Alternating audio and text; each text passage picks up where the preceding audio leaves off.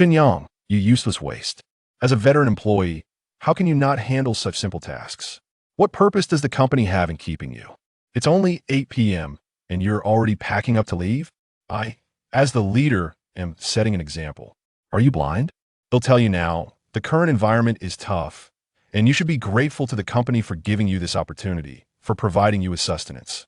From this moment on, even if there's a death in your family, it must be left to rot at home. Everything must prioritize the company. Treat it as your home. Early departures and requests for leave are strictly forbidden. Sitting silently in his chair with his head bowed, Chen Yang paid no heed to the ranting of the foolish team leader beside him. Little did anyone know, just moments ago, a peculiar notification had abruptly surged into Chen Yang's mind. Ding! The countdown to the 5th epic cataclysm is 196 hours. The apocalypse lottery system is officially activated. The sudden voice resonating in his mind startled Chen Yang. What's going on? Is this some sort of prank? It was not surprising that Chen Yang was bewildered. The events unfolding were utterly surreal. As an employee on the brink of being laid off, despite the arduous nature of his work, he had managed to purchase a modest home in Jiangzhou City through sheer determination. With 30 more years of diligent labor, he could repay his mortgage and look forward to a brighter future. And now, he was being told that the apocalypse was imminent. All those sacrifices he made to save money for his house, working part-time after hours, to repay the loan and secure a comfortable retirement, he had endured the relentless psychological manipulation from his incompetent team leader. After years of suffering, now he was informed that the planet was set to reboot. Had all his struggles been for naught? With a tumultuous mix of emotions swirling within him, Chen Yang stared blankly at the incessantly chattering Zhou Ziafuku. Gazing at the greasy sheen reflecting off Zhou's corpulent face, resembling a small mountain of flesh, Chen Yang felt a surge of disdain. In peaceful times, for the sake of his mortgage and livelihood, Chen Yang might have tolerated such a figure. But now, once more, he focused on the glaring countdown in his mind, a clear reminder. The apocalypse is truly approaching. Wiping the saliva that had splattered onto him, Chen Yang clenched his fists and abruptly stood up. Damn it, it's the end of the world, and I'm still supposed to endure you? Zhou Ziafuku was taken aback by Chen Yang's sudden rise, but quickly regained his composure. As his superior, how dare this insolent Chen Yang intimidate him? With a flushed face, he pointed a finger at Chen Yang and shouted angrily, Chen Yang, what are you doing? Standing up to challenge your leader? This is utter defiance. Or do you have objections to my orders? If so, get out. Countless talented individuals are begging me for a chance to work. Before he could finish, Chen Yang raised his hand sharply. The sound of a resounding slap echoed as he struck Zhou Ziafuku squarely across the face. Zhou Ziafuku, you gluttonous pig. You grovel before your superiors while mercilessly exploiting us. Yet you dare to consider yourself a leader? If it weren't for you kissing up to a decrepit old woman on the verge of retirement, you, fat pig, would have no right to my position. Furthermore, it is my right to earn my salary. How did that turn into a mere act of charity from you? As Chen Yang raged verbally, his fists flew like a tempest, raining blows upon Zhou Ziafuku, each strike fueled by years of resentment, landing heavily upon his corpulent form. Zhou Ziafuku was battered like a punching bag, lacking the strength to retaliate, retreating under the onslaught. He could only cry out in panic, Mom, help me. Yet Chen Yang was relentless, pursuing him with fervor. He understood well that for this gluttonous pig, with skin as tough as leather, a beating wouldn't claim his life. However, with the apocalypse looming, he had no time for games. Now was the moment to act, as opportunities might vanish. Had it not been for the arrival of several security guards who intervened to restrain Chen Yang, Zhou Ziafuku would have been at their mercy indefinitely. Regardless, the other employees in the same group merely watched with glee, eager for someone to put Zhou in his place. With clear handprints adorning his face and his features bruised, Zhou Ziafuku glared at Chen Yang, who was being held back, covering his battered head with his hands and seething with rage. Chen Yang, you're finished. They'll report you to the authorities. Brace yourself for arrest. Your life is ruined. Seeing Zhou Ziafuku cowering behind the security guards, still audaciously defiant, Chen Yang sneered, ready to breach the barrier. Zhou Ziafuku, you still dare to be arrogant? Just wait, I'm coming for you. As Chen Yang advanced towards the security, Zhou Ziafuku shrank back, gulping in fear. He was genuinely frightened now, bewildered as to why this ordinarily docile individual had suddenly turned feral. Could it be that he's lost his mind? Zhou Ziafuku was startled by his own speculation. Had Chen Yang truly gone mad? After all, who would dare strike him? He must be insane, which explained the earlier mutterings about the end of the world. This is bad, very bad. If he's truly lost his sanity, not only would he be unable to defend himself, but even death would be futile. With that thought, Zhou's corpulent body trembled involuntarily, and he nearly wet himself, ceasing to speak of reporting Chen Yang. Chen Yang, you have assaulted someone, violating company policy, and are hereby terminated. Do not come back tomorrow. Feigning calm, Zhou Ziafuku uttered this and fled without a backward glance. As Chen Yang was restrained by the security, he watched in disbelief as the man he had just pummeled fled without a word. Momentarily bewildered, he wondered what had just transpired. One moment, Zhou Ziafuku had been boasting about reporting him the next. He had scurried away? Was his house on fire? Or had his aging mistress betrayed him? Empty-handed, Chen Yang exited the company and mounted his electric scooter, intent on heading directly to the supermarket. As for the items at his workstation, they were merely tools for work with the apocalypse merely 10 days away. What use would they serve? Ding! Negative emotional value from Zhou Ziafuku, 66. Suddenly, a notification resonated clearly in Chen Yang's mind, causing him to startle. Is this the so-called apocalypse lottery system? Although he could see a virtual countdown to the apocalypse, he had yet to grasp how the system operated. The system appeared abruptly, without any manual, leaving everything to be discovered through experience.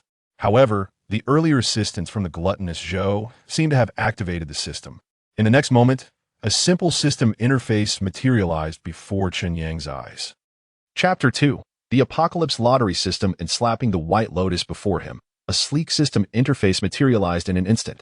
Host, Chen Yang points, 66, lottery attempts, 6, lottery items, none. This system display resembled the transparent, glowing screens often seen in science fiction films. Floating right before Chen Yang's eyes, he reached out to touch it, yet felt nothing. The passers-by around him moved by with nonchalance, displaying no signs of awareness. It appeared that this luminous screen was visible only to him, obscured from the sight of others. Regaining his composure, Chen Yang focused his attention on the emerging system. After a thorough examination, he began to grasp its purpose. This was a lottery system that, in addition to its lottery function, also provided a digital representation of several physical attributes. With a thought, several lines of data appeared beneath the initial display. Strength, 0, 9, endurance, 0, 8, agility, 0, 7, mentality, 0, 8. The points required for this lottery were derived not only from the emotional value provided by Zhou Xiaofu, but also from a kill value. Currently, a minimum of 10 points was necessary for a single lottery attempt, and he could already engage in 6 basic draws. Goodness, Zhou Xiaofu harbors such resentment. I must seize the opportunity to educate him further. Though Chen Yang was quite curious about what treasures the lottery might yield, he deemed it inappropriate to conduct such activities in the bustling street. After all, the system would and oppos to be fleeing any time soon.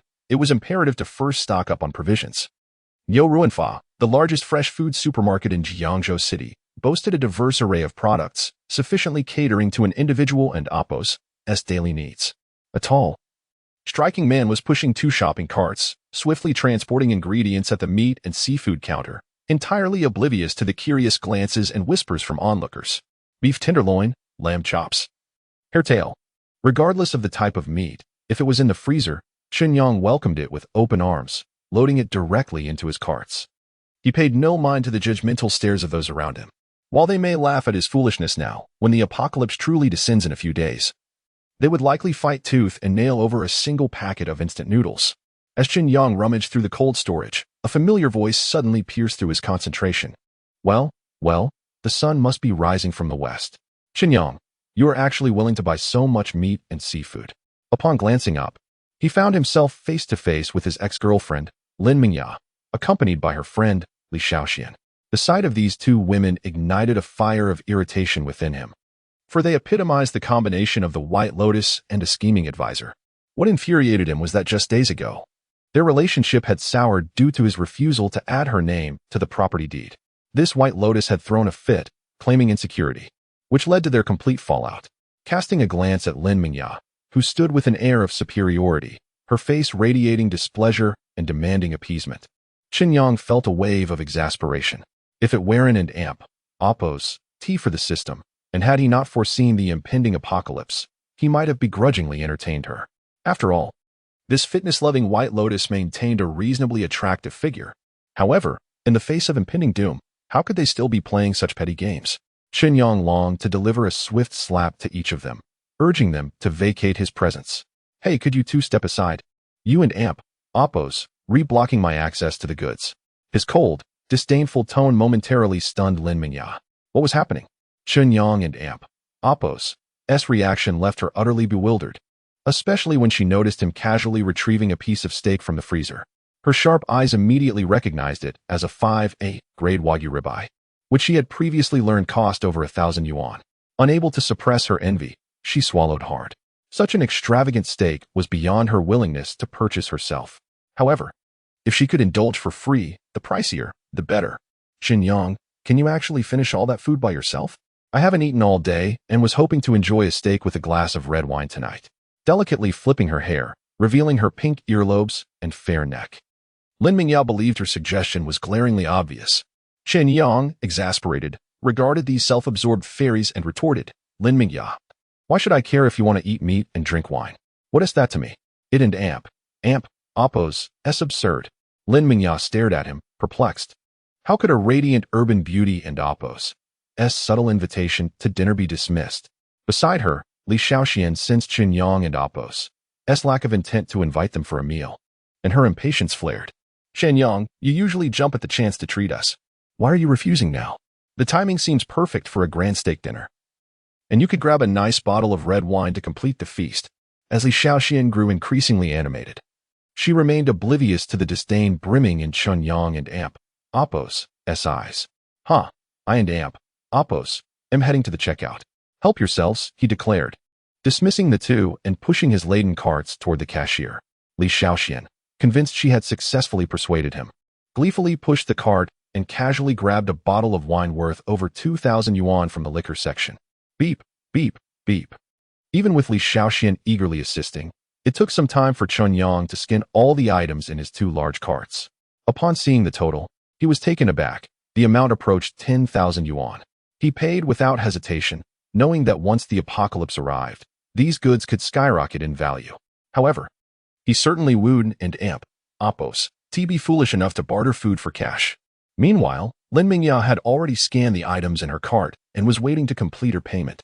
As Chen Yang finally filled several large shopping bags, she tucked her hair behind her ear and, with a hint of feigned annoyance, exclaimed, Chen Yang, hurry up. I haven't paid yet. My legs are starting to ache. This tone was one Lin Mingya had perfected from social media, a so-called man-catching skill that had previously worked wonders on Chen Yang. Your leg pain is of no concern to me, he replied coldly. Her bewilderment at his indifferent response prompted her to blurt, Chen Yang, what do you mean? Didn't and oppose? T you say you would treat us to dinner? Shouldn't and oppose? T you be the one paying? Seeing her surprised expression, Chen Yang smirked disdainfully, Lin Mingya, you truly lack intelligence. I simply ignored you to avoid your harassment. How did you twist that into an invitation for dinner? Lin Mingya gritted her teeth in frustration, glaring at the man who had just spoken such heartless words. She pointed accusingly at him. Chen Yang, you miserly, petty man. I was trying to give you a chance to make amends, and yet you seemed completely oblivious. Shaoxian, let us go. Having spoken, he swiftly pulled the somewhat bewildered Li Shaoxian beside him and exited the supermarket in haste. Observing his ex-girlfriend, who was flustered and agitated due to her shattered composure, Chen Yang could not help but let out a chuckle. He hurriedly packed up all the food and drinks, his heart brimming with anticipation as he longed to return home. Oh, system, what splendid treasures might you bestow upon me? I can hardly contain my excitement. Chapter 3, The Lottery. Enchanting Prizes. Tianjin Huafu. With considerable effort, Chen Yang managed to bring several large bags of food back to his residence. Seizing the opportunity before the frozen goods thawed, he hurriedly stuffed them into the refrigerator. After a flurry of packing, he looked at the refrigerator, now brimming with provisions, and felt a sense of reassurance wash over him. Little did he expect that during the renovation, Spurred on by Lin Mingya, he had purchased an oversized Kasadi refrigerator, which had remained mostly empty, wasting electricity. Now, it was proving to be quite useful. With this full refrigerator, he could sustain himself for 2 or 3 months with careful rationing. However, he realized he needed to find a way to acquire a generator. Otherwise, with the current temperatures, if a power outage occurred in the future, the meat would spoil within 2 days. He took out a piece of paper and jotted down all the survival items he could think of and found online. Once the A4 sheet was filled to the brim, another pressing issue struck him. Money. Money. Money. Food purchases required funds. Tools necessitated expenditure. Damn. Being broke was a challenge. After calculating today's expenses, he found he had already spent nearly 10,000 yuan on stockpiling food, depleting 1/10 of his bank balance. During his journey home, he checked online and discovered that a small generator cost almost 10,000 yuan. Considering maintenance costs and potential difficulties, one generator might not suffice. Additionally, purchasing a large freezer and other necessities would likely exhaust his limited savings in less than 3 days. With so many items to buy and so little capital, he needed to devise a way to earn more money. Suddenly, an idea sparked in his mind. Chen Yang quickly took out his phone, downloaded several legitimate apps, and registered with them. After completing the process and adding his existing bank balance, he estimated he could manage around 200,000 yuan within a month. Letting out a sigh of relief, Chen Yang, though aware this sum was modest, recognized it as one of the few viable options he could think of. As an orphan with no one to support him, he found that even his friends were faring worse than he was. Borrowing money was out of the question. Thankfully, platforms like Taobao and JD allowed for advanced consumption. With a slightly fuller wallet, Chen Yang took a deep breath and focused on the lottery page for the so-called apocalypse draw. While returning home, he had continually received system notifications, and upon checking the messages, he saw, ding, negative emotion value from Lin Mingya, 111. Ding, negative emotion value from Li Shaoxian, 111. These two self-important women had collectively contributed 12 points. Coupled with the points originally provided by Zhou Xiaofu, his current score stood at 78 points, allowing him to participate in 7 draws. Without hesitation, Chen Yang decisively spent 10 points for a draw. Let us try once and see how lucky I am. Suddenly, 10 points vanished, and a peculiar cube appeared before him. Unlike an ordinary Rubik's Cube, this one boasted 10 faces, each seemingly adorned with different item patterns. Chen Yang barely caught a glimpse before the mysterious cube began to spin rapidly. With a breath, one of its faces glimmered with golden light, indicating that the draw had concluded.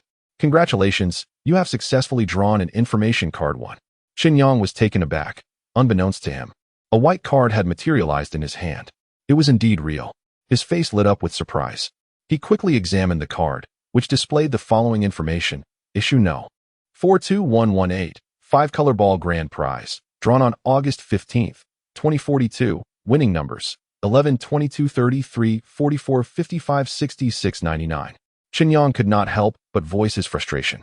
According to the system's ongoing prompts, the apocalypse had already begun on August 10th. What use was a winning number from August 15th? Was this a joke? Did the system know he harbored dreams of becoming the world's richest person? With a huff of indignation, Chen Yang rubbed his hands together. Determined not to succumb to bad luck, he would continue to draw until he exhausted all options. Congratulations, you have successfully drawn Huazi 1, facial tissues 2, spicy strips 2, and an item enhancement card 1. In an instant, his remaining 6 drawing opportunities were spent, and 6 items appeared before him. Not having drawn another information card left Chen Yang feeling slightly disappointed. After all, he was quite curious about the future, despite the first information card offering little utility. Setting aside the common items, Chen Yang focused on the intriguing item enhancement card before him. In stark contrast to the pure white information card, this one was entirely black, exuding an air of sophistication. Though lacking a level description, Chen Yang sensed that this enhancement card was likely rarer than the information card. However, he was uncertain how to use it. After examining it closely, he decided to find something to experiment with.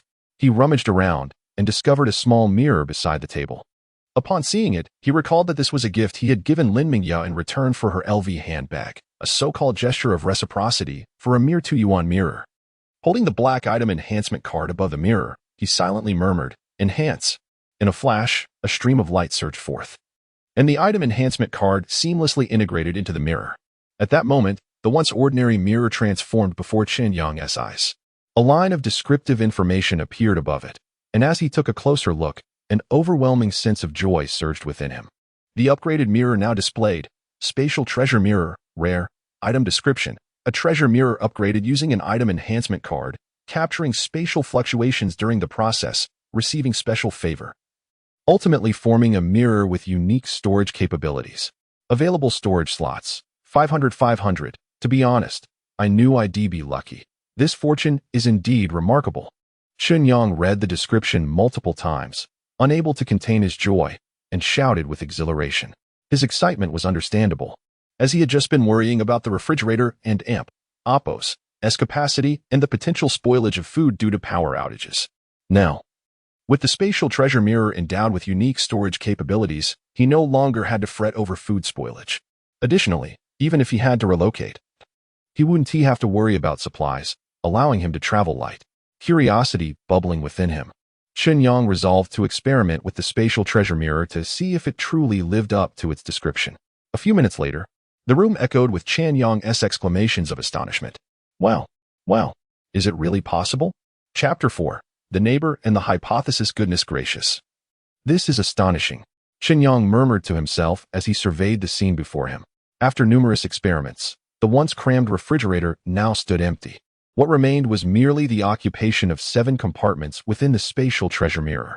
Indeed, through relentless trials, Chen Yang made a monumental discovery. It turned out that the so-called 500 compartments do not correspond to one piece of meat occupying one compartment. Rather, an entire category occupies just one slot. This revelation was absolutely terrifying. As he scrutinized the Oppo's successfully evolved Oppo's spatial treasure mirror, Chen Yang could not help but ponder, is this the legendary artifact? If a single piece of meat required one compartment, then it would only amount to a miniature refrigerator plus freezer. However, if an entire category of meat occupies just one compartment, its value transcends Chen Yang and Oppo's imagination. Imagine when tons of lamb chops, legs, and spine only required a single compartment, how magnificent that would be. Even more remarkable was that during the recent experimentation, Chen Yang discovered that it could be placed in the system and Oppo's item column, akin to those items drawn from the system lottery. Indeed, only items obtained through the system and Oppo's lottery could previously be restored within it. Now, with the upgraded spatial treasure mirror, the system implicitly recognized it as eligible for restorage. In essence, Chen Yang could now begin an Oppo's infinite nesting and Oppo's process. He could first store real-world items in the spatial treasure mirror and subsequently retrieve the mirror back into the system.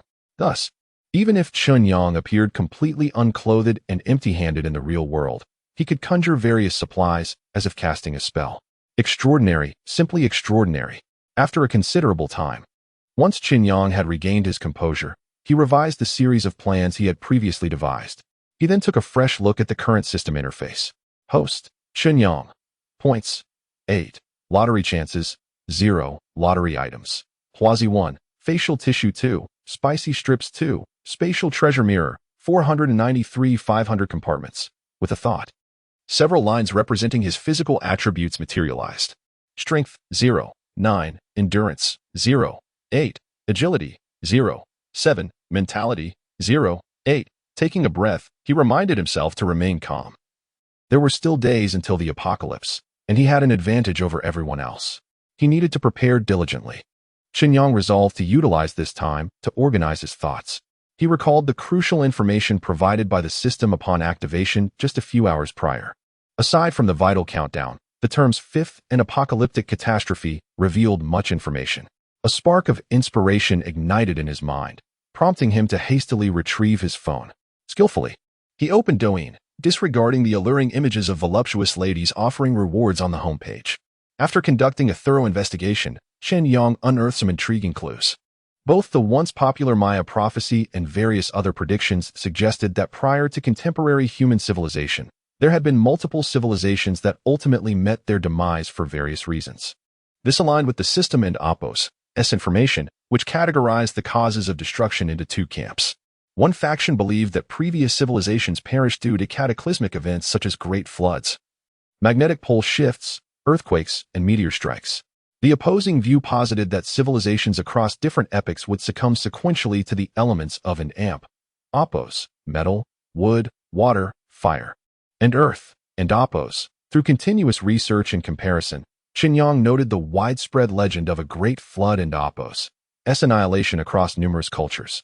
He surmised that the impending apocalypse was likely related to and amp, opos, water and amp, opos, or and amp, opos, earth, and amp, opos. Taking a deep breath to regain his composure, Chen Yang felt reassured with the spatial treasure mirror and amp, opos' unique storage capabilities. Regardless of the nature of the impending disaster, he was confident he could survive better than others. He opened his computer, immersing himself in various wilderness survival skills available online while simultaneously ordering some rare items in reality. As he flipped through pages, he couldn't and opos help but scratch his head in frustration. It was insufficient. 200,000 was simply not enough. There were too many items he wished to procure. And for certain specialized tools, he intended to purchase multiple units to avoid the high costs of repairs. Contemplating finances, Chen Yang couldn't and amp, opos help but cursed the overweight Zhou Xiaofu. That scoundrel used to find excuses to impose fines, leaving Chen Yang in a dire financial predicament. Damn it, I should have dealt with him more severely today. I need to devise a plan to extract some funds from him. Resolute, Chen Yang had already formulated a strategy to swiftly acquire startup capital. He would wait until dawn to implement it. August 2nd, 2042, 8 days until the apocalypse. Early in the morning, as Chen Yang prepared to embark on a significant endeavor, he had just opened the door when he caught a glimpse of a graceful figure darting into the elevator. As the elevator doors swiftly closed, Chen Yang realized he had never noticed such an alluring resident on this floor before.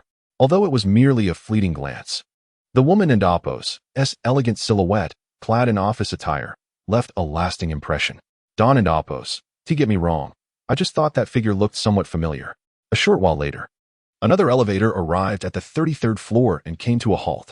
Chen Yang stepped inside, mentally rehearsing his plans for the day as the elevator descended. Ding! The elevator halted again on the 32nd floor. The doors opened to reveal an average-looking middle-aged man, noticeably overweight, dressed in loose athletic wear, who entered the elevator with an indifferent expression. He cast a cold glance at Chen Yang, offering no greeting and instead impatiently urging someone outside. Coming. A soft response followed, and a beautiful young woman, appearing to be in her 30s, hurried into the elevator, surprised to find others inside. She smiled awkwardly at Chen Yang and nodded. Chen Yang observed her athletic attire, clearly prepared for a workout, as her form-fitting outfit accentuated her curves without reservation. Perhaps due to her previous sprint, her bosom gently heaved in rhythm with her breath. The woman and amp, opos' husband, on the other hand, maintained a perpetually stern demeanor, as if everyone owed him a fortune. Even in the confined space of the elevator, Chen Yang could hear him incessantly reprimanding the young woman. Enduring the middle-aged man and amp, opos' incessant complaints, the young woman merely looked down, refraining from retorting and silently bearing the burden. Finally exiting the elevator, Chen Yang couldn't and amp, opos' help but grin. Unbelievable, such a fine woman wasted on a pig. Shaking his head, he tucked his briefcase under his arm and temporarily set aside thoughts of the alluring neighbor. After all, pressing matters regarding survival in the impending apocalypse awaited his attention. You better not disappoint me, you fatso. Chapter 5. Who Deceives Whom? In Jiangzhou City, at an unremarkable financial firm on Longqing Road, Xiaomei, a recent university graduate, served as a versatile employee, juggling the roles of receptionist, secretary, and cleaner at Qingxin Financial Company. Having just exited her boss and amp, opos' office, she had yet to tidy her slightly disheveled attire when a young man, slightly anxious and carrying a briefcase, pushed the door open. Good day, sir. Do you have an appointment? Chen Yang surveyed the modest space, barely 20 square meters, but divided into 3 cramped work areas, and momentarily wondered about the necessity of an appointment. Surely, if anyone shouted from the entrance, the entire and amp, opos' company and amp, opos' would hear. I don't have an appointment. I need to see your boss, Mr. G. Very well, please hold on a moment while I check. Feeling a tad helpless, Chen Yang watched as the receptionist, though of ordinary appearance, possessed a commendable figure, swayed her hips as she entered the office. Inside, Ji Wang, adorned with gold-rimmed glasses and slicked-back hair, adorned with an agate bracelet, scrutinized the visitor seated across from him. Mr. Chen, you seem a bit unfamiliar. What brings you here? Ah, Mr. G. I found myself in a bit of a predicament and am seeking some funds for a turnaround. Oh, who doesn't he know that I, old G, take pleasure in assisting others? But how much are you looking for, Mr. Chen? My situation is rather delicate. The more, the better. If I could secure $1 million or so, that would be splendid. Noticing a hint of skepticism in G and Apos' demeanor, Chen Yang swiftly mentioned a mutual acquaintance. Mr. G, to be candid, I am a colleague of Zhou Xiaofu. We are all familiar faces, and I am offering a property as collateral. Upon hearing that he was referred by his cousin Zhou Xiaofu, Ji Wang felt a surge of excitement. Ever since Zhou Xiaofu married, his fortunes had dramatically improved, and he had introduced several clients to Ji, leading to substantial profits. Haha, Mr. Chen, so we are acquaintances. Please sit back and enjoy some tea while we discuss this further. He summoned his newly hired secretary to serve tea, and seizing a moment of privacy, Ji quickly dialed Zhou Xiaofu. What did you say? Chen Yang went to your financial company to mortgage for a loan? Yes, cousin. He claims to be your colleague and is in urgent need of funds. Nonsense. That fool was acting deranged yesterday and just got fired. What? Then I won't lend him a dime. Let him leave. Wrong. Why not lend him? Ji Wang was momentarily taken aback, failing to grasp the situation until Zhou continued. I know his property, wallet and amp. Apos' on the top floor. The community has a good location. It and amp, Apos' currently valued at least 4 million. Then what do you suggest for lending? Zhou Xiaofu, hiding in his office with a hard-boiled egg on his face, pondered before proposing, you can lend him a maximum of 3 million. But charge the highest interest possible. If he can't repay, take the house. If he can, just disappear for a few weeks to ensure he can't pay. Brilliant, cousin. You are truly clever. After hanging up, Zhou Xiaofu chuckled, but the pain from his lip reminded him of his grievances. Damn, Chen Yang, you escaped yesterday, but now you've come right to me. Let and amp, Apos, let's see how I deal with you. Meanwhile, Chen Yang, seated in Xingxin Financial Company sipping tea, speculated that Ji Wang had already contacted Zhou Xiaofu. Indeed, this financial firm was deliberately chosen as his target. As a seasoned employee, he was well aware of Zhou and Apos' dubious dealings. He merely intended to leverage his minor authority, avoiding overt charges while profiting from exorbitant interest through loans facilitated by financial firms. Ji Wang was likely a relative of Zhou and amp, Apos'. Lost in thought, Ji Wang returned from outside, having gathered information and wasted no time delving into the matter. Mr. Chen, I've just reviewed the details and assessed your property. It qualifies for our collaboration. The amount is. As he lifted a paper cup of green tea, Chen Yang gestured for him to continue. Based on our professional calculations, we consider 1.5 million as an appropriate collateral. 1.5 million? Ridiculous. Ji Wang chuckled awkwardly, quickly adding, of course, that's in our currency. Shaking his head, Chen Yang slammed his cup down and headed for the door. Mr. Ji, are you joking? That price is akin to outright robbery. Clearly, you lack sincerity. Farewell. Noticing Chen Yang and Apos' determination, Ji Wang hurriedly called out, Wait, Mr. Chen, let us discuss further. Your urgency is understandable. Let us renegotiate. All right, I propose a fair price of 3.5 million for 2 months at a 15 interest rate. Now, that and amp, Apos' rather ambitious. Shall I leave? Ji Wang, realizing he couldn't and Apos' let this golden opportunity slip away, exclaimed, All right, Mr. Chen, how about 2.5 million at 20 interest? But you must borrow for 6 months? Chen Yang quickly calculated in his mind, feeling they were nearing a mutual agreement. Mr. Ji, I will yield a bid, offering 3.1 million with a 30 interest rate for 6 months. Alas, how fortunate we are to have crossed paths. Let us sign the contract. Thus, amidst the flurry of activity from Secretary Xiaomei, Chen Yang left his documents and signed a series of contracts, finally receiving a text notification from his bank. Dear Mr. Chen, your Longxing card has received a transfer of 3,100,000 yuan on August 2nd, 2042.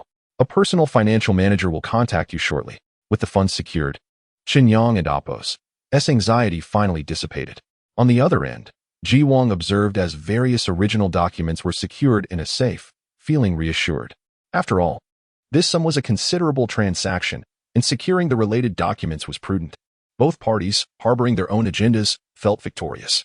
After a brief exchange of pleasantries, Chen Yang took his leave. Meanwhile, Xiaomei, now transformed back into the role of a secretary, found herself seated on Ji Wang's lap. As his rough hands wandered over her legs, curiously, she inquired, "Boss, with this deal concluded, aren't you overly pleased? We only earned interest, after all?" With a deepening breath, Ji Wang looked at his carefully chosen secretary, smirking, "Xiaomei, while you may be a university student, the world is far more complex than academia. He was merely a fool seeking urgent help. Do you think my money is easily obtained? He has angered my cousin and expects to come out unscathed? This time, I will demand both interest and the property, ultimately ensuring he returns the principal." Suddenly, as Chen Yang, whose funds were ample and was en route to his next destination, received a system notification in his mind, he was taken aback. "Two fools," he thought, "with your limited intellect, do you truly believe you can deceive me? No matter how hard you try to fathom it, you could never anticipate the impending apocalypse." Chapter 6, Accelerating Stockpiling Progress at Tianhai Food Wholesale Market. As the proprietor of a grain and oil wholesale store, the over 40-year-old Mr. Li found himself in a sweltering atmosphere, with scant customers gracing his establishment. He had been comfortably ensconced in an air-conditioned room, engrossed in a chilling horror film on his mobile device. The refreshing breeze of cool air enveloped him, harmonizing with the ethereal music emanating from the film. The immersive experience was simply overwhelming. As the plot reached its zenith, with the frail heroine poised to be discovered by a malevolent spirit, Mr. Li and Amp, Oppos, S heart raced, his palm instinctively clenching in tension. Suddenly, his antiquated phone began to vibrate incessantly, startling him to the extent that he nearly flung it away. "Damn it, who could this be?" he muttered, cursing as he examined the screen to discern which fool had chosen this moment to contact him. To his surprise, it was a message from the Amp, Oppos, Tianhai Food Mutual Aid Group and Amp, Oppos, established by local merchants. Someone was fervently tagging everyone in a post. "Everyone. I have a significant client here looking for various supplies, but prices must be realistic. Those interested in selling should register in the group." This announcement ignited a flurry of responses from typically passive members, who usually only participated in red envelope grabs, now fervently discussing the offer. Is this for real? Could it be a scam? April Fool and Oppos, day has passed. One remarked skeptically. "Indeed, it sounds dubious. Where would such good fortune come from?" Another chimed in. "I don't believe it. Boss, whether it's true or not, I'm eager to sell. A fool doesn't earn money." "Exactly, reserve a spot for me. I have stock in my store and warehouse." Mr. Li and Oppos, eyes sparkled with opportunity. He momentarily forgot his grievances, prioritizing profit. He quickly assessed his inventory and promptly reported his stock and pricing in the group, fearing that hesitation might result in others seizing the opportunity first. At Xiao Wang's hardware store, the newly opened establishment saw its owner, Xiao Wang, perusing a lengthy shopping list presented by a customer. Nails, hammers, chainsaws, nylon rope, hatchets, and air pumps. The more he read, the more uneasy he became. Stealing furtive glances at the customer, he perceived a deep-seated anxiety reflected in his bloodshot eyes. Despite the air conditioning being set to a brisk temperature, the shopkeeper felt a bead of sweat trickle down his neck. After wiping his brow, he cautiously approached the man, saying, "Young man, you have a bright future ahead. Take me for instance. My wife often goes out for hairstyling, and I pretend not to notice. One must firmly believe that there is no insurmountable obstacle in this world, and you must avoid the path of crime." Chen Yang found himself both amused and exasperated by the shopkeeper's misunderstanding of his intentions. It was true that most people would harbor negative associations upon witnessing such an extensive purchase. He quickly clarified, "Boss, please don't get the wrong idea. I'm preparing for wilderness survival, not for any nefarious purpose." After some effort, he managed to alleviate the shopkeeper's suspicions. Had it not been for the cumbersome nature of online shopping, he would have preferred to avoid a physical store altogether. After all, purchasing such an array of tools, especially knives and saws, required elaborate explanations each time. Fortunately, this was the last hardware store on his list. At the prestigious Chongqing International Hotel, every staff member underwent rigorous training to ensure they never reacted with astonishment to customer requests. Xiao Shi, the receptionist, diligently adhered to this principle until she encountered Chen Yang. Mr. Chen, are you saying you wish to order 300 tables for takeout? For a 5-star hotel, such a substantial takeout order was unprecedented, hence her astonishment and doubt. Despite receiving a confirmation from Chen Yang, the lobby manager personally approached him to verify the details. "Hello, Mr. Chen. I am Zhou Shuchun, the department manager at Chongqing International Hotel. Xiaoshi just informed me about your intention to place an order for 300 tables of takeout. Due to the significant amount, I thought it prudent to discuss this with you directly. Chen Yang inquired. I'm hosting a banquet at home and indeed plan to place the order. Can you accommodate this? Zhou's heart raced. Such a large order had been a rarity since the hotel's inception. Fearing Chen Yang might doubt their capability, he hastily assured him, absolutely, we at Chongqing can handle it. As for the cost, after a brief pause, Zhou added, I'll calculate it for you using a calculator. They eventually agreed on a total price of 500,000 yuan. In the presence of such a rare client, Zhou felt somewhat apprehensive as he mentioned, Mr. Chen, given the substantial amount for this collaboration, we may require a 30 deposit up front. Chen Yang replied with a smile. No problem. Please send over your account details. I'll transfer the funds immediately. However, I insist that everything must be completed by tomorrow. Upon receiving the hotel's account information, he promptly transferred a deposit of 150,000 yuan. Once the hotel confirmed receipt of the funds, Zhou sprang into action, rushing to the kitchen to rally the staff. Quickly, everyone, let us mobilize. We have a massive order to fulfill. Besides the dining-in orders, cancel all other orders from any platform. We have an arduous task ahead. We must prepare 300 tables of banquet food within a single day. Move. As dusk approached, Chen Yang received a call from the food wholesale market. The items he had purchased earlier that day were now loaded and ready for delivery. Given the volume of his order, which included free home delivery, he instructed the driver to take the goods to a warehouse he had just rented for a week. At that moment, 8 delivery personnel were diligently unloading the first batch from the trucks. Initially, Chen Yang had considered having the items delivered directly to his residential complex. However, after careful consideration, he deemed it inappropriate. This was not a mere supermarket shopping spree. Transporting such a conspicuous load of goods would undoubtedly attract attention. Observing the scale of today's haul, with the first truck carrying enough supplies to fill 10 vehicles, he realized it would be too ostentatious for his neighborhood. I can guarantee that once the delivery is made, the entire community will be aware of it, and it could easily become a topic of discussion online. That would be far too risky. When the apocalypse truly arrives, being known as someone with such a stockpile would paint a target on my back. Thus, he decided to have the merchant deliver the goods to the warehouse.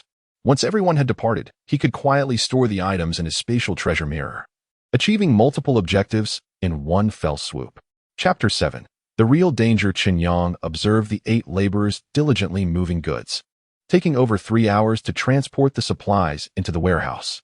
He handed them some prepared cigarettes and beverages, saying, You all have worked hard. Come, take a break and enjoy a smoke. The laborers expressed their gratitude, and one of them, glancing at the cigarettes and drinks, couldn't help but exclaim to Chen Yang, Boss, you are quite generous. Not many employers treat us this well. Waving his hand dismissively, Chen Yang replied, I am not a boss. Merely an ordinary worker who understands the struggles we all face. Besides, if it weren't and oppos, tea for your efficiency, I would still be waiting here. Oldley, who had accompanied the delivery, was beaming as he received the final payment. He turned and saw a bald man grinning at him. Pointing at the bald man, he exclaimed, Damn it, old Tang. You were the one calling the boss a fraud in the group chat, yet you were the first to sign up and the fastest to run, weren't you? In response to old Li and Oppo's teasing, old Tang spat dismissively and lit a cigarette. Exhaling a plume of smoke that revealed his gold teeth, he retorted, Old Li, all's fair in love and war. Don't you understand? The market is limited, and only the astute survive. Indeed, those who lag behind will be left with the scraps. Old Li chuckled in agreement. Once all the delivery workers had departed, Chen Yang glanced around to ensure no one else was present. He had intentionally rented the warehouse in a secluded area, and with nightfall approaching, he felt secure from prying eyes. Entering the warehouse, he locked the door and was greeted by rows of neatly organized food items under the fluorescent lights: rice, flour, oil, meat. An overwhelming sense of security enveloped Chen Yang. This is all money, he thought, grateful for the assistance from Zhou Xiaofu and his relatives. Without their help, he could not have purchased such a vast array of goods, even after mortgaging his house. He knew that soon, not even gold would be able to procure food. With a flicker of thought, he summoned a mysterious spatial treasure mirror from the system.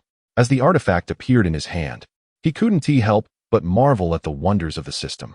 In an instant, the piles of supplies vanished before his eyes, leaving the warehouse empty. The status of the spatial mirror updated to available storage slots, 200-500. With an increasing emphasis on health and the growing concern over environmental pollution, various indoor fitness studios have emerged like mushrooms after rain.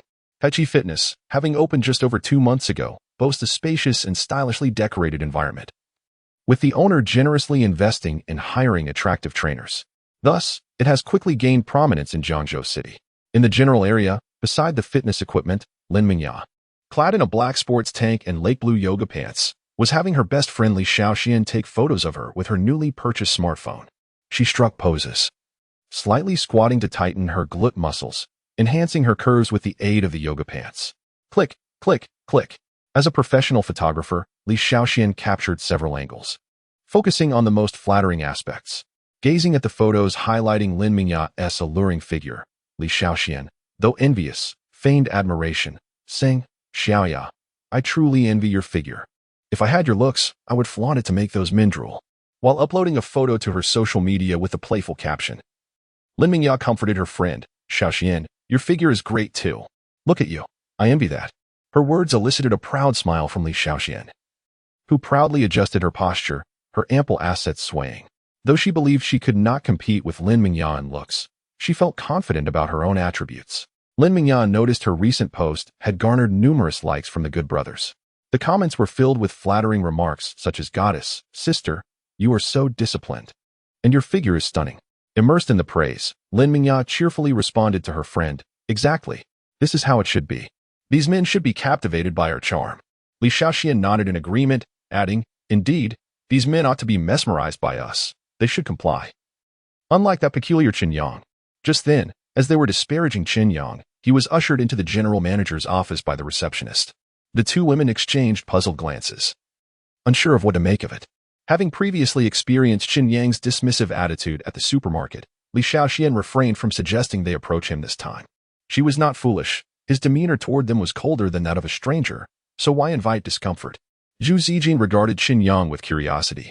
As a self-made speculator, he recognized the potential in the white-collar market and had established Kaichi Fitness, which appeared quite successful from the outside. However, he was acutely aware of the financial strain and knew that without careful management, he would face substantial losses within a year. Thus, he had secretly devised a plan to teach these naive white-collar workers a lesson once the current promotional activity concluded.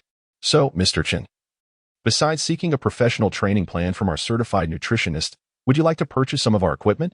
Under Zhu's scrutinizing gaze, Chen Yang nodded affirmatively. He mused to himself that money is indeed a powerful ally. Possessing it instills confidence. Previously, he might not have had the audacity to ask such questions. However, he had observed that this gym, conveniently located near his residence, boasted compact yet professional equipment that would not be readily available elsewhere. As he planned to embark on a rigorous training regimen, he recognized the necessity of building a robust physique. He had not forgotten that his system contained data reflecting his physical capabilities. Moreover, Chen Yang understood that when the apocalypse truly arrived, the dangers would not solely stem from natural disasters. Humans could prove to be far more perilous. Chapter 8. Visions. Visions. Within the confines of Kaichi Gym, Lin Mingya ambled on the treadmill, her mind adrift as she adjusted the speed to its minimum. Her primary intention in visiting the gym was to find a venue for photographs and perhaps to attract some affluent suitors. In her perception, only the wealthy and leisurely sought out such establishments. Thus, it seemed only logical to invest a little money in frequented places to encounter high-quality prospects. Today, her mood was particularly dismal, largely due to that insufferable Chen Yang. Earlier, she had witnessed him being escorted away by someone who appeared to be a leader within the gym, and the sight clawed at her heart like a playful kitten. Curiosity bubbled between her and her companion, Li Xiaoxian, prompting them to approach the front desk and inquire with the receptionist who had attended to Chen Yang. "Excuse me, could you tell us what Mr. Chen was here for?" Although the receptionist regarded the two women, who had come to the gym merely to capture moments, with a hint of disdain, the allure of potential commissions from the gym's owner compelled her to respond sweetly. "Mr. Chen came to discuss matters with our boss." "What? Discussing matters with your boss? Do you happen to know what about?" Lin Mingyao pressed further. "I and Amp, Oppos. I'm afraid I don't and Amp, Oppos. To know the specifics, but perhaps you could contact Mr. Chen directly?" the receptionist suggested. Though the details of Chen Yang's discussion with the gym's owner eluded her, Lin Mingya felt as though she were ensnared in a surreal dream. Frankly, she believed she had a firm grasp of Chen Yang, who had once been a devoted admirer of hers. Thus, when he had rejected her request to add her name to the property deed for security reasons, she had been utterly disheartened. However, the unfolding events had caused her to question her understanding of him. Had she truly known him?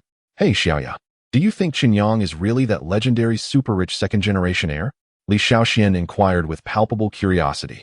That can Adapos, be true. When I first met him, he claimed to be an orphan and even took out a loan to buy his house, Lin Mingya replied, her mind racing with various absurd scenarios. Could he be a scion who has been acknowledged after being cast aside by his wealthy family? Or perhaps he won the lottery and is now living a transformed life. Lin Mingya swiftly interrupted her friend's fanciful speculations, asserting, "Oh, even if he is wealthy, it has nothing to do with me. I never had any real connection with him." Yet, internally, she grappled with a complex web of emotions that she could not disclose to others, secretly drafting a flirtatious message for Chen Yang on her phone. On August 3rd, under clear skies, Chen Yang received a call from the gym after collecting 300 takeaway orders from the Chongqing Hotel. The gym had arranged for some training equipment to be delivered to his residential complex. He swiftly drove his newly rented car to Tianjin Huafu, where he met the delivery workers to bring the equipment into his home. As he entered the elevator, he encountered an unpleasant individual, a woman clad in a shimmering, colorful top and leopard print leggings, her height accentuated by thick-soled high heels, remarked disdainfully, "Oh, I was just wondering whose home was causing such a commotion, as if they were opening a shop here. It's you." The elevator, already cramped, was further stifled by the heat and the sweat of the delivery men and Chen Yang.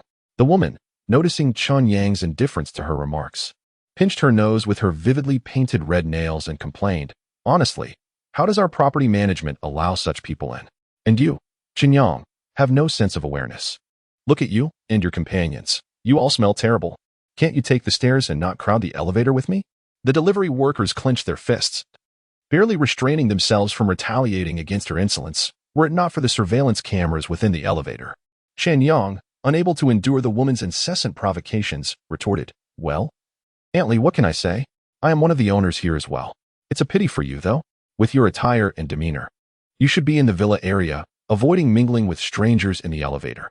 Aunt Lee, incensed by Chen Yang's sarcasm, shot back, "Chen Yang, isn't your penthouse still under a mortgage? How dare you talk to me like that? I paid in full. Besides, I'm a member of the owner's committee and the building's representative. What gives you the right to speak to me this way?" Before she could unleash further barbs, the elevator chimed, signaling their arrival at the 31st floor. She glared at Chen Yang, muttering about his lack of respect as she exited, tossing her voluminous waves of hair dismissively. Observing her leopard print attire that accentuated her figure, Chen Yang shook his head in disbelief at her sense of aesthetics. This middle-aged woman, embodying a perplexing blend of elegance and vulgarity, was named Li Qin. Their relationship had been fraught with tensions since the onset of his renovations, including an absurd incident where she claimed his work had damaged her walls and demanded compensation. Naturally, he dismissed her complaints. After all, he resided on the 33rd floor, while she was 2 stories below, so it was ludicrous to even entertain her grievances. Upon returning home and organizing everything, Chen Yang shrugged off the negative energy emanating from that earlier encounter. He turned his attention to the system, invoking the display of his physical attributes. Host, Chen Yang, strength, 0, 9, endurance, 0, 8, agility, 0, 7, mentality, 0, 8, determined to prioritize strength and agility training. He meticulously studied the regimen tailored for him by the professionals, aspiring to achieve significant improvement in a short span. On August 4th, videos surfaced on a well-known international video platform depicting a mass migration of marine animals towards the open sea, stirring widespread discussion. By August 5th, reports emerged of the most powerful hurricane ever recorded in the United States, with colossal black wind columns wreaking havoc and destruction in their wake. On August 6th, a mysterious electromagnetic field suddenly enveloped the ancient stone circle in Scotland, causing electronic devices to malfunction upon proximity. All flora within a 500-meter radius withered as if life itself had been siphoned away, with the desiccated area gradually expanding outward. On August 7th, the sky over the Chiyoda district in Japan turned a blood-red hue, coinciding with a devastating 8.0 magnitude earthquake that obliterated certain structures, including a restroom. The nation marked this day as a day of unforgettable national calamity. Simultaneously, apocalyptic theories and notions of divine retribution began to circulate once more throughout the online realm. Chapter 9.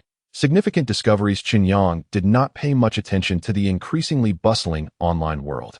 For someone as perceptive as him, the frequent emergence of these peculiar phenomena merely served to corroborate the authenticity of the system messages. As time ticked towards August 8th, only 2 days remained until the predicted apocalypse. Having deliberately purchased 2 live fish from the market, Chen Yang stepped out of the elevator and caught a glimpse of a familiar figure flitting past him. With a loud and amp, oppos, bang, and amp, oppos. The door of the neighboring room swung open and shut, revealing that the graceful silhouette he had seen a few mornings prior belonged to his neighbor from room 3302. Although it was merely a fleeting glance, the sight of her form-fitting black office attire, accentuating her curvaceous figure, and the long, slender legs encased in black stockings left a lasting impression on him. Upon returning to his room, Chen Yang resolved to clear his mind of thoughts about the female neighbor and approached his fitness equipment. He first adjusted the weights on the barbell squat rack, standing with his feet slightly wider than shoulder-width apart, and steadied himself under the barbell. Maintaining an upright posture, he inhaled deeply and slowly descended into a squat, repeating the motion for 5 sets.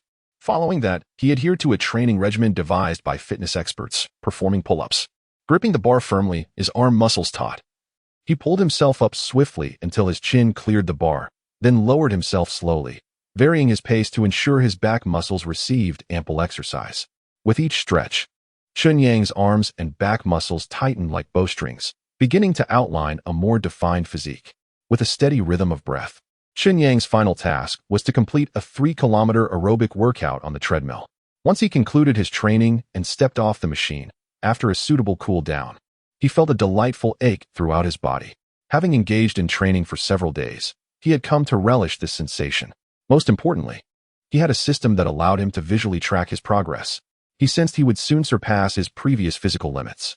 After showering, Chen Yang approached the sink and watched as the 2 black fish swam carefree in the water. With a thought, a mysterious mirror began to materialize in his hand. Holding the spatial treasure mirror towards the fish, he attempted to draw them inside. After several attempts, he discovered that, as he had suspected, living beings could not be contained within the mirror.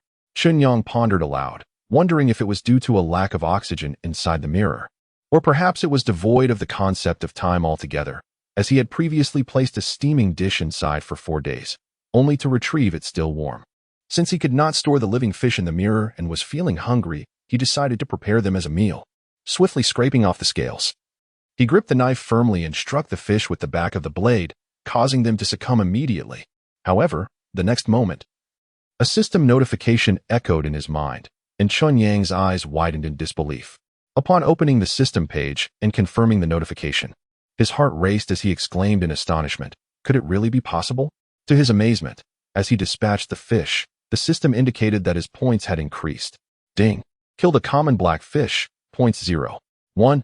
Ding. Killed a common black fish, points 0. 1. Looking at the points on the system page, he saw they had risen from 13 to 13. 2. Forcing himself to regain composure, although the increase was merely 0. 2 points. Chen Yang felt an exhilarating rush. Since acquiring the system, he had always accumulated points through the negative emotions of others. Previously, he had believed that the so-called kill points could only be obtained from humans. To avoid waiting in the confines of a dark room for the impending apocalypse, he had not focused on the kill points. To his surprise, it seemed that animals could also yield kill points, albeit only 0. 1 for a single fish. To claim a basic reward, he would need to kill 100 black fish. Yet this presented a new avenue for enhancing his strength. As the end approached, he needed to seize every opportunity for improvement. Wait, if animals can provide kill points, can plants as well? Without a second thought, Chen Yang hurriedly dashed downstairs, oblivious to the voices calling out to him as he descended. Meanwhile, unbeknownst to him, someone had stealthily captured his image as he transformed into a plant killer in the flower bed below and shared it in the homeowners group, neighbors of Tianjin Huafu Building 18. At that moment, someone posted Chen Yang's attempt to kill the plants in the group, exclaiming, "Come, everyone, take a look at what sort of low-quality individuals our property management allows in. We, the flower enthusiasts, must denounce such behavior. I will post this online for widespread condemnation." Indeed, How could he bear to harm such lovely flowers? At that moment, the middle-aged fashionable woman, Li Qin, who served as the building representative, was overjoyed to recognize Chen Yang. Everyone, listen, this uncouth man is the resident of 3301. As a member of the community committee and building representative, I feel it is my duty to criticize such individuals who tarnish our community's reputation. With Li Qin's statement, others in the group quickly rallied in agreement. We support Li's opinion. He must be severely punished. With the backing of the group, Li Qin felt empowered. Her face flushed with determination as she hastily typed away at her keyboard. Chen Yang, I hereby announce your punishment for severely impacting the image of our building and community. As of now, you have yet to cease your heinous actions and must publicly apologize. Therefore, I declare, on behalf of the community committee, a maximum penalty of 10,000 yuan, which you are ordered to pay within a day. Room 3301. Having just returned from his experiment below, Chen Yang absent-mindedly ate lunch. Excitedly, he had tended to the small grasses, vibrant flowers, and young trees in the flower bed, only to be disappointed when the system provided no notifications. Well, discovering a new method to accumulate points is a gain in itself. One mustn't be overly greedy. After comforting himself, he finally picked up his phone, which had been resting on the table. The 99 unread group messages on the screen piqued his curiosity, and upon opening the chat, he was instantly infuriated. Damn! This group of idle fools. Chapter 10. Title, The Weak Chick Slayer. Chen Yang did not expect that a mere descent to test something would result in him being posted in the building group. What infuriated him even more was that Li Qin, who had always held a grudge against him, escalated the situation. A bunch of idle fools. Let us see how long you can prance about. As the impending apocalypse loomed, his already frayed nerves were further aggravated by this group of so-called saints standing on their moral high ground. Particularly, Li Qin, who incessantly tagged him in the group chat, provoked him to the point where he could no longer restrain himself and unleashed a barrage of scorn in the building group. Li Qin, what an audacious display. How dare you impose a fine on me? Room 3101, where Li Qin had been belittling and mocking him in the group, had expected Chen Yang to cower under the collective condemnation. To her surprise, he brazenly chose to challenge her heroic decision, risking severe backlash. Feeling her authority deeply insulted, she turned crimson with rage and, through gritted teeth, retaliated from her screen. What, Chen Yang, don't you know I'm the building manager? In your impoverished little hometown, I'd be akin to the village chief. How dare you question the fine? Chen Yang replied, you truly must have a cork in your mouth, spouting nonsense. Who do you think you are? Do you even possess any law enforcement authority? What kind of deluded building manager are you? Li Qin retorted, you disrespect me, and I will report you to the authorities. Unbeknownst to Chen Yang at home, just a few sharp exchanges had sent Li Qin into a fit of rage. And as for her threats to involve the authorities, he regarded them as trivial. After all, there was no law against uprooting a couple of small plants. Redirecting his ire towards the others, Chen Yang continued, feel free, and as for the other and oppos, high quality and oppos, individuals, since none of you chose to intervene at the moment, don't stand on your moral pedestal later to spout nonsense in the group. Those whiners and sycophants with the guts, come face me offline. And let's see if I won't give you a taste of your own medicine. With this outburst, Chen Yang felt a significant weight lift off his chest. He then heard the system chime in with notifications of negative emotion value, 1. In mere minutes, this crowd had unwittingly bestowed upon him 15 points, an unexpected double triumph. Indeed, one must allow for occasional release. Too much repression is not sustainable. Yonghao Poultry Farm. Clad in a full safety suit, old Zhang arrived at Area C with his tools for the day's work. As a veteran employee, he was accustomed to inspecting the premises before beginning his tasks. Chuckling, he lightly tapped on the chicken coops, observing the lively hens inside, blissfully unaware of their fate. After completing his preliminary checks, he made his way to the control room of Area C. Just as he was about to commence operations, he heard someone behind him urging him to halt. Upon turning, he saw the farm manager, Director Wang, accompanied by an unfamiliar young man. Old Zhang, intrigued, inquired, "What's the matter, Director? I've completed all the checks. Everything seems fine. Are we not slaughtering chickens today?" "Wait a moment, Old Zhang. You want and oppos, TB working today. Take a break." Old Zhang was taken aback, fearing he had been laid off. Just as he prepared to explain, the director continued, "This is Mr. Chen, a friend of mine who wishes to experience this life. You'll guide him through the operation." Relieved to learn he was not being dismissed, Old Zhang began explaining the procedures to Mr. Chen. We now employ fully automated poultry processing. This black device is an electric stunner. The red button controls the electrolysis of water, and the blue button is for. After a thorough explanation, he assisted Mr. Chen in donning protective gear, and together they surveyed the farming area. Afterward, old Zhang watched as Mr. Chen eagerly approached the array of controls and commenced operations. Director. What kind of person is this Mr. Chen? Why would anyone want to experience this? Casting a glance at the enthusiastic young man, Director Wang shook his head and quietly remarked to old Zhang, who cares about his background? I suspect he is just someone with too much money to spend, seeking novelty. Chen Yang had no time to ponder the curiosity of the two behind him. After releasing his frustrations in the group chat that noon, he hurriedly drove his rented luxury car to the poultry farm. As the largest poultry farm in Jiangzhou City, it was undoubtedly an ideal site for experimentation. With money paving the way, success was assured. As Chen Yang pressed various buttons in sequence, he watched the screens displaying the chicken coops. First, a wave of electrolyzed water flooded the coops, followed by numerous slender electric rods plunging into the liquid. The next moment, a crackling sound erupted as hundreds of chickens in Area C simultaneously met their demise. Simultaneously, a series of delightful system notifications chimed in. Ding, killed one ordinary hen. 0.01. Ding, killed one ordinary rooster. 0.01. Ding, killed. Chen Yang felt an exhilarating rush. The tension he had held was finally released. Indeed, this is akin to wielding a weapon to eliminate animals, yet the points still accrue to me. Although the apocalypse was less than 2 days away, he realized he could exploit this pattern to reap substantial rewards. This was far more efficient than passively accumulating others' negative emotion values. In just an hour since arriving at this farm, I have amassed numerous points. What a windfall. With the experiment successfully completed, Chen Yang swiftly moved on to several other farms in Jiangzhou City. With less than 48 hours remaining until the apocalypse, he knew he must seize every moment. At Guangming Livestock Farm, Zhongqing Poultry Company. With the luxury car as leverage, these farms were generally agreeable to Chen Yang's life experience proposal. For those who were not, a little financial persuasion sufficed. After all, Chen Yang understood that soon enough, currency would become worthless.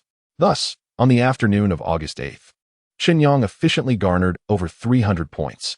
On August 9th, with merely a few hours left before the apocalypse, he returned to the designated farm to commence a new round of slaughter and oppos. After a long day of shuttling between several farms in Jiangzhou City, Chen Yang finally had a moment to breathe. Within just 2 days, he had exterminated over 5,000 chickens and more than 200 cattle and sheep. Beyond the bounty of points and fresh meat, the most significant gain was the transformation within the system. Gazing at the technologically advanced system interface, he noted the following. Host, Chen Yang. Points, 893. Lottery chances, 89. Basic, lottery items. Facial tissue X2, spicy snacks X2, spatial treasure mirror, 200 500 slots. Strength, 0. 9. Endurance, 0. 8. Agility, 0. 7. Mentality, 0. 8. Title, Weak Chick Slayer. You are a cold-blooded killer of poultry. Possessing this title grants you a 10 intimidation factor over avian creatures. Chen Yang. Chapter 11. The Countdown to the Apocalypse. 0 seconds. Chen Yang gazed at the newly appeared title with a mix of amusement and exasperation. Although the name Weak Chick Killer bore a distinct flavor of the system's dark humor, it was the accompanying phrase that piqued his interest. A 10 intimidation boost against avian creatures? He stroked his chin thoughtfully, contemplating the implications of this title. After all, the category of birds encompasses a vast array of species. Beyond the commonplace chickens, ducks, and geese, larger fowl like ostriches also fall under this classification. With a lively imagination, Chen Yang couldn't and oppos, help but ponder legendary species phoenixes? Kingluans? Surely. They could also be considered birds. No more thoughts of that kind. He admonished himself, feeling saliva pool at the thought. Moreover, such beings belong to myth and legend. How could they possibly exist in the real world? For now, the title of Weak Chick Killer seemed of little practical use, and Chen Yang, dismissing further contemplation, took out his phone. The screen displayed the current time, August 9th, 2042, 5:58 p.m. Simultaneously, a countdown app he had downloaded showcased a series of pulsating red and black digits, silently affirming that the end was indeed near. Despite being prepared, the impending day filled him with a surge of adrenaline and an indescribable sense of oppression. He resolved to make the most of the limited time he had left, indulging in a final exploration of this civilization on the brink of collapse. At 6:30 p.m., in the most renowned private dining establishment in Jiangzhou City, Chen Yang was relishing a sumptuous feast. Given that such exclusive venues could hardly accommodate hundreds of takeout orders, he had previously targeted hotels capable of hosting large banquets. Now, as perhaps the only individual on Water Blue Star aware of the impending apocalypse, he found solace in culinary delights to cleanse his mind. In the Jiyuan Silver Plaza, although it was after working hours, the office where Chen Yang had been employed remained brightly lit. Zhou Xiaofu, his face marked with remnants of bruises resembling a recently depuffed pig's head, patrolled outside the office, supporting his rotund belly with one hand. Each step he took echoed with a resounding thud, thud. Zhou Xiaofu, with his small, beady eyes, surveyed the surroundings, clapping his oversized hands together before bellowing, "Everyone, perk up. Get busy. We are not here to loaf around. Just because it's 6 p.m. doesn't mean you can leave. That's merely the minimum standard set by the company. We must exhibit commitment, voluntarily and unremittingly work overtime. Furthermore, let me warn you, follow the leader's orders without question. Do not defy them." Pausing briefly to gather his thoughts, Zhou Xiaofu continued, "The leader is a leader because their intellect surpasses yours. Do not delude yourselves into thinking that watching a few videos makes you savvy enough to challenge the company. Take Chen Yang, for instance, outrageously audacious, daring to assault a superior without fear of consequence. His record now bears our comments. His career is as good as over. Reliable sources inform me that he is in dire straits, having mortgaged his house. So, remember the company's kindness in retaining you."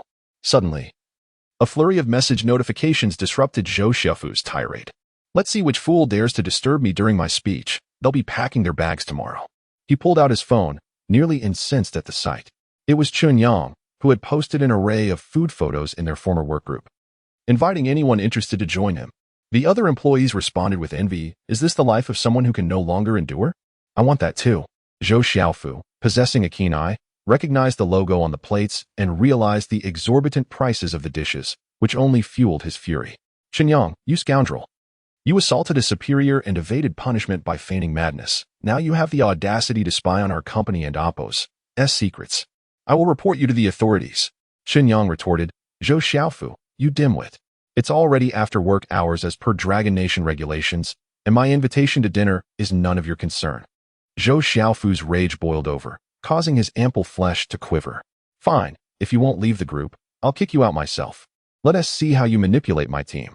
He clumsily maneuvered his stubby fingers on the phone, believing he could eject the troublesome Chen Yang, only to be met with a shocking notification.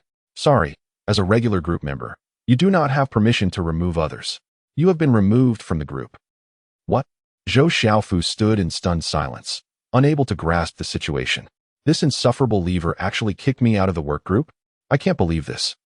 Hearing the continual chimes of system notifications, Chen Yang joyfully pocketed his phone. He had not anticipated that before the apocalypse, he could harvest another wave of emotional value from Zhou Xiaofu. That fool had even attempted to remove him from the chat group, truly dim-witted. It seemed he had forgotten that it was Chen Yang who had invited him into the group. Ever since that gluttonous fool latched onto a scheming older woman, he had grown arrogant and dismissive. Taking a bite of the maple syrup king crab, Chen Yang found the flavors elevated to new heights. At 8:40 p.m., Chen Yang wandered through Jiangzhou City and Oppo's largest night market, soaking in the vibrant atmosphere. At 10:50 p.m., after a full circuit around the city, he returned to his neighborhood, where he ordered an abundance of food and drinks from a bustling barbecue stand, preparing to await the final moments at home. At 11:30 p.m., after completing a session of strength training, Chen Yang noted that only 30 minutes remained until the apocalypse, as highlighted by his information card. Observing the tranquil night outside, he found no signs of disturbance. At 11:50 p.m., unable to sleep, he pulled out his phone and messaged a few close friends. Although he had previously advised them to stockpile food and water days ago, he felt compelled to remind them not to go to work or venture out the following day. At 11:59 p.m., with only 60 seconds left on the countdown to the apocalypse, the culmination of days of preparation and indescribable anxiety had arrived. Chen Yang had never felt time stretch so painfully slow, fixating his gaze on the countdown on his phone. Adrenaline surged as he could even hear the pounding of his own heart echoing in his ears. 45 seconds, 35 seconds, 20 seconds. 8 seconds. 1 second. 0 seconds. August 10th had arrived. The prophecy of the apocalypse was officially upon them. Simultaneously, a deafening explosion erupted in Chen Yang's ears. Chapter 12. Is the sky falling?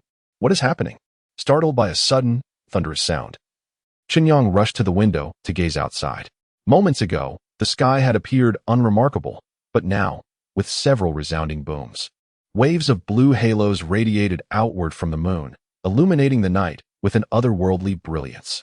The moon itself seemed to shine even more brightly, casting a silvery light that was as pure as jade. This extraordinary sight left Chen Yang astounded, his eyes fixed on the seemingly quivering moon.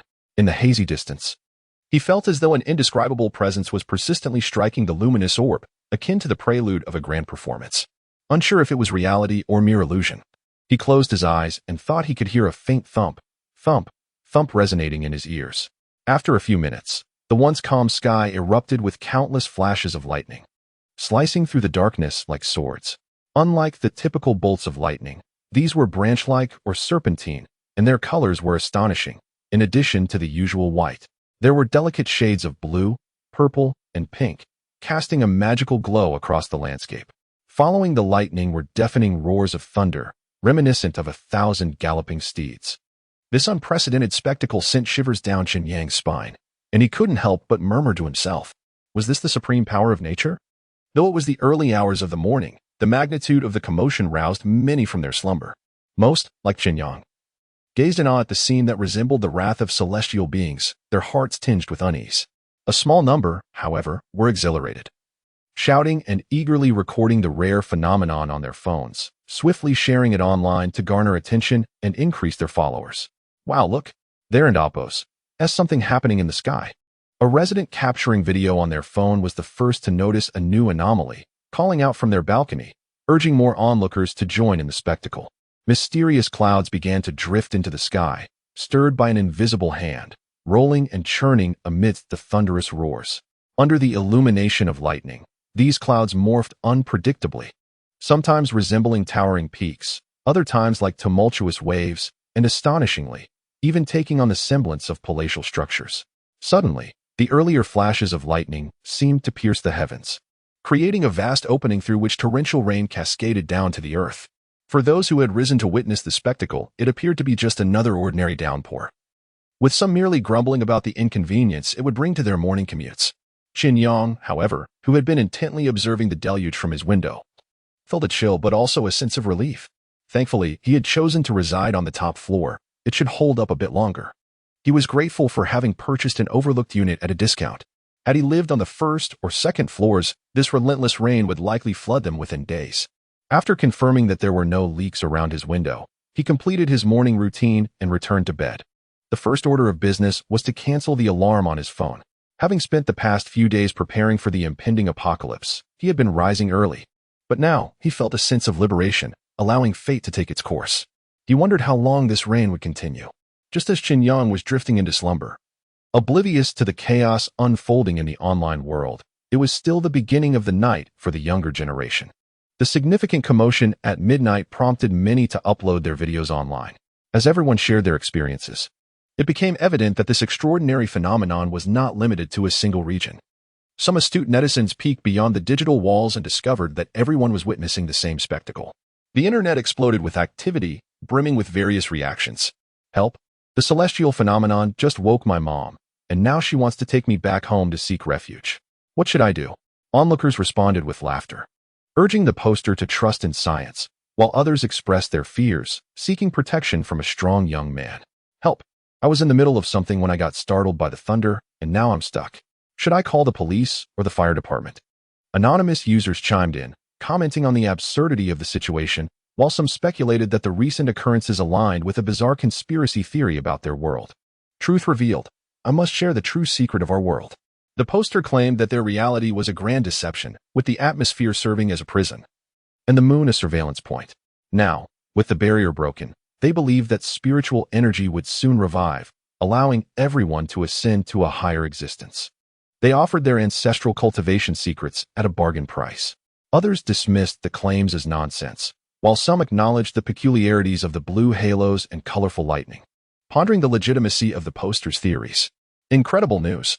I just sneaked a glance outside and saw the celestial phenomenon. It's causing chaos everywhere. The poster speculated that something ominous might be on the horizon, leaving everyone in suspense. The chatter continued to escalate in the community group where Chen Yang resided. Chapter 13. Li Qin's defiance. The WeChat group for Building 18 of Tianjin Huafu has never been as lively as it is now, except perhaps during festive red envelope exchanges. Oh dear, what is this dreadful weather? I booked a flight to the magical city, and just as I was about to leave, I received a notification that my flight had been canceled, with no word on when it might take off. Have you not seen the news? It's pouring rain all over the world. How could flights possibly operate? Just hours ago, the bizarre phenomenon in the sky made me think celestial beings were clashing above. This incessant rain is unbearable, and I have to work tomorrow. Am I expected to walk there? The mere mention of work ignited a flurry of chatter in the group. Some immediately declared they would not be going to work tomorrow, planning to stay home and do nothing. Many others lamented that the rain couldn't have come at a worse time. The overall situation was already dire, and a late arrival could very well lead to dismissal. You all still plan to work tomorrow? At that moment, the resident from room 803, who had first mentioned the flight cancellation, chimed in. I just went downstairs to hail a ride, and the water on the road is already over my ankles. At this rate, those wishing to go to work tomorrow will have to row a boat or swim. Upon hearing this, several residents in the group became agitated. As aside from a few fortunate individuals, most were merely struggling workers. As they continued to vent their frustrations, Li Qin, who had self-identified as the building manager and community worker, suddenly shared an urgent message. Dear neighbors, we have received an emergency notification from the property management. Due to the sudden and severe rainfall, our community's drainage system has been severely impacted. The underground parking lot has accumulated a substantial amount of water. Please promptly move your vehicles to the designated area above ground to avoid flooding. Thank you for your cooperation. After forwarding this message, Li Qin added, neighbors, please move your vehicles in order of owner-occupied, owner-leased, tenant-leased, and by the value of the vehicles. The group was bewildered, with one member identified as Tenant 103. Feeling slighted enough to respond, Li, what do you mean by that? Are tenant vehicles not cars? Are we being divided into classes? With a leader speaking out. Several other tenants and ordinary owners joined in, voicing their discontent.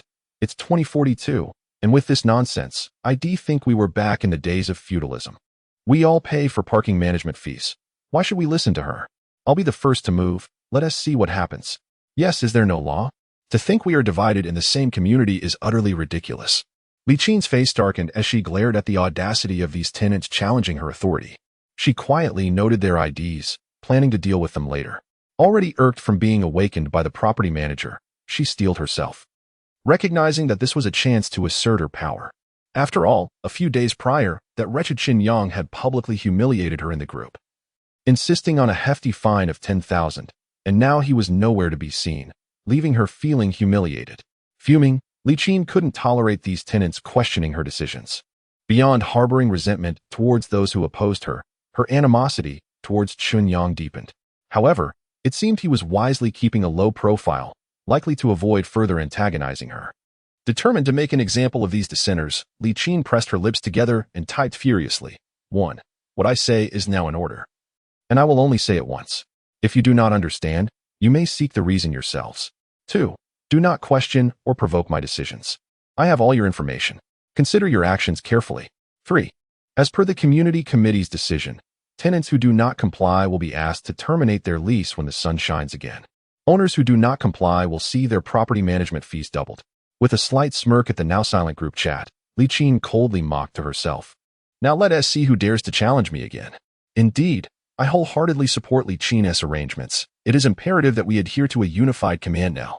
I wish to express my agreement as a purchasing owner of a parking space. Her foresight is clearly beyond the comprehension of ordinary citizens. We find her orders entirely reasonable. Observing the once vocal dissenters now silenced, Li Qin proudly declared that she would gather the information and manage the sequence of vehicle evacuations from the basement. In the bustling underground parking lot, one by one, the vehicles were moved according to Li Qin's directives. The first group of owners, those who had purchased parking spaces, successfully evacuated their cars. Now it was the turn of those who leased spaces. Unfortunately, the water was rising much faster than anticipated, and soon, the vehicles would be immobile. Though many were anxious about their beloved cars, they were equally fearful of Li Qin's authority. leaving them pacing nervously. The second batch, the first vehicle. Whose is this Land Rover? It can be moved now. Is the owner present? Does anyone know who owns this luxury vehicle? Please notify them. Li Qin called out repeatedly. But no one responded. Just as she was about to allow another car to pass, she lamented the potential loss of this fine automobile. Li, I know whose car this is. Oh, Li Qin, noticing the speaker, a beautiful young woman, felt a pang of envy for her looks and figure, but was nonetheless curious about the owner's identity. The young woman, Su Yao, shyly replied, I'm not sure of his name, but I believe he is the owner of 3301, a young man. Li Qin raised an eyebrow, her expression a mix of shock and skepticism, as she exclaimed, What? You mean the owner of 3301, Chen Yang? Chapter 14, Breakthrough, Enhancement of Attributes. Stretching widely, Chen Yang awoke, having not experienced the luxury of waking up naturally for quite some time. Upon opening his eyes, he realized it was already 10 o'clock the following morning. Since entering the workforce and becoming a mere cog in the machine, he had lived in a constant state of anxiety. Even a horse knows when to rest, and a cow knows when to graze, yet, here I am. Like a beast of burden, merely resorting to coffee for a boost. With his bare torso swaying, Chen Yang strolled into the gym area, reflecting on how naive he had been in the past. Had he chosen to embrace a more laid-back approach earlier on, he might have spared himself from enduring so much hardship. As per his usual routine, he began with a series of stretching exercises to warm up his body, followed by a rigorous regimen of barbell and pull-up training. After 10 days of consuming substantial amounts of meat, coupled with a scientifically formulated training plan, he could visibly observe the muscle definition starting to take shape. Half an hour later, having completed his training regimen, Chen Yang refused to cease his efforts. Despite being drenched in sweat, he resolved to push himself even further. With the onset of calamities and the apocalypse, he felt an overwhelming urge to surpass his limits within a short span of time. How long can the current order last? In the future, it will surely be a matter of strength. 289, 290, 291. Clinging tightly to the pull-up bar, Chen Yang gritted his teeth. His arm muscles taut as he exerted every ounce of strength to pull himself up. Sweat droplets cascaded down his chin, his arms, shoulders, back, and chest swelling with blood. Veins protruding from his neck and muscles visibly defined. 300. I can't go on. Just as he exceeded his training goals, feeling utterly drained, Chen Yang finally heard the system's pleasant notification. Ding. Congratulations on surpassing your limits. Strength attribute 0. 2. Body data is being updated. Please check back later. After the rigorous workout, Chen Yang and Appo's complexion resembled that of a boiled lobster. Although soaked in sweat, he could hardly contain his excitement. This attribute panel displaying numerical values is truly splendid. Eagerly, he accessed the system to view his latest panel. Host, Chen Yang. Points, 906. Lottery attempts, 90. Basic. Lottery items. Tissue paper X2, spicy snacks X2, space mirror, 200 500 slots. Strength, 1. Endurance, 0. 8. Agility 0. 7. Mentality, 0. 8. Title, Chicken Slayer. You are a cold-hearted killer of poultry. Possessing this title grants you 10 intimidation against avian creatures. What a thrill, observing his data. A wave of pride surged within Chen Yang. According to the system, a healthy adult male typically possesses a base strength and other attributes of 1. Previously, his highest strength was 0. 9, and his lowest agility was 0. 7, largely influenced by his work environment. He was acutely aware that as a former member of the exploited workforce, it was unusual not to carry some health issues or stress-related ailments. However, things were different now. In just 10 days, he had achieved a breakthrough in strength. This validated the effectiveness of the costly training plan he had adopted. Chen Yang was confident that, given ample time and the system's assistance, he would undoubtedly thrive in this impending apocalypse. Wait, something is amiss. Why have my points inexplicably increased? Engrossed in checking his physical attributes, Chen Yang belatedly noticed that his points had risen by over 10. What was happening? A double blessing? Wiping the sweat from his forehead and body with a workout towel, confusion was evident on Chen Yang and Appo's handsome face. Upon scrutinizing the system and Appo's notifications, he discovered that most of the unexpected points originated from a middle-aged lady named Li Qin, residing downstairs.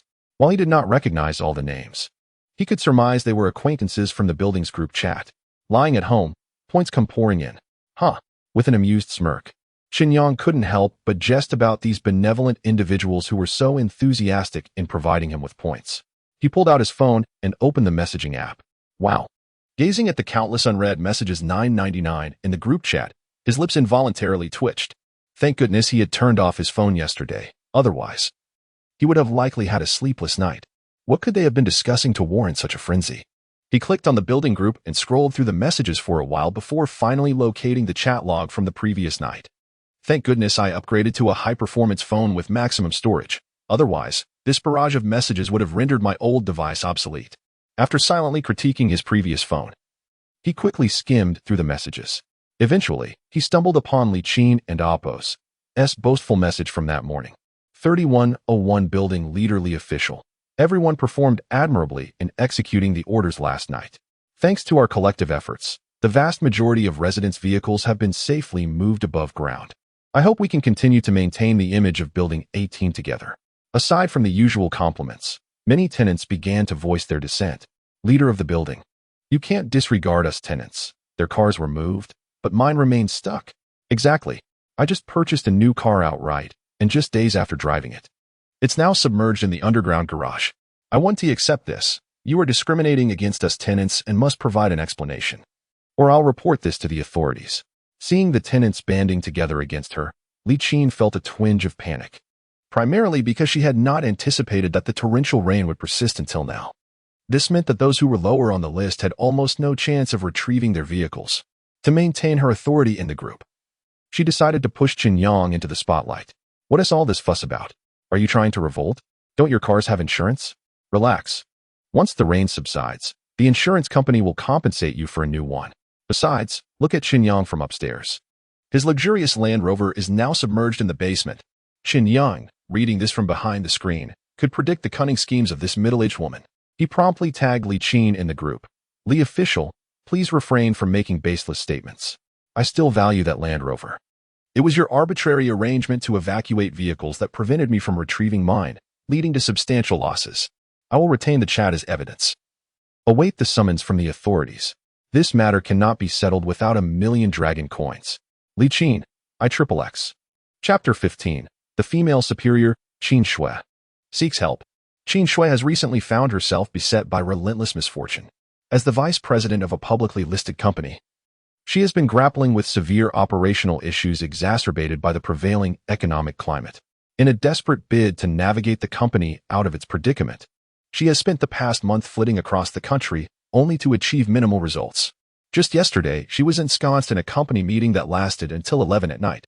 Seeking a moment of respite, Qin Shui opted to stay at a nearby property rather than returning home. Overwhelmed by stress, her sleep has been perpetually shallow. Disturbingly, she was roused in the middle of the night by incessant notifications from her building's group chat, urgently instructing her to move her car.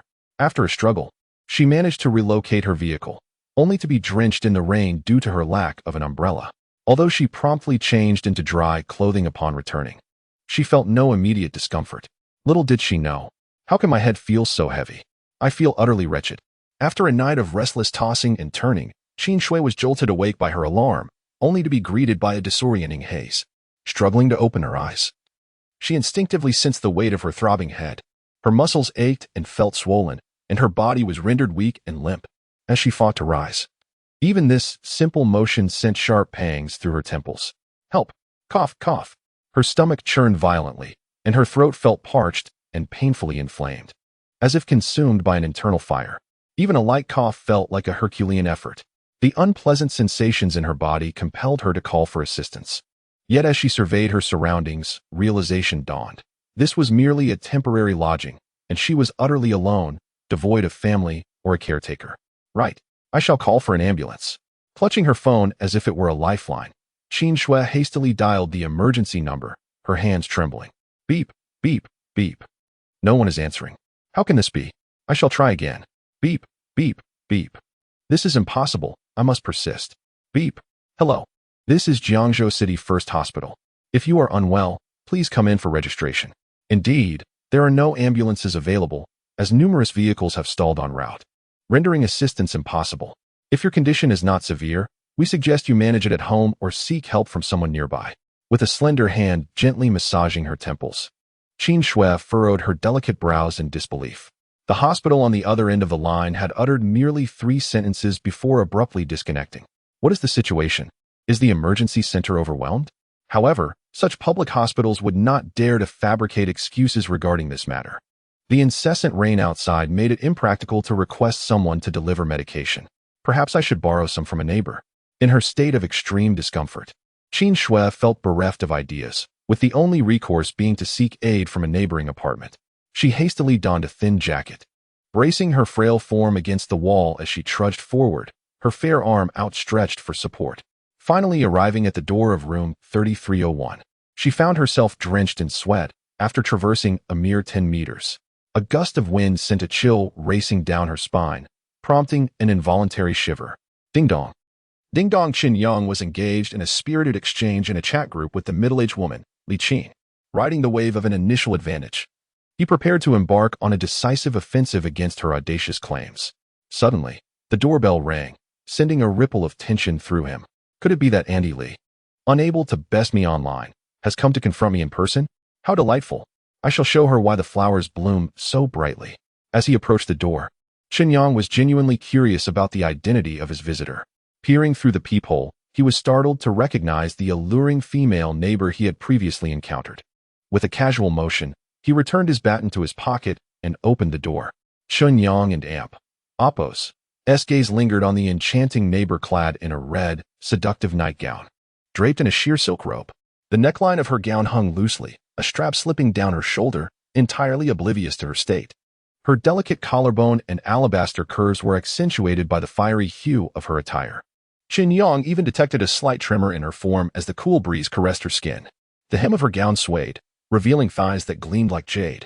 Although he had merely cast a cursory glance, he was convinced that this neighbor was an enchanting goddess. Qin Shui stood before the door of room 3301, feeling utterly embarrassed. She had long assumed her neighbor to be a woman, only to be met by a somewhat familiar, handsome man. And a man with a bare torso, radiating an abundance of masculine allure. Her face, already flushed with illness, deepened in color, reaching the tips of her ears. Hello, I am from room 3302. May I inquire if you have any cold or fever-reducing medication? I would greatly appreciate it if you could lend me some. I can reimburse you. Thank you. Caught off guard by the unexpected visitor, Chen Yang momentarily forgot that he had yet to dress after his workout. Feeling slightly awkward in front of the delicate beauty in distress, he hesitated but ultimately decided to oblige. After closing the door again, Chen Yang rummaged through his medicine cabinet, finally selecting a single, individually packaged cold remedy to offer her. As she fumbled for her phone to send him a red envelope, he inadvertently caught a glimpse of her striking features and, uncertainly, asked, "Are you Qin Shui?" Qin Shui, poised to add him as a friend, paused, her finely arched eyebrows lifting in curiosity as she regarded him with a sense of familiarity. "You know me? You seem somewhat familiar as well. May I ask who you are?" With a hearty laugh, Chen Yang introduced himself. "I am Chen Yang. I used to work in the same company, but I was in the cost department." Upon hearing that her neighbor was actually one of her subordinates, Qin Shui, whose tension had slightly eased, contemplated for a moment before responding. "Chen Yang, you may call me Qin Shui. Why did you resign? The company and Amp Oppo's prospects are quite promising." My former team leader was rather incompetent, always making empty promises that I could not digest, so I decided to leave. After a brief exchange, Qin Shui was taken aback by the actions of Zhou Xiaofu, unable to believe that such a rogue existed within the company. She immediately expressed her intentions to reinstate Chen Yang and suggested he take Zhou Xiaofu's position. Chen Yang waved his hand dismissively, aware that his former superior had yet to comprehend the magnitude of the crisis at hand. He offered a few perfunctory remarks, his gaze inadvertently drifting to the expanse of bare skin and curves that had been inadvertently exposed. He kindly advised, "Qin Shui, there is no rush regarding work. I suggest you return home promptly to avoid catching a chill." Qin Shui was momentarily taken aback, glancing down in bewilderment as she belatedly assessed her attire. With a startled gasp, she clasped her hands over her chest and hastily retreated without a backward glance. "Chen Yang, this is not right. Previously, I observed that General Qin in the company was so aloof and unfeeling, yet now he appears almost like an innocent and naive sweetheart." Chapter 16. The rush for supplies. As Chen Yang watched Qin Shui dart away like a startled rabbit, He couldn't help but feel astonished. What a contrast in character. Though he had occasionally encountered her at the office, she always exuded the demeanor of a frosty, aloof superior. Who would have imagined that the woman often whispered about behind closed doors, referred to as the frosty beauty in black stockings, could display such a different side in private? Suppressing a twinge of unease, Chen Yang was acutely aware that they were living in an unpredictable apocalypse. People had yet to grasp the seriousness of the situation. Most merely grumbled about their circumstances. Yet what if this reign persisted for months? Would the majority still adhere to societal norms? Meanwhile, in the community group chat, chaos erupted as a tenant from Unit 103 shared a video of an overcrowded supermarket. The footage revealed a throng of people, punctuated by cries of Don and Oppos, T push. Weaken and Oppos, T move. It was evident that many shelves, particularly those stocked with instant noodles and other quick meals, were nearly emptied. Once the video was posted, the group chat ignited like oil meeting fire. Good heavens, is this happening in our area? The supermarket is completely raided? No wonder no one is accepting my food delivery orders. With this many people, it's as if we were at a market fair. No wonder my husband has Nandapos. T returned after going to buy sanitary pads. I must hurry to stock up on food. Who knows when this rain will cease? Is there any gentleman who could bring back some supplies for me? I can introduce you to my friends. Some residents, unwilling to brave the rain yet possessing a modicum of cleverness, directly appealed to the tenant in Unit 103, offering to repurchase food at triple the price. As most decided to venture out for provisions, middle-aged resident Li Qin could no longer remain seated. She incessantly posted messages urging everyone to refrain from shopping and to stay home, tagging all members of the group. Please do not panic. Although there is some water accumulating on the roads, this is merely a natural rainfall typical of summer, and its effects will dissipate in 2 to 3 days. I must emphasize, do not engage in panic buying. Trust our officials, the water will soon recede. Moreover, our community committee will address the situation. I hope everyone will follow instructions and not create trouble for me or the authorities. Li Qin, lying in bed, swiftly typed on her phone with fingers lacking a coat of nail polish. In addition to posting 3 notifications, she lambasted the tenant who first shared the video that incited fear and discussion. The tenant from Unit 103 was infuriated. Having been thwarted from moving his car the previous night, leading to it being submerged, he was already in a foul mood. Now, after trekking to the nearby supermarket and kindly alerting others about the dwindling supplies, he was met with scorn. When I left, the water barely reached my knees. And with this relentless rain, is it wrong to stock up for survival? Li Qin, seeing the messages on her phone, was taken aback by the audacity of the lower-tier tenant to challenge her authority. Her already prominent cheekbones appeared even sharper as she let out a disdainful huff. Typing with increased fervor in the group chat, what do you think you're doing? Are you questioning the orders of our community committee? With everyone rushing to hoard supplies, prices will only escalate, leading to greater panic. Are you not aware that intentionally spreading misleading videos could land you in prison? Chen Yang, observing Li Qin and Amp, Oppos, S commanding demeanor through the screen, Kuden and Amp, Oppos, T suppress a smirk. Today marked the official onset of the natural disaster, with water levels outside surpassing the knee. However, if residents had foresight, like the tenant from Unit 103 and others raiding the supermarket, they might still procure essential supplies. Should they heed Li Qin's advice? 3 days hence would yield a much grimmer situation. Despite Li Qin's intimidation tactics, the tenant in Unit 103 refrained from further resistance in the chat. Everyone was a rational adult. If Li Qin's warnings were to be taken seriously, they risked imprisonment for simply seeking to survive. He had already secured supplies, and the fate of others was of little concern to him. Feeling emboldened after her perceived victory, Li Qin suddenly turned her attention to Chen Yang. Chen Yang, I did not mention your name earlier, but I wish to address you specifically. Please refrain from hoarding supplies and being a negative example. I know you stocked up on provisions a few days ago. I advise you to remain at home and not venture out. If I catch you attempting to hoard supplies, the consequences will be yours to bear. Chen Yang was taken aback by Li Qin's audacity to threaten him publicly. It was evident that she had noticed his recent grocery run. Damn it, this old woman, he thought, recalling how she must have seen him returning home with 2 carts full of goods. Annoyed, he replied in the group chat, Li Dama, how do you know the rain's impact will dissipate in 2 or 3 days? I haven't seen any relevant reports. Right now, we can still rush to the supermarket. Who knows if we'll be able to tomorrow? If we run out of food, will you take responsibility for that? Can we come to your house to eat? Chen Yang's words resonated with many in the group. Indeed, if they followed the building manager's advice and stayed home without purchasing supplies, They might starve if the water receded slowly. With a loud thud, Li Qin slammed her fist against the bed, shocked that Chen Yang would dismiss her authority so blatantly. She had merely called him out and made a few comments, yet he responded with words that undermined her power. The audacity of him calling her auntie was simply intolerable. Seething, she typed furiously in the chat, "Chen Yang, you are inciting discord and encouraging everyone to defy the organization.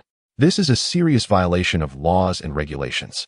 Li Qin, assure everyone that as long as you refrain from panic buying, we will not lack for supplies. Trust the homeowners committee. If the water's impact persists in a few days, come find me."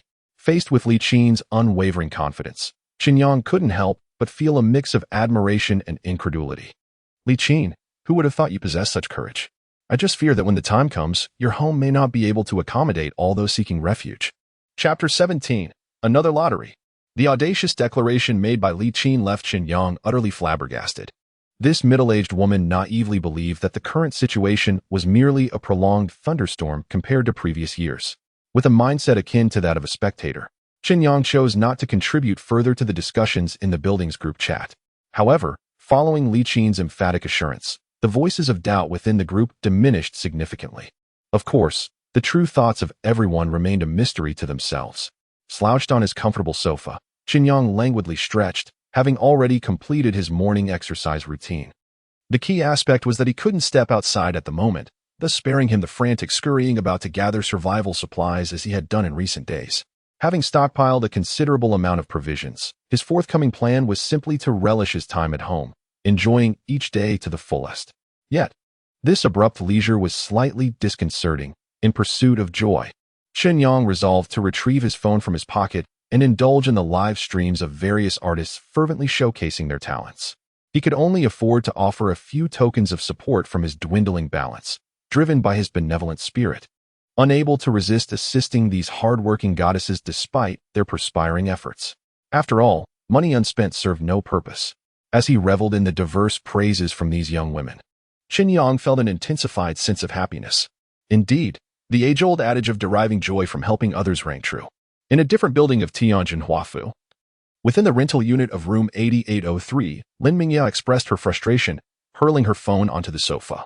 "What a useless man. He can't handle even the simplest tasks," she complained to her friend beside her. "Xiaoxian, how can a man be so incompetent? I finally gave him a chance to prove himself by asking him to buy us some groceries. And he has the audacity to call and say that the nearby supermarket is too crowded to find any food. Is he not a complete waste? He truly deserves to be single for life." Li Xiaoxian, her face heavily made up, quickly moved closer upon seeing her friend so enraged, her ample assets bouncing slightly. Although she secretly reveled in her friend's envious gaze, she nodded in agreement. "Exactly. I see that your backup isn't even capable of handling this minor task. If one supermarket is out, just go to another. It's evident he's being dismissive of your requests. Should we wade through water ourselves to buy supplies?" Lin Mingya frowned, her meticulously drawn brows knitting together. The thought of trudging through water amidst a crowd made her feel quite uneasy. "Absolutely not. I checked the water levels downstairs earlier. It was filthy. Who knows what unsanitary substances might be lurking within? We, as pristine and immaculate fairies, must not venture there. Let those useless men handle it. After all, they are born to be our pack horses." Li Xiaoxian wholeheartedly agreed with her friend's sentiment. "But Xiaoya, aside from snacks, we have no staple food. Your new pet is utterly useless and can't procure anything. I refuse to starve." As if on cue, both of their stomachs growled in unison. "I have an idea." Li Xiaoxian's eyes sparkled with cunning as she suggested to her dear friend, "Why not message Chen Yang? Just say a few flattering words to trick him. He will definitely fall for it." "Chen Yang?" Lin Mingya echoed, suddenly recalling. "Right. How could I forget? He bought so much food at the supermarket a few days ago. It should last us for months." She excitedly patted Li Xiaoxian's thigh, causing her to bounce slightly. "But that jerk Chen Yang seems to harbor quite a grudge against us. How do we approach him?" Li Xiaoxian rolled her eyes, thinking to herself that given Lin Mingya's previous cold demeanor, it would be a miracle if Chen Yang even acknowledged her. As the strategist, she advised Lin Mingya to adopt a more submissive approach, uttering soft words. "I refuse to believe that any man could resist the charms of a sweet, apologetic girl. Damn it, I've died again. This level with the oversized doll is excessively challenging." Chen Yang lamented as he watched the character Sun Yukong on PS15 fall once more before the mini-boss. I'm done for now. I'll look up some strategies online. After being thoroughly defeated in the game, Chen Yang resolved to wait until his agility attributes improved before tackling such skill-intensive games again. Having spent the last few hours engaged in heated exchanges with Li Qin in the group chat, he found himself accumulating points from her constant negative energy. Observing that his latest score had reached 932 points, a surge of impulsive excitement washed over him. It had been several days since his last lottery. Perhaps it was time for a small draw? Without hesitation, Chen Yang raised his hands to his mouth, blowing a breath into his palms while rubbing them together. Assuming a mysterious posture, he chanted, "I am the lucky one. Let the lottery commence." As 10 points swiftly vanished, a familiar 10-sided cube radiating a mysterious aura materialized before him once again. Much like previous occasions, he knew each face bore different item illustrations. But before he could scrutinize them, the cube began to spin rapidly. In an instant, one face shimmered with golden light, signifying the completion of the lottery. Congratulations. You have successfully drawn an information card 1. Huh. Finally, I've drawn an information card again. My luck is holding up, Chen Yang exclaimed. What kind of information could it be this time? It better not be another lottery number for the 5 colored balls, or I'll be at a loss for 10 points. His deep-set eyes suddenly sparkled with anticipation as he fixated on his hands. A white card appeared in his palms in a manner that defied explanation. Wow. He marveled at the card and Oppo's emergence, his heart racing with both hope and caution as he flipped it over. Thankfully, this time it wasn't Oppo's, another 5-colored ball number. However, the information inscribed on it nearly made him leap with disbelief. He stared, wide-eyed in astonishment, repeatedly verifying the information. His mind momentarily blank. He finally let out a complex sigh. Damn it, I knew it wouldn't be that simple. This is outrageous. Chapter 18. Crucial Information and Punishment for the Little White Lotus. In a state of emotional upheaval, Chen Yang could not suppress his astonishment. It was hardly surprising that his reaction was so intense. The information card before him clearly stated, Phase 1, flood disaster is ongoing. A friendly reminder. Rainwater contains unknown elements that may cause unpredictable changes with prolonged exposure. Compared to the absurd information card he had drawn previously, this one was of utmost significance. Firstly, as Chen Yang had speculated, the incessant downpour outside was indeed part of a catastrophic flood. However, the revelation of Phase 1 suggested that other distinct calamities might follow, a notion that had not crossed Chen Yang's mind. What truly astonished him was the subsequent note. Rainwater may induce unpredictable transformations. What could that possibly mean? What would happen to those who were in prolonged contact with rain? Would they become monsters? Or perhaps superheroes? Having been aware of the impending apocalypse since last night, Chen Yang had refrained from venturing outside. Even amidst the heated discussions in the group chat about moving cars in the basement, he had no intention of joining. After all, what good would a car be during a flood disaster? Ah, how fortunate I am to have drawn such an important information card. Perhaps I should try my luck again? Chen Yang mused as he toyed with the card in his hand. With A and Oppo's, Rip, and Oppo's, he tore open a snack package. His face displaying a mix of indignation as he poured the system's coffee-flavored potato chips into his mouth.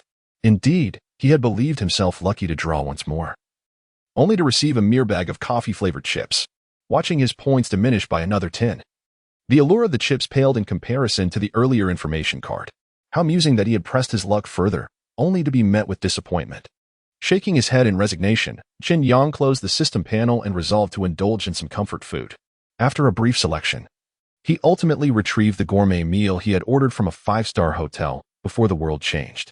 As he savored the warmth of the food, he marveled once more at the wonders of the spatial treasure mirror.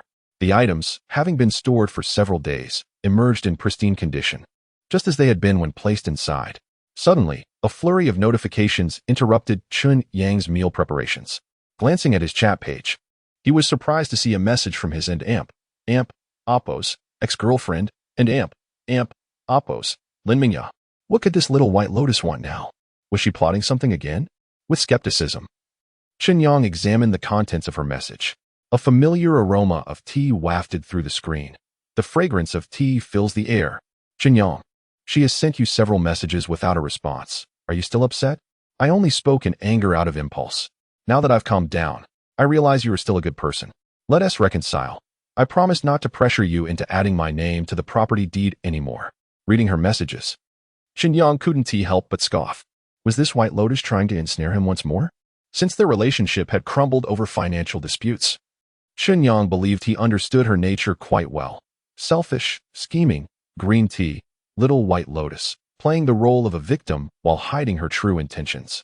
With nothing else to occupy his time, he decided to toy with her, adding a bit of amusement to his day. Taking a bite of the succulent steak he had just retrieved, Chen Yang's fingers danced across the screen. Lin Mingya, what do you truly want? Speak plainly. Oh, I merely wish to reconcile and ask for a small favor. Chen Yang could sense that this white lotus's sudden humility must conceal a request. What could it be? Meanwhile, in the adjacent building, Li Shaoxian glanced at Lin Mingya with satisfaction. Xiaoya, I told you, no man can refuse a soft-spoken girl.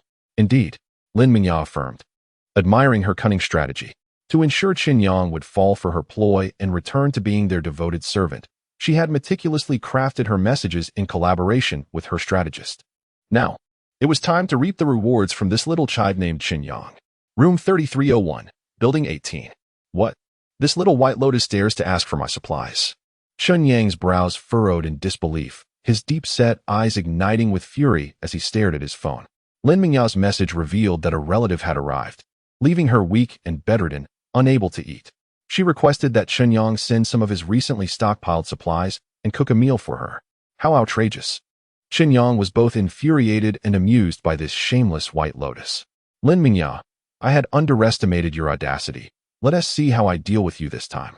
A melodious notification chimed. In the bathroom, Lin Mingya, unhurried, applied toner to her face, disregarding her friend's impatient urging. Oh, Shaoxian, don't rush. You said it yourself. No man can resist a delicate beauty like me. That shrimp-headed Chen Yang will surely be swayed by my soft words. What should we order for him to cook and deliver? Beside her, Li Shaoxian nodded in agreement, anticipating the delicious food to come. Her throat involuntarily gulped, Xiaya. I want braised pork. I've been losing weight. Look. As she pouted for meat, her hands remained busy, carefully applying a creamy nutrient lotion to her ample bosom. As the one who surpassed Lin Mingya in aesthetics, she took great pride in her upkeep. Lin Mingya watched her friend in the mirror, admiring the way she enhanced her figure. With a casual flick of her lips, she said, All right, besides braised pork, I want steak, the finest wagyu we had last time. Have him bring that as well, humph. With confidence, Lin Mingya opened the chat page, eager to see when Chen Yang would deliver. As for him refusing to provide supplies, unthinkable. With a little coaxing, which man could resist? What? That big pig-headed Chen Yang actually said that. How infuriating.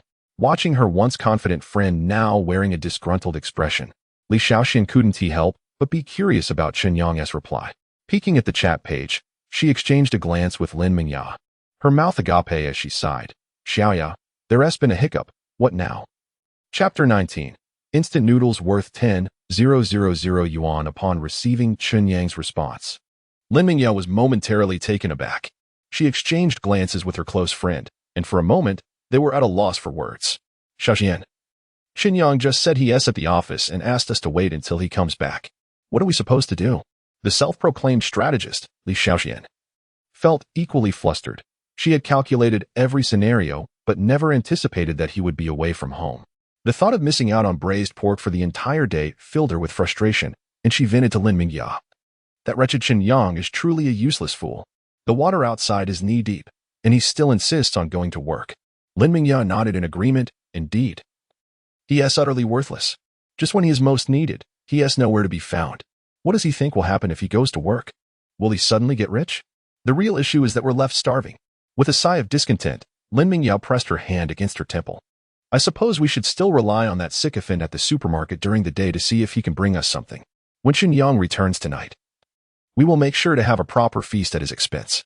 Li Shaoxian nodded vigorously, murmuring her agreement. Xiaoya, I want to add to the order. Just eating braised pork, 1 tea heal my wounded soul. I also want that bottle of 2,000 yuan red wine we had last time. All right, let us compile a menu of what we wish to eat, and I will send it to him shortly, commanding him to prepare it as soon as he gets off work. Hearing Lin Mingya's response, Li Shaoxian finally felt satisfied, muttering about what they should eat, such as papaya milk jelly and yellow bean pig trotter soup, while rummaging through the cabinets for snacks. In the Tianjin Huafu, Building 18, Room 3301. Chen Yang glanced at the sulking message sent by his ex-girlfriend, letting out a cold chuckle. As for the dinner menu that followed, he could only express his disdain. letting her stew in anticipation. Tomorrow, I will definitely return home. The condition being that they must not starve to death in the rented apartment. Suddenly feeling relaxed, Chen Yang found himself with an abundance of time.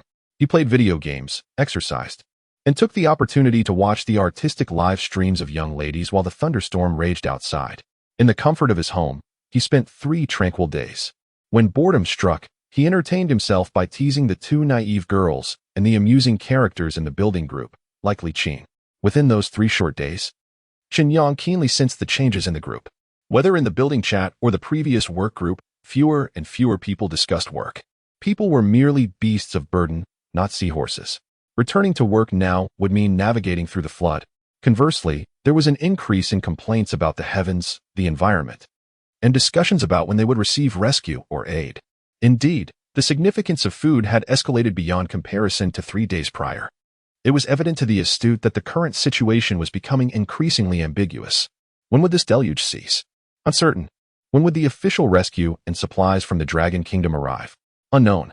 The ensuing consequence was that supermarkets had closed their doors, as there were no employees willing to brave the waist-deep waters to work. Moreover, the stock in the warehouses had long been depleted, with no word from the headquarters concerning supplies. In the Tianjun Huafu Building 18 neighbor group, a mother residing on the 9th floor, Luyani, suddenly sent out a distress message. Is there anyone with food? My child and I have not eaten for an entire day. I am willing to pay a high price for any extra food. The already delicate atmosphere in the group shifted dramatically with this message. I have a few packs of instant noodles, but they will come at a premium, responded a tenant from room 103, who had stocked up early and shared it in the group. Perhaps fearing others would accuse him of taking advantage of the situation, the tenant quickly added, We all know the outside situation. I'm just trying to make the best of it. Before he could finish, Lu Yani eagerly offered to buy the noodles at 100 yuan per pack. To preempt any objections from the tenant, she promptly sent a designated red envelope in the group. At that moment, a well-known young wealthy man, Su Tao, suddenly chimed in. Who has extra instant noodles or noodles? I will pay 1,000 yuan for each. For bagged rice, I'll pay 10,000 yuan. The group erupted in chaos at Su Tao's proclamation. My goodness, am I dreaming? Just 4 days ago, I could buy 400 packs for 1,000. Even more astonishing was the fact that 10,000 yuan could previously purchase 2 tons of rice. Such outrageous prices left everyone in disbelief. Someone tremblingly inquired in the group, Are you all insane? It's just a continuous rain. Once our officials respond, everything will be fine. Gradually, more people agreed with this perspective, believing Su Tao's actions were exaggerated and that he was frivolously squandering money. The hesitant tenant from room 103, unable to resist the allure of such wealth, declared, I still have 10 packs of instant noodles, 2 bags of rice, and 1 pound of pork, and I'm willing to sell to Su Tao. Su Tao, seemingly eager to finalize the deal, quickly sent a designated red envelope for 50,000 yuan in the group. Witnessing the wealthy Su Tao genuinely purchasing food at such exorbitant prices, the rest of the group could no longer contain themselves. Many residents with a bit of stock, who believed the flood would soon pass, began to take action. Some privately messaged Su Tao, while others openly tagged him in the group. Su Tao was extraordinarily accommodating, accepting all offers. And the red envelopes in the group were flying around. You can't do this. I was the first to offer to buy food. How can you sell it to him first? I have children waiting for food at home. You can't just abandon us in our time of need. As Su Tao aggressively purchased the neighbor's supplies, Lu Yani, who had originally offered to buy noodles for 100 yuan, suddenly cried out in the group. However, apart from a few residents offering her consolation, no one with extra food paid her any heed. Unfortunately, people are inherently selfish. Everyone has their own plans. You are willing to pay 100 yuan, while the wealthy young man is willing to pay 1,000. It's clear to anyone which offer is more appealing. After a round of lamentation, seeing no one paying her attention, Lu Yani quickly tagged the building manager, Li Qin, in the group. Manager Li, please come and say something. My child and I have nothing to eat. You had promised to help us in times of crisis. Where are you now? Chapter 20, Li Qin. The indifferent Li Qin lay languidly on her yoga mat, scrolling through videos, her mood a stark contrast to the vibrant spirit she had just a few days prior. Now, she exuded an air of despondency, her golden locks unkempt and lacking the luster they once held, now reduced to a dull and greasy state. It was not that she felt physically unwell. Rather, it was the consequence of her impulsive declaration 3 days earlier in the building and amp. Oppos, S-group chat. She had rashly stated that if the rain persisted for 3 days, she would take responsibility. Now, she found herself in dire straits. Listening to the rhythm of raindrops tapping against the balcony glass, she absent-mindedly rubbed her face with her plump hands, feeling each drop akin to a heavy punch striking her once beautiful visage. As for the group chat, since yesterday, she had consciously adopted a low profile, muting notifications to maintain an illusion of tranquility. If she could not hear the group messages, then surely all was well. Yet, it seemed that fate conspired against her. The more she dreaded the notifications, the more they flooded her phone. Heart racing, Chen hesitantly opened her device.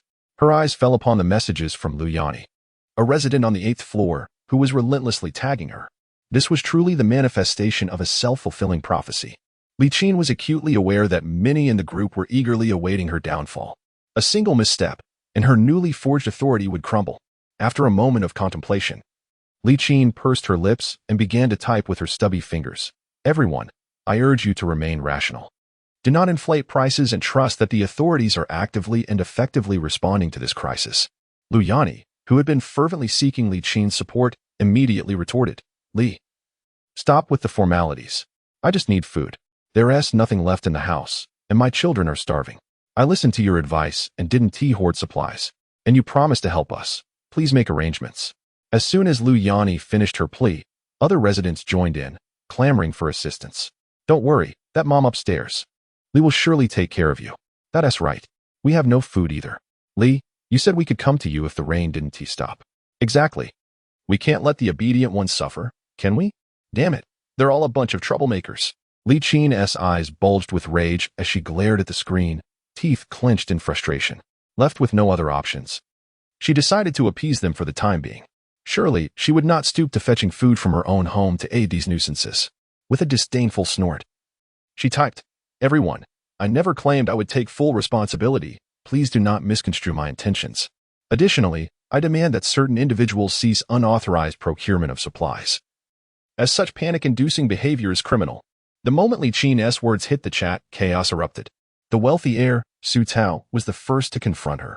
Chen, what are you pretending to be? My neighbors and I are merely exchanging goods. It's not a crime.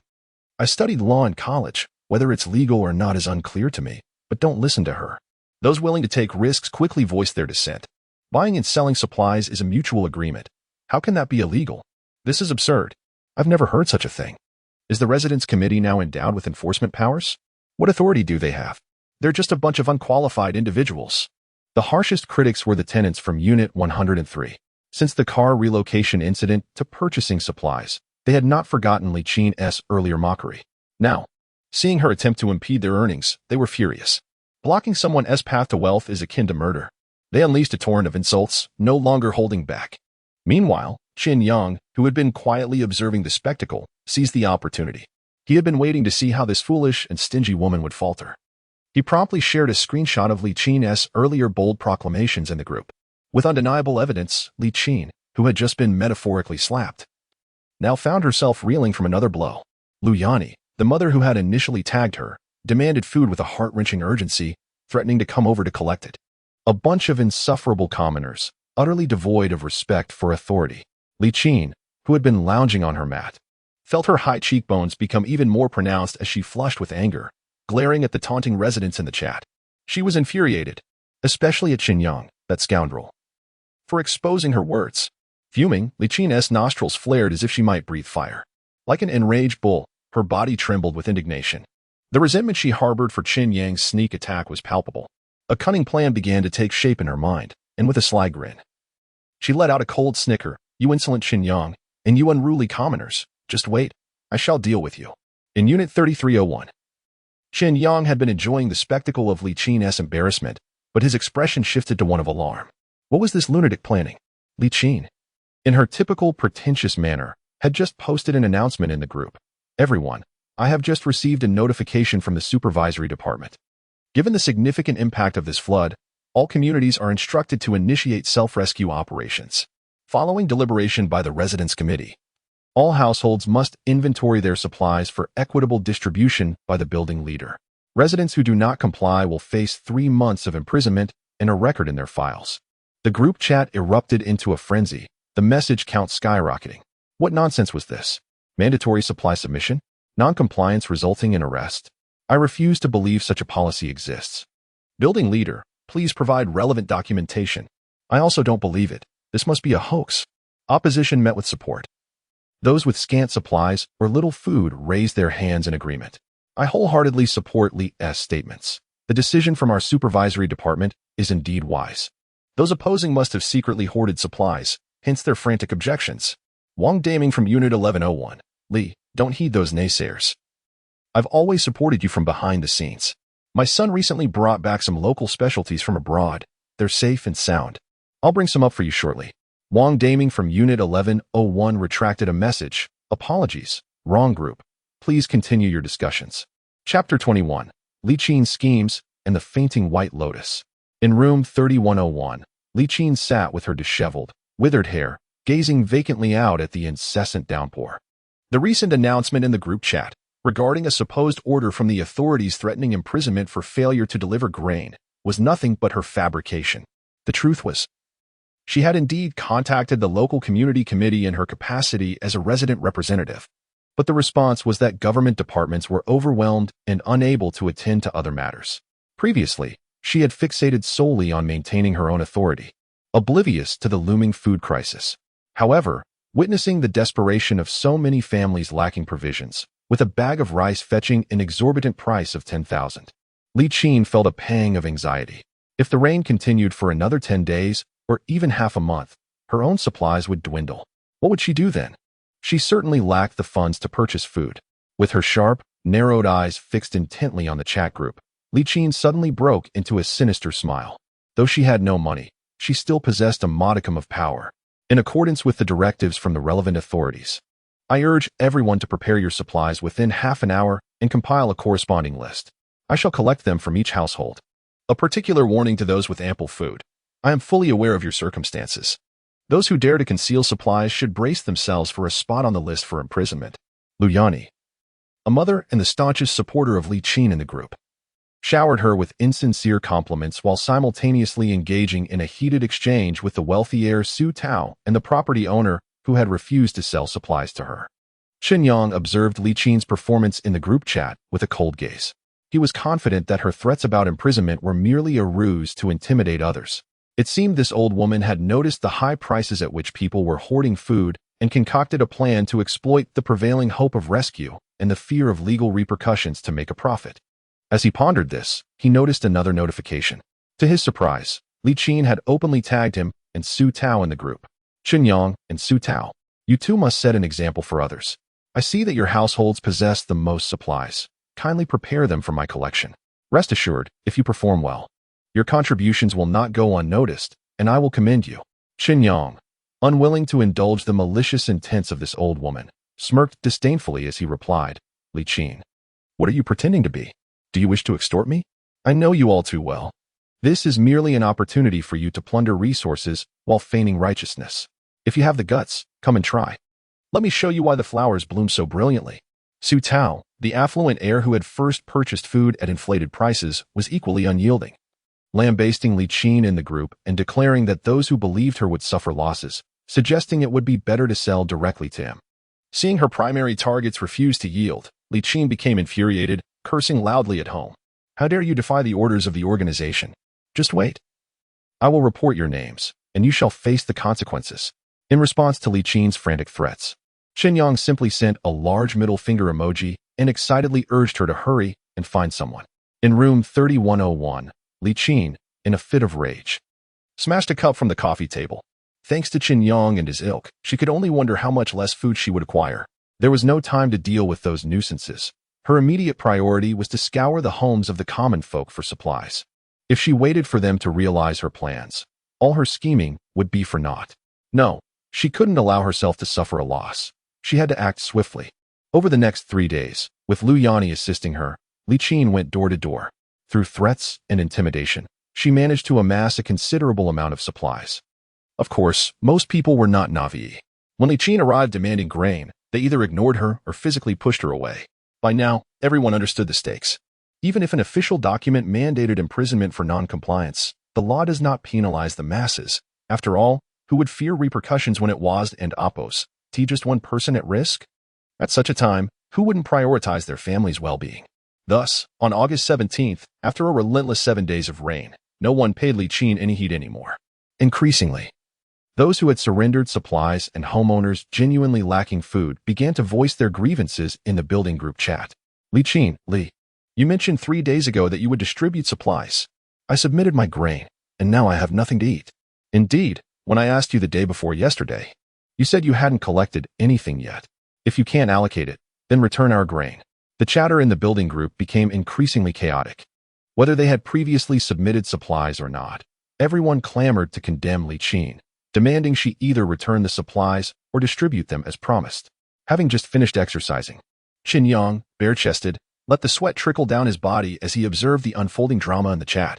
He recalled how, just days prior, when he had angrily exposed Li Qin's lies, no one had stepped forward to support him. Some had even mocked him to curry favor with Li Qin. Now that they were panicking and regretting their inaction, he thought, what were they doing all this time? They deserve it. As tensions escalated in the group, Li Qin's continued silence prompted many irrational homeowners to hurl insults at one another, with some hotheads even challenging each other to face-offs offline. Meanwhile, Su Tao's offers to buy instant noodles for 10,000 and rice for 100,000 went utterly ignored. At this point, what good was money? It could only wipe one's behind. Digitally, it was merely a number. Only food could fill their bellies. Everything else was illusory. Simultaneously, in another building of the same complex, room 8803 was strewn with snack wrappers, and 2 disheveled women lounged on a large sofa. Xiaya, do you have any food left? Please, I'm starving. Lin Mingya, also reclining, weakly waved her hand and glared at her best friendly Xiaoxian. How can you say that? The food I bought, thanks to my devotion, has mostly gone into your stomach. I'm on the verge of fainting from hunger. Who will save me? Chapter 22. The blacklisting of the White Lotus and the melancholy of Su Yao. O heavens, who will come to my rescue? Lin Mingya, feeling faint from hunger, murmured weakly, intermittently exclaiming, hungry, hungry. Meanwhile, Li Xiaoxian lay sprawled on the floor, stretching her hand in desperation until she managed to grasp an empty chip bag. With her tongue extended, she diligently licked the bag, producing a soft rustling sound. After her efforts, the already clean bag gleamed even more. Hearing the commotion, Lin Mingya propped herself up, mimicking her friend's actions, and hastily found a bag that had been emptied of its contents, licking it without hesitation. The 2 once proud individuals, who fancied themselves little fairies, completely disregarded their image. They skillfully extracted the morsels hidden in the crevices with their agile tongues, savoring the faint salty flavor lingering in their mouths. Tears brimmed in the corners of their eyes, and sobs escaped their throats. I long for a grand feast, abalone, lobster, and braised pork. I shan't settle for plain noodles or lick these trash bags any longer. Xiaoxian, do you think we might perish here from hunger? Li Xiaoshuan's eyes revealed a hint of impatience, her disappointment evident towards her good sister. Oh, Xiaoya, if we wait another day, we won't even have trash bags to lick. These are so clean they could serve as mirrors. By the way, what about that new licking dog you found? Hasn't he procured anything for us? Lin Mingya wiped her tears away, glaring at her bestie in displeasure. And you dare mention that? The licking dog I found got his head bashed in just to buy these few bags of snacks and a packet of noodles. And what happened? You devoured most of it, leaving me starving. How infuriating. Li Xiaoxian waved her hand dismissively at her friend's complaints, indicating that it was too late for regrets. The food was already consumed, and their priority now was to find sustenance. By the way, what about Chen Yang? Is he still at the office? Yesterday when I inquired, he mentioned he might return today. After days without protein or fat, Li Xiaoxian felt her mind sluggish. Could it be he has gone without food for 6 days at the company? Xiaya, do you think that scoundrel is toying with us? The words of the sister strategist jolted Lin Mingya into realization. Yes, that rascal Chen Yang has been claiming to be at the office, yet they lack a cafeteria. How could the employees survive 6 days without a morsel to eat? Feeling duped, Lin Mingya glared with wide eyes, her teeth gritted in anger as she began to curse. She promptly picked up her phone and sent over 10 accusatory messages to Chen Yang, saved under licking dog number 3. Receiving no reply, she initiated a video call, determined to uncover where this scoundrel was hiding. Burp. Growing weary of steak, Chen Yang decided to indulge in a change of pace today. He rummaged through his pantry to find spicy hot pot base, complemented by pre-sliced black-bone chicken rolls, shrimp paste, and meatballs, creating a fragrant and spicy hot pot feast. Enjoying the air conditioning, savoring the hot pot, and sipping on chilled cola, he felt an overwhelming sense of contentment. Leaning back in his chair, he held the icy cola in one hand, taking occasional sips while scrolling through Douyin, reveling in sheer bliss. This was a scene he had never dared to imagine during his days as a corporate drone. Sometimes, he even thought that this life was quite pleasant. However, the number of live-streaming beauties on Douyin had dwindled, leaving him curious about the well-being of those kind-hearted goddesses. He could only reminisce over their past videos and cherish those memories. Recently, however, Douyin's content had become increasingly risque, with some videos and themes that would have previously been deemed unacceptable. Chen Yang speculated that the video review department must be understaffed, hence the absence of content restrictions. It wouldn't be long before this unmonitored app became inaccessible, so he felt compelled to download what he needed while he still could. Ding ding ding. The incessant notifications interrupted Chen Yang and Oppo's downloading focus. Upon checking the sender, he couldn't help but smile. It seemed that after 6 days, this ex-girlfriend had finally realized she was being played. With nothing else to do, he decided to answer the video call to see how these two white lotuses would react. Calmly, he clicked to accept the incoming video call. In the next moment, upon seeing the visage of the person on the screen, Chen Yang nearly dropped his phone in shock. "Who the hell are you? Do I know you?" He heard the other party grit her teeth and exclaim, "Chen Yang, you scoundrel, I am your girlfriend." Chen Yang scrutinized her closely, clicking his tongue in disbelief. He couldn't connect the unkempt appearance of the ex-girlfriend on screen with the person he once knew. Indeed, there are no unattractive women, only those who neglect their appearance. Previously relying on makeup sorcery, he had never seen Lin Mingya's true face. Now, upon closer inspection, her original score of 75 had diminished to a mere 60. Before he could respond, the woman on the other end unleashed a barrage of accusations. "Chen Yang, you scoundrel. Are you playing me?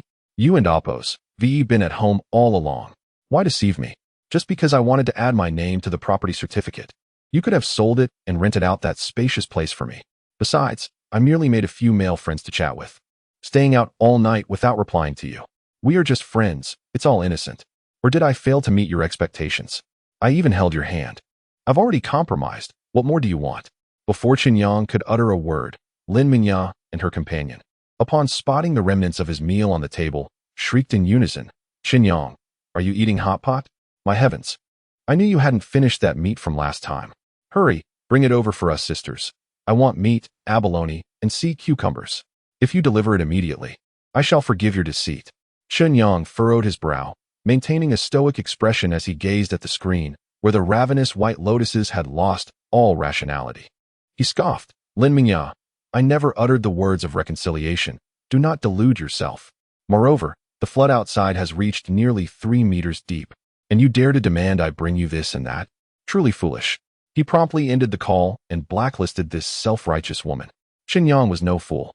In such a perilous world, with so many secrets to guard, he would never entertain a woman so devoid of sense and filled with drama. Room 3201. Su Yao's sensuous lips parted slightly, her crescent eyebrows arched in astonishment and confusion, gazing incredulously at her man. You want me to go out and borrow food?" Chapter 23. The neighbor asking to borrow grain. Are you asking me to go out and borrow grain? Su Yao gazed incredulously at her husband, as if she had seen a ghost. Lu Jiqiang waved his hand impatiently, gesturing towards the kitchen trash bin, and nonchalantly replied, "Of course, it should be you. I can't possibly go and beg for food as a man, can I? I have my pride. And while you're at it, please take this garbage out from the corridor. It's starting to smell. Honestly, you have no sense at all." Lu Jiqiang's words struck Su Yao like a bolt from the blue, leaving her reeling, her breath quickening with indignation. "But I don't know anyone. Who am I supposed to ask for grain? Who would lend me anything?" With a cold huff, Lu Jiqiang fixed his triangular eyes on his wife and uttered in a voice devoid of warmth, "You don't know anyone? I suspect that man living upstairs would be a good option. Rumor has it that he stocked up on food long before the flood hit. Go up there and ask him for some grain. And don't forget, I want some liquor too." With trembling hands, Su Yao pointed at her husband. Desperation etched across her face. "Jiqiang, how can you say such things? What man? I've hardly seen the upstairs resident." Lu Jiqiang adjusted his thinning hair with a derisive smile, scrutinizing his voluptuous and beautiful wife. "You don't know him? Then how did I hear that while moving your car in the basement, you knew exactly what kind of car he drives? And now you claim you don't know him? Since my downfall, I bet you've secretly found yourself a new provider. Haven to you? Trying to put a hat on me, are you?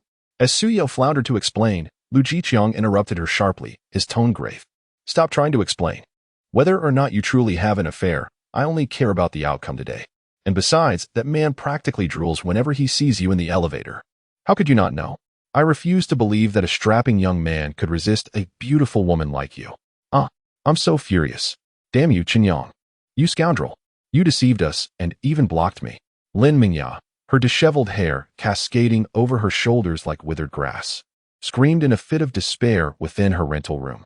In just a few days, her once radiant complexion had faded, her eyes sunken.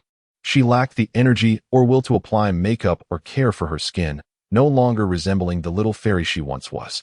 Now, discovering that the last straw of hope had snapped, she was utterly devastated. Li Shaoxian gazed at her friend, who was bouncing off the walls in a frenzy. Her own eyes filled with despair. She and T expected that the seemingly foolish and easily manipulated Chen Yang could be so ruthless. If he never intended to provide for them from the start, why did he dangle false hopes before them? This is exactly the tactic we used against those sycophants before. She thought, no, I can't just wait for death. I must try again. Ignoring Lin Mingya's frantic state, she quietly pulled out her phone and found Chen Yang's chat window. A sigh of relief washed over her. He and T blocked her, which gave her a slightly better chance than Lin Mingya. Well, I'd rather die than let my pride be hurt. She typed away on her screen. Chen Yang languidly stretched, enjoying the release of tension after just blocking the oblivious Lin Mingya. The silence was a welcome change. Huh? Who is this? He mused, noticing an unfamiliar contact buzzing with several messages. Curiosity piqued, he opened them. To his surprise, it was Li Shaoxian, Lin Mingya's friend, who had concocted many dubious schemes in the past and had caused him considerable distress. Had he added her without a label, he would have deleted her alongside the others. Yet, before deleting her, he glanced at her message.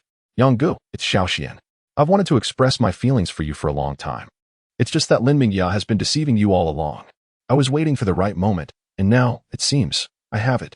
Chen Yang couldn't help but chuckle, intrigued by what she had to say next.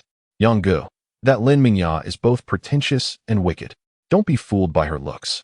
It's all makeup. Without it, she's quite unattractive. She doesn't even wash her feet in the dorm.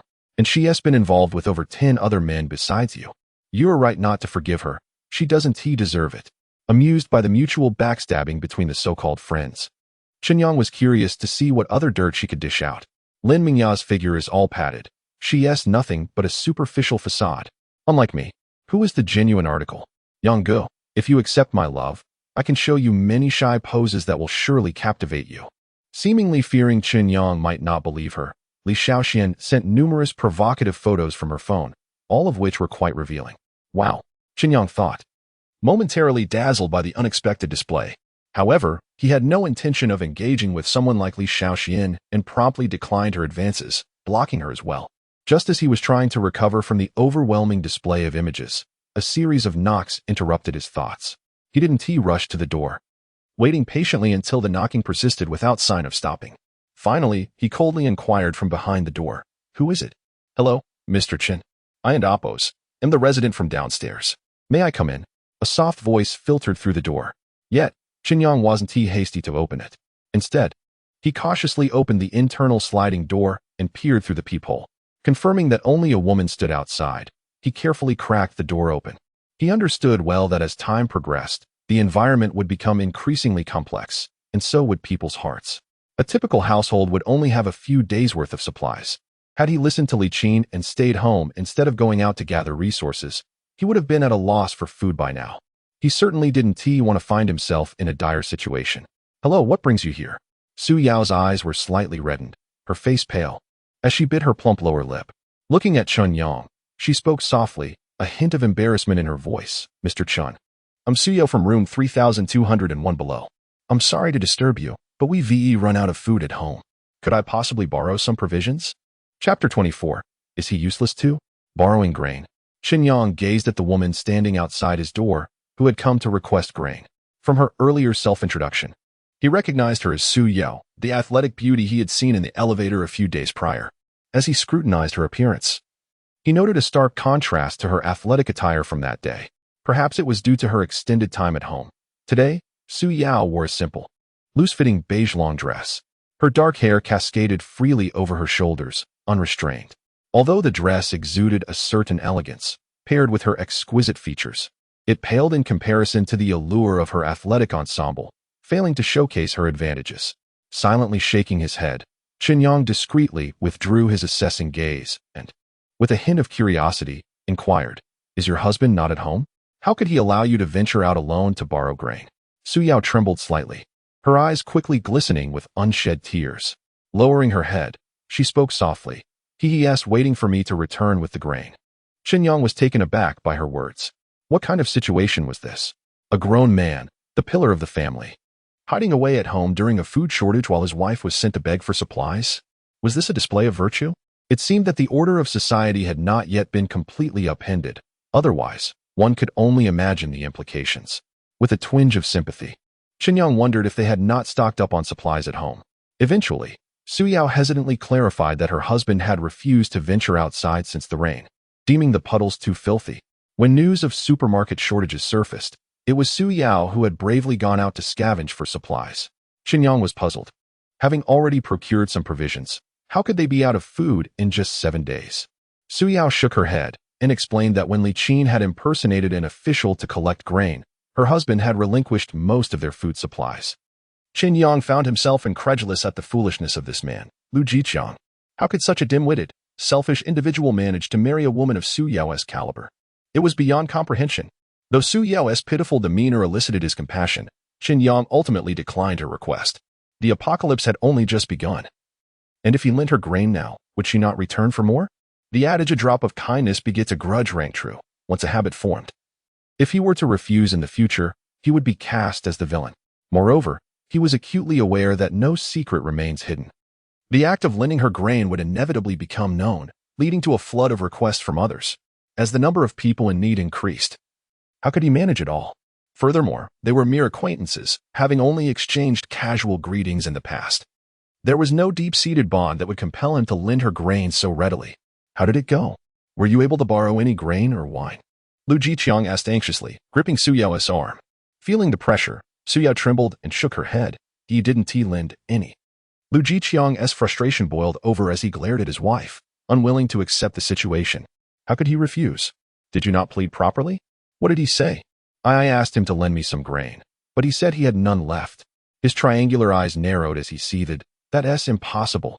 That man practically drools at the sight of you. How could he bring himself to refuse?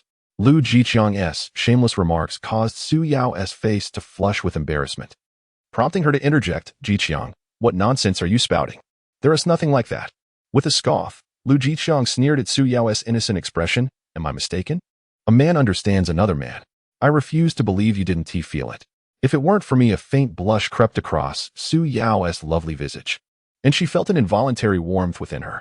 She was not an innocent girl. Rather, she was in the prime of her beauty and fully aware of her allure.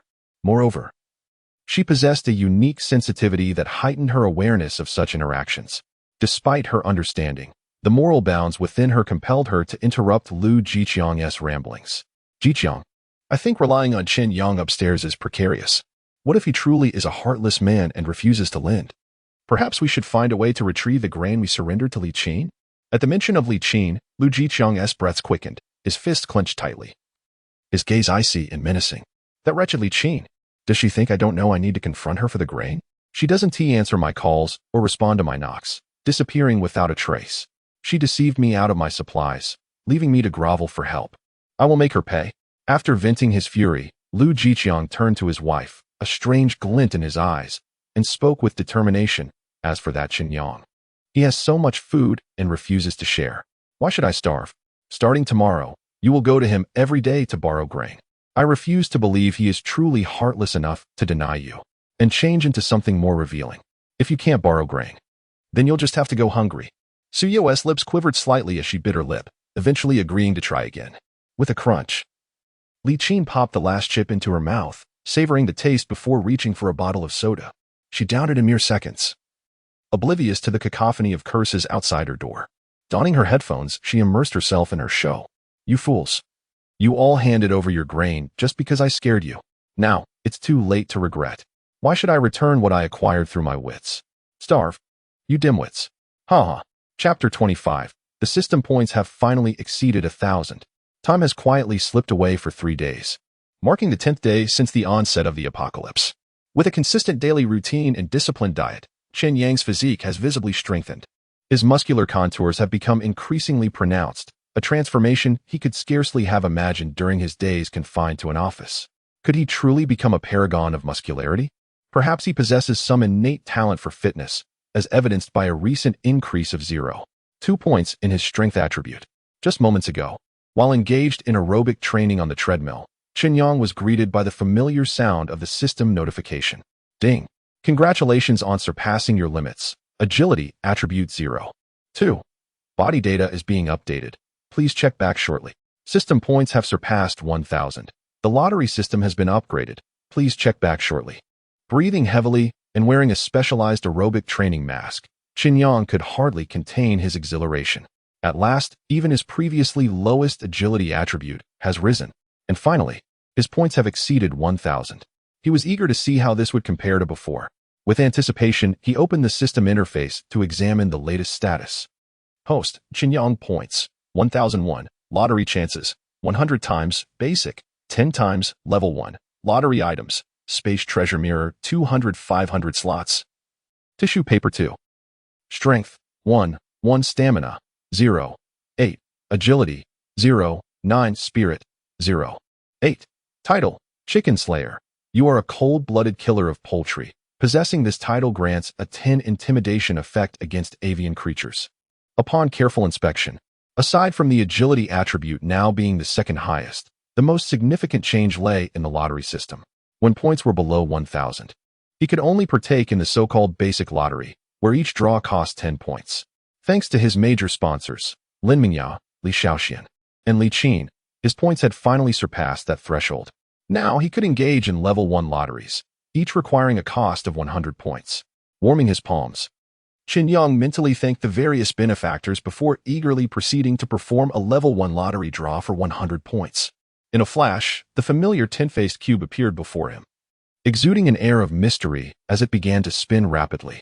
In the blink of an eye, one of its faces glimmered with golden light, indicating the lottery had concluded. Congratulations. You have successfully drawn 24 packs of lavender tissue paper. Chen Yang. Wait, system, what is going on? Are you worried I don't have enough tissues?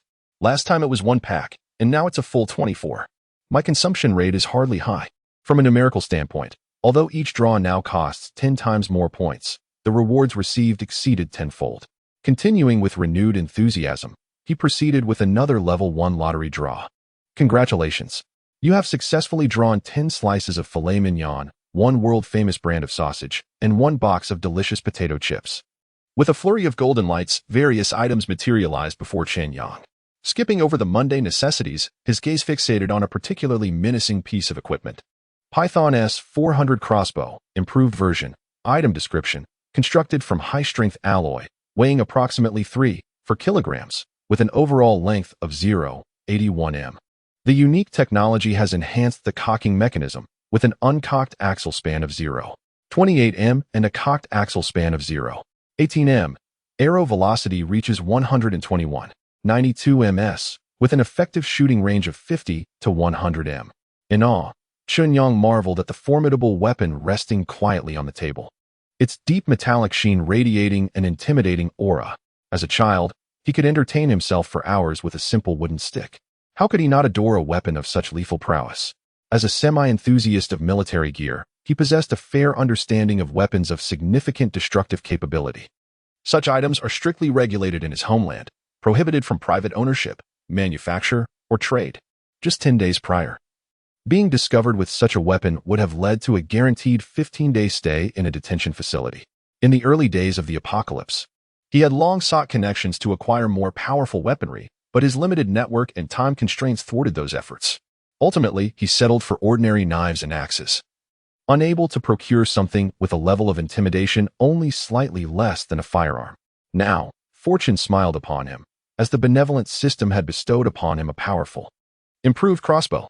Wiping the corners of his mouth, Chen Yang swiftly gathered the remaining prizes before confidently seizing the Python S400 crossbow. After familiarizing himself with its operations, complete with a 6-fold scope installed by the system, He stored the furniture and exercise equipment into the space treasure mirror. Pleased with the newly vacant living room, he fashioned a simple target from wood and positioned it approximately 10 meters away in the corner. With a soft click, Chen Yang cautiously drew back the bowstring and placed an arrow into the slot with a satisfying snap. Taking a small step forward, he raised the shimmering crossbow, aiming at the target in the corner. Through the six-fold scope, the red dot on the target appeared vividly clear. Controlling his breath, he placed his finger on the cool trigger, applying gentle pressure.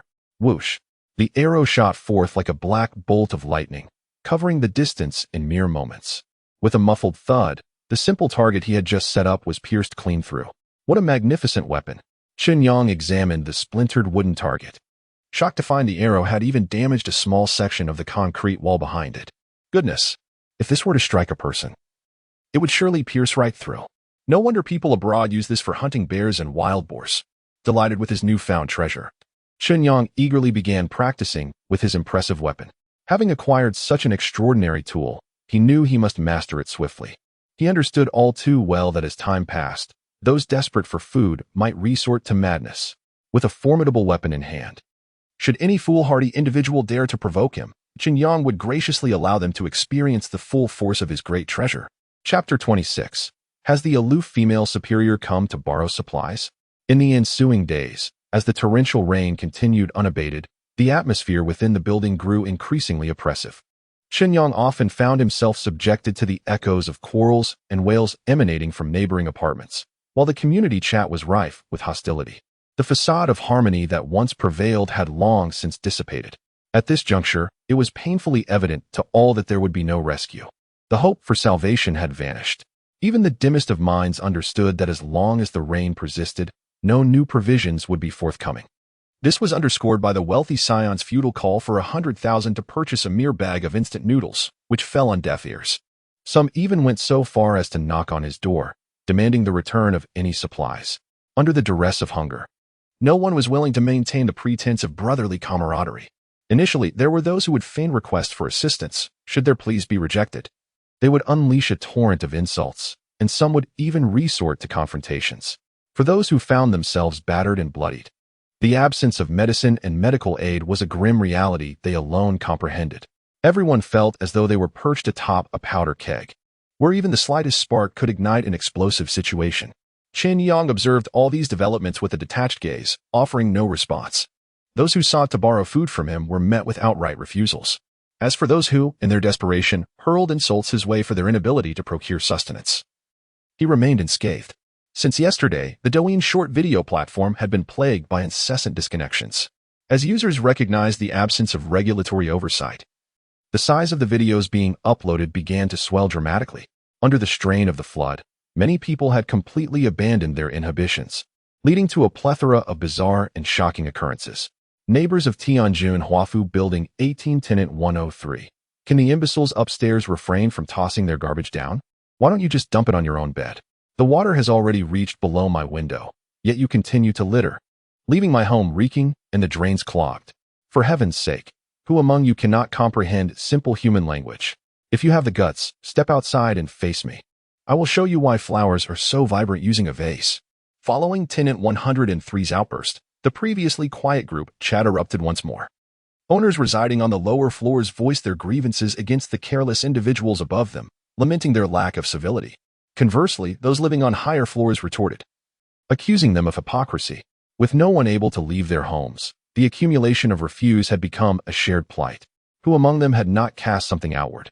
As for complaints about the foul stench outside, they had brought it upon themselves for residing on lower floors. Amidst the cacophony of complaints, a resident from the 7th floor, Su Qingkai, suddenly shared a photograph that instantly ignited the group chat. The image depicted a woman bound tightly, her face obscured by a black masquerade mask, rendering her features unrecognizable. She was clad haphazardly in a provocative red lace ensemble, with black stiletto heels adorning her feet. Good heavens! Welfare brother, quickly summon the authorities. Wang Daming from 1101 typed furiously, seizing the front row position in the conversation, swiftly messaging Su Qingkai. Brother, while your method may be somewhat unconventional, there are several points that need refinement. Perhaps I could offer some guidance later. We might exchange insights. Additionally, a myriad of other bizarre characters emerged, flooding the chat with an overwhelming volume of messages, rivaling the initial chaos that accompanied the onset of the apocalypse days prior. Su Chengkai, unfazed by the mixed reactions to his post, excitedly declared, "Everyone, my wife was formerly an airline attendant and has an exquisite figure. Anyone interested is welcome to visit my home for a chat. It only costs 2 packs of instant noodles per session." Amidst the myriad of responses, dissent arose. Su Chengkai from 1101, "Are you even human? How can you so brazenly engage in such unlawful and depraved behavior in this group? Truly, men are all worthless." "Don't worry, sister. I have already reported this to the authorities. With dissenters come supporters. After all, the one bound was not their own wife." "Brother, isn't your asking price a bit steep? That rich kid just offered $1 million for a bag of instant noodles, and you're essentially asking for $2 million. In agreement with the previous sentiment, another chimed in, "Is it made of gold or something? If it were a bit cheaper, I would be willing to give it a try for a single pack." Su Chengkai, sensing interest, promptly responded in the chat, "I can even dress her in her old uniform. Those interested can message me directly." Yuan-T regretted. Watching the chaotic exchanges from his home, Chen Yang expressionlessly shut off his phone. In times of turmoil, the basest qualities of human nature, greed, anger, and ignorance, are magnified to an alarming degree. He understood well that Su Chengkai's actions were merely a prelude to the more grotesque events that would inevitably unfold under the escalating crisis of hunger. Moreover, in this dire apocalypse, discerning who constituted the true victims was increasingly ambiguous. Anything was possible in this dismal reality. Trust, it seemed, could only be placed in oneself. The property management office of Tianjin Huafu. Due to the relentless downpour, the accumulated water had reached depths exceeding 4 meters. At this moment, the security personnel, front desk employees, and cleaning staff had congregated on the 2nd floor of the property office. "What? You want us to send someone to unblock your toilet? Where am I supposed to find someone to do that? With this torrential rain, it's no surprise that the 1st and 2nd floors are prone to clogging. There is no one available." "What? You wish to file a complaint against me?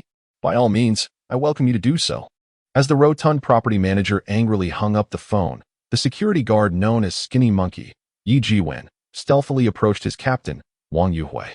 "Brother Hui, don't you think these homeowners are just being ridiculous? Even now, they still expect us to cater to their whims? Do they truly believe that paying a trivial management fee grants them the right to treat us like servants?" Wang Yuhui, the burly captain of security, fixed his piercing gaze ahead before unexpectedly addressing Skinny Monkey. "How much food do we have left, Jiwen?" "Brother Hui, our squad is down to just 2 bags of instant noodles, which I had previously set aside from the duty rations." Wang Yuhui nodded, his dark, sharp eyes revealing a glimmer of resolve as he surveyed his fellow team members. "Gentlemen, do we wish to live or perish? If we choose to survive, I have an idea." Room 3301. Chen Yang, in the midst of his training, was interrupted by a rhythmic series of knocks on the door. "Ah, is it not yet time? Has Su Yao arrived downstairs prematurely?" Raising his head to glance at the clock, before Chen Yang could ponder further, he heard a familiar, melodious voice from outside the door, and Appo's, "Chen Yang, could you please open the door? It's Qin Shui. I have something to ask for your assistance." "And Appo's," Chen Yang replied, "and Appo's. What? Has this once aloof female superior come to seek help as well?" "And Appo's." Chapter 27. A gentle knock. Chen Yang opened the door slightly, revealing himself to Qin Shui, who was seeking assistance. His mind was clouded with confusion at the unexpected visit. What was happening? He hadn't yet dismissed the enchanting lady downstairs, and now his aloof superior had arrived? Nevertheless, Chen Yang refrained from hastily opening the door. Although she was a familiar face, he opted to first slide open the internal door, carefully peering through the peephole. Once he confirmed that Qin Shui was indeed alone outside, he cautiously opened the door ajar. Given the precarious situation, it was wise to exercise caution. The group chat earlier had even revealed that Su Chengkai, who brazenly engaged in trading, had made an appearance. Moreover, many in the building were aware that Chen Yang's household had provisions, heightening the risk of someone making a desperate attempt to break in. Thus, whether addressing Qin Shui or Su Yao, he chose to engage through a mere crack in the door.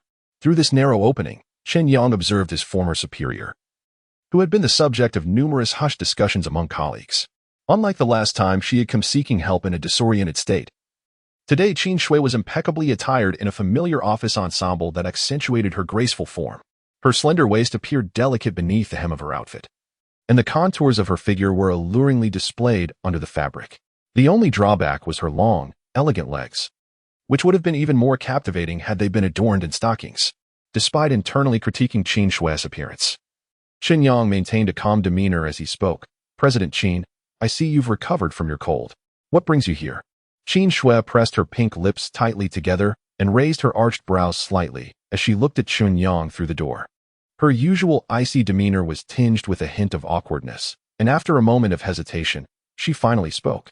Chen Yang, could you lend me some food? I promise to promote you to manager in the future. Chen Yang was taken aback, gazing at her earnest expression. Was this woman truly deluded? Even at this juncture, she still harbored fantasies about returning to work. Faced with her unclear perception, he replied flatly, President Qin, no one has any surplus food at the moment. Moreover, you simply show up here to borrow provisions without any prior arrangements? Upon hearing his words, Qin Shui's graceful figure quivered slightly. Her teeth grazed her lower lip, revealing a trace of embarrassment. Previously, in a state of feverish confusion, she had arrived in a nightgown, inadvertently exposing herself to Chen Yang. This left the usually composed Qin Shui feeling both shy and inexplicably vexed. As a senior executive in a publicly listed company, Qin Shui had always prioritized her career since graduation. To avoid unnecessary workplace harassment, she had cultivated an icy exterior as a means of self-protection. However, after recovering from her fever and regaining her clarity, she had intended to avoid any interaction with Chen Yang. Yet, the incessant rain had persisted for over 10 days, and her food supplies were dwindling. Having relied on her previous stock of noodles to survive, she could no longer sit idly by. She remembered that the property management had mentioned Chen Yang and Appo's household had provisions. Yet, her pride initially prevented her from approaching him for help. When she eventually sought to purchase food through the group chat, she realized it was too late. She had missed the earliest opportunity to buy supplies. Seeing that even the wealthy Su Tao was unable to procure a mere pack of instant noodles, despair began to set in for Qin Shui. With no other avenues left, she was compelled to seek Chen Yang's assistance. Summoning her courage, she knocked on her neighbor and Appo's door, hoping that their shared history as colleagues might evoke some sympathy. To her dismay, however, she was met with a blunt refusal. Chen Yang, we were colleagues once.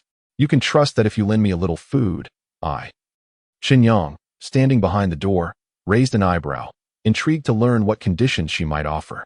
After a moment of contemplation, the former superior slowly proposed, I can purchase it from you. I sent you 100 yuan for the medicine last time. If you assist me this time, I can offer you tens of thousands, even hundreds of thousands. Furthermore, once the flood subsides, I can promote you to the position of vice president. A yearly salary of 1 million awaits you. The pinnacle of success. Stop right there. Chen Yang interjected, disappointment etched across his face as he interrupted her. He had assumed that she would have gained some clarity by reaching out for assistance, yet she seemed stuck in her old mindset, trying to entice him with hollow promises. Wake up, dear lady. This is the apocalypse. Chen Yang felt a sense of duty to enlighten her. President Qin, your offers hold no allure for me. As for your notion of reaching the pinnacle of success, have you not seen the chat? In a few days, I could achieve that status with a single pack of instant noodles. Besides, I truly have no surplus food. I'm sorry, but I cannot help you. With that, regardless of her reaction, he decisively shut the door with a resounding thud. As for Qin Shui, Chen Yang would be remiss to claim he held no lingering thoughts about her. However, he was resolute that her casual words would not compel him to rush to her aid. He refused to debase himself further. Having already played the role of a sycophant in the past, no matter who she was, this was an apocalyptic scenario, and he felt it was his obligation to ensure she faced reality. Room 103. Wang Zhiyue had just finished a heated exchange with some uncouth individuals upstairs, cursing as she hung up the phone, intending to eat before returning to confront them online.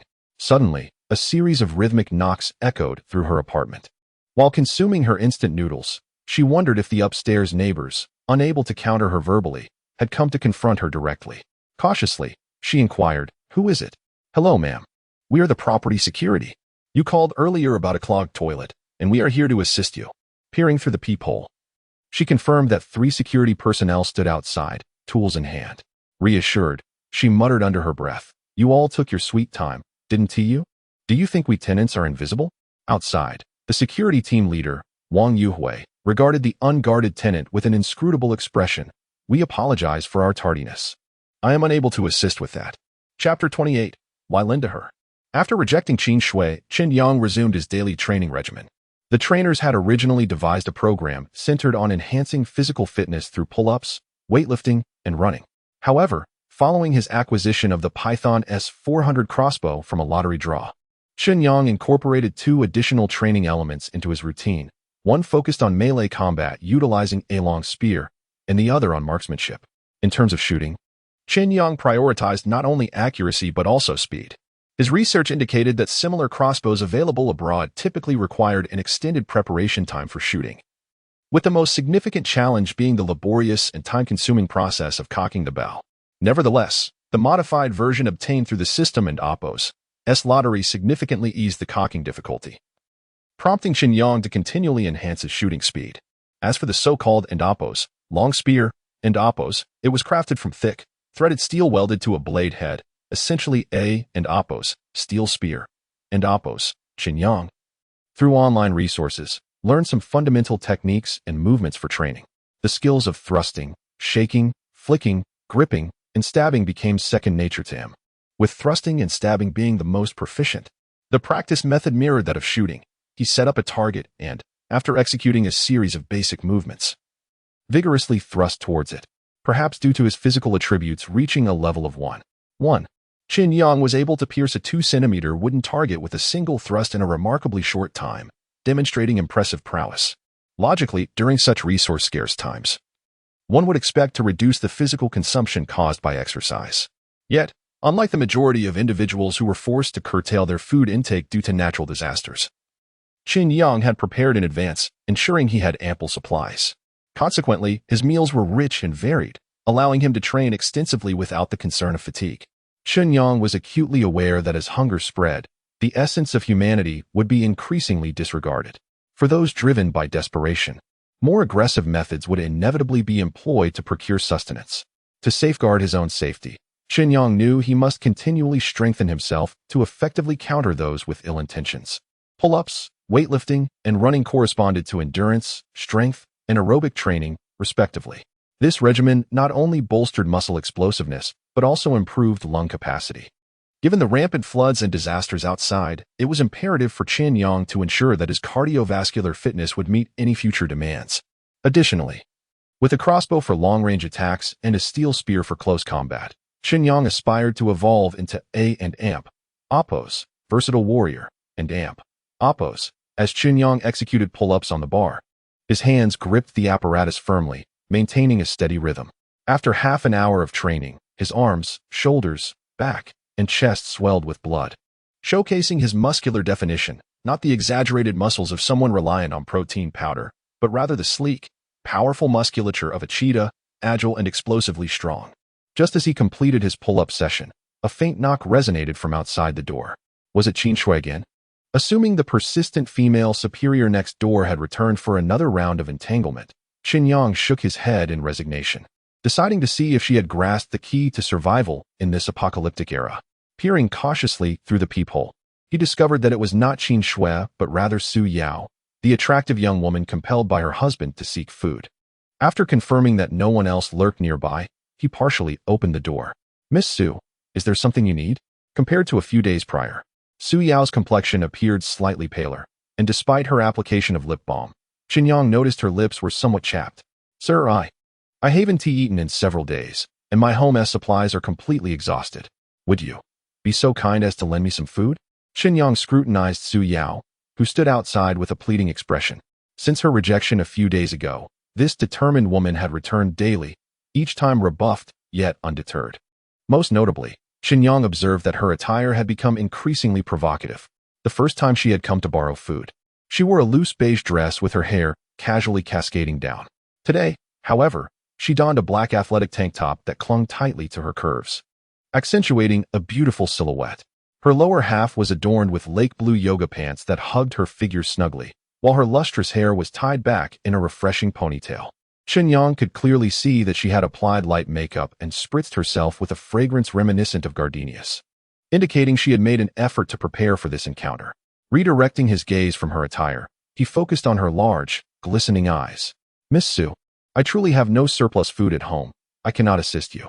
Moreover, It is rather disconcerting that your husband is hiding at home while compelling you to seek food. Su Yao shuddered slightly, her watery eyes quickly filling with mist. With her hands clasped in front of her chest and her body slightly bent, she implored once more, "Sir." "No, Brother Yang. I know you have food. I've smelled the aroma of meat several times when I've visited. Please, I beg you. Just a little will suffice. I hardly eat anything. If I can't get food, my husband will beat me when I return." As Su Yao bent in her plea, the soft contours beneath her athletic tank top appeared to sway gently, revealing an ample expanse of fair skin. Sighing, the kind-hearted Chen Yang found it difficult to witness such a scene.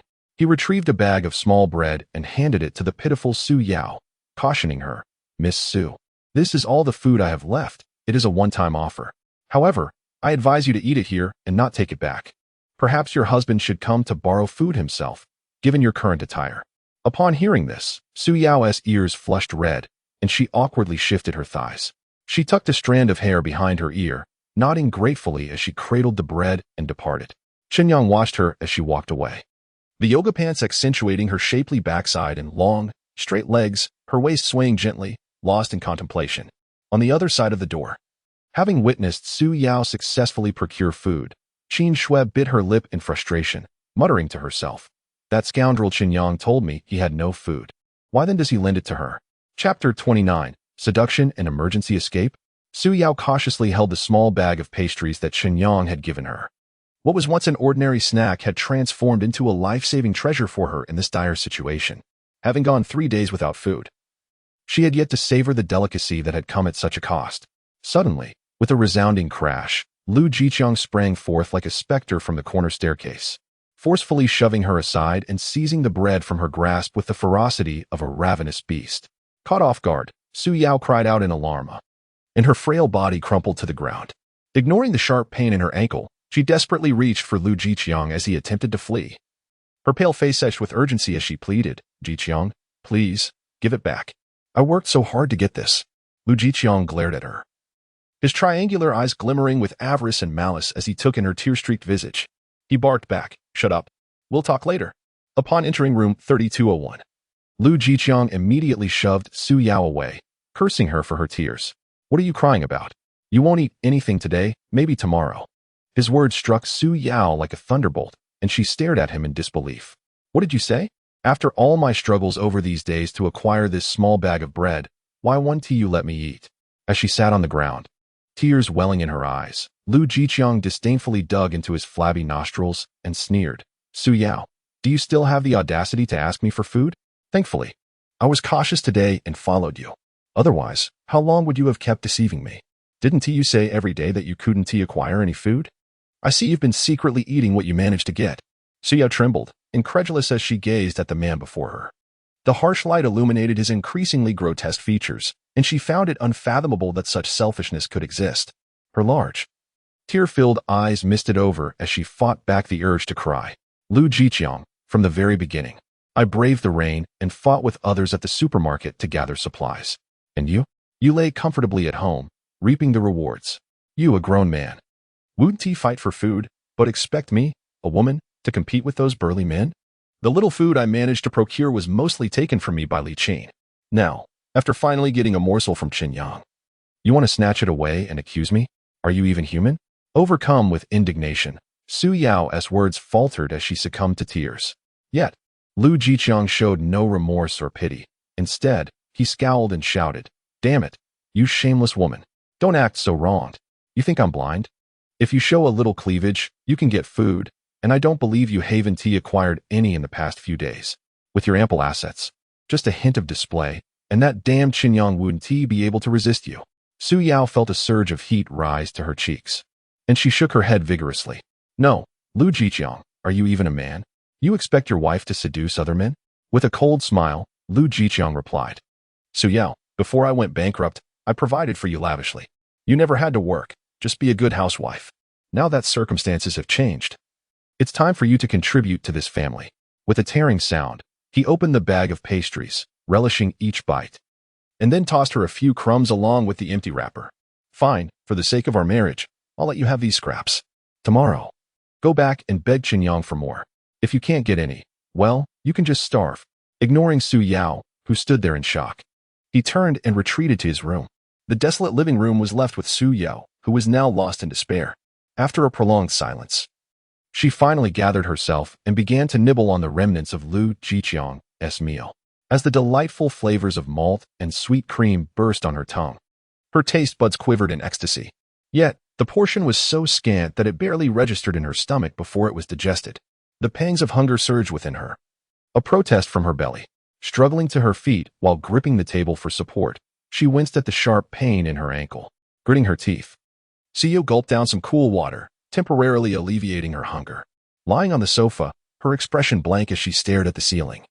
Memories of the past flooded her mind, filling her heart with sorrow and helplessness. Once a yoga instructor, she had met Lu Jiqiang through an introduction. Though he was of average appearance and a few years her senior, he seemed stable and reasonably successful.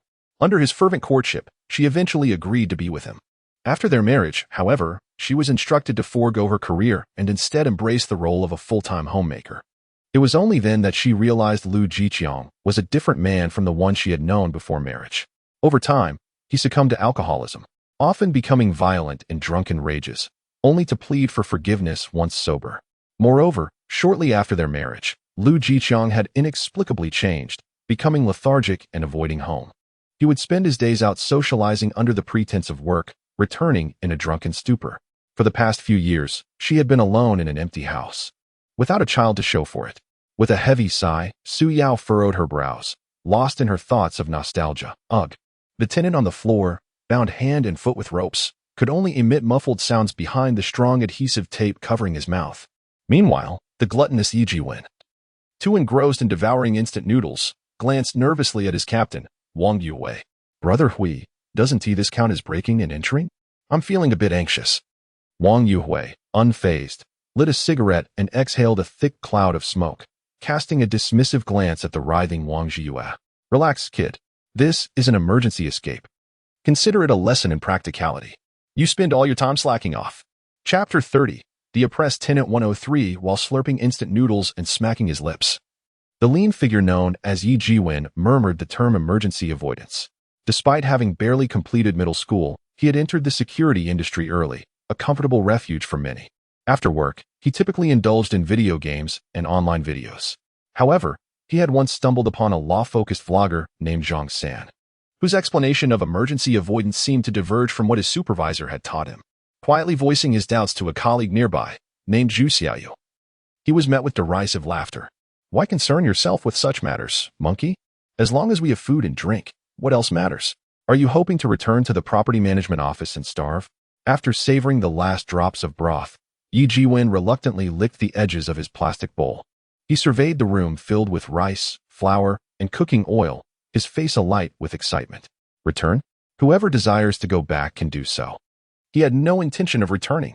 He recalled the initial days of rain when the flood first inundated the basement. The security team, along with other service staff, had worked tirelessly to drain water and assist with vehicle relocations. Though they had put in considerable effort, the only accolades they received were scornful remarks. As the floodwaters began to rise above ground level, everyone had gathered in the property management building. Fortunately, there was a small cafeteria within, stocked with a scant supply of instant noodles and vegetables. Unlike the residents in the high-rise buildings, the property management building relied on gas canisters for cooking. It was this very gas canister that allowed them to barely scrape through the days. Without it, the group of nearly 50 people would have collapsed under the pressure of their situation. Wang Jiu stared wide-eyed, a mixture of terror and fury coursing through him as he gazed at the security personnel, who resembled brigands. He could hardly believe that those meant to protect the residents could act like criminals. It dawned upon him that he had been careless, still clinging to a naive mindset as if the flood had not yet arrived. He should have never opened the door. Had he not let them in, despite the unpleasant odor in his room, he would have at least been comfortable with the supplies he had rushed to procure, ensuring that he would not face hunger in the short term. Now, witnessing the band of thieves indulging in the food he had hoarded, Wang Jiu longed to scream for help, but the tape binding his mouth rendered him only capable of muffled whimpers. Infuriatingly, they had bound his hands and feet to prevent any escape. Fortunately, their oversight had left a small knife fallen beneath the sofa. It was close, so tantalizingly close. With just a slight movement, he could grasp the knife. Once he freed himself from the ropes, he would dash out and call for help, sealing their fate. as Yi Jiwen savored the delectable broth of his instant noodles. He reflected on the meager sustenance they had endured in the property management building, only a small portion of paste-like noodles each day to stave off starvation. The thought of a hearty meal, such as braised pork, made his mouth water, and he could not suppress a swallow of saliva. He glanced at his benefactor, still curled up on the floor, and delivered a swift kick to his abdomen. Watching him curl up like a shrimp, Yi Jiwen smirked with satisfaction, spitting disdainfully. "Oh, you arrogant fool, cursing me out, eh? Thought you were so important?" Curiosity piqued among the other guards. They inquired about Yi Jiwen and Apos' situation. He tugged at his collar uneasily, grumbling, "That scoundrel bought a new car about half a month ago. He couldn't register it himself and had the audacity to berate me in the duty room. If it weren't an Apos' for that measly paycheck, I would have taught him a lesson right then." The others, resonating with his frustrations, rallied to educate Wang Jiu. They, too, had faced the brunt of the residents' and Apos' arrogance in their line of work. Allowing delivery personnel into the community led to complaints about lax security, while refusing entry would unleash a different wave of grievances. It was a no-win situation. Now, seizing the opportunity to assert dominance over the high-handed residents felt gratifying. Among them was Zhu Xiaoyu, a robust guard known as Fatty, who viciously kicked the curled-up Wang Jiu several meters away. However, to their astonishment, Wang Jiu, who had seemed utterly defenseless, suddenly sprang to life. With agility that belied his stature, he used the momentum from the kick to sprint toward the exit. Almost there. Just a bit faster. With the door within reach, a glint of madness flickered in Wang Jiu and Apos' eyes. Despite the excruciating pain coursing through his body from the earlier assault, he refrained from resisting, biding his time for this singular opportunity. "You scoundrels, just wait. Once I'm out, the entire building will know of your vile deeds." Just as he grasped the doorknob, a sudden sharp pain struck the back of his head, causing his world to spin.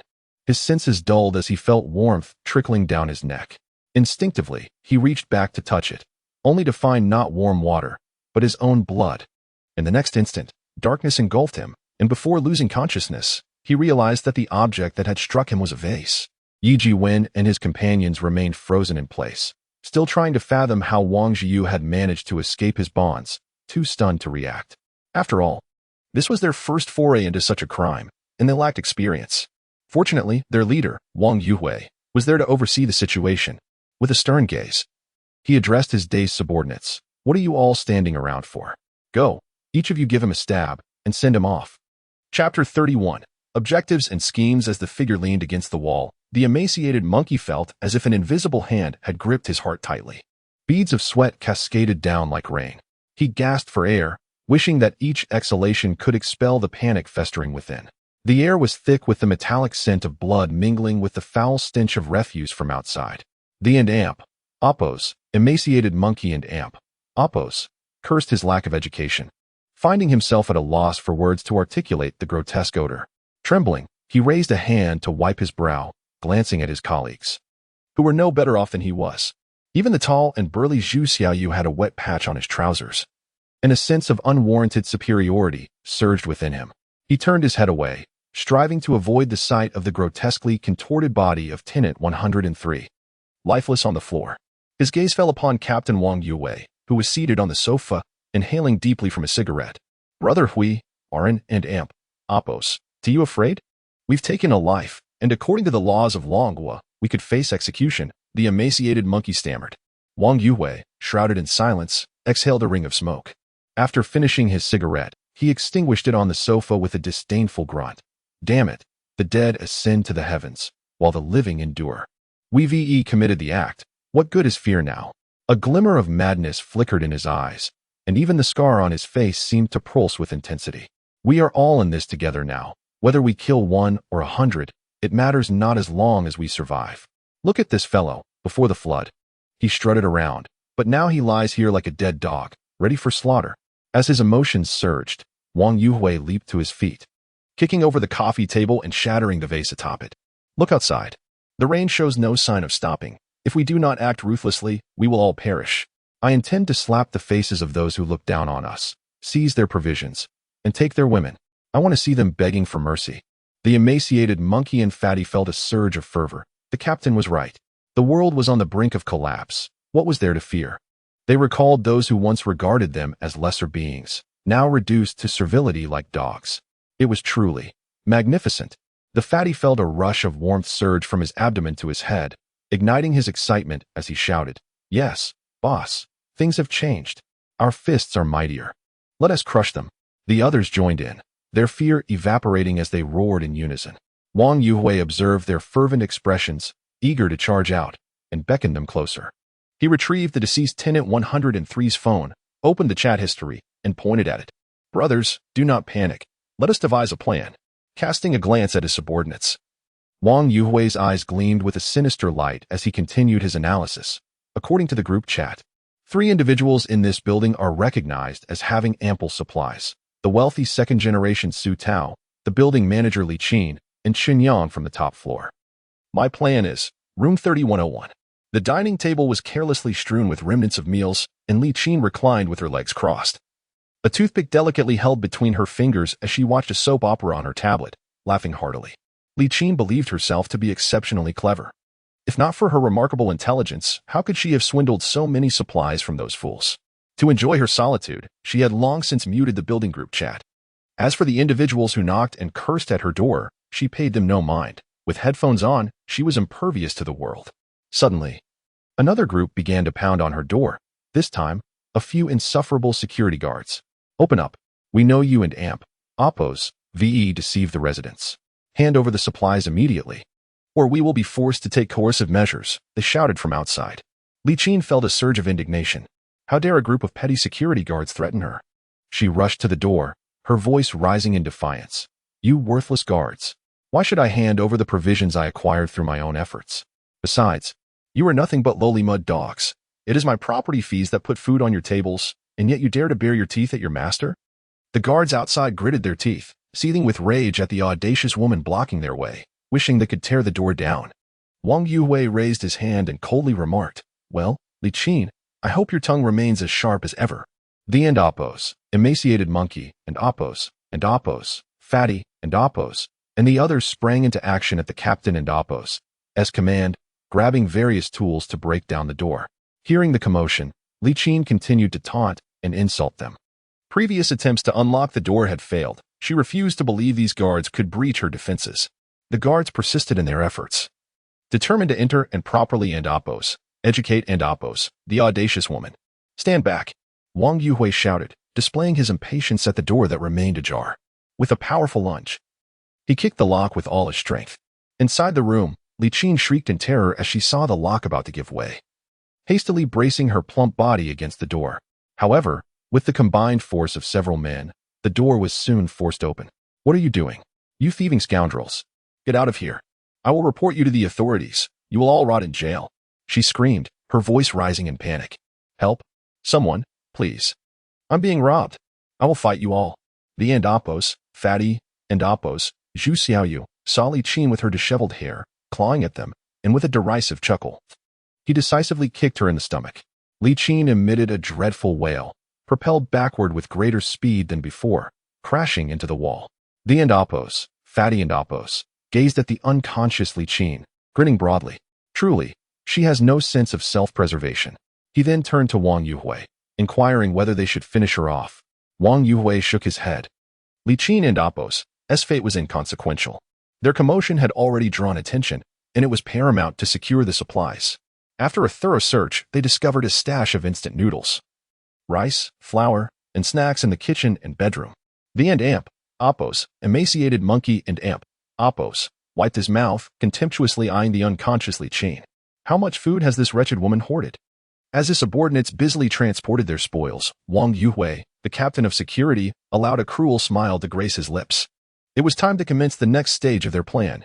Chapter 32, the chaotic beginning. Casting his gaze upon the meager assortment of provisions he had scavenged, Wang Yuhui noted with disappointment that both the variety and quantity of food were slightly less than he had anticipated. Nevertheless, it would suffice to sustain his band of brothers for a short while. It was now imperative to initiate the next phase of their plan. Grasping his mobile phone, he utilized the account recently added to the building group by Tenant 103 to compose a message. The righteous security guard, everyone. Our community's property management has received reports from residents indicating that the former building leader, Li Qin, has deceitfully exploited the government's name to misappropriate supplies from several homeowners. After multiple unsuccessful attempts to resolve the matter, we have now taken punitive measures against her. Please, all affected residents, compile your losses in this group. We will return the items in the order of their report and quantity remaining. Thank you for your cooperation. The message sent by Wang Yuhui in the Tianjin Huafu Building 18 neighbor group ignited a flurry of activity within the chat. The homeowners who had previously been deceived by Li Qin erupted in jubilation. Many members praised the security team, expressing their gratitude. It was a relief to have such diligent protectors. It was high time that a fraud like Li Qin faced consequences. Indeed, some residents, eager to reclaim their supplies, began disparaging others, particularly targeting Chen Yang and his group. I always said our security is dedicated and selfless, far superior to certain and oppos, good neighbors and oppos. One chimed in. Exactly. That Chen Yang on the top floor, despite my humble attempts to speak with him 3 times, he refused to even open the door, let alone lend me supplies. Another echoed. Meanwhile, Chen Yang, observing the chat with disdain, was astounded by the audacity of these fair-weather friends. They had all rushed to borrow supplies simply because Li Qin had claimed to have seen him purchasing items. Did they think he was a benefactor? While the alluring Suyo had also sought supplies, her persistence had been met with rejection until he finally relented and offered her a loaf of bread. But these shameless individuals, lacking in both looks and decorum, had the audacity to demand rice and instant noodles from him, resorting to snide remarks if he refused. Unable to tolerate their hypocrisy any longer, he swiftly took to his phone, his nimble fingers deftly retaliating against their slanderous remarks in the chat. Wang Yuhui and his companions stared in astonishment at the list compiled in the building group, incredulous as they compared it to the meager supplies they had just acquired from Li Qin. Brother Hui, even if Li Qin were a pig, it's improbable she could consume 200 pounds of rice and 100 packs of noodles in just a few days, remarked one, a cautious young security guard. Wang Lilin, barely 17 or 18, adjusted his glasses and interjected, Brother Hui, could it be that some residents are taking advantage of the situation and reporting inflated losses? Wang Yuhui nodded in agreement, his eyes narrowing with disdain as he scoffed. Indeed, these greedy individuals are exaggerating their claims, with some hoping to scrounge for free. They think they can take advantage of us? I shall ensure they have life to claim, but no means to spend it. Brother Hui, the young man ventured. Curiosity piqued. Why Don and Amp, Oppos, we simply storm in like we did with Li Qin instead of using food to bait them? His comrades echoed their intrigue. Wang Yuhui squinted, a sinister smile creeping across his scarred face as he replied, we require a secure base, unlike Li Qin, whose door is now non-existent. Can you sleep soundly without a proper stronghold? Our strategy is wise. Truly, our leader is sagacious. Brother Hui is a modern-day Zhuge Liang, one of them exclaimed. But Wang Yuhui waved them off, asserting they should adhere to the plan. Damn. These bastards are too quick. Lu Jiqiang fumed, his face flushed with rage. He had been quietly snacking in his room, oblivious to the messages in the building group. By the time he decided to register his claim, he found himself in the second tier of applicants. He grimaced, realizing that the reports of food being turned in were grossly exaggerated. He glared at Suyel lounging on the couch, his frustration boiling over. What nonsense are you spouting, Lu Jiqiang? Have I wronged you? She retorted, confused by his sudden outburst, her ankle pain evident in her tear-filled eyes. You wouldn't be in this predicament if you could even borrow some food. You're nothing but a decorative waste, he shouted, his heavy breathing betraying his agitation. If you can't procure meat from Chen Yang, don't blame me for being ruthless. Meanwhile, in the adjacent building, Lin Mingya lay disheveled on the sofa, having survived on little more than water for days. Xiaoxian, have you seen the messages on your phone? What are your thoughts? She asked her companion, who appeared equally gaunt. With a steely resolve, Lin Mingya replied, I agree. How much food can he provide? Lu Gu said if it's just you, he'll give 1 pack of noodles, but if we join forces, we could get 3. Lin Mingya shuddered, her complexion paling at the realization of her own diminished pride. To think she would stoop so low for a mere pack of noodles. Fine. I refuse to starve, and I will seek my chance to retaliate against Chen Yang, she resolved, albeit reluctantly. But I want 2 of those 3 packs. Xiaoxian laughed derisively, shaking her head, that one and Oppos, do. Lu Gu is generous because of my skills and figure. Look at you, your touch cannot compare. Men prefer the ample and voluptuous. With a vacant stare, Lin Mingya fixated on her so-called best friend. Half for each of us, or we shall starve here together. Very well, I will contact him now. Chapter 33, Brother Yang, do you want a woman? The following day, as dawn broke, Su Yao, who had only just fallen asleep due to the pain in her ankle, was stirred awake by the silhouette of someone moving about in the kitchen. Lu Jiqiang, what are you doing up so early? Startled by Su Yao and Appo's sudden voice, Lu Jiqiang, tiptoeing, flinched and averted his gaze. And nothing. I was just thirsty and got up to boil some water. You can go back to sleep. Feeling excessively drowsy, Su Yao, hearing only the sound of water boiling, dozed off again. Uncertain of how long she had slept, Su Yu was abruptly awakened by a delightful aroma wafting through the air. How fragrant! So delightful! She roused from her slumber, her mouth watering as she swallowed hard, bewildered by her surroundings. ISN and Amp, Appos, tea there hardly anything to eat at home? Lu Jiqiang typically only brought a small amount of rice and noodles for her to cook, which certainly didn't produce such a delectable scent. Hobbling towards the living room, she discovered the door was still locked from the inside. So you gently knocked on the door. Jiqiang, what are you eating? Please share some with me. I'm starving. Receiving no response from Lu Jiqiang, she grew anxious and pounded on the door more forcefully. Jiqiang, open the door. Are you eating instant noodles? Please save me some. This time, Lu Jiqiang and Appo's irritable voice came from within. All you think about is food. Are you a pig? You can end Appo's to even borrow food. After muttering a few curses, he hastened his slurping of noodles. Outside, Su Yu was nearly beside herself, banging on the door to be let in. Moments later, a burping Lu Jiqiang flung open the door, and upon seeing Su Yao slumped on the floor, indifferently handed her an empty bowl. Here, you really are like a pig. Your nose so sensitive. Su Yao's face brightened, eagerly accepting the bowl, but the next moment, she was struck dumb. There was not a single noodle left.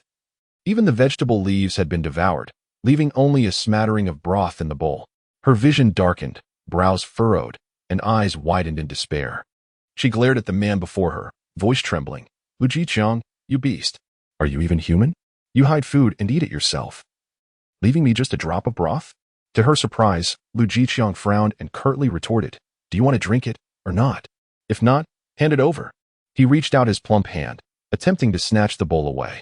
With her stomach burning from hunger, Su Yao had no choice. A silent tear slipping from the corner of her eye. I and Amp, Appos, drink it. I'll drink it. But Lu Jiqiang did not afford her a chance to retract her words. Pushing her aside forcefully, Su Yao trembled, her weakened state unable to resist his grasp. Lu Jiqiang, in just a few gulps, drained the broth, then disdainfully regarded Su Yao, poking at his flattened nose. Don't you understand that all the nutrition is in the broth? I kindly left you the best part, and you don't even appreciate it. Truly an ungrateful swine. As he observed Su Yao and Appos' tear-streaked face, he tossed the empty bowl at her feet. Dawn and Amp, Appos, say I didn't give you a final chance. Pour some hot water in, and you can still make a little oily broth to satisfy your cravings. Su Yao felt utterly defeated, unable to comprehend Lu Jiqiang's audacity. Even more shamelessly, Lu Jiqiang leered at Su Yao's ample bosom as it heaved, a sinister smile creeping across his face. Su Yao, just hold on a few more days. Once I get the food I was cheated out of, we'll live well. Until then, if you can and Appos, borrow food from Chen Yang, then you and Appos, just have to starve. If you die, consider it bad luck. Feeling dizzy from hunger, Su Yu lacked the strength to argue further, fearing violence, and could only nod in acknowledgement. Seeing her compliance, Lu Jiqiang squatted down, enthusiastically offering advice. Su Yu, it's not that I'm criticizing you, but you need to leverage your strengths. At this point, what good is modesty? You need food. You must find a way to change your perspective. Everything else is false. Only food is real. Later, go tidy yourself up and be a bit more humble. That young, brash Chen Yang will surely lend you food again. As Lu Jiqiang grew more animated, licking his chapped lips, he continued, and you and Appos, still too reserved. If you have assets, you must flaunt them. Change into something appealing today, and don't forget the black stockings. I refuse to believe there is a man who can resist a pitiful neighbor in black stockings seeking help. Su Yao felt a wave of unprecedented humiliation wash over her. What was wrong with this world? How could there be men who instructed their wives to seduce others? Buzz, buzz, buzz. Chen Yang looked up at the flickering ceiling light, which after a few flashes, extinguished completely. The air conditioning, which had been running continuously, abruptly shut off with a beep. Has the power finally gone out? This is going to lead to more chaos. Chen Yang had long been mentally prepared for a future with scarce water and electricity. After all, These basic necessities require constant maintenance, and once neglected, they malfunction. Thus, in the apocalypse, issues are inevitable. It and Apo's merely a matter of time. If it weren't for the spatial treasure mirror, he would have had to endure it, but now it was different. Although it was nearing September, the temperatures remained high, and he was not yet accustomed to the absence of air conditioning. After a few minutes, confirming that there was indeed no electricity, Chen Yang calmly retrieved pre-prepared ice and a diesel generator from the spatial treasure mirror. With a few adjustments, the living room was once again cool. Knock, knock. Knock. Furrowing his brows, Chen Yang recognized that familiar knocking sound. He immediately knew who it was. However, was Su Yu being a bit greedy? He had just asked her not to come yesterday. Why was she back? What new trick did she intend to play? Approaching the door quietly, he peered through the peephole and confirmed that it was indeed the alluring young woman, Su Yao, from downstairs. Shaking his head in disbelief, Chen Yang opened the door with a slight frown, feeling somewhat impatient. The beautiful woman waiting outside had reddened eyes, her gaze misty, and her lips quivered slightly as she looked up at Chen Yang, her face a picture of grievance. Before he could speak, Su Yao stammered, "Brother Yang, do you want a woman?" Chapter 34. The undignified Lu Jiqiang. To be honest, Chen Yang found himself momentarily bewildered. What was happening? What kind of situation was this? A delicate young woman knocking on his door early in the morning, asking him if he wanted a woman? If he uttered a word, she would readily present herself. Was this something one could openly discuss? Did Su Yao truly not comprehend that the morning was when men were most vigorous? Su Jia, what do you mean by that? Chen Yang began to inquire, but before he could receive an answer, he noticed that Su Yao and Apo's attire today was markedly different from before. She wore a sheer white high-waisted t-shirt adorned with a familiar cartoon motif. Perhaps it was a size too small, as the fabric clung tightly to her form. With each breath she took, the cartoon image on her shirt seemed to undulate, accentuating her curves. Her slender waist, delicate and barely graspable, became inadvertently revealed. Her lower half was complemented by a flouncy pleated miniskirt that swayed gently with her movements, adding an air of mystery that was utterly captivating. The sheer black Balenciaga stockings hugged her long, slender thighs, while the crimson garter at the end contrasted alluringly against her porcelain skin. Chen Yang and Apo's gaze ignited with fervor, scanning Su Yao's figure with a predatory intensity. Did this neighbor of his not realize she was playing with fire? She was indeed testing the limits of his moral fortitude. Su Yao could distinctly feel Chen Yang and Apo's gaze sweeping over her as if it were a tangible force, sending shivers down her spine. Goosebumps erupted on her skin as warmth pooled in her lower abdomen, coursing through her body. A wave of intense embarrassment colored her cheeks, and her petite ears flushed a deep pink.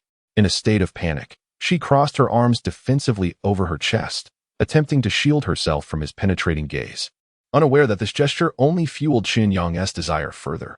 Su Jia, what did you mean by that? Chen Yang pressed again, with tears welling in her eyes. Su Yu replied softly, Yang Go, I'm just so hungry. Could you possibly take me in? Chen Yang frowned. Didn't I give you a bag of bread yesterday? I also mentioned that I have nothing left to eat. You should return home. It's quite dangerous for you to be out dressed like this.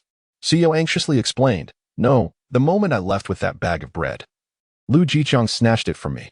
He didn't give me a single bite at home, forcing me to come out and beg for food. If I can't borrow anything, I'll have to survive on water alone. Please, I can't take it anymore. Upon hearing her distress, Chen Yang shook his head. He had warned her the previous day to eat it right there instead of bringing it back. Now she was regretting her decision. Su Jia, what Lu Jiqiang did is excessive. I pity you, but I truly have no surplus food. You should return. Chen Yang strained himself not to look at her, focusing on the cartoon character that threatened to pop out from her shirt, and resolutely prepared to shut the door. Chen Laudi, please don't close the door. I need to talk to you. Just as Chen Yang was about to close the door, a rotund figure rushed out from the corner of the staircase, calling out. It was Lu Jiqiang, Su Yao's husband, who had been stealthily following her.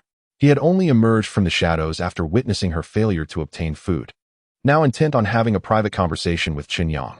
Seeing Lu Jiqiang rushing toward him like an unrestrained beast, Chen Yang smirked, suspecting the man intended to storm into his home while his guard was down.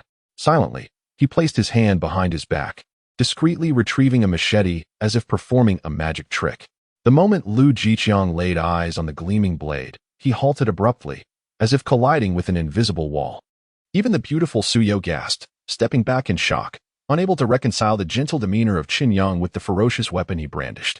Wiping the cold sweat from his brow, Lu Jiqiang waved his hands in a placating gesture, his face adorned with a disingenuous smile. Chen Laodi, what are you doing? I mean no harm. I simply wish to discuss business. Chen Yang regarded him with derision, realizing that if he hadn't brandished the weapon, Lu Jiqiang would have undoubtedly barged in. What ulterior motive did this man harbor? Lu Jiqiang, is the sun rising in the west? You wish to talk business with me? I recall you never even glanced my way before. Lu Jiqiang forced an awkward smile, aware of Chen Yang's mockery, yet he persisted. Chen Laodi, please don't take offense. Just look at my wife. What do you mean by that, Lu Jiqiang? Oh, Chen Laodi, you must have seen the messages in our chat group. That former flight attendant with a little belly can fetch 2 packs of instant noodles. My wife, who used to be a yoga instructor, has an exquisite figure. How about you give me 3 packs of noodles, and I'll let her serve you once. What do you say? Chen Yang raised an eyebrow, taken aback by Lu Jiqiang's shamelessness in so bluntly proposing the sale of his wife. Su Yao's face turned ashen, biting her lip in disbelief. She could never have anticipated that Lu Jiqiang would so easily offer her up for a few packs of noodles. The horrifying reality dawned on her. If he could barter her for Chen Yang today, tomorrow he could just as easily sell her to an old, unattractive man with food. Staring blankly at Lu Jiqiang, Su Yao's eyes shifted from disappointment to despair, ultimately settling into an abyss of silence. Chen Yang's expression darkened as he coldly regarded the obsequious Lu Jiqiang and the vacant-eyed Su Yao. Although he found Su Yao's allure intoxicating and her figure captivating, he remained acutely aware that this was a dire world. Trusting anyone too easily could lead to dire consequences. After all, he could not ascertain whether this couple was merely playing a deceptive game, so he maintained his composure and firmly rejected Lu Jiqiang's proposition. Lu Jiqiang, I have no interest in what you're offering. You should seek someone else. With that, Chen Yang slammed the door shut, leaving Lu Jiqiang standing outside, frozen in shock. Chapter 35. Has the female superior Qin Shui finally awakened? Brother Chen, please open the door. Let us discuss this further. If you find 3 packs of instant noodles too excessive, 2 packs can be negotiated. Alternatively, I could arrange for Su Yao to accompany you a couple of times, and you would only need to provide me with 3 packs. The first time can serve as a trial, a complimentary experience. How does that sound? Brother Chen, After shouting for a considerable time without receiving a response from Chen Yang, Lu Jiqiang stood outside the door, his face a mask of disbelief. In truth, had Chen Yang not been wielding a large knife moments ago, Lu Jiqiang would have attempted to force his way in. He was certain that the young man possessed food at home, particularly meat. Trading 3 packs of noodles for a rendezvous with Su Yao had initially been his plan. He would have had no objections if Chen Yang had agreed. However, he did not anticipate that the other party would be both cautious and ruthless. This was perplexing. As a man, Lu Jiqiang was confident in his wife and Appo's allure. Had it not been for his reckless indulgences years ago that had led to his current predicament, he would never have allowed Su Yao to remain alone for so long. Could it be that Chen Yang was genuinely unwell? After silently criticizing Chen Yang, he turned to see Su Yao, lost in thought and silent. Anger surged within him, and he raised his hand to slap Su Yao, scolding, "Are you a corpse?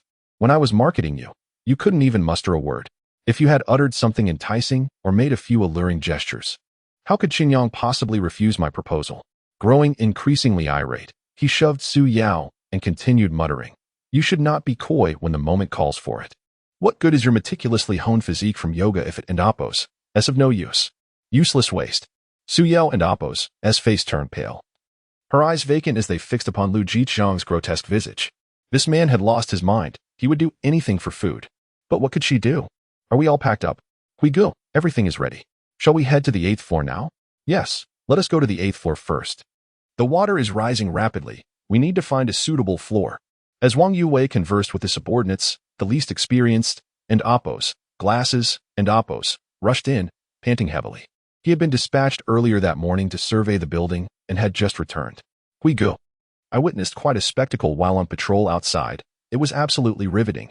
And Appo's caught his breath before vividly recounting the incident of Lu Jiqiang seeking provisions.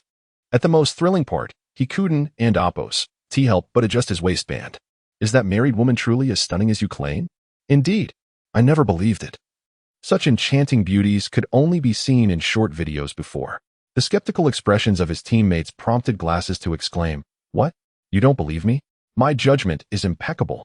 I overheard that woman is a yoga instructor. No wonder her figure is so remarkable. If I weren't alone, fearing to alert them, I would have already made my move. Seeing and Oppos, glasses and Oppos, so adamant.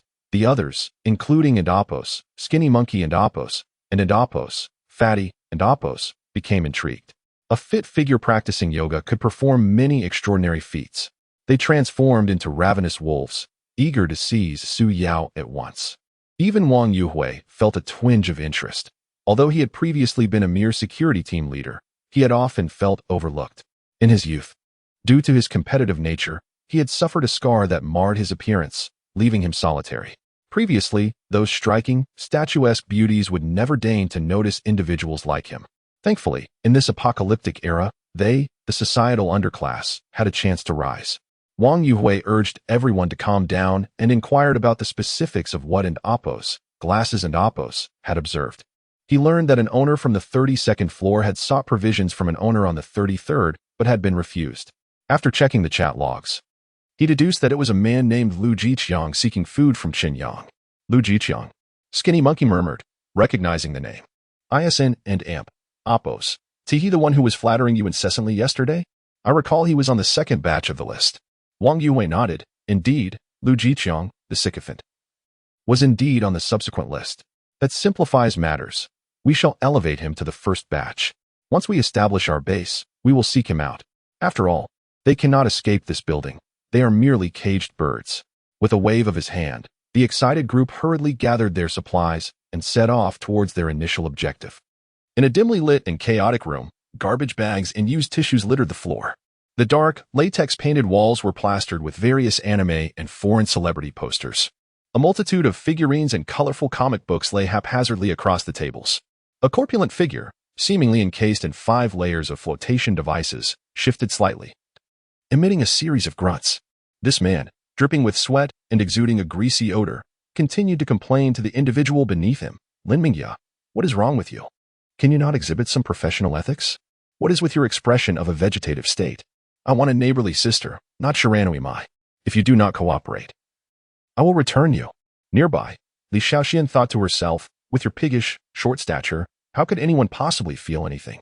Yet, she maintained a seductive smile as she replied, Oh, Lu Gu, it's simply that you are too vigorous. She's likely in a daze from it all.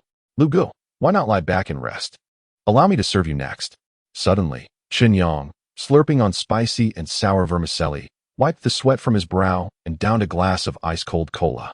Just as he set his chopsticks down, a knock echoed through the door. Frowning, Chen Yang wondered who it could be this time. Surely it was and Oppos. Su Yao again? Upon hearing a familiar voice, he couldn't help but smile. What a delightful surprise. After ensuring no one else was around, he opened the door to find his neighbor, the alluring superior Qin Shui, standing there. Before the slightly flustered Qin Shui could speak, Chen Yang's heart raced as he mused. What is going on today? My female superior has come to my door, clad in black stockings? Chapter 36, Chen Yang. Could you lend me some tissue? And AMP. Oppos. Tianjin Huafu Building 18 Neighbors Group. And AMP. Oppos. Since the power outage early this morning, there has been no electricity, and the group chat has been in an uproar. After all, the weather is still quite warm, even if the air conditioning is off, at the very least. A fan is necessary. The abrupt loss of power is uncomfortable due to the rising temperature, but it also brings forth myriad other issues. There is no lighting, no hot water for bathing, and phones cannot be charged. Some residents have started asking for other items in the group. Is there a kind neighbor who could lend me a power bank? My phone wasn't charged last night, and it's about to shut down. I'm willing to pay a handsome sum for anything solar-powered, starting from 1,000,000 dragon coins. Naturally, such self-absorbed requests went ignored. More people were busy lamenting and cursing the inaction of the relevant authorities. What is this situation? With the power down, I can't even drink hot water. I ended up boiling water on the gas stove. Seriously, are you upstairs really drinking hot water in this weather? I'm using cold water to bathe. Damn it. The complaint hotline for the power company is completely unreachable. Has anyone managed to get through? Additionally, those with a pessimistic outlook continued to spread their views in the group. Who's going to come and fix this? Just look at how high the water is outside. No one will come to fix it. Are we supposed to have the leaders come and repair it themselves? At this rate, in 2 or 3 days, we won't even be able to chat in the group anymore. Oh no, I just downloaded the Teacher S instructional video on my computer. but I haven't had the chance to watch it yet. Quick, quick, quick, while my phone still has some battery. I'll announce one last time. A pack of instant noodles will get you a visit to my house. I won't share my wife's photo. Everyone can go through the chat history themselves. Regarding the final complaint session taking place in the group, Chen Yang was indifferent. He was instead mesmerized, staring at the shy Qin Shui standing at the door. Unlike last time when she visited in a formal outfit and without stockings, this time she donned a skin-tight beige dress that perfectly accentuated her curves. Her ample bosom was prominently displayed beneath the fabric, leaving Chen Yang feeling a bit dizzy. This time, Qin Shui was significantly more in amp, oppos, clever, and amp, oppos. She paired her dress with black stockings that made her legs appear even longer. The most eye-catching detail was undoubtedly the pair of Valentino red-soled and amp, oppos, speed shoes and amp, oppos, adorning her feet. Chen Yang couldn't help but steal a glance. Her fair toes peeked out from beneath the black stockings, exuding undeniable allure. Regaining his composure, Chen Yang focused on Qin Shui's lightly made-up face and asked, "Manager Qin, what brings you here?" Qin Shui's brow furrowed slightly, her gaze evasive, hesitant to meet Chen Yang's eyes. She wasn't foolish. During her last visit to borrow food, Chen Yang's intense gaze had traversed her legs, leaving her with goosebumps. Moreover, she had just witnessed another woman leaving with a bag of bread immediately after her. Having observed the entire borrowing process, Qin Shui had gained some insight into Chen Yang's preferences. Thus, she had not only applied a light touch of makeup but also chosen a dress that emphasized her figure, even going so far as to wear a new pair of stockings, a rare choice. Indeed, the tangible intensity of his gaze made her feel both shy and inexplicably accomplished. Leaning against the door frame, Chen Yang regarded Qin Shui, whose lips parted and closed as if she struggled to find words. Unable to resist, he inquired once more. Qin Shui, her gaze still averted, quietly stated, "Chen Yang, I'd like to borrow some supplies again." So this female neighbor had truly returned to borrow more items. Chen Yang shrugged, smiling. "Manager Qin, I told you before, no one has any extra supplies right now. Besides, you just waltz in here to ask me for food?" Qin Shui's face paled. She had thought that dressed like this, Chen Yang would surely not turn her down again. To her dismay, she was rejected once more, leaving her feeling defeated, fearing he might close the door on her. She relinquished her modesty and quickly clasped Chen Yang's arm. "Chen Yang, for the sake of our past as colleagues, please help me. I beg you. I will remember your kindness. Just help me this once." Chen Yang looked at her, resembling a little cat clinging to him, acting cute and charming. Internally, he felt overwhelmed. Hey, Qin Shui, what has gotten into you? Where's your usual icy demeanor? Are you trying to play contrast with me?" Although there was a thin layer of clothing between them, Chen Yang could feel her curves enveloping his arm, as if he were lost in a soft cloud. With every gentle movement and friction as Qin Shui spoke, the softness became more pronounced. Nevertheless, Chen Yang maintained his composure, his expression serious as he gazed at his charming superior. "Manager Qin, what are you doing? It's not good for others to see this. Besides, even if I lend you some food today, what about tomorrow? What about in the future? The duration of this flood is uncertain, and everyone's food is crucial. I can't keep lending to you." Qin Shui shuddered involuntarily. Although Chen Yang's words were harsh, they struck her like a wake-up call. Indeed, the heavy rain showed no signs of abating. At this rate, without a sustainable food source, how many days could she endure? 3 days? 5? What would happen after that? Even more frightening was the chaos outside. There was that fat man downstairs in the group. These scoundrels would sell their wives to survive. What advantage did she have to ensure her survival? Was it really going to come to? Chen Yang watched as Qin Shui appeared lost in thought, shaking his head in resignation. "Manager Qin, you should go back and think it over. Come back once you've made up your mind." "No." Qin Shui seemed to have made a decision. She raised her head, gazing at Chen Yang with pleading eyes. "Chen Yang, I will wash your clothes, clean your house, and cook for you. I just need something to eat. Can we arrange that?" "Huh?" Chen Yang was taken aback by her proposition. Was this female superior offering to be his maid? Unable to help himself, he stroked his chin. While he had a washing machine, hand washing would undoubtedly be cleaner. Besides, he had ample food reserves. Even with 2 people, there would be more than enough to eat. Stay strong. A man must remain resolute in critical moments, and oppos. Chen Yang reminded himself to stay calm as he handed Qin Shui a piece of bread, instructing her to wait for further notice. To his surprise, she blushed and shyly asked, "Chen Yang, Could you lend me some tissue first? Chapter 37. The Advancing Security Guard. Targeting Su Yao Honey. I am so hungry. When will there be something to eat? Very soon, dear. Just bear with it a little longer. I just messaged that foolish security guard, and he said they are preparing to return the supplies shortly. That and Appos. That's wonderful, darling. You are so impressive, quick on your feet. Securing the first spot. But are those security guards really that reliable? Hearing his wife's doubts, Qian Fei chuckled and gently stroked her hair, patiently explaining, my love. Consider this. Those who become security guards are often those with poor academic performance and limited intellect. Who with a sharp mind would choose such a profession? The admiration in his wife and Appos' eyes made Qian Fei puff out his chest. Continuing his analysis, we should try to keep them from entering, instructing them to leave the supplies outside the door. Besides, even if they do come in, once we've consumed everything in our home, if they manage to find even a grain of rice, I shall concede defeat. What could they possibly gain from us? Thus, to deal with these simple-minded security guards, all we need is to offer a few kind words and deceive them slightly.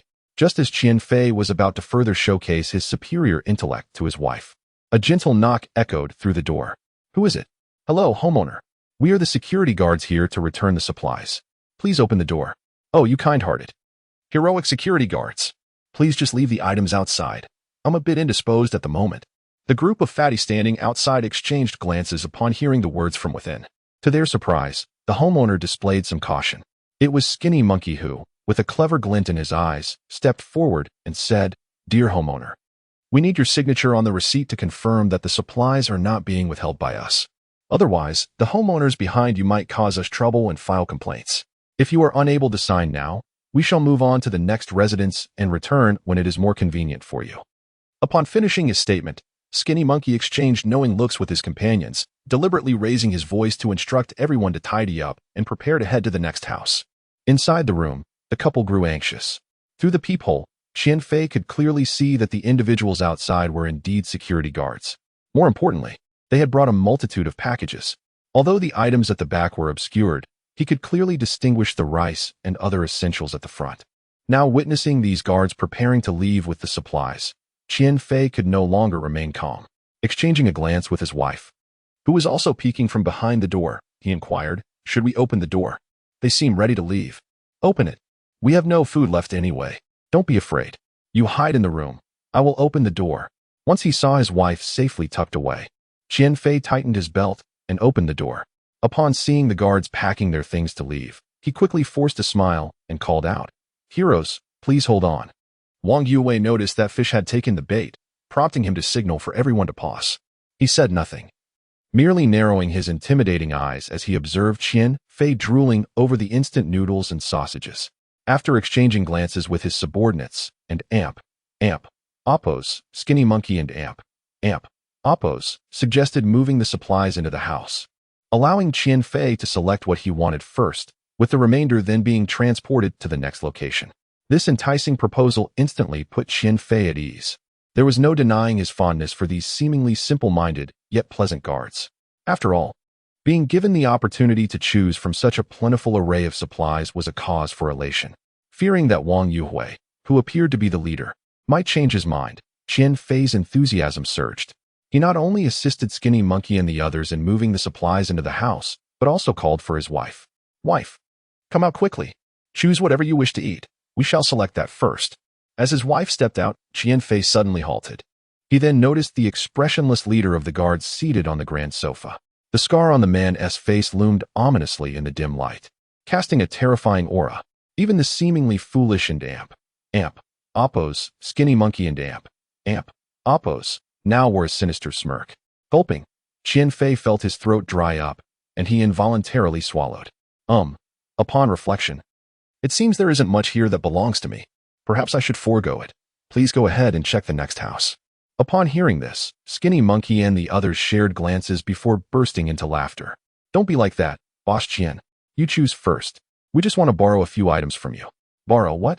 Qian Fei stammered, hastily clarifying, I have no food left at home. You may search for yourselves. As for money, I can offer it to you. Wang Yue abruptly stood up. His large frame combined with the scar on his face intimidating Qian Fei into retreat. With a stern expression, he fixed his gaze on Qian Fei and coldly stated, Boss Qian, among so many of us, you are the luckiest, being the first we have chosen. Let me be frank. My companions and I have been working hard to retrieve supplies for you all. Now we cannot leave and have no place to stay. What should we do? Inside the room, despite the stifling heat from the lack of electricity, Qian Fei felt a chill run through him, as if plunged into an ice cavern. He could hardly fathom that these individuals were eyeing his home. Dear brothers, I am immensely grateful to you, but my place is filthy, dilapidated, and small. It hardly befits your stature. How about this? The family above used to be affluent, their home spacious and luxurious. Perhaps you could. Before he could finish, Fatty dashed over and delivered a swift kick, knocking him unconscious. Wang Yuhui, witnessing his subordinate's recklessness, could only shake his head in resignation, instructing them to restrain the female homeowner as well. Shortly thereafter, and Oppos, Glasses and Oppos, hurried back, exclaiming, "Boss, is it now time to head upstairs and find that beautiful lady surnamed Sue?" Chapter 38. The Desperate Beauty. What are you trying to do, you shameless harlot? Sneaking into my room? Lu Jiqiang exclaimed furiously, taken aback as he emerged from the restroom to find Su Yao attempting to open his door. In a fit of rage, he lunged at her, delivering a sharp slap across her face before shoving her aside, heedless of her fall. He inspected the door lock, muttering curses under his breath. "Su Yao, I warn you, if you dare step into my room again, I will break your limbs and sell you off." Sitting on the floor, Su Yao clutched her swollen face in despair. Her eyes locked onto Lu Jiqiang, who resembled a raging bull. "Isn't this also my home? Am I not allowed to enter to fetch my clothes? What are you hiding in there? You scoundrel, do you not care even a shred for our marital bond?" With a cold chuckle, Lu Jiqiang fixed his menacing gaze on her, sneering, "This house is mine. I bought it with a loan, so it has nothing to do with you, Su Yao. When I tell you to leave, you must leave. As for marital affection, I can't even enjoy the food in front of me. Why would I care about such sentiments?" Observing Su Yao's tear-streaked face and her trembling form, Lu Jiqiang licked his parched lips, tightening his belt as he scrutinized her with a peculiar intensity. "You've been starving for so long, and yet you haven't lost any weight. Tell me, have you been hiding food?" Fuming with anger and hunger, Su Yao's face flushed crimson. "Lu Jiqiang, do you think everyone is as selfish as you? I went out to buy food, and you hid it from me. I borrowed grain, and you snatched it away. How dare you accuse me of hoarding?" Lu Jiqiang merely waved her off, unconcerned. He was fully aware of the food situation at home. "I am a man of my word. From this moment on, you will not receive any grain, and you will starve. If you don't want to perish, I can connect you with buyers. But remember this principle: if you have no value, do not blame me for being ruthless." A wave of unprecedented humiliation washed over Su Yao. She understood that as time progressed, Lu Jiqiang's facade was fading. To this spineless man, she was merely a commodity. If she continued to go without food, she would either starve or be subjected to humiliation by others. What should she do? Su Yao and Oppos' gaze became vacant, her mind echoing her despair. Meanwhile, Chen Yang hummed a tune, skillfully dusting the bell peppers and chopping them into small pieces. He turned on the gas stove, heating the pan without oil. First, he dry-fried the green peppers with a pinch of salt until they developed a crispy skin, then set them aside. Next, he increased the heat, sauteed some fatty pork, followed by lean meat, allowing the fat to render before reincorporating the peppers and adding his secret sauce. Within minutes, he had crafted a dish that was a feast for the eyes and palate. He piled the sizzling stir-fried peppers and meat onto a steaming bowl of rice. "Delicious," he exclaimed, savoring the taste of the rice grown in the fertile black soil, perfectly complementing the dish. Since he began exercising, Chen Yang noticed a significant increase in his appetite. Unlike the other starving victims, he indulged in sumptuous meals, alternating between barbecues and hot pots. With relentless training, he had transformed into a much more robust figure. Previously, though not unattractive, Chen Yang and Oppos' physique had suffered from years of office work and long hours that left him no time for fitness. However, after dedicating himself to a rigorous training regimen, he could now be described as having broad shoulders and a narrow waist. In simpler terms, he was slim in clothes and fit without them. Lost in thought, he soon finished 2 bowls of rice, feeling satisfied as he let out a contented burp and began tidying up the kitchenware. Chen Yang glanced at the mess of greasy pots and pans, contemplating the necessity of hiring a dedicated cook or cleaner. This train of thought led him to reminisce about Qin Shui, recalling the aloof superior who had once captivated everyone and Oppos' imagination. He chuckled at the thought of her in a maid outfit, perspiring as she tended to his laundry and cleaning. Focus, focus. he chided himself, shaking off the distracting images as he picked up his crossbow, the Python S-400, to continue practicing his aim and speed. Meanwhile, Su Yao, barely sated with just water, sighed in resignation. As for Lu Jiqiang, that selfish man had retreated into his room to indulge in his solitary feast. Regardless of how she knocked, he remained unresponsive, heartless as ever. Though separated by a door, Su Yao could distinctly hear him enjoying his snacks, her stomach burning with hunger as it growled audibly. Swallowing hard, she staggered towards the door, feeling faint from lack of food. Seizing the opportunity while Lu Jiqiang was holed up, she resolved to visit Chen Yang once more. Her right foot, twisted from Lu Jiqiang's shove, throbbed painfully. Wiping the sweat from her brow, she leaned against the stairwell on the 33rd floor, the dual sensations of hunger and pain overwhelming her. How she had managed to reach the 33rd floor was a blur. After resting for a while and adjusting her hair, Su Yao prepared to knock on Chen Yang and Apos' door when she overheard a whisper from below. Glasses? This is way too high, if that beauty isn't attractive. We want to let you off easy. Don't worry, I promise you've never seen such a gorgeous woman in real life. The white shirt and skirt, combined with black stockings, is simply stunning. Hurry up, don't say any more. Once we finishes, I'll be next. No one better try to snatch my turn. Sitting on the stairwell, Su Yao and Apos' eyes widened in shock. She covered her mouth tightly, stifling even the faintest sound. Chapter 39. Su Yao and Apos' plea for help at the 33rd floor stairway at the stairway of the 33rd floor. Su Yao was so anxious that she dared not make a sound even while breathing. Listening to the descriptions of the woman, a married lady in a short skirt and black stockings, she realized that it perfectly matched her current attire. Although she had some awareness of the impending darkness, she never imagined that this day would arrive so swiftly. These individuals were clearly nefarious, and their crude words instilled a deep fear within her. The stairwell, shaped like Apos, allowed sounds to echo easily, causing her to remain motionless, terrified of alerting the bandits. And she continued to eavesdrop on their conversation. Hey, boss, why don't we just set our base at the home of that beautiful lady on the 32nd floor? One of them suggested.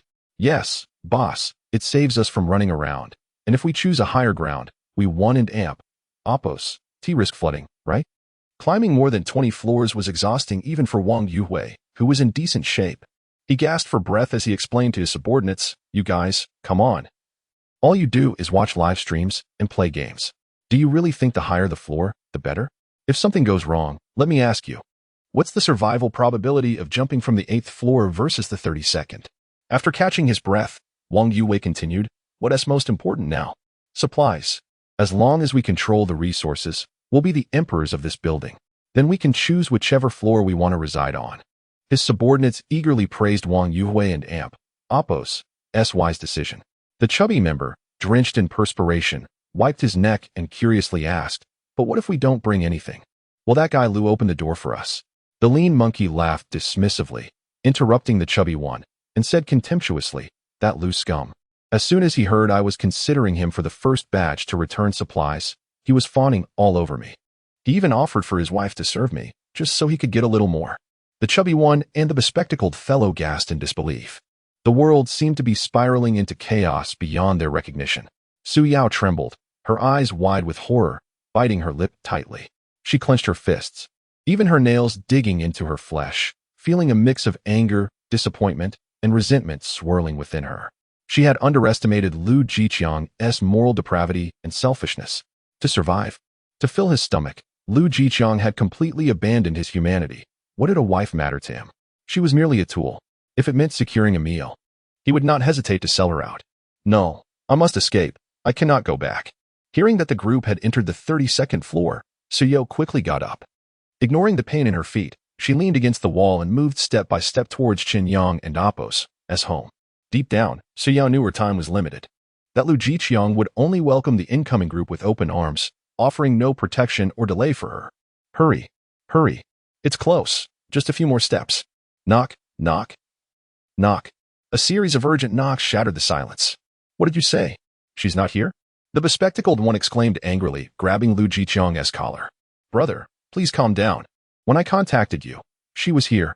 I didn't expect her to vanish as soon as I stepped out. Lu Jiqiang, who had been so domineering and violent before Su Yao, now appeared as weak as a plump quail before the security guards.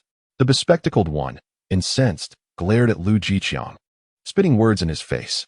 "You're truly useless. Can't even keep track of a person. You've embarrassed me in front of the brothers. I'll deal with you later." Lu Jiqiang immediately cowered, a sudden urge to urinate rising within him. His legs trembled, and his teeth chattered as he stammered, "No, brother. I truly had no idea you valued her so much. Otherwise, I would have certainly looked for her." Lu Jiqiang had always believed that the security guards prioritized him, which is why he had elevated his own status. However, it was now evident that they were more interested in Su Yao. That flirtatious whore must be out there, caught by those bandits. Lu Jiqiang seemed to forget that it was he who had insisted Su Yao dress provocatively. The lean monkey, having seen the artistic photos Su Yao had taken, was drooling with excitement. "Wow, brother, your taste is impeccable. This woman is truly stunning. It's a shame she has such poor judgment. Otherwise, she wouldn't have settled for such a worthless man." Hearing the ridicule directed at him, Lu Jiqiang dared not show anger. He forced a smile in agreement. He was terrified, as these men looked at him as if he were a feast. "Brothers, please be patient. I know where she is. I'll bring her back right away." Wang Yuhui, with a grin that held a hint of mockery, inquired, "Oh, you know where she is? Then why did you claim otherwise at first? Or are you planning to sneak away when we're not looking?" As the intimidating guards closed in, Lu Jiqiang swallowed hard and waved his hands frantically. "No, absolutely not. I was just sending her to borrow supplies from Chen Yang upstairs. She must have gone there." Upon hearing the possible whereabouts of the beautiful lady, Wang Yuhui became intrigued and asked Lu Jiqiang, "Chen Yang? Does he have a lot of supplies?" At the mention of this name, a fire ignited in Lu Jiqiang's eyes, as he had cursed both Chen Yang and Su Yao countless times in his mind. If either of them had been willing to lend supplies, he wouldn't have fallen into the hands of these bandits. Yes, it was all their fault. With a cunning glint in his eye, Lu Jiqiang devised a scheme to shift the blame and hurriedly explained to the others, "Chen Yang upstairs has plenty of supplies. Someone saw him buy several large carts of meat before the flood." Upon hearing this, the guards' eyes lit up, and they exchanged glances, excitement brewing among them. The lean monkey stepped forward, urging Lu Jiqiang to elaborate. Lu Jiqiang adjusted his pants and began to exaggerate the details.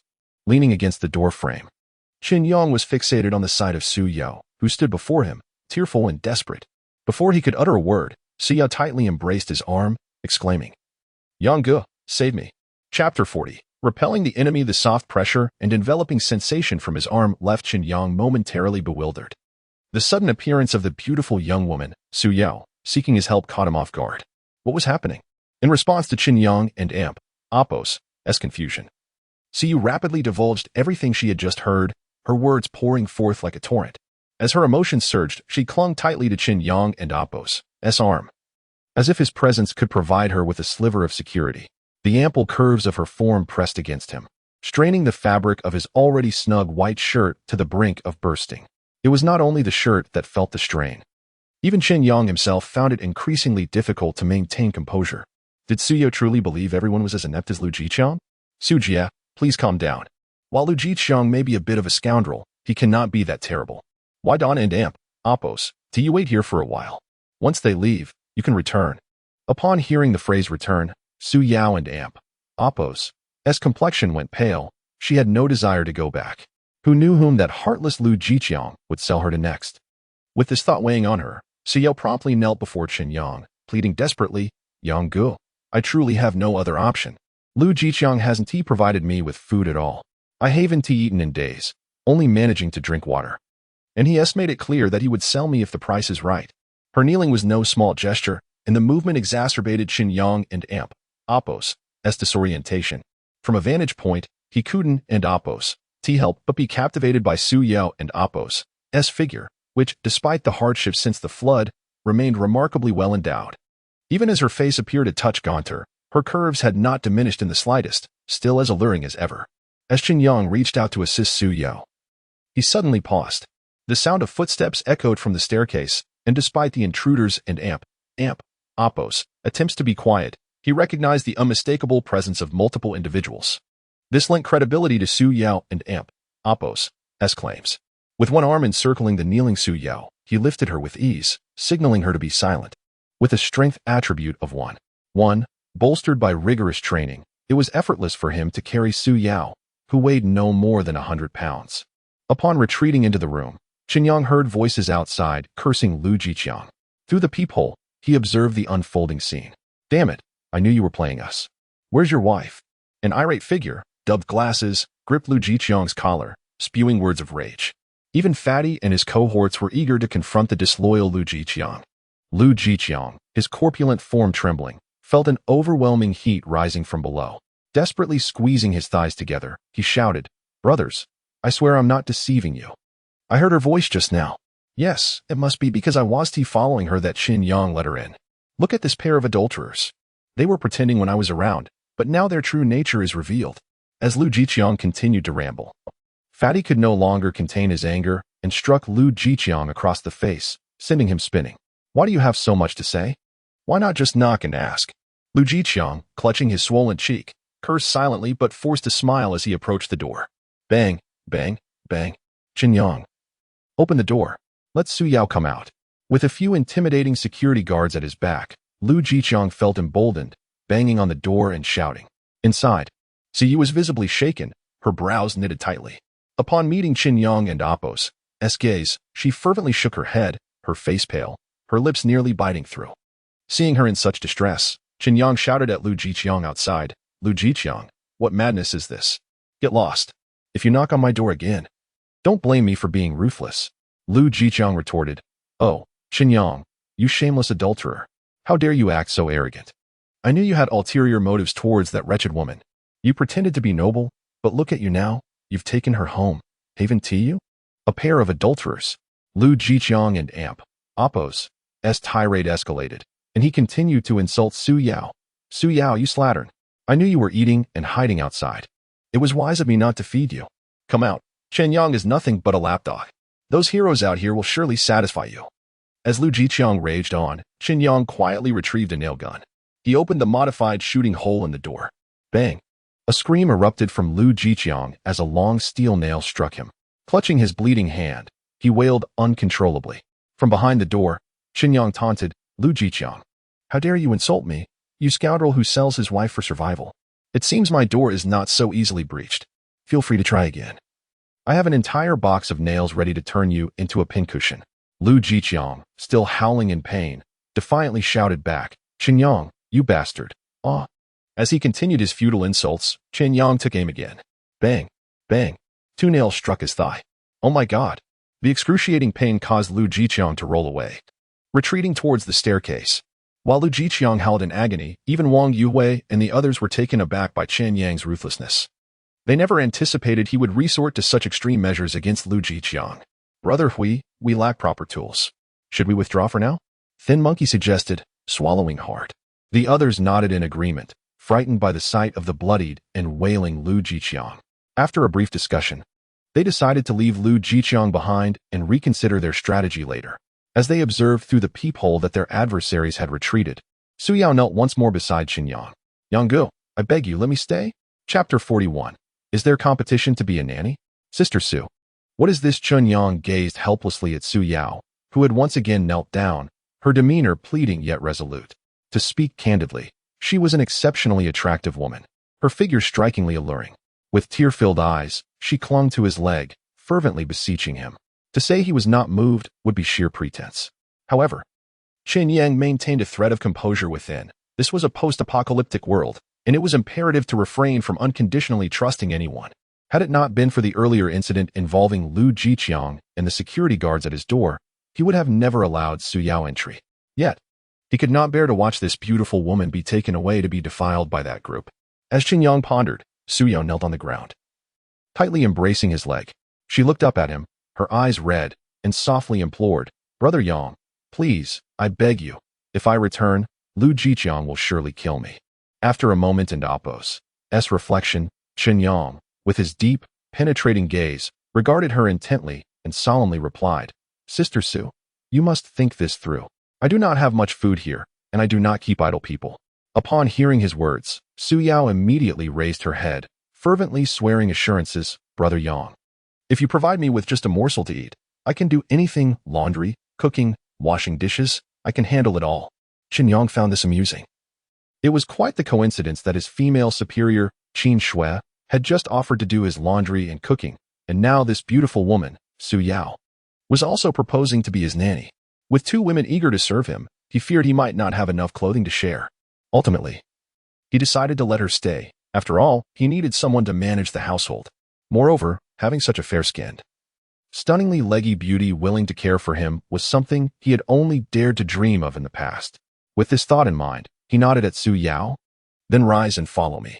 Joy illuminated Su Yao and Amp Appo's face as she steadied herself against Chen Yang and Amp Appo's leg and the wall, clumsily getting to her feet. Perhaps after the prolonged tension since the onset of the disaster, her nerves finally relaxed in that moment. Coupled with her prolonged hunger, her blood sugar had plummeted. As she stood, she suddenly felt faint, her vision darkening, and she nearly collapsed again. Fortunately, Chen Yang was quick to catch her in his arms. As her soft, delicate form pressed against him, Chen Yang's heart raced involuntarily. Sia wore a thin short-sleeved shirt, and their close proximity rendered their skin almost touching. Despite her efforts to maintain her appearance when seeking food from him, there was a subtle, fragrant aroma of plants emanating from her, which wafted into Chen Yang and Amp Appo's senses, stirring something within him. Due to their position, Chen Yang couldn't and Appo's help but notice the alluring contours of her figure. Maintaining his composure, he discreetly shifted back and inquired with calmness, "Sister Su, are you all right?" She gently shook her head, a flush of color gracing her cheeks, even her petite ears appearing enticingly rosy. As a uniquely sensitive woman, she sensed Chen Yang and Amp Appo's physical reaction. Fearing he might misconstrue her condition, she hastily explained, "Brother Yang, I am fine. It must be low blood sugar from hunger, but I assure you, I am healthy and will not be a burden." Chen Yang observed the cautious glimmer in her eyes and surmised she had suffered significantly at the hands of Lu Jiqiang. He nodded gently, assisting her to the sofa to sit. Awkwardly, Su Yu settled into a corner of the sofa. Prior to the disaster, her knowledge of Chen Yang was limited. She only knew him as a handsome ordinary office worker who once had a decent girlfriend, but their relationship seemed to have ended poorly. Beyond that, she was unaware of much else about him. As she contemplated her persistent pleas for help, she could not articulate the reasons, perhaps due to his appearance, his demeanor, or an intangible essence that provided her with a sense of security. As she calmed her racing heart, she curiously surveyed the room's layout. The living room was remarkably tidy and minimalistic, with the sofa and dining table neatly arranged in one corner, leaving a spacious area in the middle. Contrary to her expectations of a disheveled bachelor's abode, it was surprisingly organized. While Su Yao lost herself in thought, Chen Yang returned from his room. "Sister Su, I have already eaten lunch. You should have these 2 loaves of bread for now." Su Yao stared blankly at the 2 bags of bread in her hands, her large, watery eyes wide with disbelief. These 2 bags are for me, and I can eat them all in one sitting?" Upon receiving Chen Yang's affirmative response, tears of gratitude welled in her eyes as she hastily grabbed a piece of bread and devoured it ravenously. Coughing, perhaps due to her haste, Su Yao soon found herself choking. Chen Yang swiftly poured her a glass of pure water. "Thank you, Brother Yang," she murmured, her face flushed as she lowered her gaze in embarrassment, continuing to nibble on the bread. Despite her growling stomach, she paused after consuming just 1 piece. "Sister Su, why aren't you eating more?"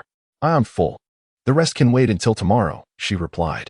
Chen Yang nodded approvingly, at least she knew her limits. Observing her cautious demeanor, he reassured her, "It's all right. Please eat more. Although food is scarce, I don't mind if you have an extra piece of bread." Upon hearing this, Su Yao's eyes glistened with tears once again, as she recalled how Lu Jiqiang had treated her. Yet, fearing Chen Yang would scorn her for crying, she silently wiped away her tears. Chen Yang, witnessing her distress, could only wonder how much she had endured. Time would be the only remedy to heal her wounds. Sighing, he offered her a bottle of medicinal oil. "Sister Su, take this. I noticed your ankle is swollen. You should apply it." Touched, Sio accepted the oil, surprised by Chen Yang and Appo's thoughtfulness. After a moment, she bit her plump lip, her cheeks flushed, and shyly asked, "Brother Yang, could I request a favor from you?" Chapter 42, Applying Ointment to Su Yo and the Rival Yang. "Brother Yang, could I trouble you for a favor?" Su Yo asked shyly, her eyes downcast as she approached Chen Yang. Upon hearing her request, Chen Yang hesitated momentarily before cautiously inquiring how he could assist her. "This bruising ointment needs to be vigorously massaged into the swollen areas. I am afraid of the pain and cannot bring myself to do it. So I wanted to ask for your help. she admitted, her embarrassment causing her to lower her head further, unable to meet his gaze. Deep within, Suyao berated herself for being so presumptuous. As a prospective caretaker, how could she dare to make such an outrageous request? What if Chen Yang became angry? However, Chen Yang, upon realizing that she merely sought help with applying the ointment, found no fault in her request. He had been diligently working on his physical fitness lately, pushing his limits, which had inevitably led to some muscle strains, making it difficult to apply the ointment to certain areas. "Oh, I thought you needed help with something more serious." "Sujia, extend your foot here," he said. Oh, okay." Lost in her thoughts and preparing for a metaphorical storm, Suyao was momentarily taken aback by Chen Yang's response, but instinctively stretched out her foot. Chen Yang carefully observed Suyao's elegant leg as she extended it. It was long and straight, exquisitely proportioned like fine jade. However, it should not be misconstrued. Chen Yang approached this with a critical eye.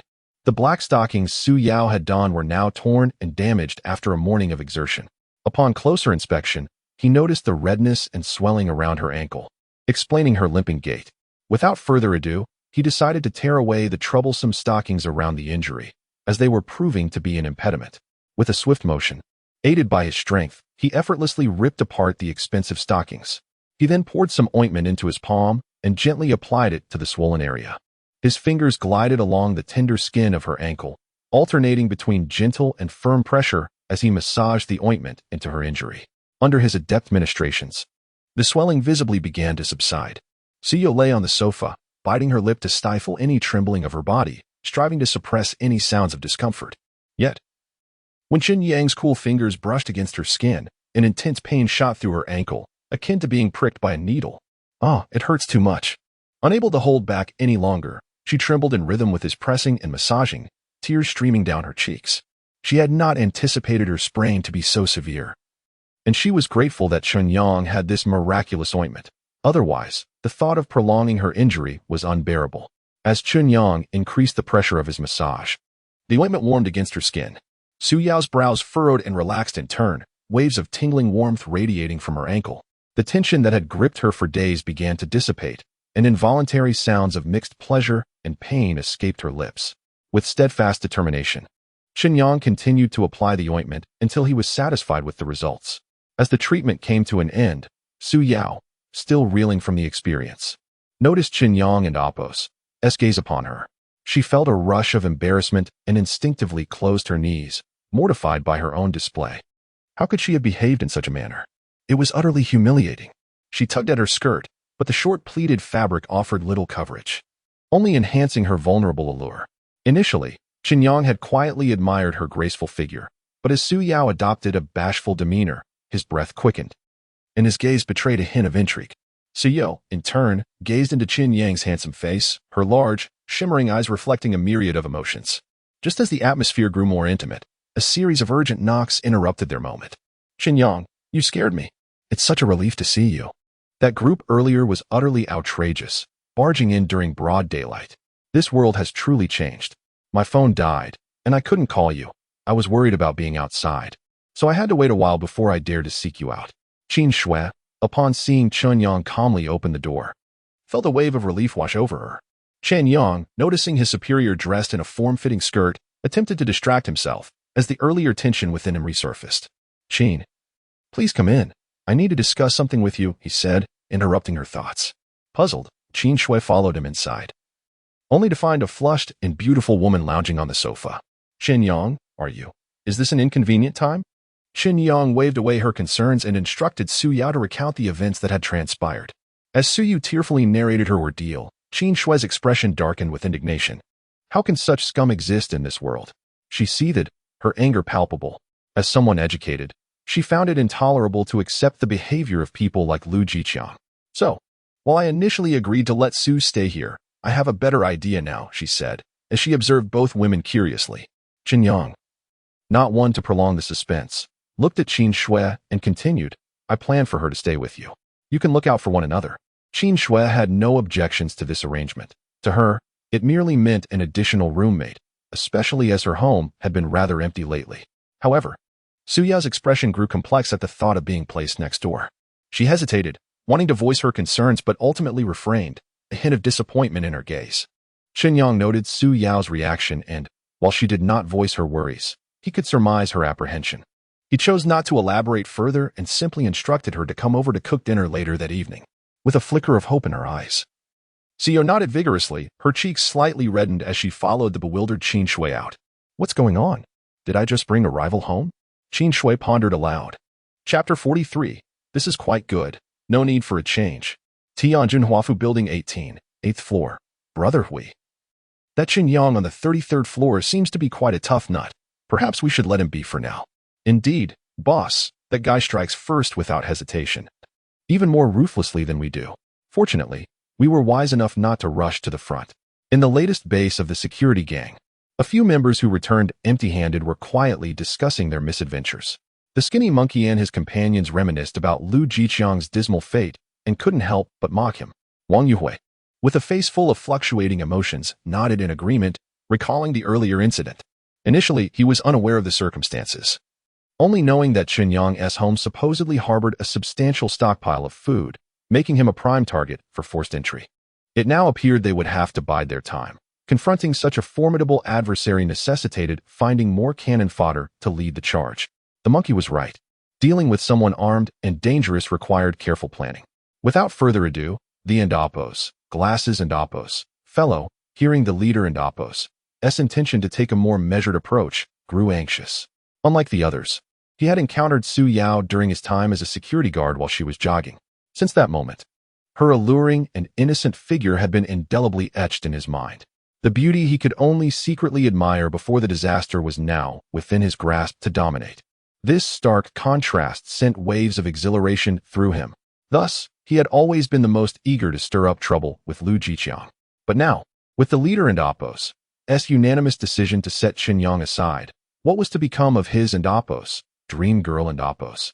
Filled with urgency, Ndapos, Glasses Ndapos, stood up and urged Wang Yuhui and the others, boss, I believe we should seize the moment and take down Chen Yang. Oh, please, go on, Wang Yuhui replied. Ndapos, Glasses Ndapos, paused momentarily before continuing. Chen Yang clearly disregards us.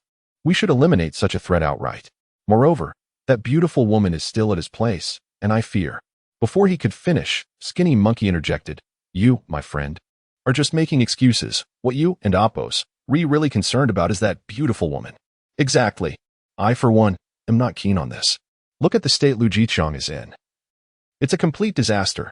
Not only did Ndapos, Skinny Monkey and Ndapos vehemently oppose the idea, but even Ndapos, Fatty, and Ndapos, who had been snacking, disagreed with confronting Chen Yang. What a joke. We finally acquired some supplies. Our lives are about to improve. Why would we tackle such a tough opponent first? All right, everyone quiet down. Wang Yuhui interrupted the incessant chatter with a cold snort. His eyes narrowed and filled with menace as he regarded the group. The plan remains unchanged. We will first scour through the names on the list before seeking out Chen Yang.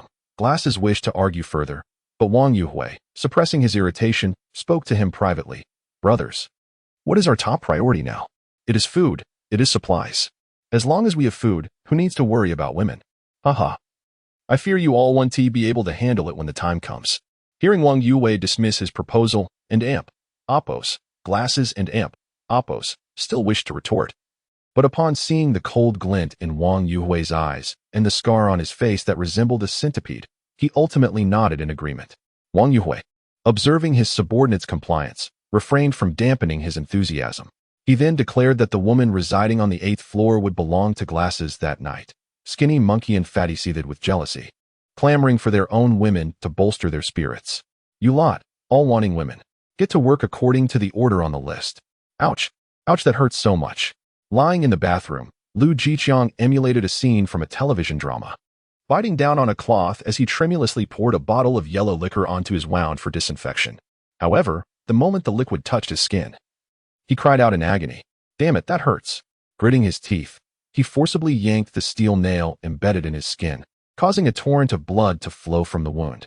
A wave of intense pain made his vision blur, nearly causing him to faint. Gulping down half a bottle of yellow liquor in a daze, Lu Jiqiang struggled to use a torn piece of fabric to bandage his injury. Damn it, Chen Yang. Su Yao, you treacherous couple, intending to ruin me so you can frolic freely.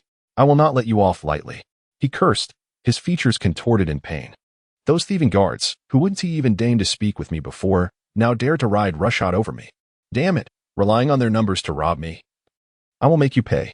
The thought of Su Yao enjoying herself at Chen Yang's home made his entire body tremble with rage. Remembering the food he had hidden away, all taken by the thieving guards, he felt dizzy with frustration. Just wait, you damn bastards. I will make you pay dearly. Sister Su, your foot is so swollen. Will you still be able to cook for Chen Yang tonight? Sitting quietly on the sofa, Qin Shui curiously inquired of her newly acquainted roommate. Su Yao turned her head to glance at Qin Shui, softly replying, I can manage. This little injury won't stop me.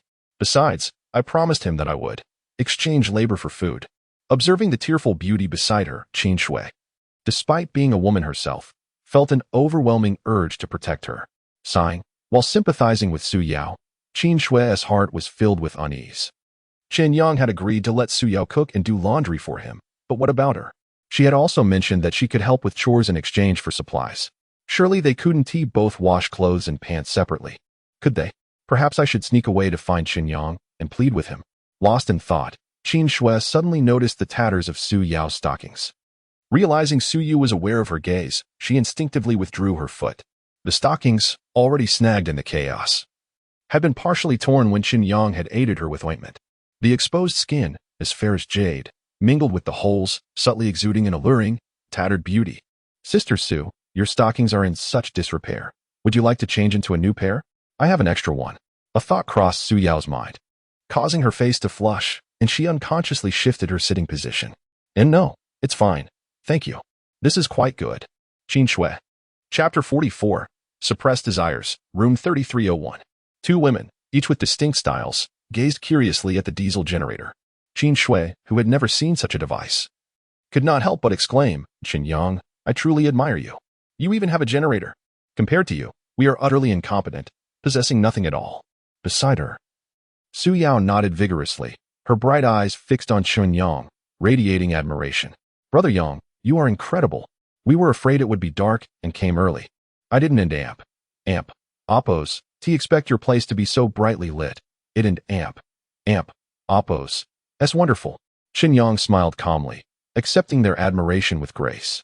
He turned to the refrigerator, retrieved 5 slices of filet mignon won from the system lottery, and presented them as dinner. Su Yao's eyes widened in disbelief as she covered her mouth, staring at the steak on the table. Qin Shui's slender brows shot up in astonishment, gazing at Chen Yang in shock. Having once held a high position in her company, she recognized the premium quality of the filet mignon. After days of subsisting on plain noodles, this moment felt like paradise to Qin Shui, who immediately expressed her eagerness to prepare a delicious meal. Meanwhile, Su Yao, though equally enamored by the steak, cautiously addressed Chen Yang, Brother Yang. This feels a bit extravagant for us to eat steak. Perhaps we should save my portion for later. Food is too precious right now. After you finish, I can make some noodles with the leftover broth.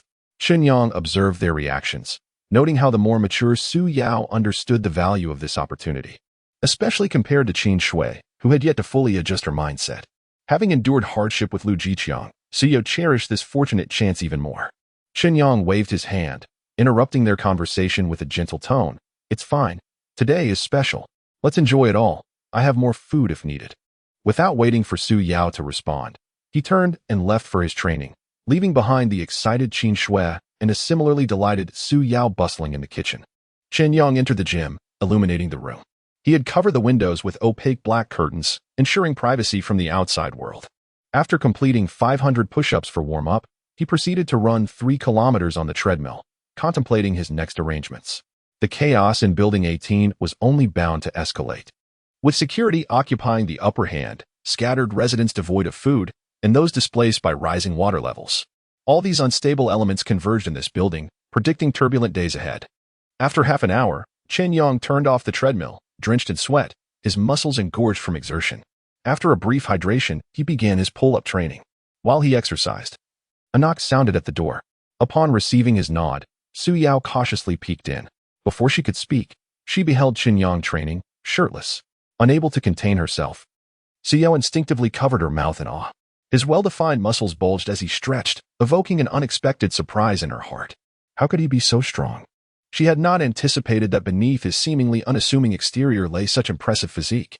Unconsciously, Su Yao recalled the subtle flirtation from earlier that afternoon and the moment Chen Yang effortlessly lifted her outside the door. A faint blush crept onto her fair cheeks. Having dismounted from the pull-up bar, Chen Yang wondered about the earlier knock. Turning around, he found Su Yao staring at him, lost in thought. Once he caught her gaze, she hastily remarked, "Dinner's ready," before retreating without looking back. Wiping his sweat, Chen Yang pondered the peculiar situation. Delicious. Absolutely delicious. I never imagined steak could taste this exquisite. Qin Shui, shedding her aloof demeanor and resembling a playful girl, wept tears of joy while devouring her steak. She had never expected to go from barely managing to eat a small piece before the disaster to finishing an entire steak now. Not only that, but she licked the plate clean, which gleamed with remnants of sauce. Meanwhile, Su Yao, also savoring her steak, wiped away tears from the corners of her eyes, relishing the tender meat and aromatic spices that danced in her mouth. The once fiery hunger within her transformed into pure satisfaction, almost prompting her to shout in delight. The taste was so divine that Su Yao hesitated to reflect on her past days, fearing it might all be a fleeting dream. After consuming 3 steaks, Chen Yang set down his utensils, quietly observing the 2 women as they expressed their emotions. After a moment, both women, regaining their composure, dared not meet his gaze. Once the meal concluded, Su Yao sprang to her feet, exclaiming, "I'll wash the dishes." Qin Shui, feeling shy, also stood up, eager to help tidy the living room. Chen Yang allowed them to busy themselves while he took a moment to rest. Perhaps due to the positioning, his gaze soon drifted towards Su Yao, who was working diligently in the kitchen.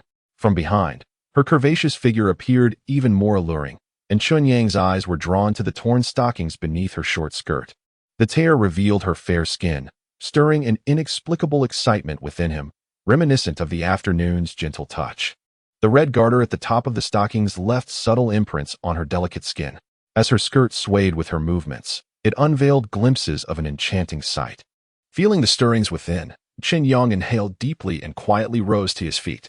At the sink, as Su Yao washed dishes, she heard footsteps approaching from behind, but had no time to turn around. Suddenly, a wave of masculine energy enveloped her as Chen Yang silently wrapped his arms around her from behind, burying his face in her hair. The weight of his breath against her neck sent shivers down her spine, as if an army were charging against her heart. The powerful sensation from his arms around her waist elicited goosebumps across her body, leaving her weak-kneed and breathless. "Yang, brother Yang, Sister Su, don't move." Su Yao clung tightly to her thighs, trembling slightly, terrified of losing her composure. "Brother Yang, Xiao Shui is still outside." It was then that Chen Yang remembered their female superior was still in the living room. Calm down, calm down." Regaining some semblance of rationality, he took a deep breath, suppressing the turmoil within him, and exited the kitchen without a word. As he felt Chen Yang's departure, Su Yao could no longer hold herself together, collapsing helplessly onto the floor. As night fell, the outside world was drowned in the sound of thunder and rain. A shadow stealthily opened the door, using the darkness as cover to advance forward. Chapter 45. Night raid. A pale lightning bolt cleaved the pitch-black sky, as torrential rain accompanied by the thunderous roar sounded like an army galloping forth. A figure crept with caution, his steps light as he traversed the corridor. Arriving at a grand door, he quietly entered the unlocking code on the keypad, and with a soft click, the door swung open. Chen Yang waited outside for a brief moment, ensuring silence reigned within, before gently pushing the door open. In the dimly lit living room, Chen Yang scanned the area but found no sign of his target. Controlling his steps, he gradually approached the bedroom. Through the tightly shut door of the master bedroom, he could hear the rhythmic snoring that resembled grunting. The rain pelted against the window sill, composing a lullaby of sorts. Lu Jiqiang, restless, turned in his sleep, perhaps pressing against an injury, causing his snoring to falter momentarily.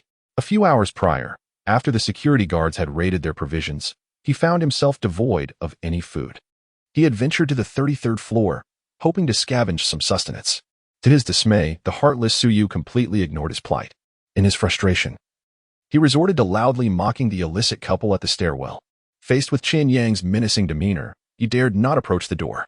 After delivering a scathing insult, he returned home to face the empty cupboards, relying solely on half a bottle of yellow wine to numb his senses, eventually lulling himself to sleep. Before this, Lu Jiqiang had convinced himself that aside from the hunger, the flood was not entirely disastrous. At the very least, He no longer had to worry about repaying a mortgage or incessant calls from loan sharks. Initially, life had been carefree, filled with the simple pleasures of eating and sleeping. When everyone stood on equal footing, satisfaction was easily attained. Yet, within a few days, provisions dwindled. Thankfully, Lu Jiqiang had cleverly stashed away numerous snacks, locking his door each day to indulge in secretive feasts. In a hazy dream, Lu Jiqiang envisioned that wretched Chen Yang once again spying on his wife in the elevator. Unlike before, this time, Chen Yang dared to touch her. To his utter dismay, his wife not only did not resist, but actively engaged with the intruder. Enraged, he unleashed a torrent of curses aimed at the duo, only to be met with Su Yao's audacious retorts, branding him a useless soft man while she snuggled closer to the trespasser. Fuming, he sought to retaliate, but to his astonishment, Chen Yang had already lunged at him, seizing him by the throat with a remarkable quickness. Suddenly, a deafening crash jolted Lu Jiqiang awake, his heart racing. What is happening? An earthquake? In the pitch-dark room, he stared blankly ahead. After a moment, he noticed a shadow standing at the door. Lu Jiqiang, you sleep soundly. I can hear your snores from outside. Panic-stricken, Lu Jiqiang shouted, Chen Yang? How did you get in? What do you want? Get out. Upon seeing Chen Yang's cold smirk at the doorway, fear enveloped him. Though not the sharpest, he understood that Chen Yang's presence in the dead of night was not a benevolent visit. Chen Yang, it's broad daylight. You need to leave. Or else. Leaning against the doorframe, Chen Yang mocked him. What will you do, Lu Jiqiang? I remember you were quite arrogant before. I warned you earlier. If you provoke me again, do not blame me for being ruthless. You are courting death. Realizing the gravity of Chen Yang's intent, Lu Jiqiang cast aside his pain, charging at him like a wild boar, his rotund form erupting with unexpected defiance. Chen Yang, with a sneer, conjured a crossbow from thin air, its bolt ready to be unleashed. Whoosh! The bolt shot forth like a streak of black lightning, striking Lu Jiqiang before he could react. In an instant, he felt as if his body had been crushed, flung away as if by a vehicle's impact. Ugh! Cough! Chen Yang, you bastard! His eyes widened in terror as he stared at the gaping wound in his body, unable to comprehend how Chen Yang had summoned such a deadly weapon. With an impassive expression, Chen Yang regarded Lu Jiqiang, now lifeless on the ground. He understood that the events of the day would not easily be forgotten by Lu Jiqiang, who might not achieve much, but would certainly persist in his petty annoyances. In this apocalyptic world, one must be ruthless to survive. Observing the stillness of the lifeless form, Chen Yang murmured to himself. Boom! Flashes of lightning pierced the darkened sky like swords. Illuminated by the lightning, the shadowy buildings appeared as isolated islands amidst the deluge. Calmly, Chen Yang disposed of the corpse over the balcony to prevent the stench from permeating the room due to the sweltering heat. Once that task was completed, he turned on the flashlight to inspect the kitchen and other areas. As anticipated, there was not a morsel to be found. Lu Jiqiang's dominion over the master bedroom yielded no food either. It seemed the gang of security guards had claimed it all, unfazed by the lack of provisions. Chen Yang and Appo's primary objective lay elsewhere. In the secondary bedroom, upon opening the wardrobe, he was met with an array of women's clothing, including dozens of stockings and skirts. Evoking a sense of wonder, the sheer size of the bras, capable of holding two of his fists, raised an eyebrow. Indeed, even if changed daily, it would take a month to wear them all without repetition. No wonder Su Yao's attire had always varied whenever he had come to borrow food. Shaking his head, Chen Yang ceased his musings and gathered all of Su Yao's belongings into his spatial mirror. With both primary and secondary objectives accomplished, he finally had the leisure to peruse the recent system notifications. Ding! From Lu Jiqiang and Appo's negative emotional value, 99, 99, 99. Ding! Killed ordinary human 1, points 300. Gazing at the nearly 600 points earned from Lu Jiqiang alone, Chen Yang couldn't help but reflect on his earlier discovery that slaying black fish yielded a mere 0.1 points. In a desperate bid to maximize his time before the apocalypse, he had amassed just under 900 points. Yet, in a twist of irony, Lu Jiqiang and Appo's demise had equaled 2/3 of that total.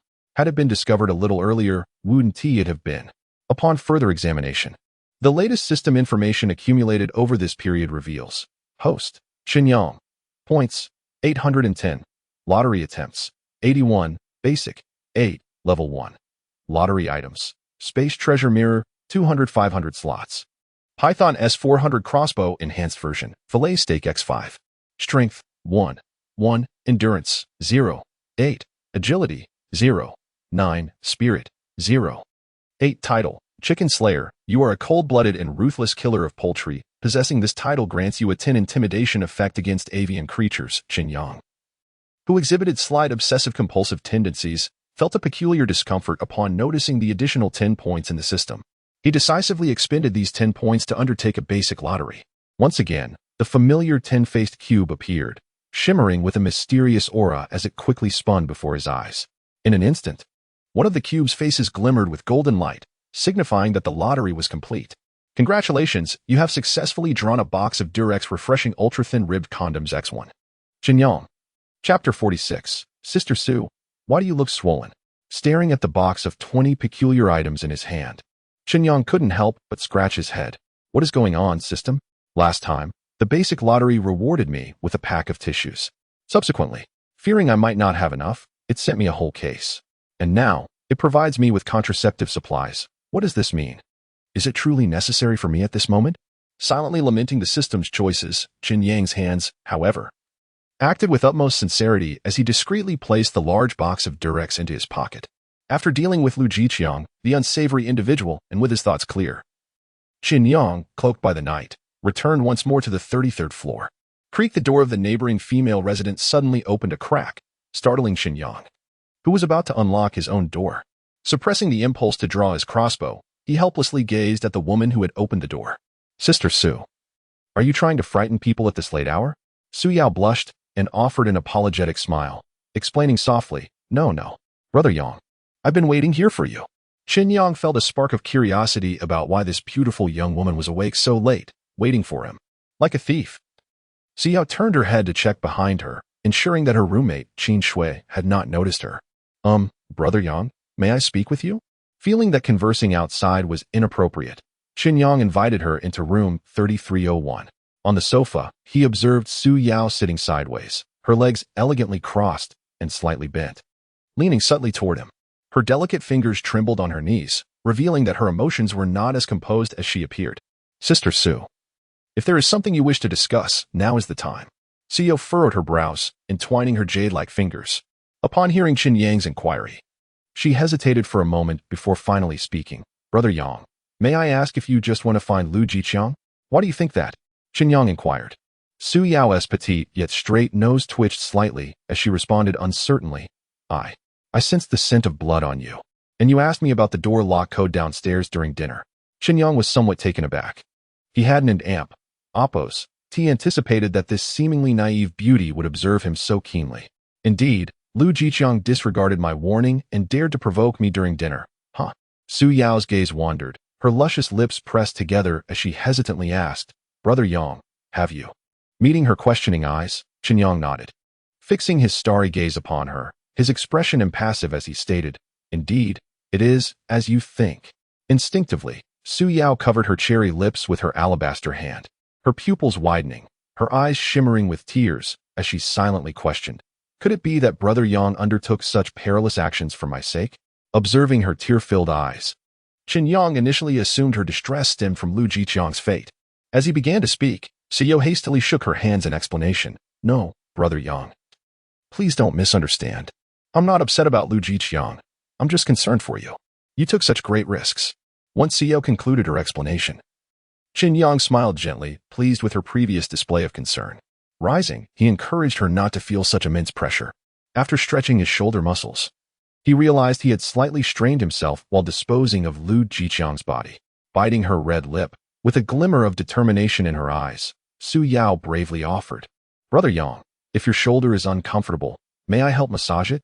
Intrigued, Chen Yang raised an eyebrow. Oh, Sister Su, you can massage? Following her lead, Chen Yang lay down on the sofa at her instruction. Su Yao stood beside him, her delicate hands gently resting on his shoulders. As she began to massage him, she explained, I practiced yoga previously. Initially, I would injure myself attempting complex poses, so over time I learned a bit about massage techniques. Brother Yang, if anything feels uncomfortable, just let me know, and I'll focus on that area. Chen Yang chuckled, noting the subtle fragrance of gardenia that wafted into his senses as he turned his head. Sister Su, this muscle is rather tense. Don't hesitate to apply some pressure. Of course, Su Yao nodded eagerly, increasing her strength accordingly. Unbeknownst to Chen Yang, she was already flushed and flustered from the exertion of massaging him. It was only when her hands made contact with his firm muscles that she realized the true density of a man's physique. After a while, having massaged his shoulders and neck, Su Yao offered to massage his back as well. He readily agreed, acknowledging that his muscles were indeed sore from earlier. He hadn't anticipated that Lu Jiqiang would be quite so hefty. With his shirt removed, revealing his back, Chen Yang calmly lay on the sofa. Su Yao, to facilitate her efforts, cautiously knelt beside him. Due to the warm weather, she wore only a camisole. With his eyes closed, Chen Yang heard her softly inquire, "Brother Yang, since the floods began, everyone has been rationing their food to conserve energy. How have you managed to become even stronger?" While enjoying the massage, Chen Yang replied nonchalantly, "Sister Su, the world has changed. You witnessed the security guards who came to capture you today. The future will only worsen. Everything is illusory, and only one's strength is just." Su Yao seemed to recall the events of the afternoon, shivering slightly. Had he not rescued her, the consequences would have been dire. The way those security guards looked at her was terrifying, as if they wished to consume her whole. While Su Yao continued her massage, feeling her gentle fingers glide across his back, Chen Yang could no longer restrain himself. He reached out, slowly caressing her smooth leg. The moment his heated palm made contact with her pristine skin, Su Yao jolted, as if struck by lightning. Her legs instinctively tensed, yet gradually relaxed under his touch. Chen Yang gazed deeply into her eyes. "Sister Su, may I?" With a shy smile, Su Yao nodded bashfully. That night, thunder roared outside, rain pounding against the banana trees. Within the confines of the room, waves of passion surged, and spring blossomed. "Oh, how sweet it is to sleep after a satisfying meal." Qin Shui stretched languidly, reminiscing. Last night, she savored a filet mignon that left her longing for more, even dreaming of delicious food. In her dreams, Chen Yang was exceptionally kind, always offering her an extra piece of steak. Sister Su, wake up. We still need to clean." Noticing her roommate's drowsy state, Qin Shui curiously remarked, Sister Su, it's only been one night, yet you seem to have swollen up?" Su Yu. Chapter 47, 3 months and the fish from the sky? In response to Qin Shui's curiosity, Su Yu felt a mix of amusement and irritation. Unable to suppress her thoughts, how could it not swell? Don't let the fact that Qin Shui is just a tad taller than me deceive you. It's of no use. You'll swell too. A bashful expression adorned Su Yao and Appo's face, her cheeks flushed with a delicate hue, her petite ears radiating a vibrant red. Unconsciously, her mind drifted back to the wildness of the previous night. How could Yang Go be so formidable? Is it truly possible for someone to do it 7 times? Memories flooded her mind of Chen Yang and Appo's rock-solid muscles, his broad, powerful arms, and those fervent hands. Su Yao's eyes shimmered, feeling herself melt under the recollection. Noticing Su Yao lost in her reverie, Qin Shui jokingly remarked, "Sister Su, did you sneak off last night? Are you still half asleep?" No, I'm awake." Su Yao replied softly, her head bowed, unable to meet Qin Shui's gaze. Her long eyelashes fluttered gently, veiling her inner turmoil and shyness. Fearing Qin Shui might discern her unease, she hastily urged her to hurry and check on Chen Yang. However, as soon as she attempted to rise, a wave of weakness washed over her legs. She stumbled a few steps, but thankfully, Qin Shui and Appo's quick reflexes caught her. Expressing concern for her well-being, Su Yao brushed her tousled hair aside, the blush on her cheeks, reminiscent of a summer-blooming lotus, glistening with purity. Biting her lower lip, she hesitated to elaborate on her discomfort, merely attributing it to an ache in her ankle. Qin Shui sensed that Su Yao seemed somewhat different today. Not only did her complexion appear to have improved, but she also seemed more vibrant, though she couldn't and Appo's quite place why. They had all consumed the same steak. Why did Sister Su exhibit such a stark transformation? Could it be that Chen Yang had secretly provided her with something else? Or perhaps Sister Su and Appo's body had unique qualities that enhanced her absorption? Shaking her head, Qin Shui quickly discarded her errant thoughts, carefully supporting Su Yao as they headed next door. Time flew by, and 2 months passed in the blink of an eye. Torrential rain poured unceasingly. Having persisted for 3 months now, it felt as though the heavens had indeed torn open a great hole. This deluge resembled the apocalyptic floods of myth, threatening to transform the entire continent into a watery realm. Everywhere was inundated. Jiangzhou City had been entirely submerged. In the past month, the relentless downpour showed no signs of abating, with surrounding rivers overflowing into the city. Presently, hardly any buildings below 10 stories remained visible. Those older neighborhoods had long been engulfed, and now only the towering skyscrapers stood resilient against the onslaught. From an aerial view, the vast city was devoid of bustling traffic and the vibrancy of yesteryears, replaced instead by an overwhelming solitude and darkness. 3 months had elapsed. In room 3301 of Building 18 at Tianjin Huafu, Chen Yang stood by the window, gazing at the tempest outside, thunder rumbling and rain pouring. Despite his mental preparations, the ongoing precipitation for 3 months left him feeling helpless. Initially, he had anticipated this flood would last around 40 days, as tales often recounted. Yet it continued unabated for 3 months. He pondered how the legends indicated that due to the generally low structures, complete submersion could occur within 40 days. But now, with the abundance of high-rises reaching nearly 100 meters, the relentless rain showed no signs of ceasing. Could it really go on indefinitely? Wouldn't this building eventually topple? He mused, rubbing his chin. So far, the lower 10 floors had succumbed to the flood, prompting many families to relocate to higher levels. During this time, some of the displaced sought dubious means to gain shelter, whether through feigned pity or seduction, or by attempting to morally coerce the residents above into taking them in. For instance, a notorious old bachelor living on the 6th floor, nearing 50 and yet unmarried, found himself entangled with a 20-something aspiring streamer who, relying on her charm and allure, managed to secure his refuge. However, just 3 days later, the old man and Apos' body was discovered floating, ensnared by a clothesline from one of the apartments. This incident instilled fear in the remaining residents of the upper floors, causing them to bolt their doors, wary of taking in anyone else. After all, no one was foolish enough to overlook the reality that while one might covet another and Apos' physical beauty, the price could very well be one's life. At that moment, the stairwells and corridors of the building were filled with makeshift tents or beds spread upon the ground. As for those who previously sold food in the community, they were now regretting their decisions immensely. In the current climate, anyone possessing even a morsel of food, provided they could protect themselves, was akin to royalty. Instant noodles that once sold for 1 million dragon coins could no longer be acquired even for a ton of gold. In this wasteland, resources and strength were the true currencies. The majority of people had exhausted their food supplies, with scant reserves remaining. Were it not for bang. Chen Yang took a sip of his drink, momentarily lost in thought as he gazed out the window. Suddenly, 2 dark silhouettes plummeted from the sky, landing on the balcony outside, repeatedly striking the glass with their tails. One was a sardine, and the other, a herring.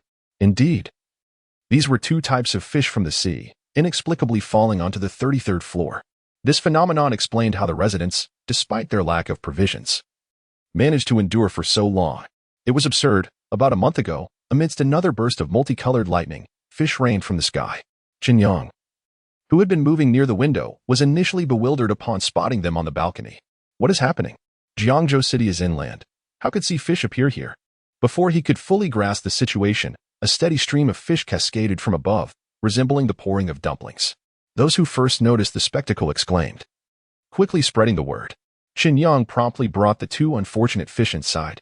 To his astonishment, the typically non-aggressive sardine lunged at his hand with a snap of its tail, while the herring exhibited an equally fierce demeanor, aiming to bite his outstretched hand.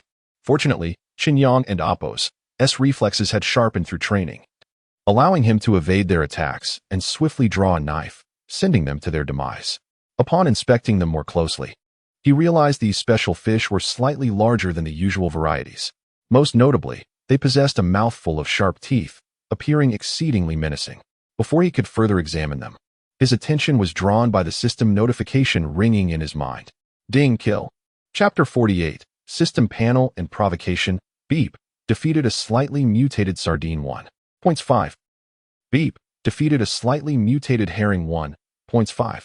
Chen Yang stared blankly at the system notifications, feeling a wave of astonishment. Could a mere slightly mutated fish yield 5 points? This implied that by vanquishing just 2 mutated fish, one could partake in a basic lottery. This brought to mind the 2 black fish he had inadvertently killed before the calamity struck, which had only granted him a paltry 0.1 points each. The disparity was staggering, a 50-fold difference for the same species. If the points for these slightly mutated specimens can escalate by 50 times, then what of those that are fully mutated? Surely, the points would soar. He couldn't help but stroke his chin, pondering. Focusing on the system page, he noted that his attributes and points had been updated several times. His current personal panel read, Host, Chen Yang, points, 5,297, lottery chances, 529 times, basic, 52 times, level 1. Lottery items, space treasure mirror, 198 500 slots. Python S400 crossbow improved version, Durex ultra thin ribbed condoms 1 box. Strength, 1. 3. Stamina, 1. 0. Agility, 0. 9. Mentality, 0. 8. Title, Weak Chick Killer. You are a cold-blooded, merciless killer of poultry. With this title, your intimidation against avian creatures increases by 10. In the preceding 2 months, aside from the increase in points, Chen Yang's strength attribute had also undergone an upgrade. Furthermore, his stamina attribute, which had previously eluded precise training direction, had finally risen by 0.2 points.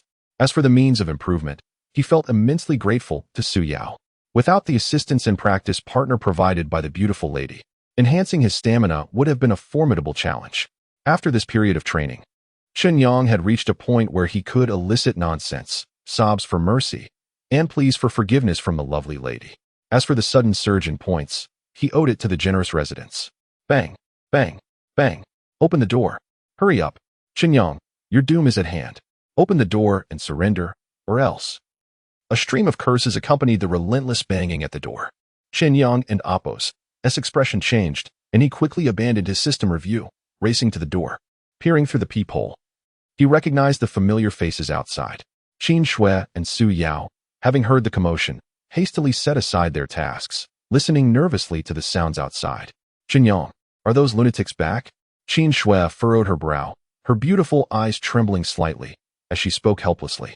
Chen Yang nodded. Most of the assailants were residents from the corridor, with a few being underlings of Wang Yuhui. Currently, the most formidable faction in Building 18 belonged to Wang Yuhui and his former security team. They had initially seized the opportunity with the supplies swindled by Li Qin during the early days of the disaster, continuously threatening and enticing those without food to either surrender or face forced entry. For the homeless, those who met their criteria were recruited as lackeys, while others were cast into the corridors and stairwells to fend for themselves. The past 2 months had witnessed a relentless series of vile and disgusting events. The collapse of order led to the erosion of conscience, and human life became increasingly worthless. Even more terrifying was the issue of food and resources. The mutated fish that had appeared were, to some extent, a partial remedy to the food crisis. These mutated fish were not only larger than ordinary fish, but also exhibited heightened aggression. With their razor-sharp teeth and tough scales, they would even initiate attacks on humans. When these mutated fish first emerged, those who joyfully set out to catch them paid a heavy price for their carelessness. Thus, for some, the risk of fishing paled in comparison to robbing someone like Chen Yang, who had provisions. Indeed, rumors had circulated that Chen Yang's abode was not only stocked with food and water, but also accompanied by alluring beauties. Those who had turned green with envy attempted to break in periodically. Even after several of their number fell to Chen Yang and Appo's hand, more unheeding souls continued to charge in.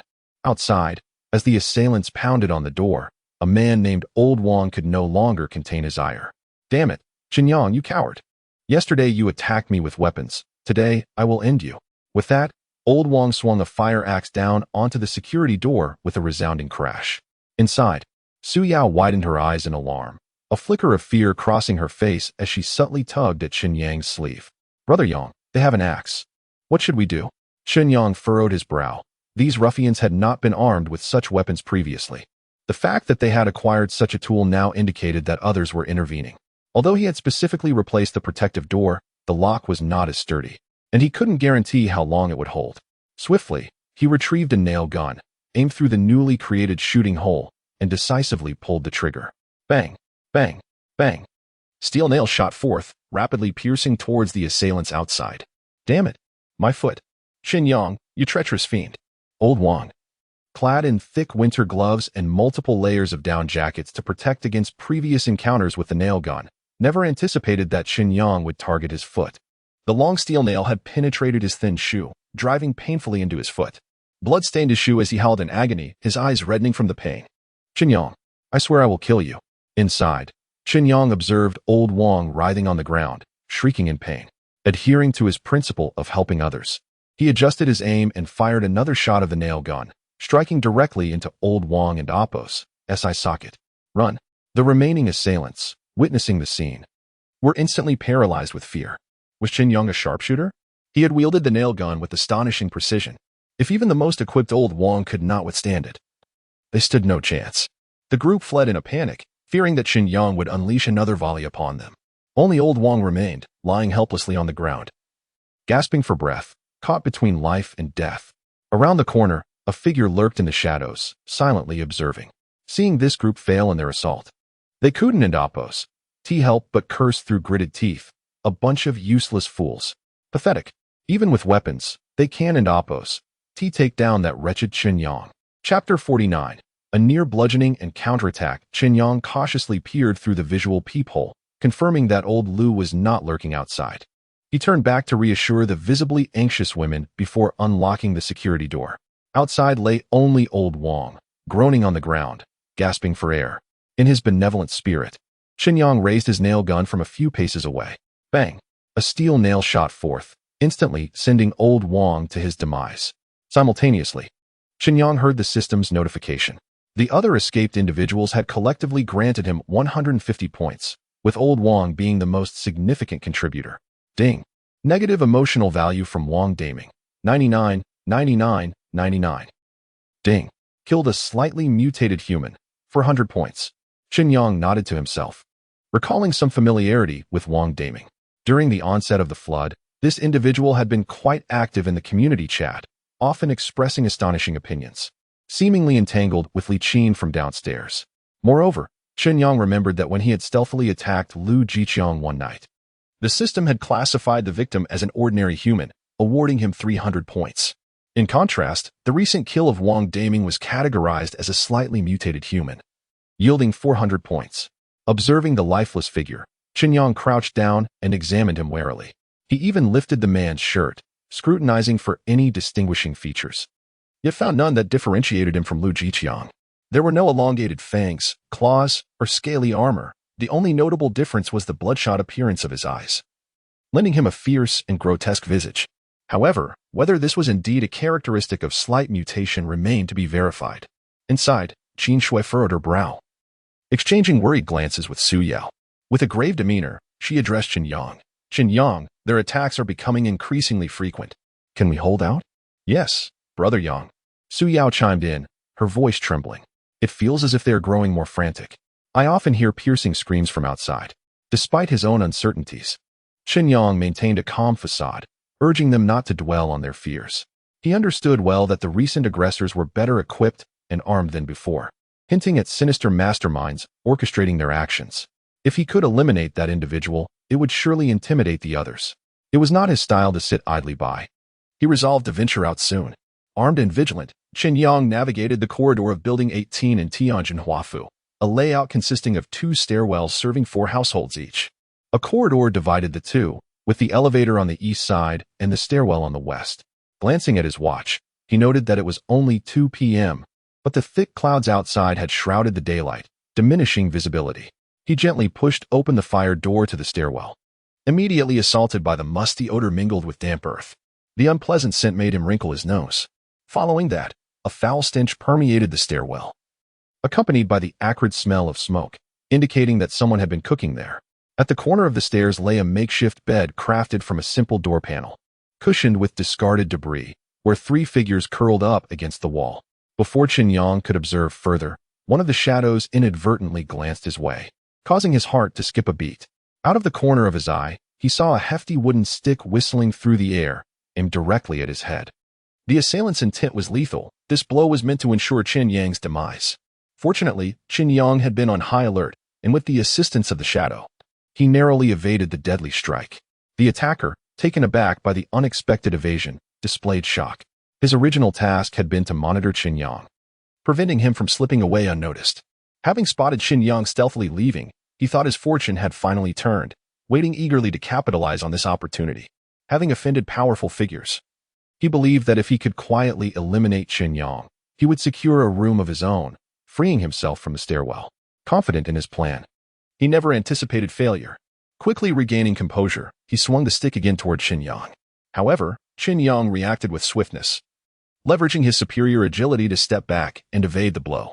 Raising his steel gun, its tip glinting ominously in the dim stairwell, he struck before the assailant could unleash a third attack. Whoosh! Chen Yang had mastered the techniques of thrusting and piercing with the steel gun during his training, capable of penetrating 4 centimeters of wood with ease. In that moment, the thrust of the steel gun lunged like a serpent toward the assailant and Oppo's throat, denying any opportunity to retreat. The sharp tip pierced through, delivering a fatal blow. Gasping, the attacker clutched his throat, blood gushing from the wound. With wide, vengeful eyes, he stared at Chen Yang, attempting to speak, but the air escaping through his severed neck rendered him voiceless, blood pooling at his lips. Bang! Chen Yang withdrew the steel gun, dodging the spray of blood that erupted from the wound. The body, devoid of support, tumbled helplessly down the stairs. Ignoring the system's notification of another kill, yielding an additional 400 points, he turned to the corner where 3 figures huddled like frightened quails. One woman, slightly braver than the rest, trembled as she spoke. Don't come any closer. My man is with Brother Hui. If you harm me, he won and Oppos, he let you off. This and Oppos, Brother Hui and Oppos, referred to the former security captain, now the leader of the largest gang within Building 18. Chen Yang had observed and learned about this gang over the past months. Its core comprised only a few individuals. The leader was Wang Yuhui, flanked by his trusted lieutenants, Skinny Monkey Yi Jiwen, Fatty Zhu Xiaoyu, and Glasses Wang Liling.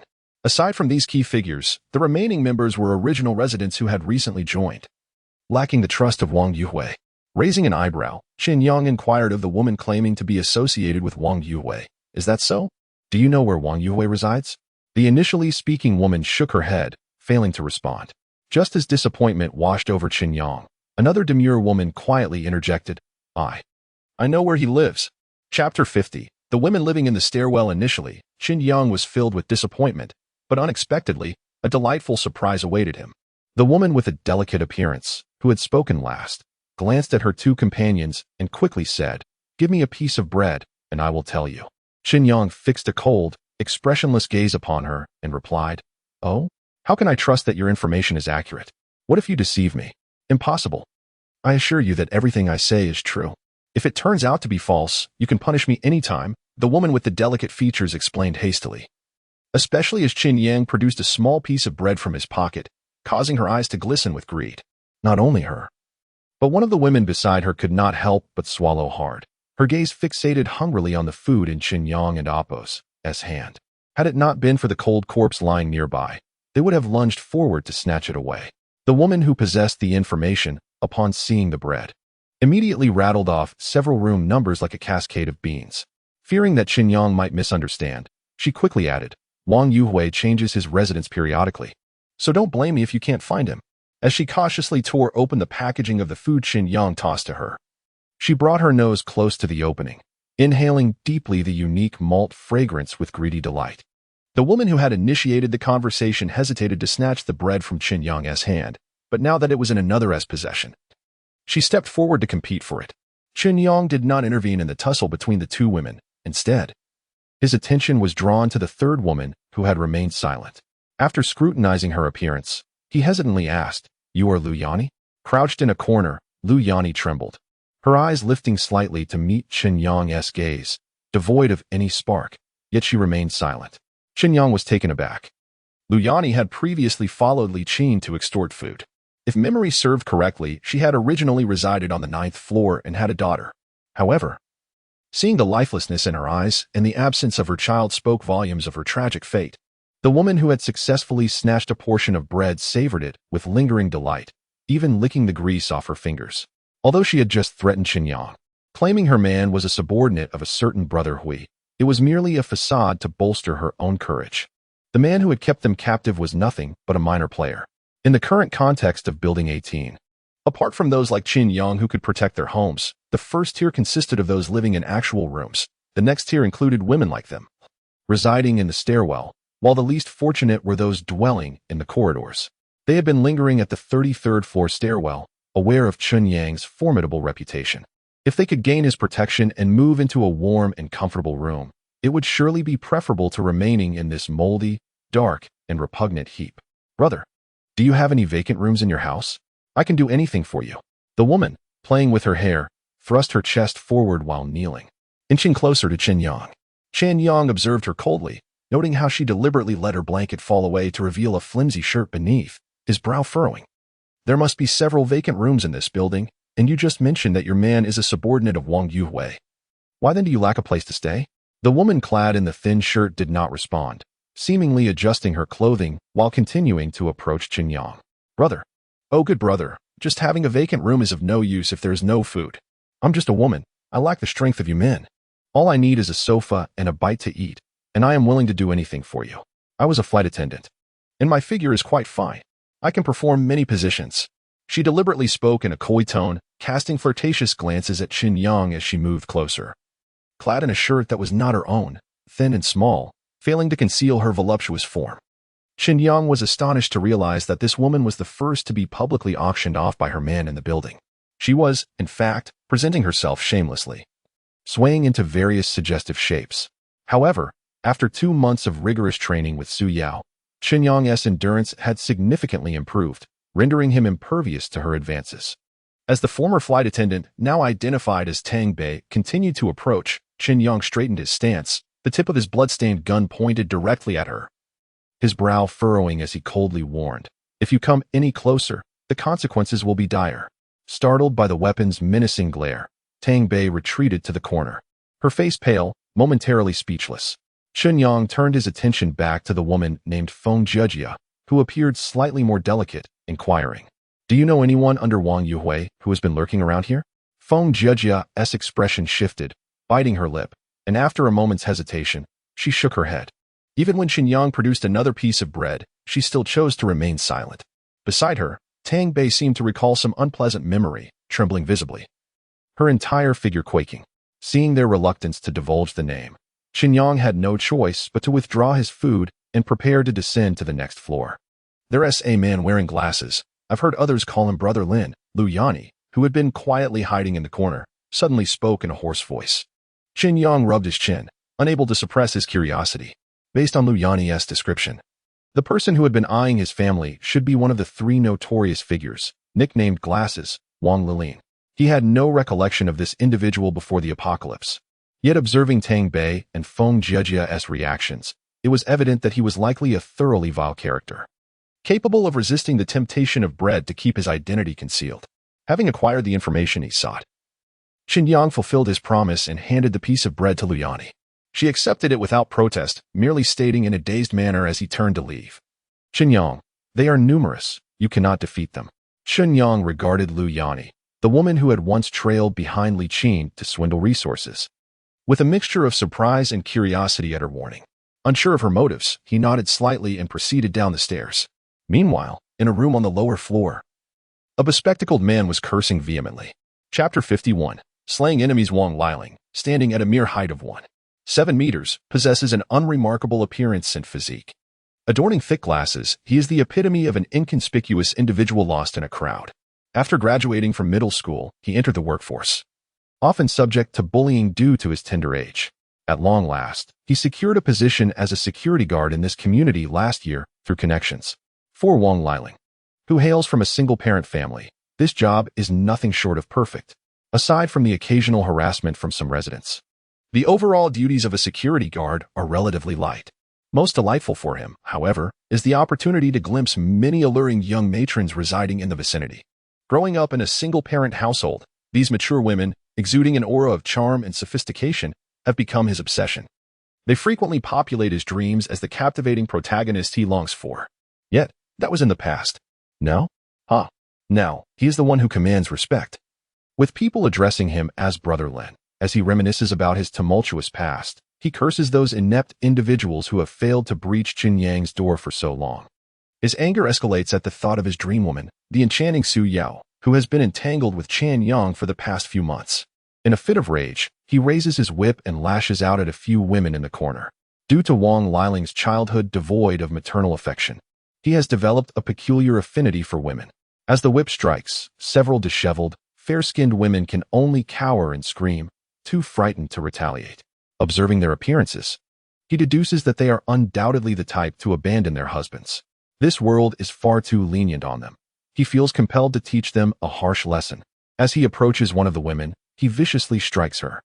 Sensing his volatile emotions, she emits a few fearful gasps in response. After a bout of chaos, Wang Liling feels a hollowness within, prompting him to reflect. Compared to the past, the last 3 months of his life have been a realm he never dared to envision. It is sheer bliss. Take the women, for instance. Those who once regarded him with disdain now vie for his attention, even resorting to fighting for the privilege of sharing his bed. He revels in this deluge of pleasure, utterly enamored by it. If not for that damn Chen Yang, who snatched away his coveted goddess, how could these women even begin to compare to Su Yao, with her butterfly back, wasp waist, and peach-shaped backside? Spitting on the ground in frustration, he prepares to unleash more of his ire when he hears urgent knocking from outside. Brother Lin, Chen Yang has come out and killed several of our brothers. Gather the men, let us arm ourselves and take him down. Upon hearing that Chen Yang has taken the initiative to strike, Wang Liling is filled with both shock and excitement, hastily rushing outside, without even pulling up his trousers.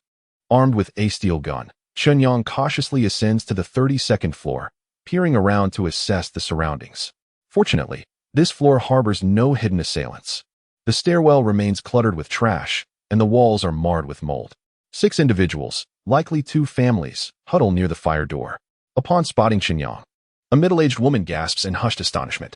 The other occupants tense, with 2 men instinctively shielding their wives and children. A small child peers curiously through the gap in one man's embrace, eyeing Chen Yang. Chen Yang subtly gestures for silence and inquires softly if Wang Liling resides on this floor. The 2 men, protectively clutching their families, exchange glances and shake their heads in unison. One man subtly gestures downstairs, prompting a knowing smile from Chen Yang. A little head pops out from behind the woman, its big eyes sparkling with curiosity. Uncle, your long gun looks so cool. Do you know martial arts? Chen Yang, taken aback by the child and Appo's innocent curiosity, awkwardly scratches his nose and smiles. Little friend, I do not. Just as the child seems ready to speak further, his mother gently covers his mouth, offering a sheepish smile to Chen Yang. The sudden interruption from her son had startled her, the man descending from the stairs, brandishing a bloodied weapon and emanating an intimidating presence, is clearly not an ordinary individual. Chen Yang observes their reactions without dwelling on them. Though he shows no mercy towards villains, he is not a mindless killer and harbors no animosity towards these innocent individuals. As he strides past them, Chen Yang descends further, only to encounter a group of armed men. They stand momentarily stunned, failing to react. However, Chen Yang swiftly raises his steel gun, executing a series of precise thrusts. In a flash, the gleaming blade strikes true, eliminating 3 thugs in an instant. Chen Yang, you're finished. To dare confront us is akin to courting death. One of the thugs, recognizing Chen Yang, trembles as he points, his demeanor betraying his fear. Before Chen Yang can respond, the thug bolts, shouting for reinforcements. Faced with this unexpected betrayal of loyalty, Chen Yang's expression darkens. While he could easily handle 2 or 3 men with his current physical prowess and skill, the age-old adage rings true: 2 fists cannot contend with 4 hands. To avoid being encircled, he must act swiftly. With resolve, Chen Yang presses forward, leaving the remaining 2 men bewildered by his audacity. With a cold gaze, he thrusts the long gun, aiming to sever the air itself, landing a single, lethal strike that pierces one man and Appo's carotid artery. The other thug finally reacts, bellowing as he swings a machete at Chen Yang. With a disdainful snort, Chen Yang elevates his steel gun and thrusts it forward. The gun tip meets the machete's edge with a resounding clang, harnessing his formidable strength. He repels the machete with ease, seizing the opportunity as the opponent stumbles back from the recoil. A flash of cold steel finds its place against the man's throat. With wide eyes, the thug, stricken by terror, attempts to utter an explanation. However, Chen Yang, his expression unwavering, flicks his wrist, and the gun's tip swiftly severs the man's windpipe. Aside from one lucky survivor, the other 5 thugs have been dispatched by Chen Yang. Before he can utter a word, the chaotic clamor from below reaches his ears. Quickly, Chen Yang is up there. Whoever kills him will be rewarded with a bag of chocolates. Chapter 52, Blockade and Gasoline. Upon hearing the word chocolate, Wang Liling and Appo's underlings erupted into a frenzy, clamoring and rushing forward. After all, it was chocolate. Not only did it replenish energy, but it also elevated one's spirits. Most importantly, it was a highly coveted currency.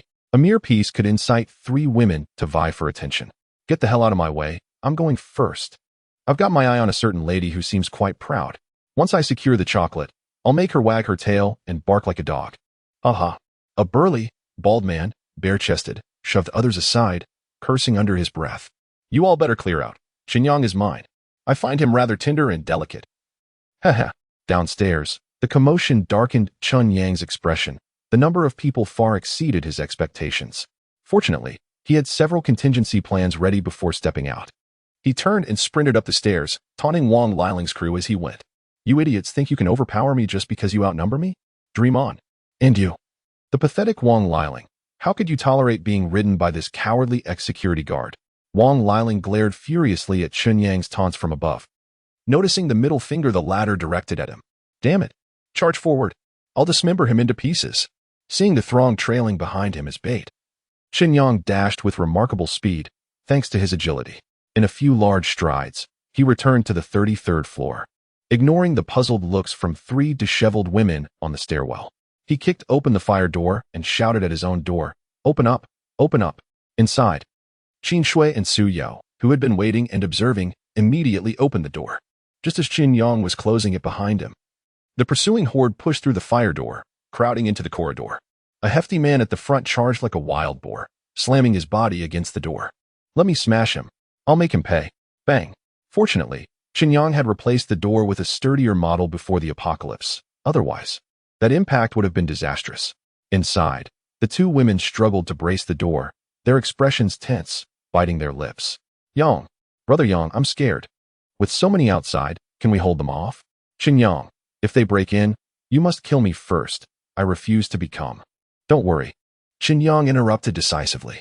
Through the peephole, he saw the mob outside brandishing various weapons, preparing to break down the door. Wang Liling stood at the back of the crowd, audaciously taunting. Chen Yang, you shameless turtle. You dare to kill my men and steal my women. If you have the guts, come out. You were so arrogant before. Let us see if your bravado matches the strength of my brothers. Chen Yang, undeterred, retorted. Wang Liling, if you have the guts, step forward and show your face. Let us see if I fear you. And you foolish lackeys, how can you let this puny ex-security guard ride on your backs and act tyrannically? We all have one life. Why fear him? Some of you are even willing to sacrifice your families for this brute. What madness is that? Can he lead you to safety? Can he conjure food? Honestly, you should just kill him and split the provisions among yourselves. Wang Liling's face darkened as he perceived Chen Yang's words sowing discord among his subordinates. After a moment of reflection, he glared at his restless men, barking, Shut up.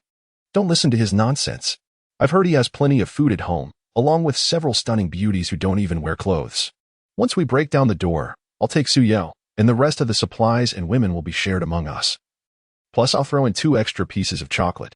Upon hearing about the unclothed beauties and plentiful supplies, the men, who were mostly from the same building, were fueled by greed. Previously, the building leader Li Qin had hinted at similar treasures. Eyes gleaming like famished wolves, they surged forward, desperate to secure the spoils before anyone else. Standing at the back, Wang Liling watched as his men relentlessly battered the door, a cold smile creeping across his face as he adjusted his glasses. With so many people, he was convinced they would eventually overpower that damned Chen Yang. Imagining the imminent capture of the beautiful Su Yao, he envisioned numerous ways to educate her. Impatient and with bloodshot eyes, he fixated on the closed door. Chen, you dare compete with me for women? I'll make you wish for death. Inside, Su Yao leaned against the door, her face flushed. She had overheard Wang Liling and Appo's words and was taken aback to realize that all this commotion was due to her. Beside her, Qin Shui clenched her jaw, her brows furrowed in fury as she muttered, That damned bespectacled man. How dare he say we're not wearing clothes? Thankfully, those brain-dead fools believe everything. Chen Yang, we can't hold on much longer. As they faced the horde of assailants and felt the door shake under their assault, Chen Yang recognized that the moment had come. He decisively retrieved his prepared tools and opened a firing hole in the door. A modified spray can aimed outside. He quickly pressed down on the pump. Hiss! This sprayer had been enhanced for greater pressure, allowing it to spray farther and thicker. In an instant, a fine mist of a transparent liquid enveloped the crowd outside. What the hell is this? Damn it, what is he spraying? It can't be urine, can it? Ugh. It's not urine. The smell is different. The hefty man, intent on breaching the door and tormenting Chen Yang, stared blankly at the liquid on his body, momentarily bewildered. From the back of the crowd, someone who worked at a gas station suddenly shouted, "Oh no! Run! It's gasoline! Where the hell did he get gasoline?" Before they could react, an object engulfed in flames was hurled through the shooting hole. Chapter 53.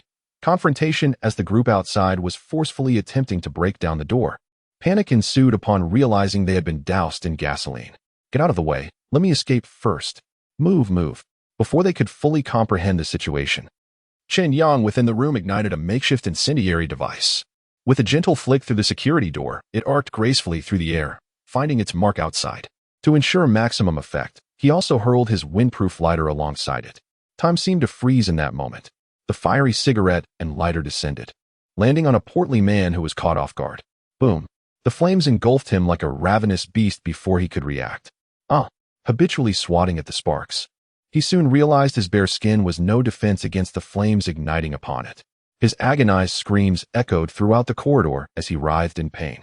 In his frantic thrashing, those in his proximity were ignited as well. The sheer number of individuals who had besieged Chen Yang and Apos' residence made it impossible to evade the flames. Chaos reigned. Everyone screamed in terror, desperately attempting to escape. The arrogance displayed moments ago was now replaced by utter disarray. Amidst the pandemonium, people shoved one another, abandoning thoughts of food and beauty.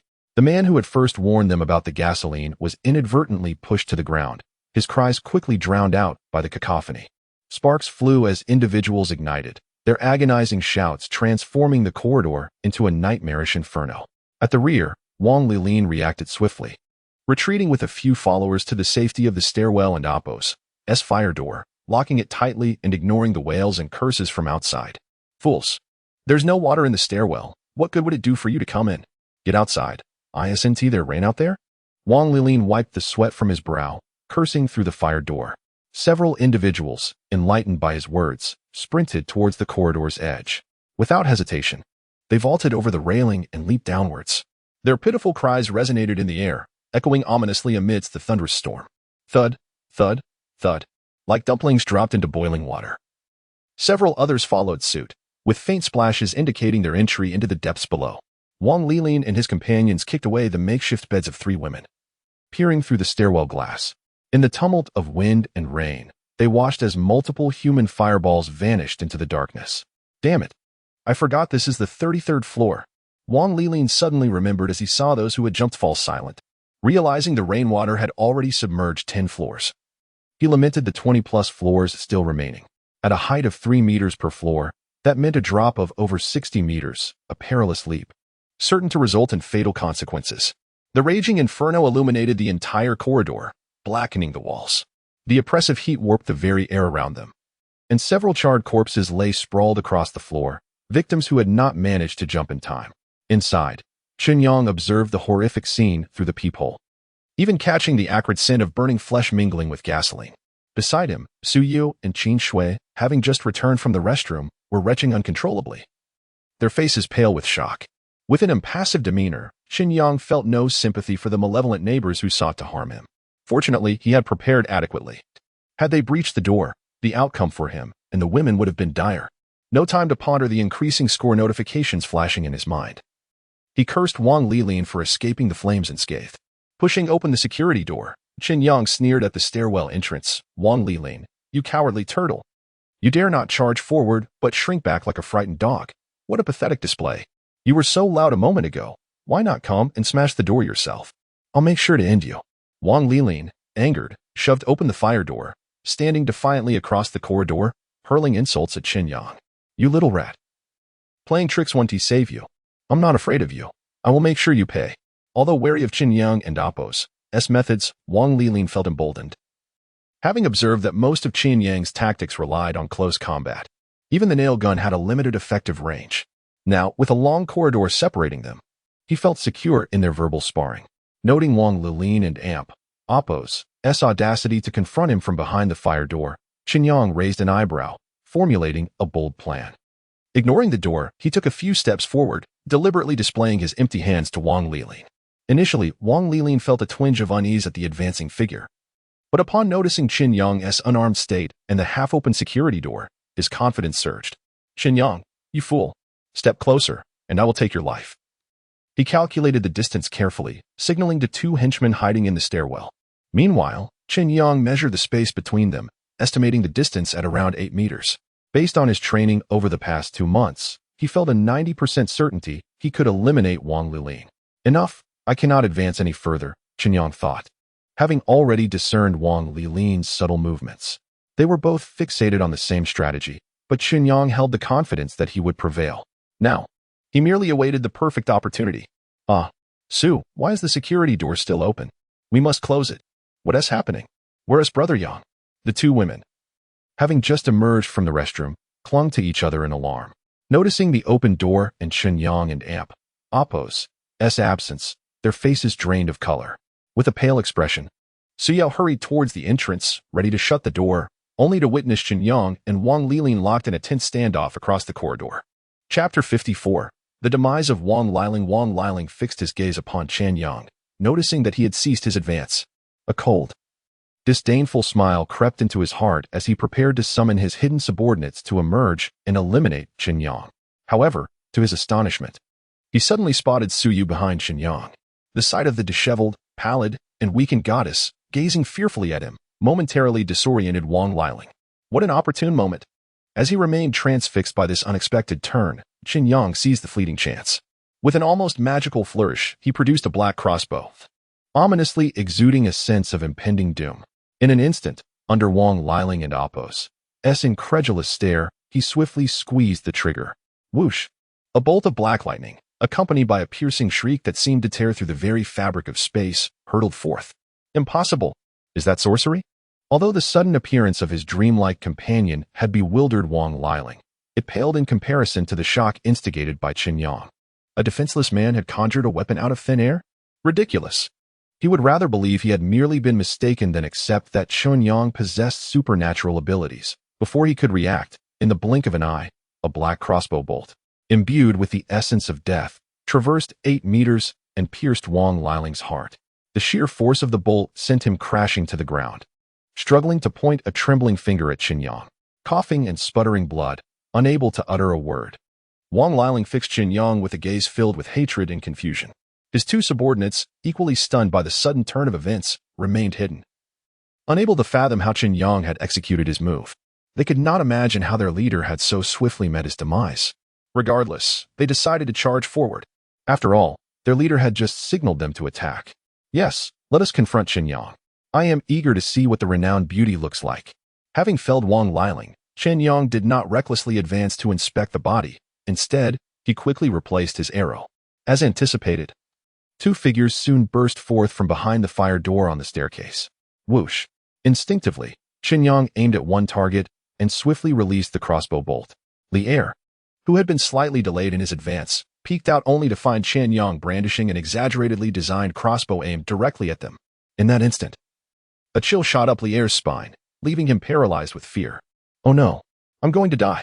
As he witnessed the bolt being loosed, terror overwhelmed him, and he turned to flee, urinating in fright.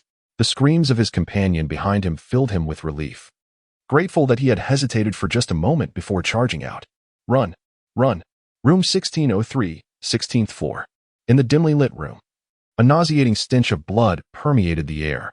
Wang Yuhui panted heavily, blood staining half his body as he sat drenched in sweat on a chair. Scattered across the floor lay several dismembered corpses, their faces twisted in horror, as if they had witnessed something unfathomable. Behind him, a few trembling subordinates cowered in the corner. Terror etched on their faces as they gazed at him. When Wang Yuhui's cold, piercing gaze swept over them, the most timid among them quaked in fear, losing control of their bladder. Rubbing his temples, Wang Yuhui was besieged by a throbbing headache, akin to that of a drunken stupor. Moments ago, he and his subordinates had forcibly broken into a family's residence. For reasons unknown, upon encountering the defiant family, a feral bloodlust surged uncontrollably within him. Kill them, before long. Under the horrified eyes of his subordinates, the family of four lay in pieces, torn apart by Wang Yuhui's wrath. Yes, they were indeed ripped to shreds. A sudden commotion shattered the oppressive silence in the room. Brother Hui, bad news. Chen Yang on the top floor has set fire and killed several of our brothers. Lin Gu has suffered heavy losses. Li'er, who had rushed down to deliver the alarming news, was met with a grotesque scene. The sight of Wang Yuhui's bloodthirsty eyes sent him into a tremor of terror. Hearing that several of his men had perished, Wang Yuhui sprang to his feet, fury boiling within him as he cursed, useless. Like a wild beast, he dashed up the stairs with extraordinary speed. Ding, 99, 99. 99 negative emotion value from Wang Liling. Ding, killed one slightly mutated human, 500 points. Ding, 99, 99. 99 negative emotion value from Zhang San. Ding, killed one slightly mutated human for 100 points. Ding, not far away. Wang Liling and his subordinates lay lifeless on the ground. To ensure their demise, Chen Yang checked the system notifications, confirming their departure from this world. To his surprise, the points awarded for slaying Wang Liling were 100 more than those for others. Curiosity piqued, he prepared to investigate further. Suddenly, a series of thunderous footsteps echoed from below, accompanied by heavy, labored breathing, reverberating ominously in the empty stairwell. Chen Yang raised an eyebrow, his senses heightened. Something was amiss. Choosing caution, he retreated, abandoning the examination of the corpses. Just as he took a few steps back, a figure, reeking of blood, lunged from the stairwell. Wang Yuhui. Upon seeing the approaching figure, Chen Yang's expression darkened. Despite his disdain for some of Wang Yuhui's actions, he could not deny the man's prowess in navigating the chaos of this calamity. Rising from a mere security guard to the formidable and Appos, Brother Hui, and Appos, Chen Yang and Appos, S brow furrowed, his eyes narrowing in surprise. This is abnormal. Wang Yuhui is definitely problematic. Before him, Wang Yuhui gasped heavily, his bloodshot, frenzied eyes locked onto Chen Yang. His gaunt face bore a scar resembling a centipede, emanating a chilling aura. How dare you kill my brother, Chen Yang? I will take your life. With a sinister grin, Wang Yuhui's entire being radiated a menacing energy. Chen Yang remained silent, his expression impassive, coldly observing the abnormal Wang Yuhui. Slowly, he raised his crossbow, the tension mounting for an impending confrontation. Chapter 55. Fierce battle. Wang Yuhui regarded Chen Yang, who wielded a crossbow, with little concern. Had it not been for the inexplicable weakness he felt after the recent carnage below, he would have charged forward without hesitation. For reasons unknown, he had been unusually irritable these past few days, consumed by a desire to tear apart anyone who displeased him. Fortunately, his strength and speed had dramatically increased. This intoxicating sensation urged him to confront the detestable Chen Yang. With a cold demeanor, Chen Yang held the black crossbow firmly, his aim unwavering. Suddenly, a thunderous roar shattered the oppressive silence of the corridor. Seizing the moment of distraction, Chen Yang decisively pulled the trigger, opting for a preemptive strike. The black bolt, imbued with a unique malevolence, soared through the air, targeting Wang Yuhui's vital points. Damn it! Wang Yuhui, initially brimming with confidence, panicked as he witnessed the arrow hurtling toward him at an unforeseen speed. He swiftly summoned all his strength and barely evaded a fatal injury. Nevertheless, the sharp arrow grazed his body, leaving a trail of blood in its wake. A sudden, intense pain forced a muted groan from his lips. It was no wonder his subordinate, Glasses, had been unable to resist and had been shot dead. Chen Yang's crossbow must have been uniquely modified. Its speed and power were extraordinary. A surge of inexplicable rage ignited within Wang Yuhui, and the pain in his abdomen rendered him irrational. Gasping for breath, his eyes blazed with fury as he glared at Chen Yang, the scar on his face pulsating with a sinister aura. Roar, roar! A primal growl erupted from Wang Yuhui's throat. Without waiting for Chen Yang to shoot again, he bent down to retrieve a watermelon knife from the ground. Charging down the corridor with a fierce intensity, the blade sliced through the air, aimed directly at Chen Yang's face. Having failed to eliminate Wang Yuhui with his first shot, Chen Yang had already stowed the crossbow and replaced it with a steel spear. The glint of the blade flashed as he calmly observed Wang Yuhui's attack. In a fluid motion, he sidestepped the downward slash and retaliated with a sweeping strike of his spear. The steel body, crafted from rebar, struck Wang Yuhui's hand with considerable force. Damn! Wang Yuhui winced in pain. Fortunately, his body had undergone a remarkable transformation, or else he would have lost his grip on the knife. With a fierce roar, he continued to unleash a flurry of slashes, relentlessly advancing toward Chen Yang. The air was thick with the sound of rushing blades. Chen Yang remained composed, skillfully maneuvering his feet while the spear danced like a nimble dragon, deflecting each of Wang Yuhui's assaults. Clang, clang, clang. Although he successfully parried the attacks, each collision sent jolts through Chen Yang's hands, leaving him exasperated. with a power attribute of 1. 3. He found himself struggling against Wang Yuhui's surprising strength. It was fortunate that Wang Yuhui seemed less proficient with the knife, while Chen Yang had trained diligently in spear techniques for 3 months. Otherwise, he felt that today might be his last. As the battle dragged on, Wang Yuhui grew increasingly anxious. The longer it continued, the more dizzy he felt. A stronger wave of vertigo washing over him than before. With a renewed roar of fury, he shifted from slashing to stabbing, the blade darting toward Chen Yang with lightning speed. Chen Yang, noticing the change in Wang Yuhui's tactics, remained unflustered. He deftly parried several of Wang Yuhui's thrusts. Neutralizing his offensive, the clash of spear tip against blades sparked in the air.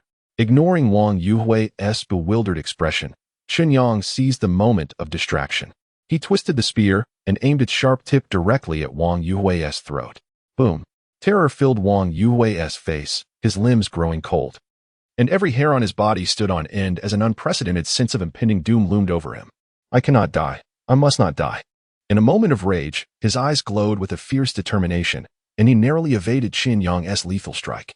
Taking a few steps back, he stared incredulously at Chen Yang. What was this Chen Yang capable of? How could he be so formidable? Chen Yang, surprised that his fatal strike had been dodged, felt a pang of regret. With Wang Yuhui now wary of him, replicating his earlier attack would be futile.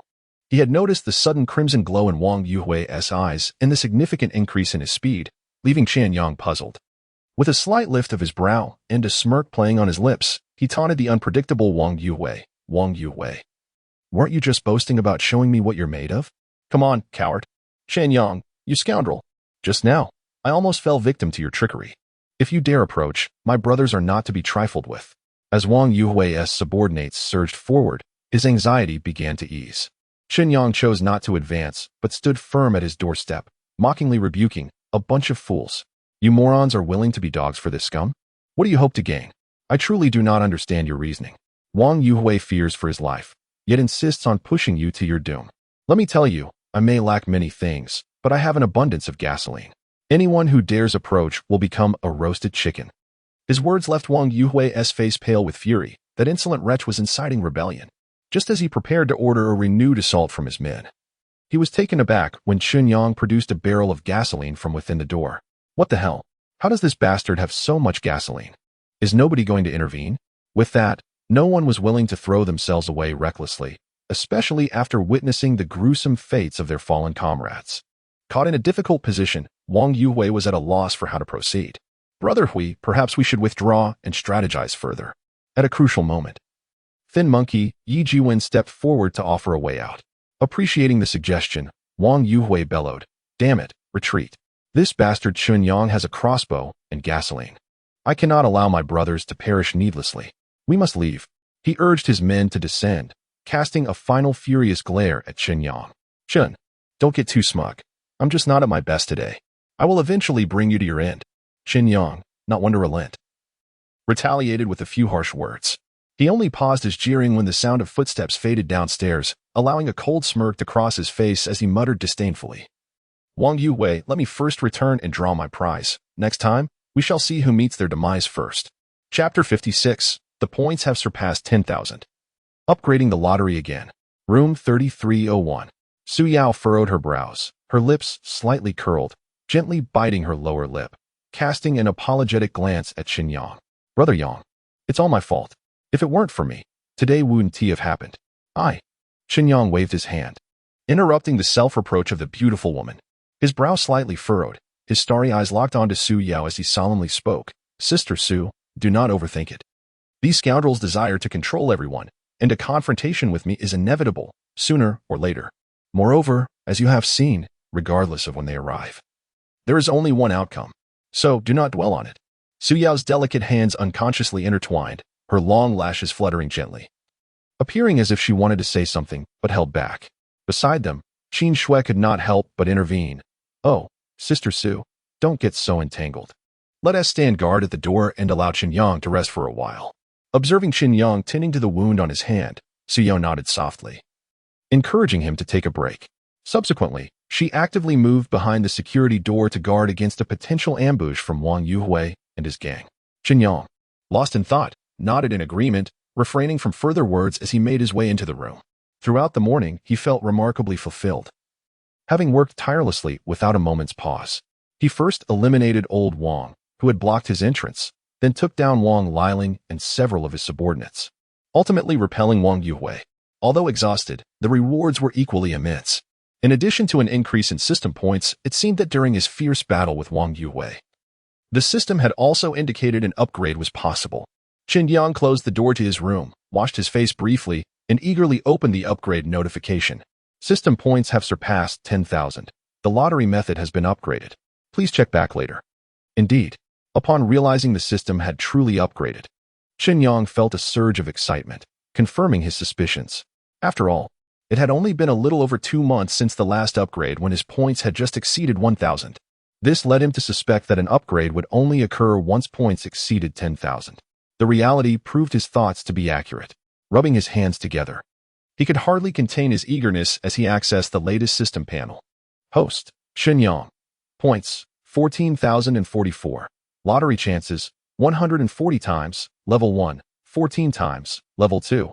Lottery items, spatial treasure mirror, 198 500 slots. Python S400 crossbow, improved version. Durex ultra-thin ribbed condoms 1 box. Strength, 1, 3. Stamina, 1, 0. Agility, 0. 9. Mentality, 0. 8. Title, Chicken Slayer. You are a cold-blooded killer of poultry.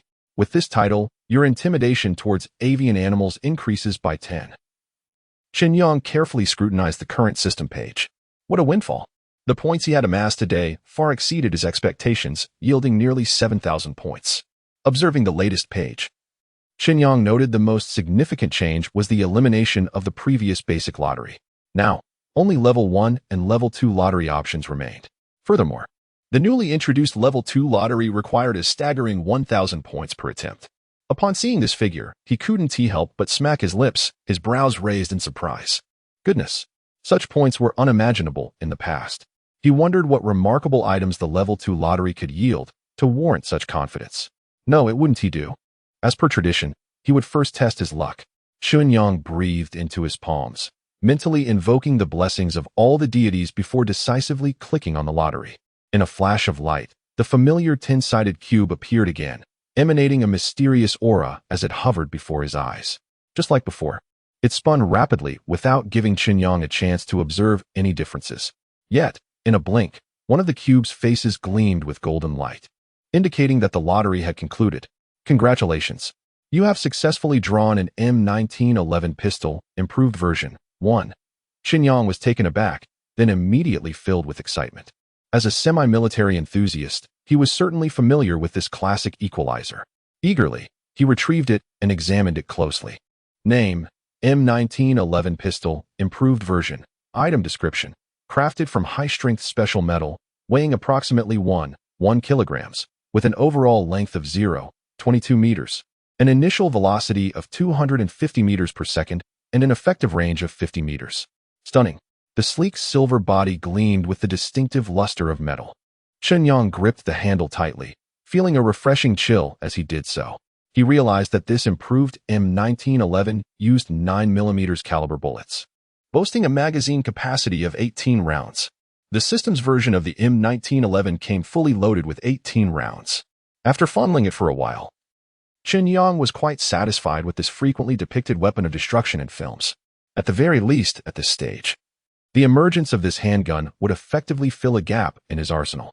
Previously, he believed that a crossbow was sufficient for long-range attacks. However, his recent battle with Wang Yuhui made him aware that while the system's crossbow was indeed improved and powerful, its slow reloading time had become a glaring disadvantage. After Wang Yuhui exited the stairwell, Chen Yang had only managed 1 shot. Should he fail to eliminate the opponent, he would inevitably fall into close combat. Hence, the arrival of this M1911 was fortuitous, offering rapid firing, substantial power, and a commendable range. As for accuracy, Chen Yang was not concerned if precision faltered. He could always close the distance before firing. He was certainly no fragile mage. Feeling fortunate after acquiring such a formidable weapon, he decided to go for 10 consecutive draws. Continue. Let me draw all at level 2. Swish, swish, swish. 10 beams of golden light flashed sequentially, revealing a variety of items before Chen Yang. It was undeniable that the items drawn with 1,000 points indeed held a different quality. Chen Yang stood dumbfounded, observing a wardrobe that had suddenly appeared in his room. Indeed, it was a wardrobe approximately 1.2 meters by 2.5 meters in size. Unable to resist scratching his head, he curiously checked its description. Name: man's wardrobe. Special item description: true men should not be troubled by what to wear each day. This wardrobe is specially blessed by the god of fashion, automatically providing you with an outfit every day upon opening. Chen Yang. Well, how to put it, this item does hold some utility. Not wanting to dwell further, he stored it in the system space and continued to examine the remaining 9 items. It seems you all are indeed extraordinary. What could be the reason? Chen Yang's long, powerful fingers deftly toyed with the items he had just drawn, unable to refrain from murmuring to himself. Chapter 57. The prize, a new special card. Gazing at the several card-shaped prizes in his hand, Chen Yang instinctively stroked his chin. Curiosity piqued. Could it be that a secondary lottery could yield an information card? Indeed. Among the items he had just drawn were several cards of varying colors. The white card immediately caught his eye. It was the old friend information card. Since the inception of the system, he had only drawn 2 types of cards, the white information card and the black item enhancement card. The latter was self-explanatory. Had it not been for the successful upgrade of the spatial treasure mirror due to that card, he would still be troubled by the issues of material storage and transport. Regrettably, despite numerous lottery attempts, Chen Yang had yet to draw the enhancement card that lingered in his thoughts. As for the white information card, he had only drawn it twice. The first time, it recorded the winning numbers for a post-apocalyptic lottery, but given that the draw occurred after the end of the world, he paid it no heed. Ironically, on the day of the draw, the streets were flooded, and no sane person would have gone to work. The television, however, still broadcasted the winning numbers, which turned out to be the very set he had not purchased. In contrast to the first nonsensical glimpse into the future, the second card provided a serious warning about the rain outside, indicating that prolonged exposure could lead to unknown changes. Coupled with the recent encounter with Wang Yuhui and his cohorts, along with the system and Oppo's warnings about mutated humans, Chen Yang suspected a connection to the rain outside. Thus, his curiosity about the content of this third information card was heightened. Taking out the white card, he read the clear inscription, "Young man, do you feel lost and empty in life? When in doubt, heading west is the way to go." Chen Yang was taken aback. What on earth was this? He wished he could retract his earlier thoughts. This information card was utterly ridiculous. As a man of integrity, he found the phrase "heading west" and the reference to a certain brand of facial cleanser baffling. Moreover, if it merely suggested a direction. As someone who had lived in Jiangzhou City for several years, he was well aware that the west only led to a mountain towering a mere 80 meters high. Thus, he could not comprehend why he would abandon a property nearly 100 meters above sea level to seek refuge on a small hill during a time of flooding. With a resigned shrug, he tucked away the absurd information card. Next, he turned his attention to the remaining 6 cards he had never drawn before. 3 red, 1 yellow, 1 blue, and 1 purple. What? Could it be possible to enhance attributes directly without training, propelling oneself to the pinnacle of life? Chen Yang's brows furrowed, and his eyes sparkled as he fixed his gaze on the red card, excitement bubbling within him. It read, Name, Strength Enhancement Card. Function, using this card will directly increase your strength attribute by 0.2 points. The succinct description ignited a thrill within him. After all, despite having a tailored training regimen from professionals, his strength attribute had only increased by 0.4 points over 3 long months. The crux of the matter was that as personal attributes rose, acquiring strength points became increasingly arduous. Now, with the system offering direct enhancements, there was no reason to hesitate. Chen Yang promptly activated the strength enhancement card. In a flash of red light, he felt a warm surge within, and his muscles tightened. Mere seconds later, the system confirmed the enhancement was complete. Unable to contain his exhilaration, he leaped up, feeling invigorated. Chen Yang, overwhelmed with joy, immediately used the remaining 2 strength enhancement cards. What a rush! As he beheld the system panel reflecting a strength value of 1.9, the surge of power instilled in him a fleeting sense of being superhuman. He hurried to the mirror, quickly shedding his shirt to assess the changes.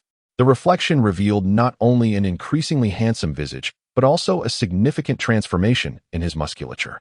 Since committing to a fitness regimen, thanks to a professionally crafted plan, his muscle definition had become remarkably balanced. exhibiting a kind of agile physique rather than the exaggerated bulk associated with excessive protein intake. Relieved by the aesthetically pleasing muscle lines in the mirror, Chen Yang sighed. His greatest fear had been transforming into a grotesque bodybuilder. Thankfully, the system's enhancement had merely improved his existing physique uniformly. As for the strength attribute of 1.9, he needed to test its true power with fitness equipment. However, considering the additional cards nearby, he felt it prudent to test them all together. Upon examining the cards, he found the yellow card to be the agility enhancement card and the blue card to be the mental enhancement card. With a flash of yellow and blue light, he successfully increased both attributes by an additional 0.2 points. The final purple card, however, caught him off guard. As he scrutinized its description, he found himself in a state of bewilderment. A wave of immense delight washed over him, prompting him to mutter, "Wow, I knew I was lucky. This fortune is simply too incredible." His reaction was understandable. Initially, he had expected the purple card to be a stamina enhancement card, but instead, it revealed itself to be something far more extraordinary. Name: Berserk, special skill. Function: upon activation, the effect lasts for 10 seconds, during which the host's strength attribute instantly increases by 100, stamina by 50, agility by 50, and defense by 20. While in a berserk state, mental acuity decreases by 20. Cooldown time: 12 hours. Note: a true man only needs 10 seconds. After the skill ends, the host will enter a weakened state, with all attributes reduced by 20, lasting for 3 minutes. After absorbing the description of Berserk, Chen Yang could only cry out, "The system is incredible." There were no words to adequately convey his elation. For Chen Yang at this stage, this skill was overwhelmingly powerful. His strength attribute, already at 1.9, could soar to an astonishing 3.8 with the activation of Berserk, nearly 4 times that of an ordinary individual. Had he drawn this skill before confronting Wang Yuhui, he would have been utterly confident in his ability to defeat him. The only downside is the duration of the effect. It feels a bit condescending. The only critique he had was regarding the skill's duration. But then again, as a true man, he was accustomed to not taking breaks for at least an hour. In this respect, Su Yao would certainly have the most to say. Chapter 58. A subtle transformation, yet indescribable. In a spacious yet dimly lit room, a young woman, devoid of any clothing, was cautiously applying medicine to Wang Yuhui's wounds. Hiss when the scant anti-inflammatory powder was sprinkled onto his deep abdominal injury. Wang Yuhui couldn't help but grimace in pain. With a fierce glare, he turned to the woman tending to him and scolded, "What the hell? Aren't you supposed to be a nurse from the municipal hospital? Can't you apply medicine properly? Why does it hurt so much?" Lin Yi, trembling with fear, responded softly, "Hui. Brother Hui, this is my first time using the powder from the capsule, and your wound is quite deep." So, before the disaster struck, Lin Yi had just been appointed as a nurse at the city hospital, engaged to a wealthy businessman, and her future seemed bright. However, an unrelenting downpour had altered everything. Formerly meek security guards, emboldened by resources and power, forcibly broke into her home, coercing them into making a choice, to submit or to perish. With a sudden motion, Wang Yuhui raised his hand and slapped Lin Yi, sending her sprawling. "Useless. I'm not a medical professional. I don't understand this. I only care about the outcome." A clear handprint appeared on Lin Yi and Appo's delicate face, igniting a fiery sting that made her cup her face, tears welling in her eyes as she gazed at him. Yet, Wang Yuhui's fierce demeanor silenced her anger, compelling her to kneel quietly and continue her task. The searing pain radiating from his abdomen caused Wang Yuhui to sweat profusely, and the dwindling supply of medication sent him into a frenzy. Among all the rooms under his control, he had only a meager amount of anti-inflammatory medicine left.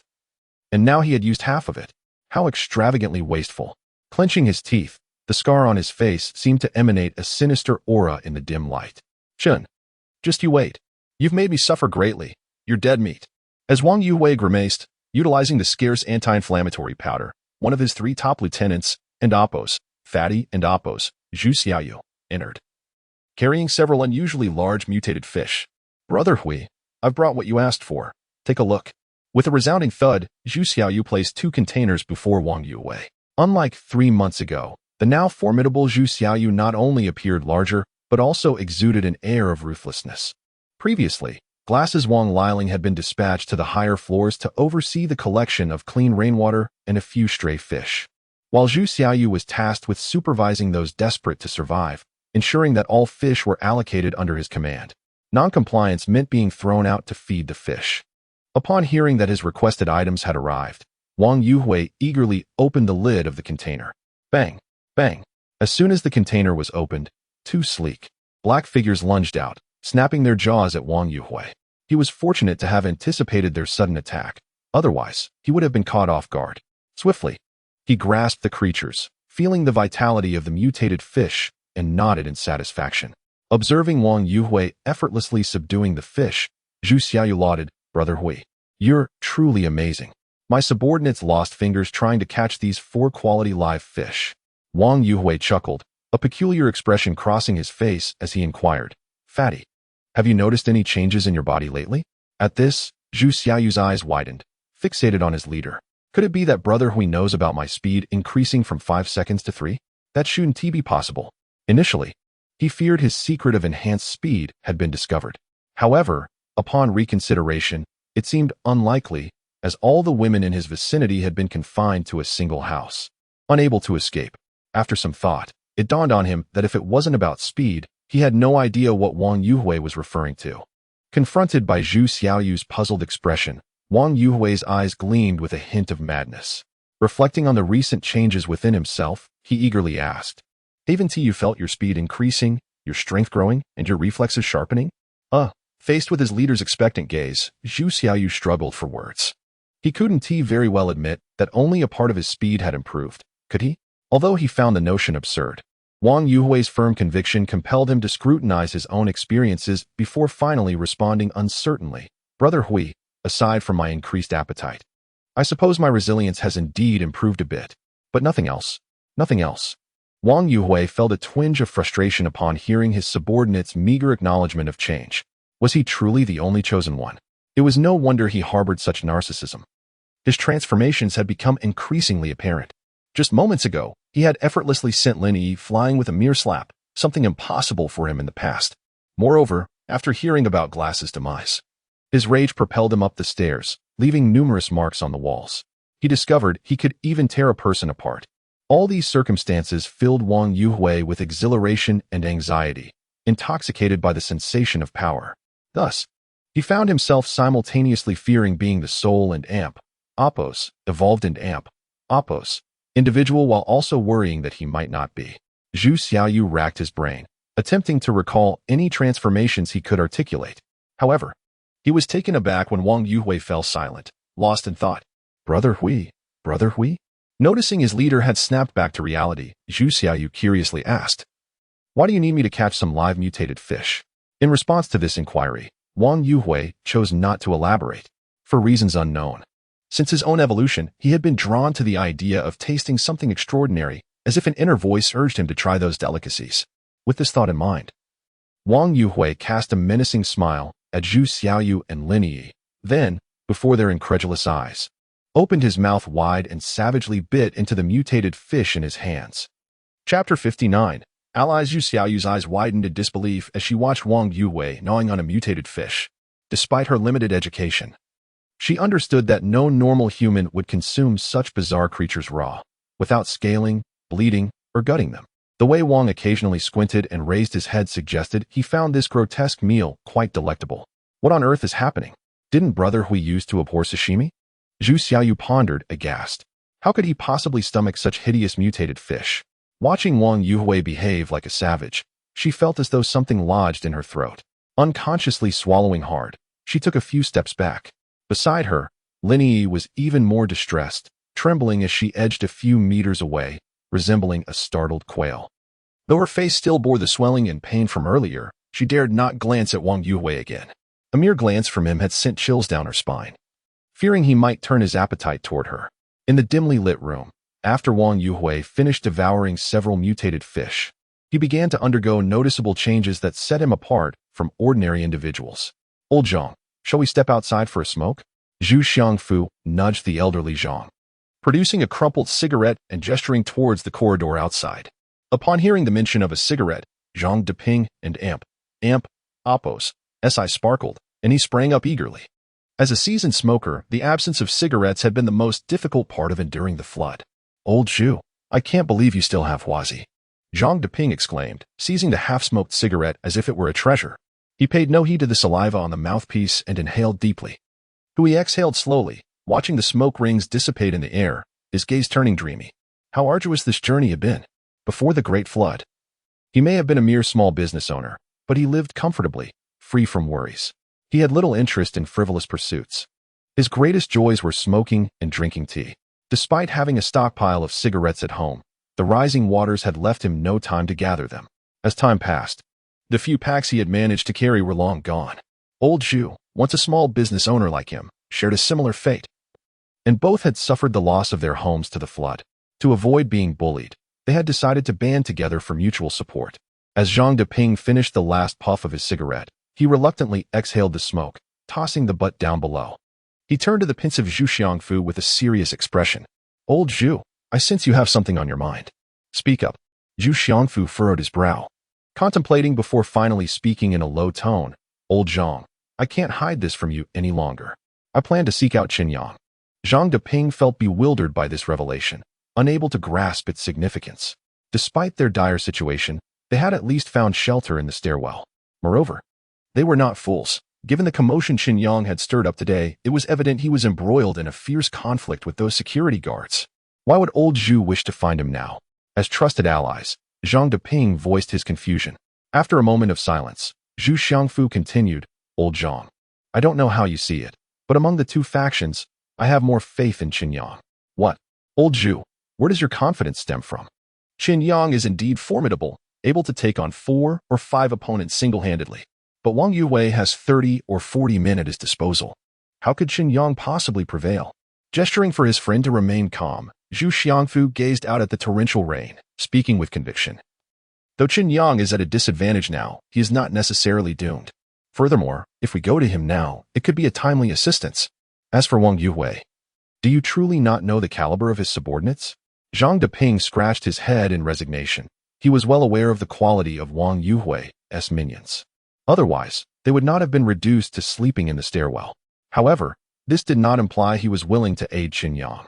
As a person with a modicum of conscience, wasn't he it better to watch from the sidelines? Observing Zhang's hesitation, Zhu Xiangfu understood his concerns. Nonetheless, he felt compelled to elaborate for the sake of their impending actions. Old Zhang, have you not noticed how increasingly difficult it has become for us to catch fish lately? Indeed, those mutated fish are growing harder to catch, and the 3 great kings demand a cut. Damn it, just yesterday, I witnessed someone being dragged underwater by a mutated fish. Zhu Xiangfu lowered his voice, leaning closer to Zhang. More critically, a few days ago, I caught a glimpse of a colossal creature in the water. Though it was only a fleeting sight, I am certain it was no ordinary being. The risks of fishing below are escalating, and with the rooftop occupied by the 3 great kings, what will our families eat? Zhang Deping's eyes widened in shock, momentarily at a loss for words. When they first sought refuge in the corridor, they could still scavenge floating supplies outside. On fortunate days, they might even find unopened packages. The fishing line they used had been salvaged from those very parcels. As mutated fish began to rain down, they had barely managed to sustain themselves. Now, with old Shu conveying that their sole food source might soon vanish, Zhang Deping felt a wave of panic wash over him. What the hell? Is fate conspiring to wipe us out? I thought those bizarre mutated fish were nature's gift to us. Zhu Xiangfu forced a bitter smile, recognizing that he and the other residents of the building likely shared the same sentiment.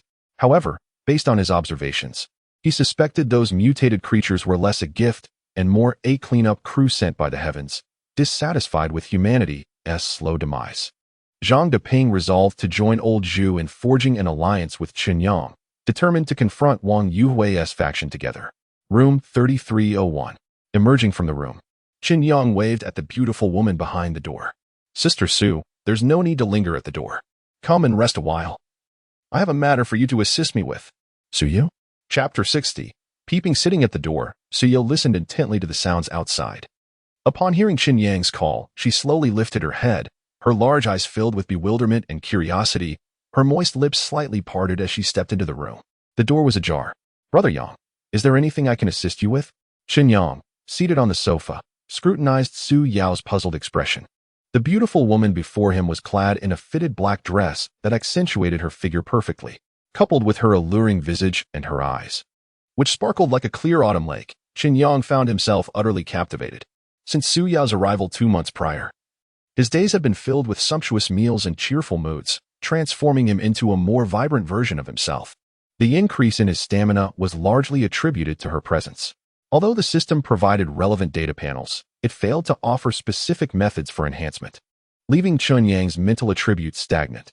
Fortunately, he had recently drawn a mental enhancement card, allowing him to boost his attributes directly. He silently lamented the system and Oppo's failure to provide a stamina enhancement card, while other types had been drawn effortlessly.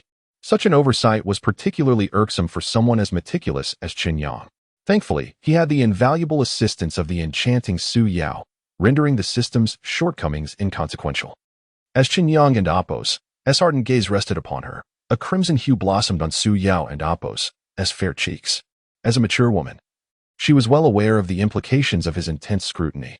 The heat of his gaze made her blush deepen, and a hint of shyness flickered in her eyes as she bit her lower lip. Sister Su, to swiftly defeat Wang Yue, I require your assistance. Will you help me?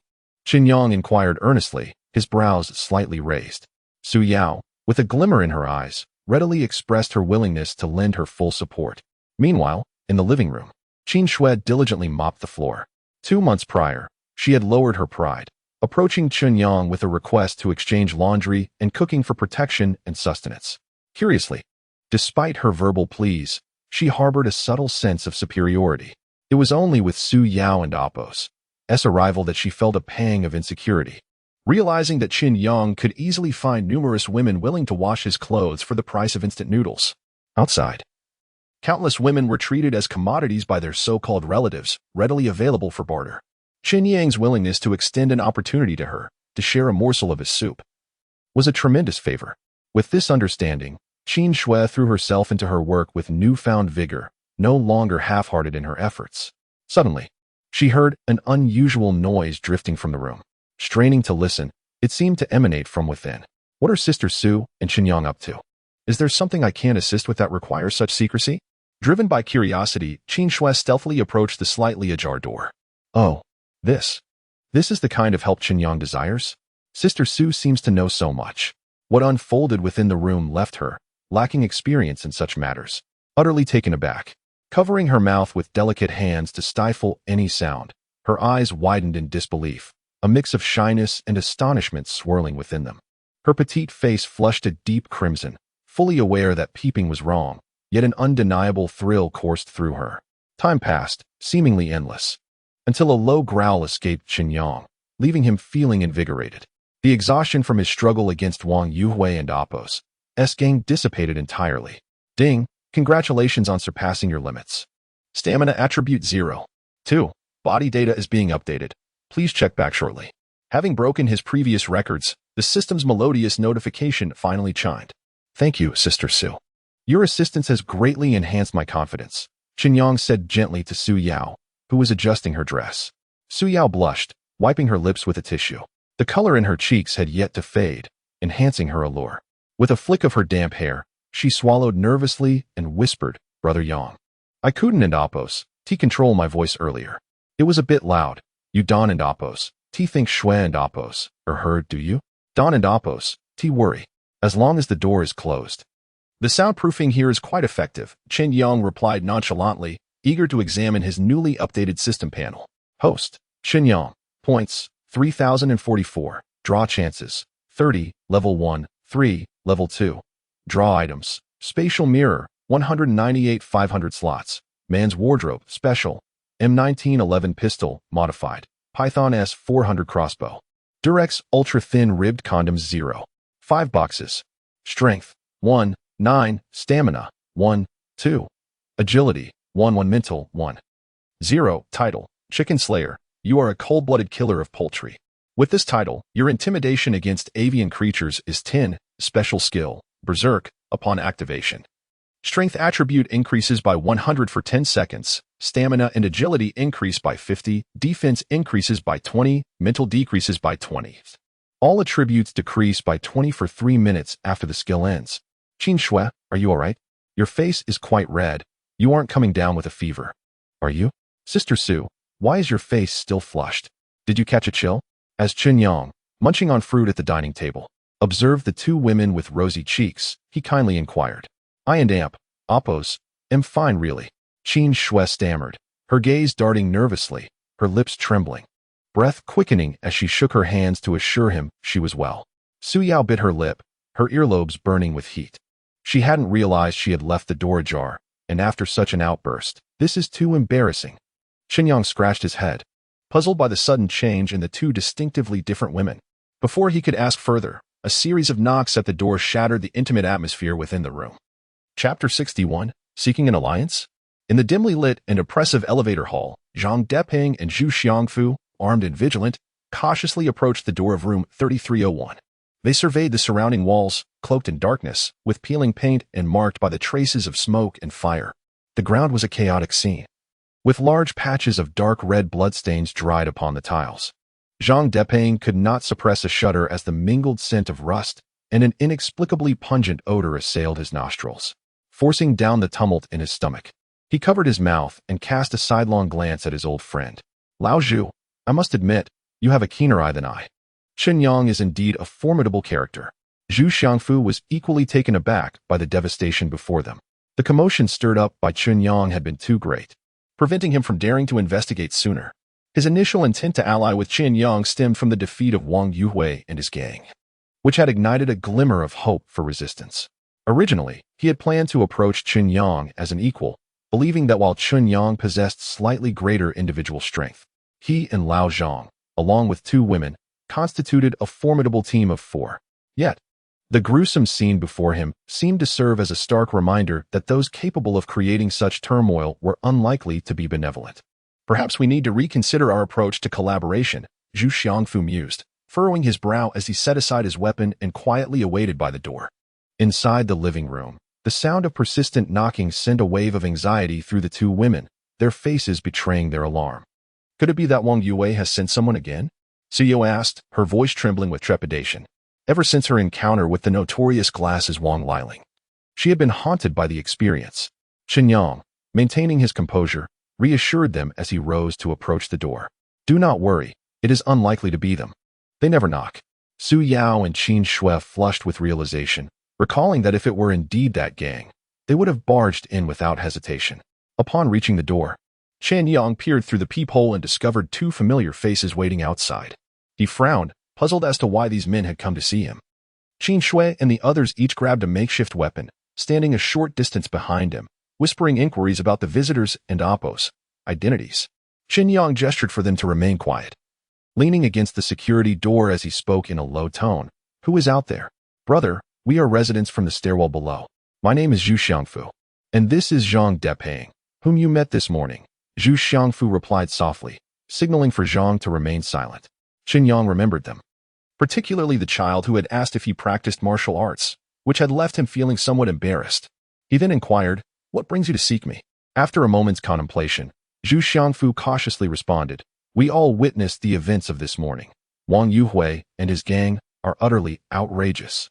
We wanted to see if you would be interested in joining forces against them. Intrigued by the proposition, Chen Yang, though not actively seeking allies, was curious to hear their plans. Oh, and why should I trust you or consider joining your cause? Exchanging glances, Zhang Deping spoke resolutely. Brother, we are all victims of their tyranny. It is essential for us to unite and resist them to the end. Moreover, although Wang Yuhui's group has temporarily retreated, he will undoubtedly gather his forces to confront you once he has recuperated. Zhu Xiangfu added earnestly, Indeed, brother, they have many more members. Your strength alone cannot withstand their numbers. I sincerely hope we can cooperate, as our chances of survival will be significantly enhanced. Turning to the anxious women, Chen Yang reflected on their situation. Following his fortunate stroke of luck during the lottery, he felt confident facing Wang Yuhui. Yet, as the two men pointed out, Wang Yuhui still commanded a small army of henchmen. With the threat of a gasoline-fueled assault looming, a reckless charge could easily lead to disaster. After a moment of contemplation, Chen Yang finally said, Step back a few meters. I will count to 3, and we will talk. Observing through the peephole, he noted the two men obediently retreating a few paces. As a precaution, he quietly retrieved the newly acquired M1911 pistol. Pay attention. 1, 2, 3. The security door remained firmly shut. Chen Yang kept a watchful eye on the peephole, and as his countdown concluded, the two men showed no inclination to rush forward. Satisfied by their compliance, he slowly opened the door. "May I inquire why you, after 3 months of silence, have suddenly decided to resist?" Chen Yang asked. With a wry smile, Zhu Xiangfu explained quietly, "Chen Yang, initially we lacked a leader. We are merely ordinary individuals unable to confront the ever-growing might of Wang Yue. Your emergence has inspired us with hope. Your courage to stand against them has rekindled our spirits. Additionally, to speak candidly, we are out of food and must resist, or we shall starve." Chen Yang felt a stirring in his heart and asked, "You have no food? Have you not attempted to catch the mutated fish?" At the mention of this, Zhang Deping's frustration boiled over, and he quickly recounted the difficulties in capturing the mutated fish and the ever-increasing cuts Wang Yue demanded. Chen Yang was left speechless. While he could fathom the challenges of capturing the mutated fish, he had not anticipated Wang Yue's underlings controlling the fishing spots and imposing exorbitant fees. What on earth are these security personnel trained in? They are remarkably resourceful, rivaling even the most unscrupulous of bosses. With just the few of us, do you truly believe you can take them on? Chen Yang inquired. Without hesitation, Zhu Xiangfu declared. "I plan to rally a few more individuals. I have specific candidates in mind. If you agree to join us, I will act immediately." Chen Yang nodded in agreement, indicating his willingness to join, albeit with the stipulation that he must approve any plans of action. The two men acknowledged this condition, fully aware that Chen Yang and Appo's strength granted him considerable influence. Having tentatively established their alliance, Chen Yang, with a curious disposition, asked them, "Have you consumed the mutated fish without fear of poisoning?" With a rueful smile, Zhu Xiangfu replied, "If we do not eat, we will starve. We cannot afford to be concerned about toxins. However, we are still alive and well, so it seems safe enough." "Have you experienced any adverse effects from consuming the mutated fish?" Chen Yang mused, recalling the peculiar traits exhibited by Wang Yue. The raw power and swift reflexes he displayed were undoubtedly indicative of something amiss. What could possibly account for such phenomena? Chapter 62, Schemes from All Sides. As Chen Yang calmly closed the security door, Lao Zhu and his companion left with a sense of satisfaction after scheduling another meeting. After walking a few steps, Zhang Deping whispered to Lao Zhu, "My goodness, Lao Zhu, I am truly impressed by you. You have an uncanny ability to read people." Chen Yang is certainly not an ordinary individual. He possesses great intellect, remains composed, and is ruthless in action. Truly formidable. Zhu Xiangfu responded with a wry smile, acknowledging that Chen Yang is indeed a person of great ambition. He had just reminded them to be cautious as they were about to leave, likely assessing their reactions. Fortunately, their intentions were pure, otherwise they might have found themselves in peril. Zhang Deping nodded in apprehension, realizing that he was drenched with sweat from nervousness. Curious about the other candidates mentioned by Lao Zhu during his conversation with Chen Yang, he couldn't help but inquire who they were. Zhu Xiangfu glanced around before quietly revealing a name to Lao Zhan. "What? Qianfei? He is still alive?" Zhang Deping exclaimed in shock, staring incredulously at his friend. The news left him utterly astonished. Having followed the discussions in their residential group, he knew that the security gang led by Wang Yue had initially coerced resources from Qianfei's household on the 8th floor. Given that Qianfei's home was their first base of operations, he had assumed Qianfei had long been eliminated. To learn that he was still alive was beyond his comprehension. Indeed, Qianfei had survived, stealthily navigating between floors and deliberately evading Wang Yue and his crew. The parcel with fishing line was a collaboration with him, and I plan to approach him to join our cause. I believe it should not pose any significant issues. Zhu Xiangfu patiently explained to Lao Zhang. As they passed the stairwell, they spotted 3 scantily clad women arranging bedding. One woman, slightly taller, draped in a sheer blanket, was directing the others with great confidence. Tang Bei, a former flight attendant, was the first mistress of a minor leader. Her knack for flattery allowed her to command Lu Yani and the others with an air of superiority. They had hidden on the rooftop during the confrontation between Chen Yang and Glasses Wang Liling, only daring to descend once the area was quiet. As expected, their home had been thoroughly disrupted. Upon seeing Lao Zhu and his companion enter, Tang Bei's eyes brightened, and she exclaimed, "Good brothers, I'm so hungry. Could you spare me a bite? I'm willing to do anything. Plus, I used to be a flight attendant, and I'm in great shape with plenty of poses to show you. Would you like to give it a try?" Winking flirtatiously, she let her blanket slip, revealing a tempting neckline. Zhu Xiangfu, as a man of stature, knew well how to handle such advances.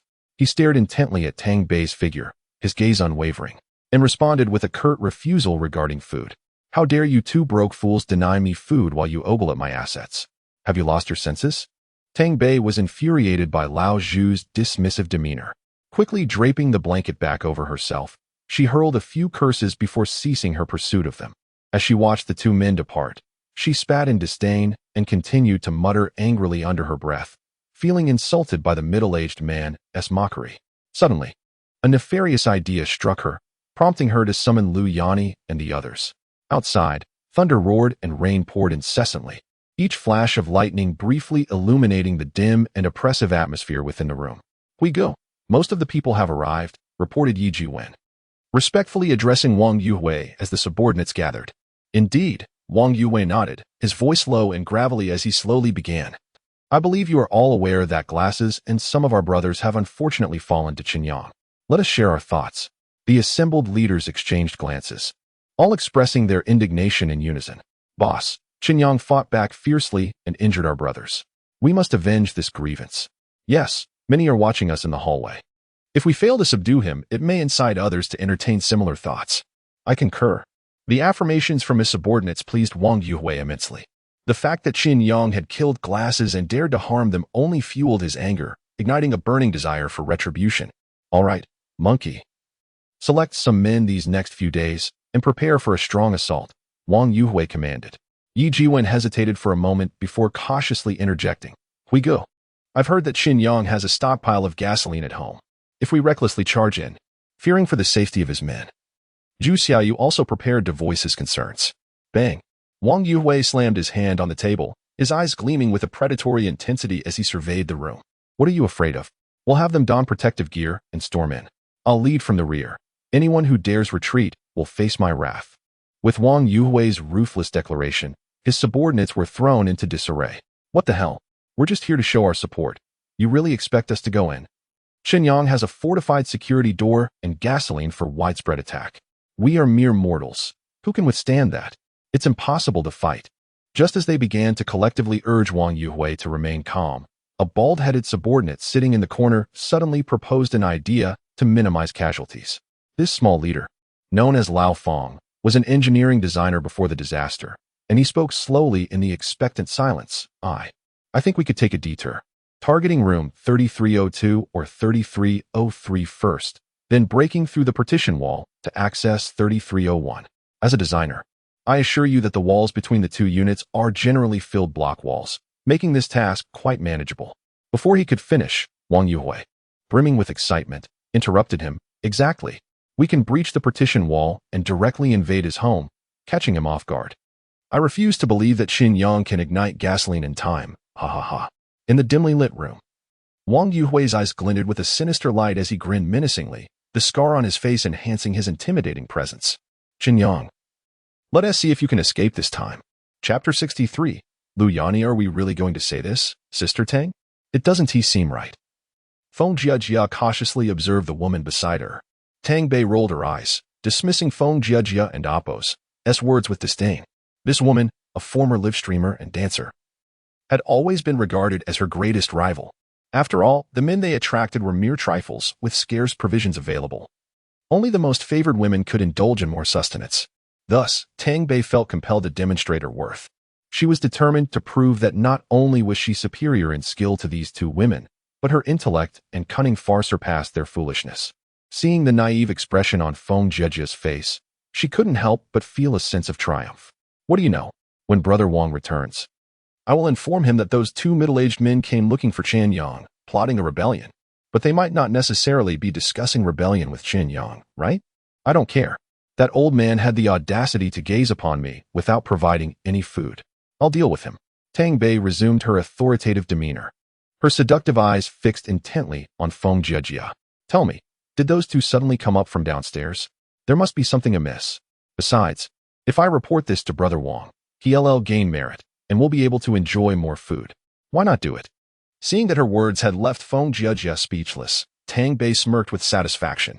However, her expression soured when she noticed Lu Yani returning from her brief absence. She couldn't fathom why Brother Wang would find interest in such a poker-faced individual. Lu Yani neither spoke nor moved much, appearing as lifeless as would during intimate moments. Xiaolu, you truly are a lazy one. Hurry up and come here. I have to remind you. You and Oppos. Re the slowest among us. Lu Yani regarded her with cold, vacant eyes, offering no response, only a nod. Utilizing the dim light filtering through the stairwell window, she extended her hand behind her, slowly inching closer to Tang Bei. The sky was overcast and gloomy within the stairwell on the 32nd floor. Zhang Depeng stood at the platform and Oppos' edge, glancing at his watch under the faint moonlight. As the appointed time approached, he grew anxious, wondering why Lao Zhu had yet to bring the others up. Had something gone awry? Thud, thud, the soft sound of footsteps echoed in the stairwell. Under Zhang Depeng and Oppos' tense gaze, Zhu Xiangfu finally returned, leading a frail man with him. Ah, Lao Zhu. Why did you take so long? I thought something had gone wrong on your end. Zhu Xiangfu calmed the visibly anxious Zhang Depeng, his expression serious, offering no further explanation. He glanced at the sleeping child and gently roused his wife, quietly instructing her to keep an eye on the little one. Then, the three men, each armed for self-defense, stealthily ascended the stairs. In the oppressive darkness of the corridor, a rustling sound emerged from ahead. Zhu Xiangfu, gripping his weapon tightly, called out in a hushed tone, "Who is there?" Step forward. Behind him, Zhang Depeng and another man, Qian Fei, raised their weapons as well. It was understandable that they were on high alert. Caution was paramount in such critical moments. Don't. It's us. A timid figure emerged from the corridor's entrance, followed by another silent presence. It's you? With the faint moonlight illuminating the scene, Zhu Xiangfu recognized the two women he had encountered earlier in the afternoon. Zhang Depeng and Oppos' expression shifted, anxiety gnawing at him as he feared they might overhear something confidential. He hurriedly asked, "What are you two doing up? Where's that flight attendant?" Feng Jejia, flustered, struggled to find a response. Meanwhile, Lu Yani placed a reassuring hand on her shoulder and spoke in a hoarse voice, "Brother Zhu, Brother Zhang, don't be alarmed. We wish to join you." Zhu Xiangfu was taken aback by her words. What was happening? Had their plans already been exposed before they even commenced? Who had leaked the information? Xiaolu. I don't quite understand what you're implying. Why do you want to join us? Zhu Xiangfu responded with a forced smile. Lu Yani maintained an expression void of emotion, her gaze unwavering and devoid of anger. Her steady stare made the three men feel uneasy. Finally, she coldly stated, "Brother Zhu, don't deceive me. Are you not planning to unite with Chen Yang to resist Wang Yuhui?" "I'm not deceiving you. I wish to join your ranks. I know you need more hands." Zhang Depeng couldn't help but question, "Xiaolu, how can we trust you one betray us and sell us out? And what about the flight attendant? She doesn't strike me as someone who keeps secrets." At the mention of the flight attendant, Feng Jejia shuddered but remained silent. Casting a furtive glance at Lu Yani, Zhu Xiangfu noted her reaction, a flicker of surprise igniting within him. Could it be? Lu Yani paused before letting out a bitter laugh, tears streaming down her cheeks. "I have a deep-seated grudge against Wang Yuhui, yearning to see him suffer. I would never betray you. As for Tang Bei," mentioning the flight attendant, Tang Bei, a trace of madness seeped into Lu Yani's eyes. Previously calm and still, "I killed her." "What? Good heavens." Both Lao Zhu and Lao Zhang's faces paled, instinctively stepping back, creating distance between themselves and her. Even the usually quiet Qian Fei could not help but glance at the seemingly fragile woman. "Why?" Zhang Depeng couldn't contain his curiosity. With a haunting smile, Lu Yani replied, tears cascading uncontrollably. "Because she deserved it. I had managed to procure some supplies from Li Qin, barely enough to survive. Yet when my daughter fell ill, I lacked the necessary medication. I sought help everywhere, but no one would believe me or lend a hand. That day, Tang Bei approached me, offering to lend me medicine for my daughter, claiming to be a pitiable woman betrayed by men. Ha! How foolish I was to trust her, thinking we were both outcasts who should support one another." Wiping away her tears, Lu Yani gritted her teeth in rage. "But that vile wretch deceived me. She had no medicine. She had long since allied with Wang Yuhui and outright stole my provisions. My daughter, I have endured until now, only to find that Chen Yang could assist me. Yet that wretched woman seeks to betray me." Lu Yani's eyes widened, fixating on the men before her. "Tell me, do you think she deserves to die?" Chapter 64. Joining the team in initial assembly, Lu Yani stared wide-eyed, fixated on them. "Do you think she should die?" The three men, old Zhu and his companions, met Lu Yani's gaze filled with animosity, falling into a profound silence. What they had not anticipated was that Lu Yani, who had always been inconspicuous, was entangled in such deep connections with Tang Bei and Wang Yuhui. In the afternoon, as Tang Bei prepared to seduce old Zhang, Lu Yani remained expressionless, working silently. They had thought her patience and decisiveness were surprising. From the perspective of their neighbors, they held Lu Yani in disdain for having once followed Li Qin to deceive others for supplies. Yet, from a parental standpoint, she seemed to have committed no wrongdoing. However, for someone so restrained, if her interests were threatened, old Zhu, perhaps we should let them join us. An additional member would bolster our strength, suggested Qian Fei from behind. As Zhu Xiangfu hesitated over agreeing to Lu Yani's inclusion, Zhu turned to Qian Fei, whose expression was inscrutable, and perhaps he realized something. Finally, he sighed deeply, casting a lingering glance at Lu Yani, hoping that allowing them to join would prove to be a wise decision. The group of 5 expanded, and in accordance with an agreement with Chen Yang, they arrived outside room 3301. Knock, knock, knock, in line with their prearranged signal. Zhu Xiangfu stepped forward alone, rhythmically knocking on the door, yet no one answered. Zhang Depeng grew anxious and whispered to Zhu Xiangfu, "Old Zhu, what is going on? Could there be some unforeseen circumstance?" Zhu Xiangfu also felt a bit confused. Although he harbored some anxiety, he feigned calmness to reassure the others. Fortunately, they did not have to wait long. The door to 3302 abruptly swung open from within. Chen Yang leaned against the doorframe, his eyes scanning the individuals outside. Upon noticing the 3 new faces, particularly Lu Yani, he felt a momentary surprise. The group of old Zhu, upon seeing Chen Yang emerge from room 3302, was filled with curiosity but restrained their eagerness, instinctively placing their weapons outside before stepping inside. Unlike the dimly lit areas they were accustomed to, the group was astonished to discover that room 3302 was luxuriously illuminated by several candles. The soft glow of the candles bathed the living room in a warm light. This familiar yet foreign brightness made the group, accustomed to darkness, feel momentarily disoriented. It was worth noting that combustible materials had become exceedingly precious since the gas supply was cut off. Residents resorted to chopping furniture to use as firewood. Aside from Chen Yang, no one would dare to use candles for illumination. Zhang Depeng couldn't help but smacking his lips, internally lamenting Chen Yang's extravagance.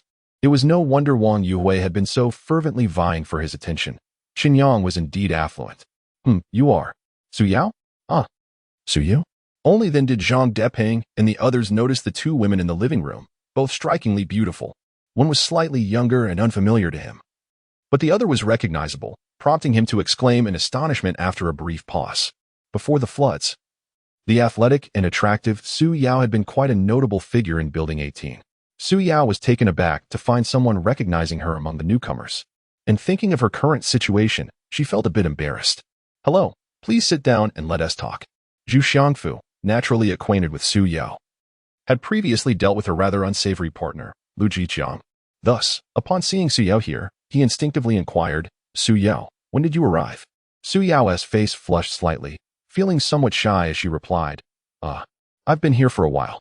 Seeing Su Yao's demeanor, Zhu Xiangfu, having been through similar situations, quickly surmised what was happening. He silently cursed himself for being too inquisitive, creating such an awkward atmosphere. On the other hand, Chen Yang, noticing the tension, approached and stated straightforwardly, "There is nothing to be embarrassed about. You all must know Lu Jiqiang. That guy was starved mad and intended to sell Su Jie for a couple of packs of instant noodles. Later, when Wang Yuhui and his gang came looking for him, he planned to hand Su Jie over to those security guards to save his own skin. Su Jie, having no alternatives, sought my help, and I assisted her." Zhu Xiangfu was taken aback, exclaiming, "Lu Jiqiang could stoop to such vile acts. He is truly a scoundrel." The other women, including Feng Jiejie, looked at Su Yao with sympathy, shocked that her ex-husband was such a despicable person.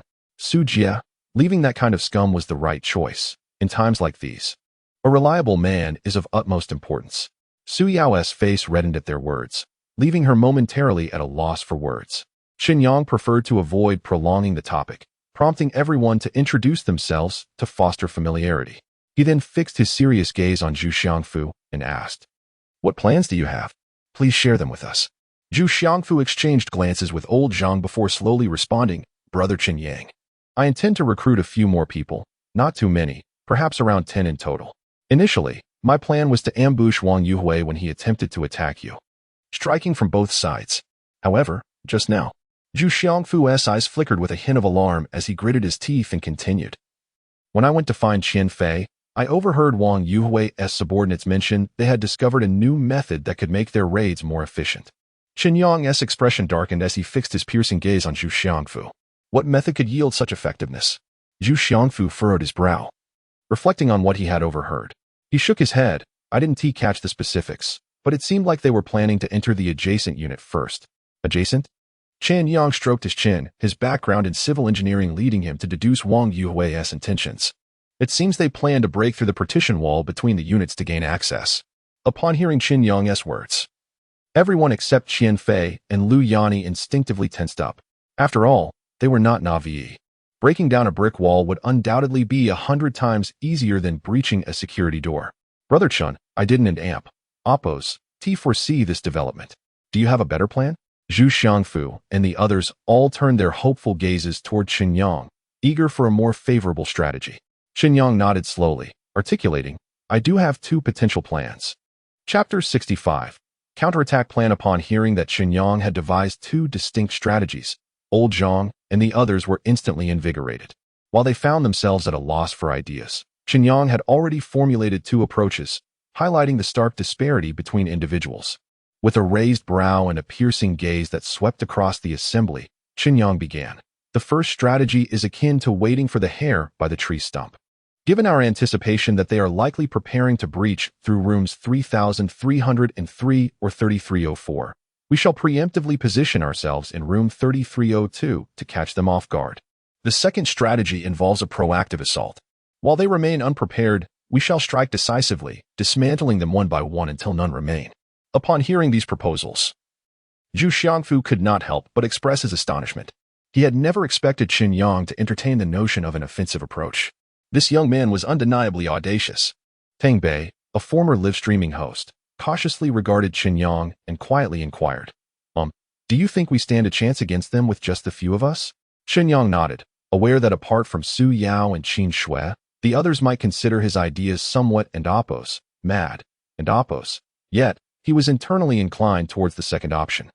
Despite the inherent dangers, the opportunity for choice was ample, especially with so many treasures at his disposal. He patiently elaborated. I have already eliminated one of Wang Yuhui's 3 formidable subordinates and taken down about 10 of his henchmen. I estimate that he still has around 30 underlings left, though it remains uncertain how many are truly loyal. If we catch them by surprise, we are bound to achieve satisfactory results. Zhu Xiangfu nodded in agreement, affirming, Brother Chen Yang makes a valid point. Over the past month, their actions have grown increasingly outrageous. Those mutated fish were a boon from the heavens. Yet after we painstakingly captured what little food we could, Wang Yuhui and his men demanded exorbitant cuts, resorting to theft if we refused. Qian Fei, who had remained silent until now, suddenly spoke with an icy demeanor. Moreover, they have begun a systematic sweep of the building to seize resources. Those who resist even slightly face dire consequences, with men suffering broken legs and women treated as mere playthings. The number of people in the stairwell and corridors is rising, and I frequently hear grievances, yet no one dares lead a revolt. They lack the conviction. Upon hearing these harrowing revelations, Su Yao exchanged a glance with Qin Shui, her heart racing with relief tinged with dread. How fortunate they were to have escaped the clutches of those security guards. Otherwise, life would have been unbearable. Lu Yani, her voice hoarse, spoke up. Chen Yang, I believe the second plan is preferable, but which target do you intend to strike first? Chen Yang stroked his chin, contemplating before stating, I plan to take action against one of the 3 formidable subordinates, and Slim Monkey and Yi Jiwen, first. Why him? Chen Yang continued. From my observations, and Fatty and Zhu Xiaoyu is likely responsible for overseeing the capture of mutated fish on the 10th floor. To maintain control over the sole food source, Wang Yuhui must assign someone to monitor this area strictly. Originally, Glass's Wang Lilin was tasked with overseeing the rooftop for rainwater collection and straggling fish. With Wang Lilin's demise, it is highly probable that Yi Jiwen has been assigned to this role, making him my initial target. Deliberating over Chen Yang's reasoning, Zhang Depaying posed a crucial question. Brother Chen, even if Yi Jiwen is stationed in the upper area, you must ascertain which room he occupies to make your move. Old Zhu and the others recognized the significance of this detail. If they could not even determine the target and whereabouts, they would have no choice but to resort to the first plan, waiting for the enemy to come to them. Recalling the system's recent lottery draw, Chen Yang assured them, "Rest assured, I possess a method to identify Yi Jiwen's residence. However," he paused, "I will require someone to divert his attention." In response to Chen Yang's request, Lu Yani stepped forward, expressing her willingness to collaborate with Feng Jiejia to distract Yi Jiwen. Chen Yang reflected on this. Having two women approach Yi Jiwen would indeed lessen his guard. However, he remained curious, but one and Appos, the man keeping you three in the stairwell suspect Tang Bei and Appos' disappearance? Lu Yani chuckled derisively, her voice steady as she explained, "We are merely part of the small leader and Appos' entourage. He typically visits only once a week, and besides satisfying his carnal desires, he tosses us 2 dead fish for sustenance. By my calculations, he has only been here for 2 days, leaving us at least 4 or 5 days of reprieve. Even if he does arrive, we can easily claim that Tang Bei ran off with another man for food. After all, he knows what sort of person she is." Beside them, Qin Shui bit her lip, her gaze fixed intently on Chen Yang and Appos' profile, her brow furrowing as conflicting emotions danced in her expressive eyes. Hearing Lu Yani's account put her own circumstances into stark relief, making her acutely aware of the comfort she had enjoyed. Having agreed upon their respective roles, Zhu Xiangfu rose, eager to avoid any suspicion. "Brother Chen Yang, we shall take our leave now. If anything unusual occurs, I will inform you immediately." Lu Yani and the others echoed similar sentiments. "We should also return to prevent raising the small leader and Appos' suspicions." With that, the 5 of them split into 2 groups and left room 3302 in quick succession. Once they had all departed, Chen Yang nodded appreciatively. His intent in visiting them today was to deliberately showcase that he had ample accommodations to spare. He understood that old Zhu and old Zhang were both cramped in the stairwell with their families. Neither of them, including Lu Yani, had voiced a desire to stay in room 3302. This indicated that everyone was aware of the stakes involved, recognizing the importance of discretion. After all, their collaboration had only just begun, and trust was still in its infancy. Observing the others' demeanor, Chen Yang felt a renewed sense of confidence in their partnership. As the last of the group exited, Su Yao approached Chen Yang, her expression laced with concern. "Yanggo, have you considered other methods? I and Appos am quite worried about you taking the initiative." Chen Yang gently ran his fingers through her hair, his eyes softening with warmth. "Do not fret, Sister Su. You are well aware of my capabilities. It is those scoundrels we ought to fear." Unbeknownst to them, Qin Shui stood behind, her lips pursed, her gaze laden with complexity as she watched them. Chapter 66. Farewell, what I desire is a cold and distant superior. Ever since she witnessed an embarrassing scene through a crack in the door, Qin Shui found herself grappling with a whirlwind of emotions. Previously carefree and oblivious, she had failed to notice the intricate relationship between Chen Yang and Sister Su. However, after that instinctive peep, she began to reflect on the peculiarities of the past 2 months. It was no wonder Sister Su didn't use cosmetics. Her skin remained so dewy and radiant. It made sense that whenever Qin Shui sought her advice on skincare secrets, Sister Su would shy away, her cheeks flushing with embarrassment. And each time there was a treat, Chen Yang always offered it to Sister Su first. Qin Shui had assumed he was merely being considerate due to Su Yao's unfortunate past. Now, witnessing Chen Yang tenderly caressing Sister Su's hair, an indescribable sense of resentment and fury coiled within her heart. She pursed her lips instinctively, a flicker of jealousy flashing in her eyes as she muttered to herself, "Why is this happening? I was the one who met Chen Yang first. Sister Su was merely a latecomer.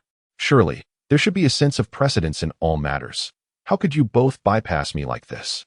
As Chen Yang comforted the worried Su Yao, he suddenly felt a chill at the back of his neck, instinctively pulling back. "What the hell?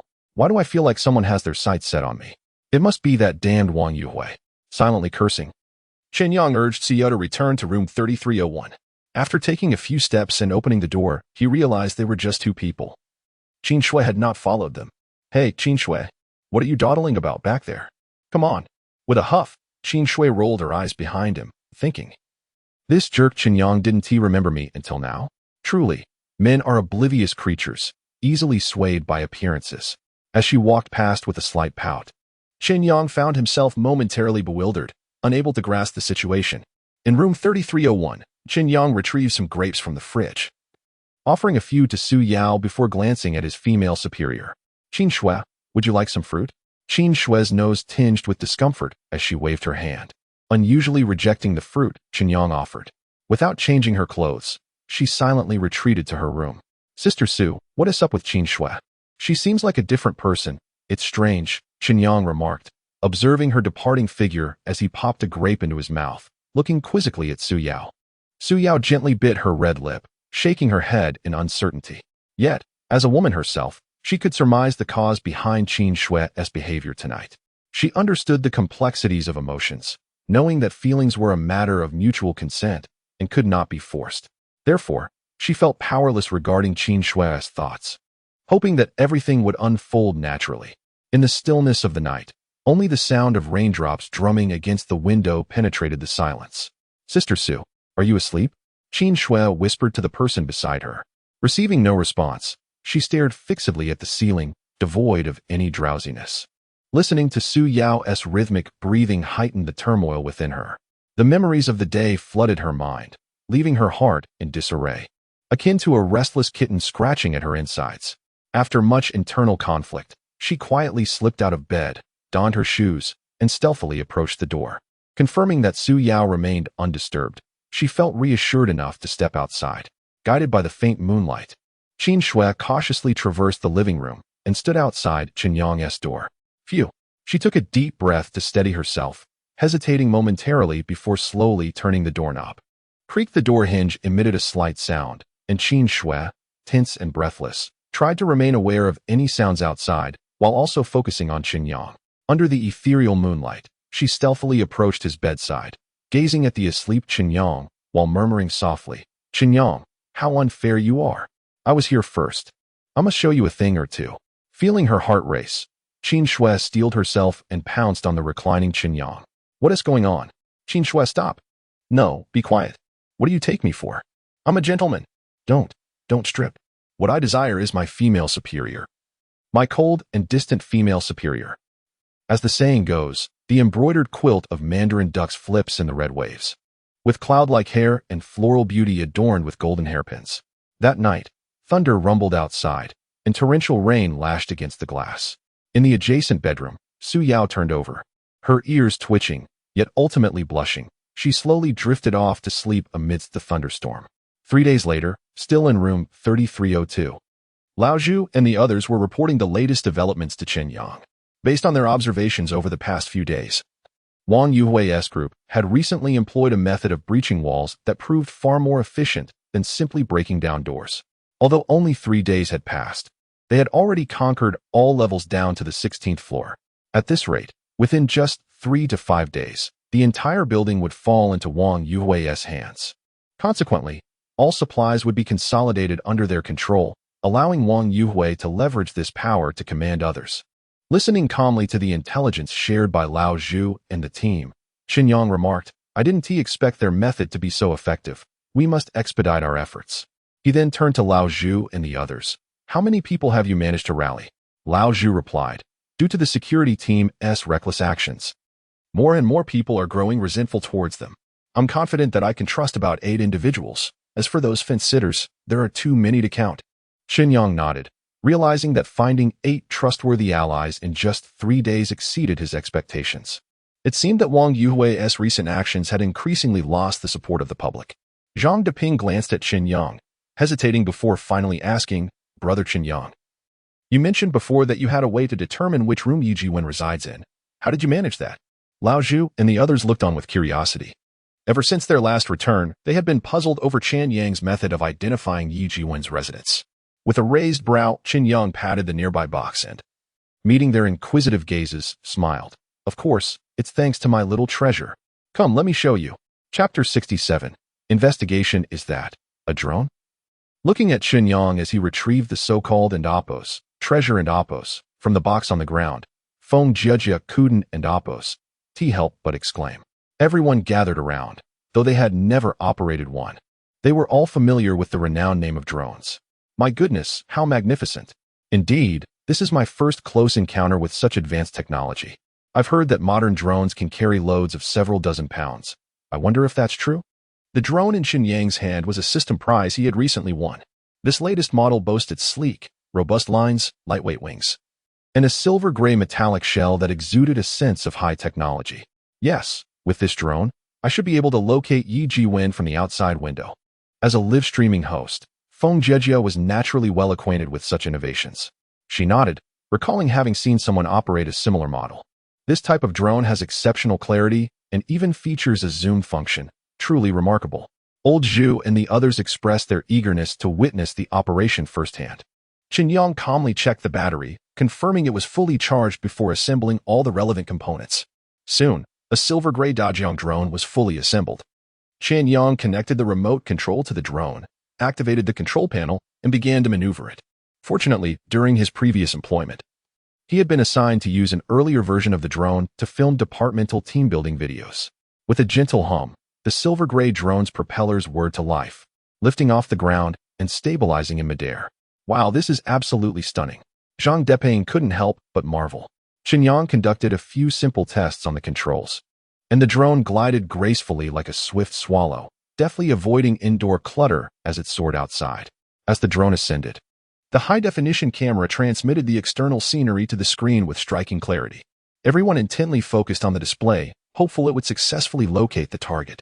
A flash of lightning illuminated the scene amidst the torrential rain. Towering buildings over 10 stories high loomed like isolated islands struggling against the rising waters. In the dim light, various refuse floated atop the murky surface: plastic bags, branches, foam boxes, wooden planks, and even lightweight cars bobbed along. Near the walls, Chen Yang spotted individuals using tools to salvage usable materials from the floating debris. In the distance, beneath the murky surface, he discerned enormous black shadows stirring, causing ripples across the water. What on earth is that so massive? Chen Yang couldn't and oppose to suppress a gasp. He recognized the mutated sardines and herring that had fallen from the sky, but the origin of that colossal shadow puzzled him. Out of curiosity, he maneuvered the drone closer, only to be met with a flurry of static on the screen, prompting him to hastily retract the drone. This isn't right. This drone should maintain precise control within a range of several kilometers. How could it malfunction just a few hundred meters away? Feng Jiejia, possessing a modicum of knowledge about drones, inquired with a puzzled expression. Chen Yang speculated, I suspect there may be some magnetic interference in the air. Otherwise, this wouldn't be happening. Moreover, have you all noticed something odd? With our advanced technology, we have yet to discover any rescue helicopters. Old Zhu nodded, saying, forget it. Chen Yang, we don't plan to go out for now. Let us first ascertain Yi Jiwen's location and see where that scoundrel is hiding. Chen Yang agreed, carefully guiding the drone back, soon arriving outside Building 18. Using the cover of the thunderstorm, he began his search from the top floor, scanning each window in succession. On the 32nd floor, a man cautiously added wood to a fire, while a pressure cooker hissed with steam. Beside him, a distraught woman cradled a freshly slaughtered teddy bear, angrily gesturing at the man. In a fit of impatience, the man slapped her, cursing as he seized the dog meat and tossed it into the pot, licking his lips in anticipation while ignoring the woman beside him, who was on the brink of madness. On the 31st floor, a woman, clad in nothing but a special collar, knelt on the ground. A bone was tossed at her feet, and she cautiously extended her tongue, licking it submissively. Even when kicked suddenly by the man, she seemed unfazed, instead rubbing against his thigh. Damn it, found him. Through the high-definition camera, Chen Yang finally spotted the familiar face. It was indeed their primary target, Yi Jiwen. Old Zhu and the others rejoiced, exclaiming, wonderful. We've finally located this scoundrel. This time, we must ensure his demise. Chen Yang zoomed in slightly and confirmed that Yi Jiwen was currently residing in Unit 3002. Feeling a surge of relief, he realized that locating Yi Jiwen Min's plan was already half successful. Let us see if we can find out where Wang Yuhui is staying. As he spoke, Chen Yang continued maneuvering the drone along the windows in search of more leads. On the 22nd floor, chaos reigned in the living room, littered with debris. A gaunt parrot rummaged through the trash for food. Inside the room, two women, one older and one younger, were bound with ropes and tossed onto a bed. Several naked men surrounded them, pointing and laughing shamelessly. Su Yao's face paled as she clenched her teeth, exclaiming, these beasts are utterly despicable. Lu Yani and Feng Jiejia recalled their own harrowing experiences, filled with hatred, cursing the group of brutes. Chen Yang's expression darkened as he turned to old Zhu and the others, asking, are these individuals also under Wang Yuwei's control? Old Zhu and old Zhang scrutinized the figures on the screen, shaking their heads. It shouldn't be, I don't recognize them. Qianfei added, I doubt it as well. Wang Yuhui hasn't fully taken over the 22nd floor yet, so it's likely another small gang causing trouble. Chen Yang snorted coldly. It seems there are many such smaller gangs aside from Wang Yuhui's crew. All these scoundrels deserve to perish. Old Zhu sighed, helplessly stating, everything's in disarray now. The number of wrongdoers is on the rise. Brother Chen Yang, we need you to step up and take charge. Chapter 68, Chen Yang and Oppos. Method. Chen Yang waved his hand, his expression remaining unchanged, and he did not respond to old Zhu's recent suggestion. He had no interest in the so-called overseeing the situation for the time being.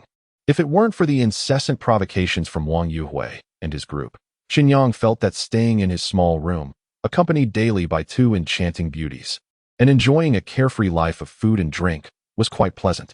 Seeing Chen Yang's attitude, old Zhang couldn't help but urge him to reconsider. But old Zhu silenced him with a glance. Old Zhu believed that if they could truly defeat Wang Yuhui and his associates, many more people would hope for Chen Yang to step forward. He chose not to speak further and instead focused intently on the operation screen. Eager to determine Wang Yuhui's location, Chen Yang remained silent, concentrating on controlling the drone. 17 floors up, they clearly witnessed the entire process of Wang Yuhui's henchmen breaking in. Confirming the intelligence provided by old Zhu, the thugs split into two groups. A small faction drew attention by smashing the front door while the majority broke through the adjoining wall. The family that had just been attacked, consisting of 3 members, could have barely defended themselves at the entrance. However, they never anticipated such unscrupulous thugs would simply smash through the wall. The male head of the household was knocked to the ground, a child was kicked away, and the female head was surrounded by several grinning brutish men. Although the drone could only capture images and not convey sound, the anguished cries, screams, and mocking laughter from the video seemed to resonate clearly in everyone in Oppos' ears. Damn, are these people even human? They truly deserve to die. Old Zhu and his companions cursed, their faces flushed with anger. Su Yao and Qin Shui had already turned pale, unable to bear watching the unfolding horror. Lu Yani clenched her fists tightly, gritting her teeth as she coldly hissed, "These scum must all perish." Chen Yang's eyes burned with fury, yet he understood that venting anger here was futile. The only true punishment would be to eliminate these vile individuals. Furrowing his brow, he shifted the drone away from the gruesome scene and continued scanning downward. As the drone surveyed a room on the 16th floor, Chen Yang's eyes lit up. Is Wang Yuhui there? Old Zhu and the others followed the screen intently. Due to the angle of the subject's seated position, the drone could only capture a profile view. Under the high-definition camera's zoom, the grotesque scar on the man's face resembled a centipede, unmistakably revealing his identity. Wonderful. We have finally located this bastard. Old Zhang exclaimed excitedly, thumping his thigh. Qin Shui raised an eyebrow, incredulous as she gazed at the screen. What is he doing? Chen Yang's expression shifted as he continued to enlarge the image. Upon seeing Wang Yuhui's actions, he hesitantly remarked, "Is he eating raw fish?" At that moment, the surveillance footage clearly displayed Wang Yuhui grasping a wriggling mutated fish, showing no signs of preparation as he bit into it raw, swallowing its entrails and blood in one go. My goodness, is this guy even human or a beast? Old Zhang couldn't help but swallow hard, critiquing the scene. Look at him, the guy seems to be enjoying it. I can't believe it. Even Feng Jejia chimed in. That mutated fish would taste muddy and fishy even if cooked. He's eating it raw? Chen Yang's gaze hardened as he fixated on Wang Yuhui's abnormal behavior on the screen. He recalled the unusual strength displayed during their previous confrontation and speculated that it might be connected to the so-called mutation. Fortunately, my own strength has significantly improved. This time I will see if I can take you down. Having already identified the residences of Yi Jiwen and Wang Yuhui, Chen Yang deemed it unnecessary to scrutinize the remaining floors. As for Wang Yuhui's formidable henchman, Zhu Xiaoyu, based on old Zhu and Qian Fei's intelligence, he resided in room 1104, easy enough to locate. Moreover, for Chen Yang, once Yi Jiwen and Wang Yuhui were eliminated, Zhu Xiaoyu would merely be a trivial obstacle. Now that they knew Yi Jiwen and Oppos' location, it was time to devise a specific action plan. While various attack strategies were proposed, each was met with criticism for its shortcomings and subsequently dismissed. Observing Chen Yang's contemplative demeanor, old Zhu suddenly smiled and said, "Chen Yang, we can't seem to come up with a solid plan. Do you have any ideas?" Chen Yang nodded and spoke. As you all know, the most challenging aspect of successfully capturing Yi Jiwen is how to breach that security door in the shortest time possible. From the drone's reconnaissance, You should have noticed that Yi Ji-wen and Apos' vicinity is surrounded by his subordinates. Old Zhang nodded in agreement, adding, yes. That coward is afraid of a repeat incident and has surrounded himself with his men, forming a protective circle. The slender Qian Fei couldn't help but suggest, what if I provoke them, draw them out, and then we ambush them in the stairwell? Gazing at the eager Qian Fei, Chen Yang shook his head. Given Yi Ji-wen's timid and cautious nature, the approach proposed by Qian Fei had a low success rate and could likely cost him his life. Indicating for Qian Fei to hold his tongue, Chen Yang turned to everyone in the room, his expression serious as he firmly stated, I plan to enter from the outside and catch him by surprise. Those words sent shockwaves through the group. Old Zhu and the others had considered numerous methods, yet none predicted that Chen Yang would take such an unconventional route. In response to their confusion, Chen Yang retrieved the video captured by the drone and replayed it to focus on room 3002, where Yi Ji-wen was located. Look here. The original homeowner of this unit opted for convenience during renovations and used the developer's glass. The quality of such glass is quite poor. When we replaced ours, I shattered the developer's glass with minimal force. Pausing, Chen Yang glanced at the others. If you all find this method surprising, I can assure you that Yi Ji-wen would never anticipate such an approach. Su Yao, who had remained silent until now, looked at Chen Yang with concern. Yang-gu, this is too dangerous. Chen Yang offered her a reassuring glance, surveying the gathered crowd as he slowly added, however, to ensure the plan as success. I need someone to attract Yi Ji-wen and Apos' attention at the front door. Is there anyone willing to volunteer? Chapter 69, The Commencement of Action. I am willing to go. Let me take the lead. Do not compete with me. As soon as Chen Yang and Apos' words fell, Qian Fei, with a fierce glint in his eyes, stepped forward. Although Qian Fei seldom spoke during discussions, it was evident to all that he harbored a smoldering anger within. His enmity with Wang Yuhui and his gang of security guards was profound. They had deceived him, leading to the ruin of his family and the fracturing of his life. For months, he had been in hiding, living a life that felt neither human nor ghostly, though he had previously lacked the opportunity for vengeance. Hope finally glimmered on the horizon. He longed to rush forth and eliminate those malicious security guards without hesitation. You cannot. It should be me and Jia who go. Qian Fei shot a displeased look at Lu Yani, who had spoken, and retorted, Why do you think I cannot? I only intend to attract attention. How could that be a problem? Lu Yani, unfazed by his retort, simply fixed her emotionless gaze upon him. It is because Jia and I are women, and we are connected to a small leader of theirs. Most importantly, our identities remain concealed. If we approach under the pretense of reporting intelligence from the small leader, it will prevent him from becoming suspicious. Qian Fei felt somewhat unnerved under her unwavering, emotionless stare. Just as he was about to counter her argument, Lu Yani continued. But you? Who knows if he remembers you? And as a man, if you suddenly appear, those sycophants next door may not wait for you to speak before they attack you. What would become of our meticulously laid plans? Rendered speechless by her words, Qian Fei stammered, I. He desperately wanted to assure everyone that he would manage just fine. Yet, after considering Lu Yani's reasoning, he reluctantly acknowledged that it would indeed be better for her and Jia to go. All right, let us all refrain from further argument, Old Zhu interjected. Sensing the atmosphere had turned awkward, everyone shared a common goal, striving for a favorable outcome. Each individual had their designated role, all equally significant and deserving of attention. Chen Yang also stepped forward, supporting the notion that Lu Yani and Feng Jia should proceed. Having settled on the individuals who would venture forth, Chen Yang promptly reiterated everyone's roles. Lu Yani and Feng Jia were tasked with attracting Yi Ji-wen's attention outside room 3002, buying Chen Yang time for his assault. Su Yu and Qin Shui were to remain in room 3301 to thwart any desperate moves from the enemy. Old Zhu, Old Zhang, Qian Fei, and others would lie in ambush on the staircase, awaiting the onset of chaos to strike. Chen Yang himself would execute a direct assault by breaking through the window into room 3302, aiming for a decisive strike. Once the roles were delineated, everyone agreed upon a specific time for the afternoon's operation before dispersing to prepare. Old Zhu, Old Zhang, please wait a moment.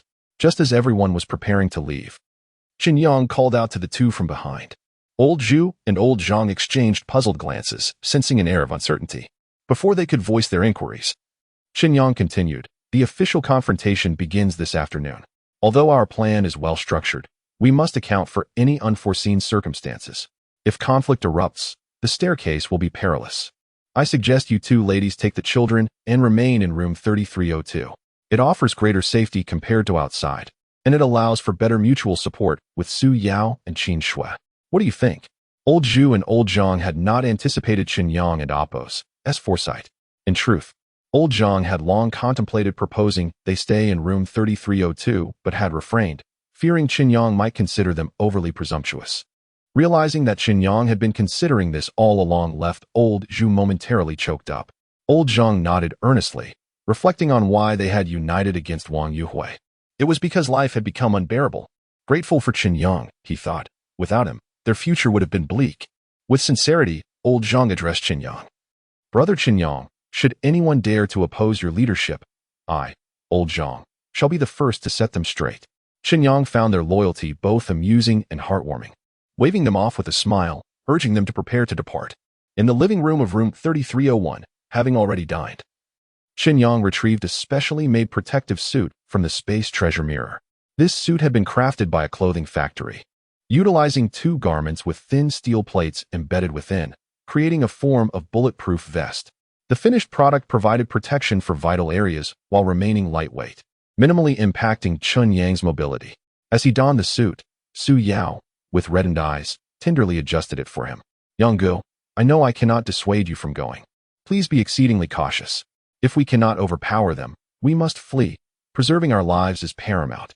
As she spoke, Su Yao could no longer contain herself, her eyes glistening with tears as she leaned against Chen Yang's shoulder, murmuring, Yang, you must promise me to return safely. You are the only one I can rely on in this world. If you do not come back, I shall not wish to live either. Chen Yang felt a wave of emotion wash over him, holding her gently and stroking her hair to reassure her. He reflected on the reasons that had initially compelled him to take Su Yao in. Perhaps the traumas she had endured had been too severe, but after 3 months of daily interactions, this gentle beauty had truly come to regard him as her sole anchor. For a woman like her, all Chen Yang could do was offer a tender kiss, vowing never to disappoint her. Chen Yang, nearby. Qin Shui's worried gaze betrayed her concern, yet upon witnessing Chen Yang and Su Yao's intimacy, she found herself at a loss for words. Without waiting for her to speak, Chen Yang boldly embraced her and fervently pressed his lips against hers. Qin Shui's eyes widened in astonishment. She could hardly believe that Chen Yang would dare to kiss her in front of Su Yao. The moment was both exhilarating and profoundly embarrassing. Her cheeks flushed crimson, and her gaze shimmered with a captivating allure. As their lips met, Qin Shui felt herself melting into Chen Yang and Appo's embrace. He lifted his head, meeting the gaze of two pairs of enchanting eyes, a confident smile gracing his lips as he declared, when the time comes, I shall head next door. You both must remain vigilant at home. Should anyone dare to disturb us, utilize the weapons I have left behind without hesitation. Do not show mercy, for they are scoundrels. With that, Chen Yang opened the door to the neighboring room, determination and cold resolve flashing in his eyes, fully aware that a heart-stopping battle was on the verge of erupting. Chapter 70. The Knock on Door 3302. Old Zhu, take this with you. It is the jade pendant I prayed for at Xi'an Temple. It is very effective. With a worried expression, Wang Shufan, Old Zhu's wife, removed the pendant from her neck and placed it around Old Zhu's. What are you doing? We're not going into battle. It's not that dangerous. Your actions are making me a bit anxious. Old Zhu smiled confidently at his wife and son standing nearby, gently embracing the two of them. He kissed his son's forehead and solemnly said, Anan, you are already a man now. While I am away, you must protect your mother well, understand? Seeing his son nod vigorously, Old Zhu refrained from saying more and embraced his family once more, cherishing this fleeting moment of warmth. Not far away, Old Zhang, donned in protective gear, also smiled as he embraced his wife and children, assuring them to not worry and to take care of themselves. In the corner, Qian Fei cast his gaze down, expressionless, as he stared at the machete in his hands. His mind involuntarily drifted back to that day when he was kicked unconscious. Gently scraping the blade with his thumb, he realized it was not very sharp, making it difficult to cut through those scoundrels. He stood up to fetch a bowl from the kitchen, silently using its bottom to sharpen the blade. Feng Jiejia and Lu Yani sat on the balcony, quietly gazing out at the gray, overcast sky, lost in thought. Feeling her calves tremble slightly, Feng Jiejia turned to her pensive companion, curiously asking, Sister, aren't you afraid? Lu Yani brought her gaze back from the outside and looked at Feng Jiejia, whose eyelashes quivered with tension. In a hoarse voice, she replied, "When several scoundrels bullied me in turns, I didn't choose death. I chose to keep living, not out of fear of death, but because I feared I would be unable to take my revenge on them. I'm not afraid of dying. I'm simply following the plan to attract attention. What is there to fear?" Feng Jiejia was taken aback by her words and fell silent, leaning against the door frame, her fists tightly clenched, recalling the unbearable past, her nails nearly digging into her flesh. The entrance of Chen Yang broke the heavy atmosphere in room 3302. Old Zhu and the others gathered around him, a mix of tension and excitement in their expressions. "Is everyone ready?" Chen Yang asked, his face beaming with a smile as he looked at those present. Old Zhu donned the helmet for the electric scooter and nodded. "We're almost set. We were just waiting for you." The slightly unsteady old Zhang approached with a safety helmet of his own. Chen Yang, noticing the bulkiness of Zhang Depeng, chuckled. "Old Zhang, what have you stuffed in your clothes?" Old Zhang's face flushed with embarrassment as he glanced at his equally embarrassed wife, chuckling. "Oh, it's just my wife here. I told her there's no need to be so cautious, but she insists on being careful." Chen Yang waved his hand, patting his specially designed outfit, indicating that safety precautions were indeed necessary. Lu Yani and Feng Jiejia, in order to avoid alerting Yi Jiwen, were not wearing protective gear, which was understandable. However, Chen Yang noticed that Qian Fei, standing expressionlessly to the side, was not wearing any protective equipment at all. Glancing at him, he said, "Old Zhu, do you have any spare helmets or pads at home? Give him something." Before Old Zhu could respond, Qian Fei shook his head, refusing. "I don't need it." Chen Yang frowned slightly but heard Qian Fei quietly explain, "I don't want to compromise my agility. If Yi Jiwen escapes, I fear I won't be able to catch him." Old Zhu and the others were momentarily taken aback by his response. Chen Yang understood that he no longer valued his own life. His sole thought was revenge. Observing Qian Fei's calm yet resolute demeanor, he sighed inwardly and did not press the matter further. Turning to Lu Yani and Feng Jiejia, he asked, "Are you both ready?" Lu Yani nodded. "Don't worry. I've already discussed our lines with Jiejia. It should go smoothly." Chen Yang nodded in understanding. "All right, let me confirm Yi Jiwen's location one more time, and then we'll set off." In the curious eyes of the children from Old Zhu and Old Zhang's families, Chen Yang launched the drone once more. As Yi Jiwen's figure appeared on the display screen, everyone breathed a sigh of relief. The target location had not changed, indicating that their plan could proceed. Old Zhu took the lead, guiding the others to momentarily hide in the stairwell, awaiting further instructions. 2 minutes later, Lu Yani hurriedly departed with Feng Jiejia. "Uncle, are you going to fight the bad guys?" Little Linan, with a tuft of hair resembling a peach, asked curiously with wide eyes. Wang Shufan smiled awkwardly and quickly covered Anan's mouth. She understood that this was the most critical moment for their families. Any misstep could lead to disaster. She certainly didn't want her son to say anything that might displease Chen Yang. Smiling at the inquisitive child, Chen Yang pulled 2 candies from his pocket like a magician, handing one to Anan and the other to the girl beside her. "Uncle is going to deal with the bad guys. You 2 little friends must protect this place well." He ruffled Anan's hair, smiling as he spoke. At that moment, the drone stationed outside Yi Jiwen's window captured him engaged in a pet game, moving towards the security door. Chen Yang knew that Lu Yani and the others had successfully reached their designated positions.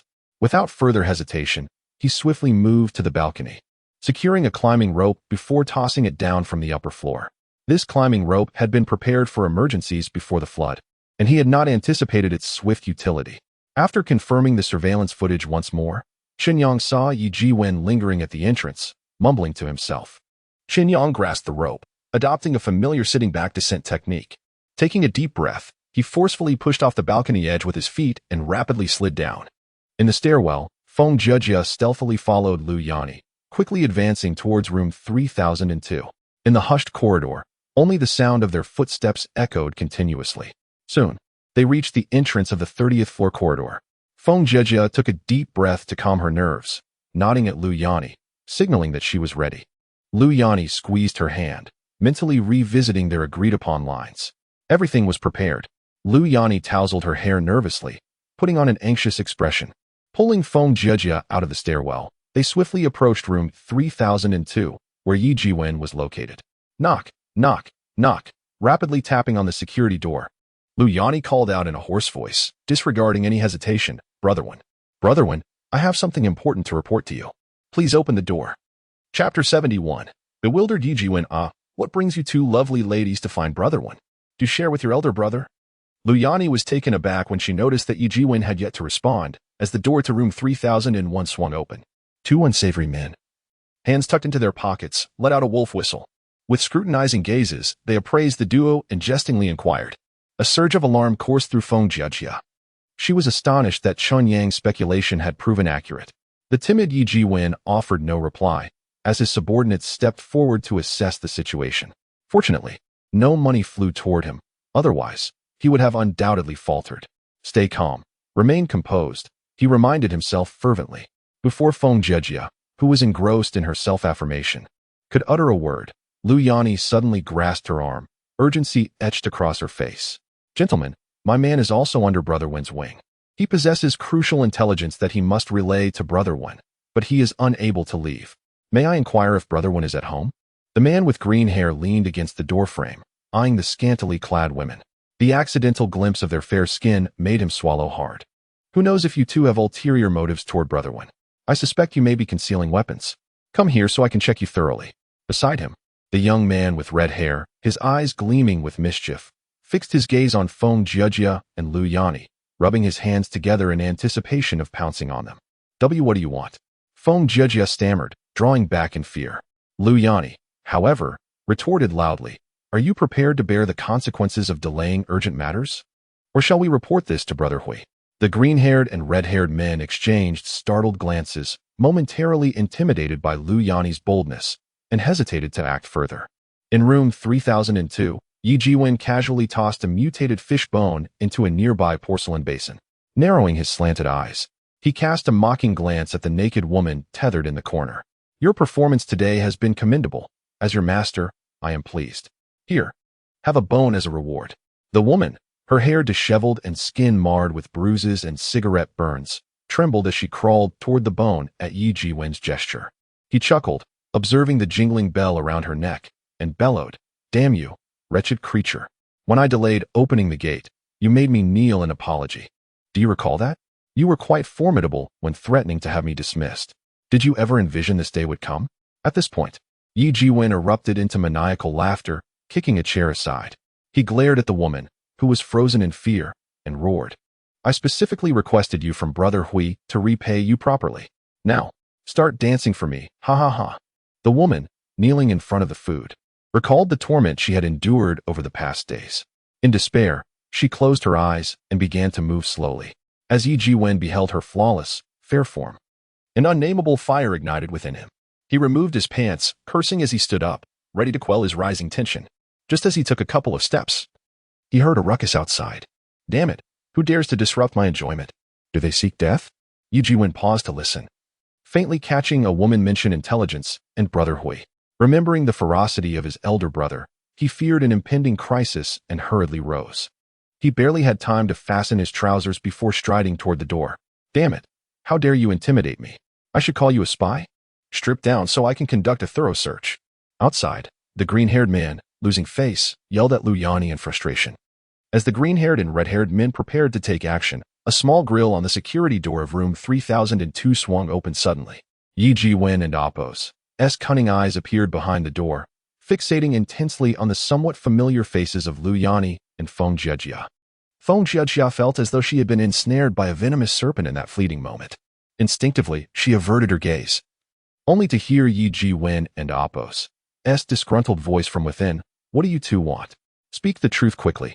If you dare deceive me, well, you know the consequences. Feng Jiajia fell silent, her mind blank as she had completely forgotten the lines she had rehearsed. Luyani sighed inwardly, uncertain if Chen Yang could succeed this time. Fearing that the cunning Yi Jiwen would detect the anomaly, she urgently said, Brother Wen, I am Luyani, associated with Old Wang. He received intelligence that someone is plotting against you and specifically sent me to inform you. Yi Jiwen and Appo's eyes widened in surprise.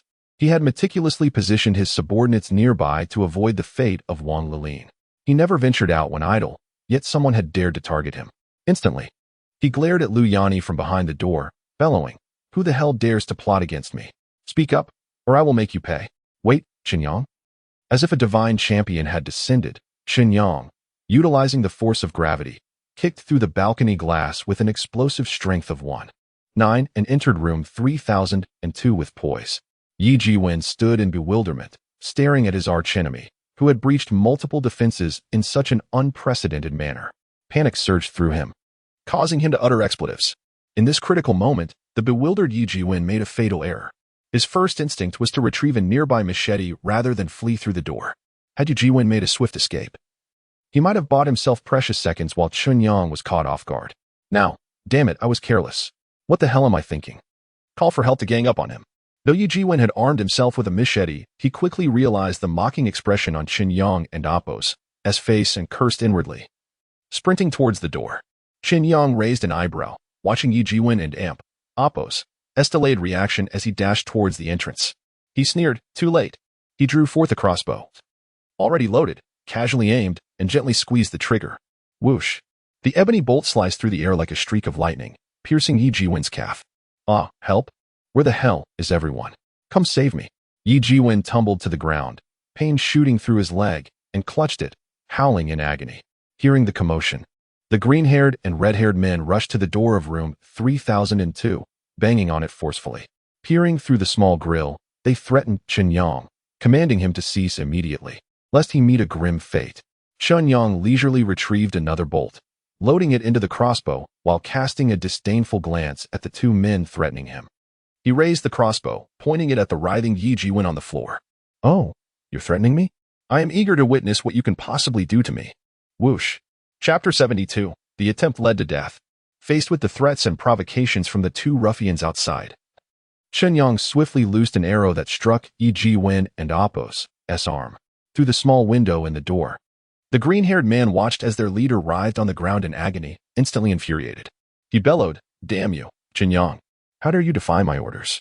Do you have any idea of the grave sin you have committed?" With a raised brow and a sardonic smile, Chen Yang replied, "For scum like Yi Jiwen, even 1,000 tortures would merely be a virtuous deed. What sin could there possibly be?" The red-haired man pounded on the security door, vociferously rebuking. "You're as good as dead. Do you even know who our boss is? Do you understand the power of his superior? Open the door and surrender, and perhaps you may spare your life. If you dare to touch a single hair on our boss, I will end you." The green-haired man, squeezed beside the small window, noticed Chen Yang and Appo's silence and erupted in fury. "Damn it, Chen Yang. My brother is speaking to you. Are you deaf? Try touching our boss again. I dare you." Unable to contain himself, Chen Yang rubbed his ears, bewildered as to where Yi Jiwen had found such absurd lackeys. He decided to humor their unreasonable demands, letting another arrow fly, narrowly grazing Yi Jiwen's neck and leaving a trail of blood. Previously moaning on the ground, Yi Jiwen felt death brush past him and trembled in fear. Ignoring the dampness in his pants, he turned to glare at his two foolish subordinates. Damn it, these two idiots are not only failing to find a way to open the door, but are also provoking me. If I try again, I might just die? Do you two want me to perish sooner? Hurry up and surround this place, and notify Brother Hui to save me, quickly. After scolding the two imbeciles, he watched them shout for help. With a twitching corner of his mouth, Yi Jiwen finally turned to the composed Chen Yang and, suppressing his pain, said, Chen Yang, please don't act rashly. We are all civilized people. Just state your demands, and I will do my utmost to accommodate you." Observing Yi Jiwen's forced calmness, Chen Yang scoffed. "Why is it that when you trouble me, you never think of civility?" His eyes ignited with fury as he pointed to the corner, where a naked woman, trembling and clad only in a collar, stood in terror. "Is this the sort of thing that civilized individuals do? To label you as mere beasts in human skin would be an insult to the beasts." Wiping the sweat that streamed down his forehead, Yi Jiwen, witnessing Chen Yang's darkening expression, ceased to explain. Leaning against the wall, he used his knife to steady himself and struggled to rise. "Chen Yang, at this point, are you still pretending to be a righteous gentleman? As long as one possesses power, one can act as one pleases. This woman has always looked down upon us, thinking that wealth elevates her above us. I intend to torment her, to degrade her until she is lower than a dog. Is that not permissible?" As he spoke, Yi Jiwen's eyes reddened, fixating on Chen Yang, who approached him unhurriedly. With a roar of defiance, he swung his knife with the last of his strength, shouting, "Die!" He charged at Chen Yang. Seeing his opponent, still struggling like a cornered beast, Chen Yang's gaze sharpened. Before Yi Jiwen could stagger closer, Chen Yang lunged forward and delivered a fierce kick to his wound. Yi Jiwen let out a piercing scream and collapsed to the ground. Chen Yang quickly advanced, taking advantage of Yi Jiwen and Oppo's disorientation and, with a powerful kick, struck his intact arm. The sound of a brutal crack echoed as Yi Jiwen's arm bent at an unnatural angle. The excruciating pain caused him to black out momentarily, and the knife he wielded was flung away. Help, please. Chen Yang. Brother Yang, I was wrong. I truly made a mistake. Do not kill me. I'll give you all the food and supplies. I have an elderly mother and a 3-year-old child. Spare me and consider it a good deed. Feeling the palpable aura of death emanating from Chen Yang, Yi Jiwen, now reduced to a blubbering mess, wept and begged for mercy. Chen Yang, his expression icy, regarded the pitiful figure before him. For one destined for annihilation, he would not show an ounce of leniency. Ignoring Yi Jiwen's wails and the shouts of his subordinates outside, he resolutely seized his crossbow. Swish! A single shot, and it was over. Shit! Brother Wen has been killed by that Chen Yang. The red-haired man, peering through the small window, clearly witnessed the arrow pierce their leader's skull, prompting him to scream in terror. Damn it, that guy is finished. Everyone, break down the door. We must avenge Brother Wen. Hurry, smash the door down, or we'll be in trouble when Brother Hui arrives. With several forceful impacts, the door to apartment 3002 stood resolute, unmoved by their attempts to breach it. They had all forgotten that Yi Jiwen had chosen to reside in 3002 precisely because its door had been reinforced. Keep charging. I refuse to believe this door can withstand our numbers. The red-haired man crouched at the small window, trying to catch a glimpse of Chen Yang inside, hoping to locate him. Suddenly, a glimmer of cold steel flashed before his eyes, and before he could react, an agonizing pain shot through his eye. Shit! It hurts like hell. What was that? He howled. The red-haired man clutched his bleeding eye, his vision blurred as he continued to wail in agony. Those around him gasped in horror upon realizing that a nail had pierced his eye. Chapter 73. Wang Yuhui's arrival. Preparing for a counterattack? Crimson blood streamed down his face, staining half of his body. The red-haired man clutched his eyes, his agonized wails resonating in a terrifying manner. A timid soul, unable to restrain himself, swallowed hard. Brother Wolf. Should we continue smashing the door? One of the younger brothers timidly inquired of a man known as Brother Wolf. Chen Yang, nicknamed Brother Wolf, felt ensnared in a precarious situation. Internally cursing Yi Jiwen for being careless enough to have his whereabouts discovered, he realized that he had been trapped in this building overnight. Chen Yang was not the owner or a tenant of Tianjun Huafu. He was actually a fitness coach at a nearby gym. Due to the excessive generosity of a longtime client, he had graciously offered in-home fitness guidance. Little did he expect to find himself ensnared in this predicament. As a professional trainer, his impressive physique and strength garnered him special attention from Wang Yuhui, placing him just below the 3 formidable figures in their ranks. Although he felt a twinge of fear witnessing the plight of the red-haired man, he steeled himself, reminding himself that their leader, Brother Hui, would soon descend. Gritting his teeth, he pounded his thigh and shouted, "Damn it, keep smashing. Do not stop." Before the eager younger brothers could rush forward, a nail gun suddenly protruded from a small opening in the door. Bang, bang, bang, bang. It was Chen Yang inside the room, taking advantage of the distraction to unleash a barrage of nails toward the cluster of people outside. Goodness, my backside. Chen Yang, you treacherous fiend. My hand. It hurts like hell. The chaos erupted as the unscathed Chen Yang broke into a cold sweat, feeling his temper flare as the scene devolved into pandemonium. Bring me some steel plates. Block that hole from the outside. I refuse to believe those nails can teleport. A few astute younger brothers, seizing the opportunity to grab steel plates, swiftly made their escape. In the event Chen Yang concocted another trick, who could withstand it? Soon, 3 steel plates were brought forth, and under Chen Yang's guidance, they cautiously sealed the shooting hole on the door. Brother Wolf, you're magnificent. Brother Wolf, you're incredible, both scholarly and martial. Amidst the flattery, Chen Yang chuckled to himself, reveling in his own cleverness. He called out mockingly to Chen Yang through the security door, "Chen Yang, I wonder what other tricks you have up your sleeve. You're now a turtle in a jar? Why not surrender?" Inside the room, in the corridor, Chen Yang regarded the perfect shooting hole now barricaded with steel plates, unfazed. After all, his primary objective today was to eliminate Yi Jiwen. Dismissing the taunts from outside, he retorted with derision, "A bunch of fools. My nails have been soaked in the toilet. Those who were hit can go home, wash up, and await tetanus to claim them." This declaration incited an uproar outside, particularly among the injured, who began cursing Chen Yang vehemently. Chen Yang instinctively checked himself, relieved to find he had not been struck. It was clear that contracting tetanus in a situation devoid of even the most basic medicine would be a dire fate. Smash! Hurry up! I want to kill this bastard. Someone, driven mad with rage, pounded furiously on the door lock, eager to storm inside. Within the corridor, Chen Yang listened to the system's prompt, delighting in the influx of negative emotional points. He paid no heed to the relentless banging on the door, having prepared several contingency plans for the day's potential developments. He was determined to deliver a grand surprise to Wang Yuhui's group. Chen Yang perked up, hearing the commotion outside, recognizing that Wang Yuhui had hurriedly ascended from below. Upon receiving intel from the green-haired man, Wang Yuhui rushed upstairs, panting heavily as he confronted Chen Yang. "You lot still haven't breached the door? What about the skinny monkey, transformed from brother wolf to little wolf dog?" Chen Yang nervously met his leader's fierce gaze, hesitating before explaining, "Brother Hui, that guy shot a few of our brothers with iron nails, so it took a bit longer. As for Wengu, he has already been killed by Chen Yang." Upon hearing that Yi Jiwen had been slain, Wang Yuhui and Amp, Apos, S fury erupted. He slammed his fist against the security door, his voice icy as he spat, "Chen Yang, you and Amp, Apos, V truly sought your own demise. Keeping the skinny monkey as a hostage could have prolonged your life, but now," licking his dry lips with a hint of cruelty, Wang Yuhui continued, "It's fitting. I shall settle both new and old scores this time and savor the taste of your flesh. I will see what difference there is between you and a mutated fish." Unlike those trembling with fear outside, Chen Yang remained unfazed by Wang Yuhui's threats, retorting immediately, "Wang Yuhui, who was it that nearly met his end at my hands just days ago? I hope you can run even faster this time.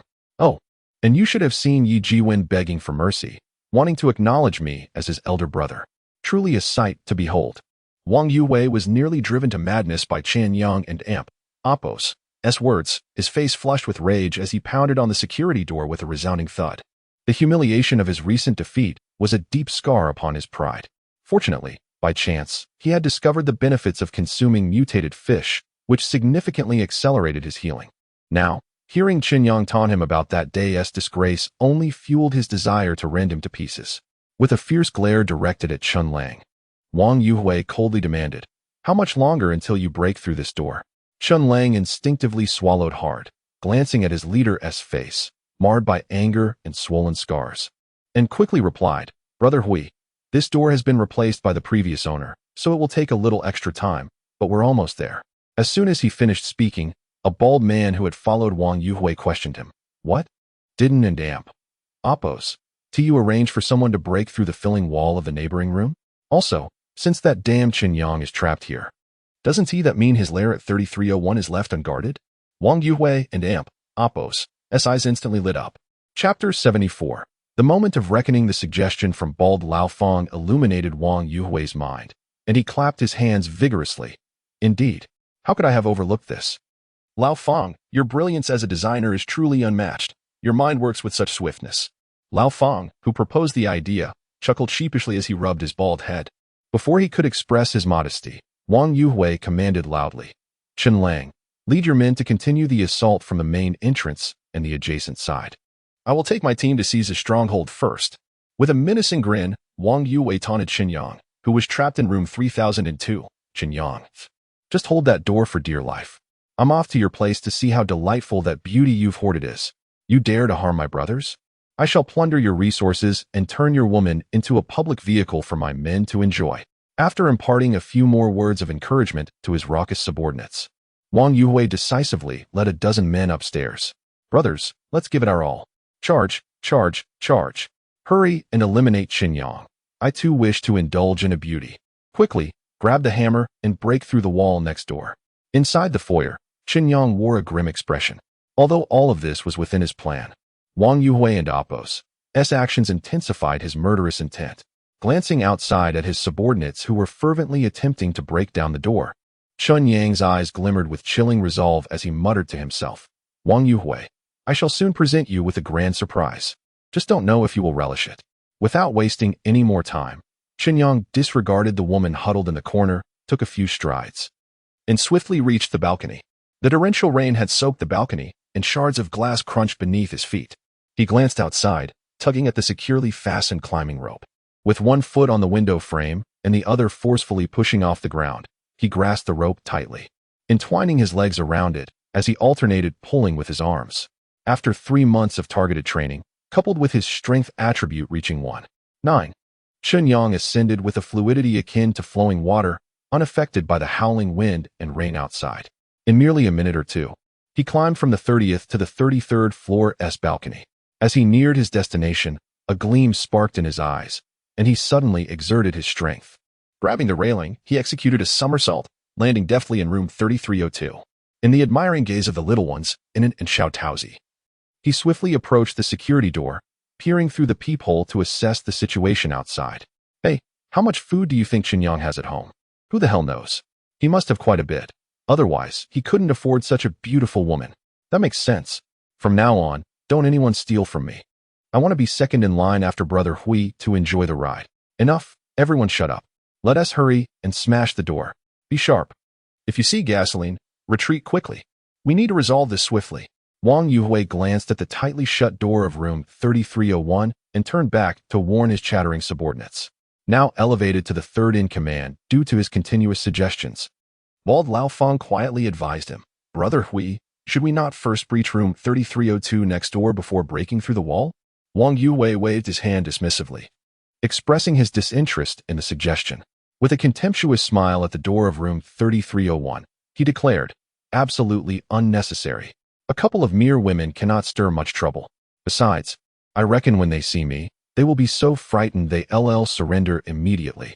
Before Laofeng could respond, he waved his hand grandly, urging his raucous subordinates to charge forward. As Bald Laofeng watched the reckless advance of the men, an unsettling feeling crept into his heart. In the heat of the moment, he had not clarified how Chen Yang had entered Yi Jiwen's apartment. He opened his mouth to speak, but found no one was listening. So he gritted his teeth and followed along. Quick, smash it with all your might. Do you still want women? Get out of my way, It and amp. Oppos. It's time to showcase real skill. Let me take care of the lock. Wang Yuhui stood behind his subordinates, shouting towards the security door. Su Yao. I know you can hear me behind that door. Don't say I didn't give you a chance. Surrender immediately, and I assure you, you won't die at my hands. Moreover, Chen Yang has already been killed, and his corpse is hanging downstairs. If you don't believe me, feel free to go down and verify whether I'm deceiving you. Room 3301. Behind the security door, in the foyer. Upon hearing Wang Yuhui's claim that Chen Yang had been killed and his body disgracefully hung, Su Yao, who had been on edge, suddenly felt darkness envelop her. She felt her body weaken, nearly collapsing. Fortunately, Qin Shui, quick on her feet, caught her just in time. Although Qin Shui also felt a surge of panic, she believed in the miraculous abilities of Chen Yang. Sister Su, remain calm. We must trust Chen Yang. This is all Wang Yuhui's scheme. You must not fall for it. Xiao clenched her teeth, nodding vigorously as she wiped the tears from her eyes and picked up a nail gun, saying, Yes, yes. You're right, Shuo. I believe Chen Yang will be fine. We must defend our home for him. We cannot let these scoundrels intrude. In the stairway leading to the upper floors, Lao Zhu, Lao Zhang, Qianfei, and several unfamiliar faces were crammed together in the narrow space. Utilizing the dim light and the enemy and Oppos' blind spots, Lao Zhu, crouched down, vaguely saw Wang Yuhui smashing Chen Yang and Oppos' door. Brother Zhu, let us hurry up. What are we waiting for? Gripping his sharp machete, Qianfei glared at his adversary, eagerly urging Lao Zhu. Lao Zhu gazed intently at the tightly shut door of room 3302, pressing a hand against the restless Qianfei. Sensing the tension in the air, he whispered, Don't act rashly. Everyone, calm down. We must not be careless at this crucial moment. Wait for Chen Yang's signal. Just as he finished speaking, Qianfei exclaimed excitedly, The signal is here. Let us charge out. Lao Zhu fixed his gaze on the opening door of room 3302, raising his hand with fervor. Charge. Charge, charge. Let us defeat these scoundrels who bully the weak. Revenge for grievances, justice for the wronged. Chapter 75. Mutation. Room 3302. Chen Yang's face was grim as he peered through the peephole of the security door, spotting Wang Yuhui and his entourage outside. When a scruffy, emaciated man announced his ability to pick locks, brandishing a wire, Chen Yang realized he could no longer afford to wait. According to their plan, Lao Zhu and the others should already be in position, poised to signal him to act. Without hesitation, he grasped his weapon and lightly placed his hand on the doorknob. Taking a deep breath, Chen Yang quietly observed the scene outside through the peephole. Seizing the moment when Wang Yuhui turned to speak, he forcefully pushed open the door. The design of the Tianjun mansion and Amp, Oppos, S doors prioritized maximizing interior space, all opening outward. With immense strength, Chen Yang exerted himself, and the door emitted a thunderous crash as it swung outward like a massive slab of stone. Whoa, what the hell? That scared the life out of me. A group of individuals gathered outside room 3301, preparing to break in, were caught off guard as the door swung violently into them, sending them sprawling in disarray. One unfortunate soul, positioned closest to room 3302, was knocked unconscious when the door struck him directly in the head. Wang Yuhui, standing more centrally, was jostled aside by his disoriented subordinates. Dazed, he pushed his underlings away, ready to unleash a torrent of curses, only to see a dark figure suddenly dart out from room 3302. Chen Yang? Damn it. Wang Yuhui was taken aback, unable to fathom how the man he expected to be downstairs had somehow appeared next door. It felt like an apparition. Without uttering a word, the menacing Chen Yang gripped a makeshift steel gun in his left hand and a nail gun in his right. Bang, bang, bang, bang. Without a trace of hesitation or bravado, he unleashed the nail gun upon the disarrayed crowd. In the blink of an eye, all the nails had been discharged. At such close range, the nail gun and Amp, Oppos, S power proved formidable, and a few unfortunate souls were struck in vulnerable areas, collapsing to the ground, clutching their bleeding wounds in agony. Wang Yuhui, as Chen Yang and Amp, Oppos, S primary target, reacted swiftly, yanking a subordinate in front of him as a shield. Witnessing his comrade now resembling a porcupine, an uncontrollable fury surged within Wang Yuhui. Chen Yang, I will kill you. With his bloodshot eyes fixed on Chen Yang, he bellowed, seizing a machete from the ground and charging at him. Inside the foyer of room 3301, upon seeing the familiar figure burst from the adjacent room, Su Yao finally allowed herself to smile through her tears, while Qin Shui's previously anxious heart settled, concerned for Chen Yang's safety against such a multitude of adversaries. Both women armed themselves with nail guns and took aim at Wang Yuhui and Amp, Oppos, S men. Simultaneously, Lao Zhu and the newly reunited Lu Yani, along with a dozen others, descended the staircase, brandishing weapons and joining the fray with fervor. The scene erupted into chaos. After emptying the nails from the nail gun, Chen Yang swiftly stowed it away. A sudden rush of air signaled the approach of a thug who, seizing the opportunity upon noticing Chen Yang and Oppos' weapon had been discharged, charged forward with a baseball bat. Just before the bat could connect, Chen Yang sidestepped, swinging his steel gun in a swift counterattack. The startled thug realized too late that he could not evade Chen Yang and Oppos' strike. With a force bolstered by 9 points in strength, the steel gun struck the thug and Oppos' head, deforming it with a sickening thud. Ding! Killed a slightly mutated human 1.400. Ignoring the still form of the fallen thug, Chen Yang and Oppos' keen gaze locked onto Wang Yuhui, who was now brandishing the machete, aiming for Chen Yang and Oppos' vital spots. Kill! Even before Wang Yuhui arrived, a foul stench assaulted Chen Yang and Amp, Oppos' senses.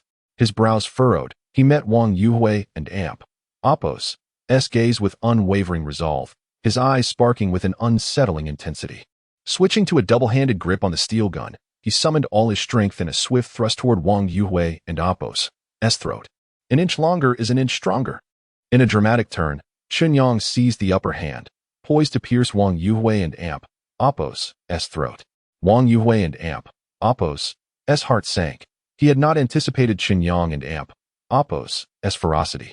Instead of defending himself, he hastily raised the machete in a futile attempt to block the deadly strike. Clang! In a desperate moment, Wang Yuhui narrowly deflected the lethal blow. Yet, Chen Yang wasted no time, pulling the gun down forcefully. The sharp tip of the weapon sliced through Wang Yuhui and Amp, Oppos' chest, blood gushing forth. With a scream, Wang Yuhui staggered backward. In the chaos, Qian Fei and Lu Yani had been quietly waiting for their moment. Upon witnessing the bloodied and frantic Wang Yuhui, they surged forward, eyes filled with rage and madness. Wang Yuhui, I will kill you, you beast. I will end your life. Wang Yuhui, return my daughter and Oppos' life. Pay with your own. Qian Fei, with fury igniting his every move, slashed at the blood-soaked Wang Yuhui, mercilessly carving into him with his machete, oblivious to his own wounds. Tears mingled with laughter as memories of a tragic scene from months prior clashed with his newfound release. Seeing Qian Fei and Lu Yanni and Appos' reckless assault had Wang Yue reeling. Chen Yang aimed his gun at the remaining adversaries, determined not to harm his allies. Like a tiger descending from the mountain, he charged forth, leaving no enemy standing for more than 3 moves. Stab, stab, stab. Determined to conclude the battle swiftly, Chen Yang unleashed his full power. Each thrust of his steel gun felling an opponent. Ding, killed a slightly mutated human one. Points 400. Ding, killed. Some foes succumbed to fatal wounds to the heart, others to pierced throats. Aside from a few stragglers, the majority of the thugs on the 33rd floor had been vanquished. Just as Chen Yang believed victory was at hand, an unexpected turn of events erupted near Qian Fei. A feral roar, akin to that of a beast, erupted from Wang Yue and Appos' lips. Roar. Roar. With a sudden flail of his arms, Qian Fei and Lu Yanni were sent flying, as if cut from their strings. Chen Yang, I will kill you. His eyes, devoid of humanity and glowing a sinister red, locked onto Chen Yang with deadly intent. Chapter 76. The demise of Wang Yue. Wang Yue himself was bewildered by the immense strength surging through him, enabling him to effortlessly hurl 2 individuals away. At that moment, he felt an intense heat coursing within, stimulating his brain, and his blood seemed to be on the verge of boiling. Strangely, an unbearable itch enveloped his body, as if countless ants were gnawing beneath every inch of his skin. Not far away, Chen Yang, oblivious to the transformation occurring within Wang Yue, swung his steel gun with intent to strike.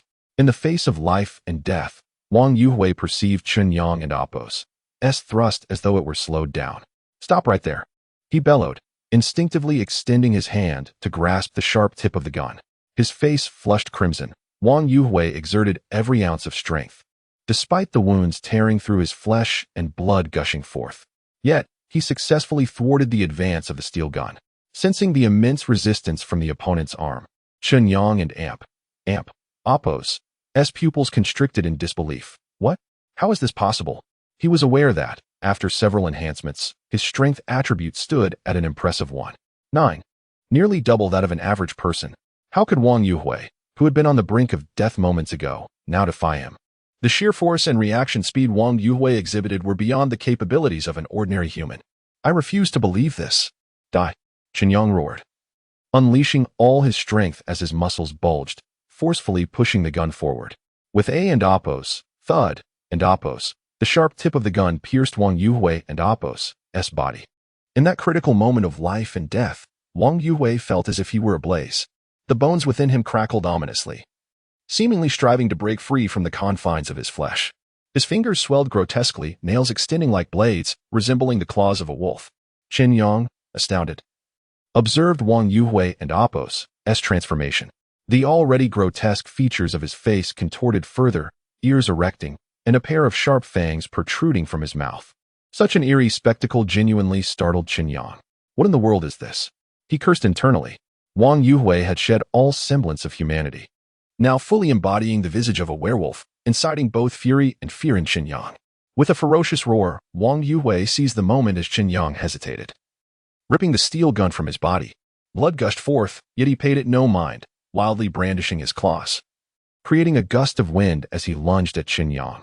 Chen Yang, astonished by Wang Yue and Appos' speed, quickly raised the steel gun to block the ferocious strike.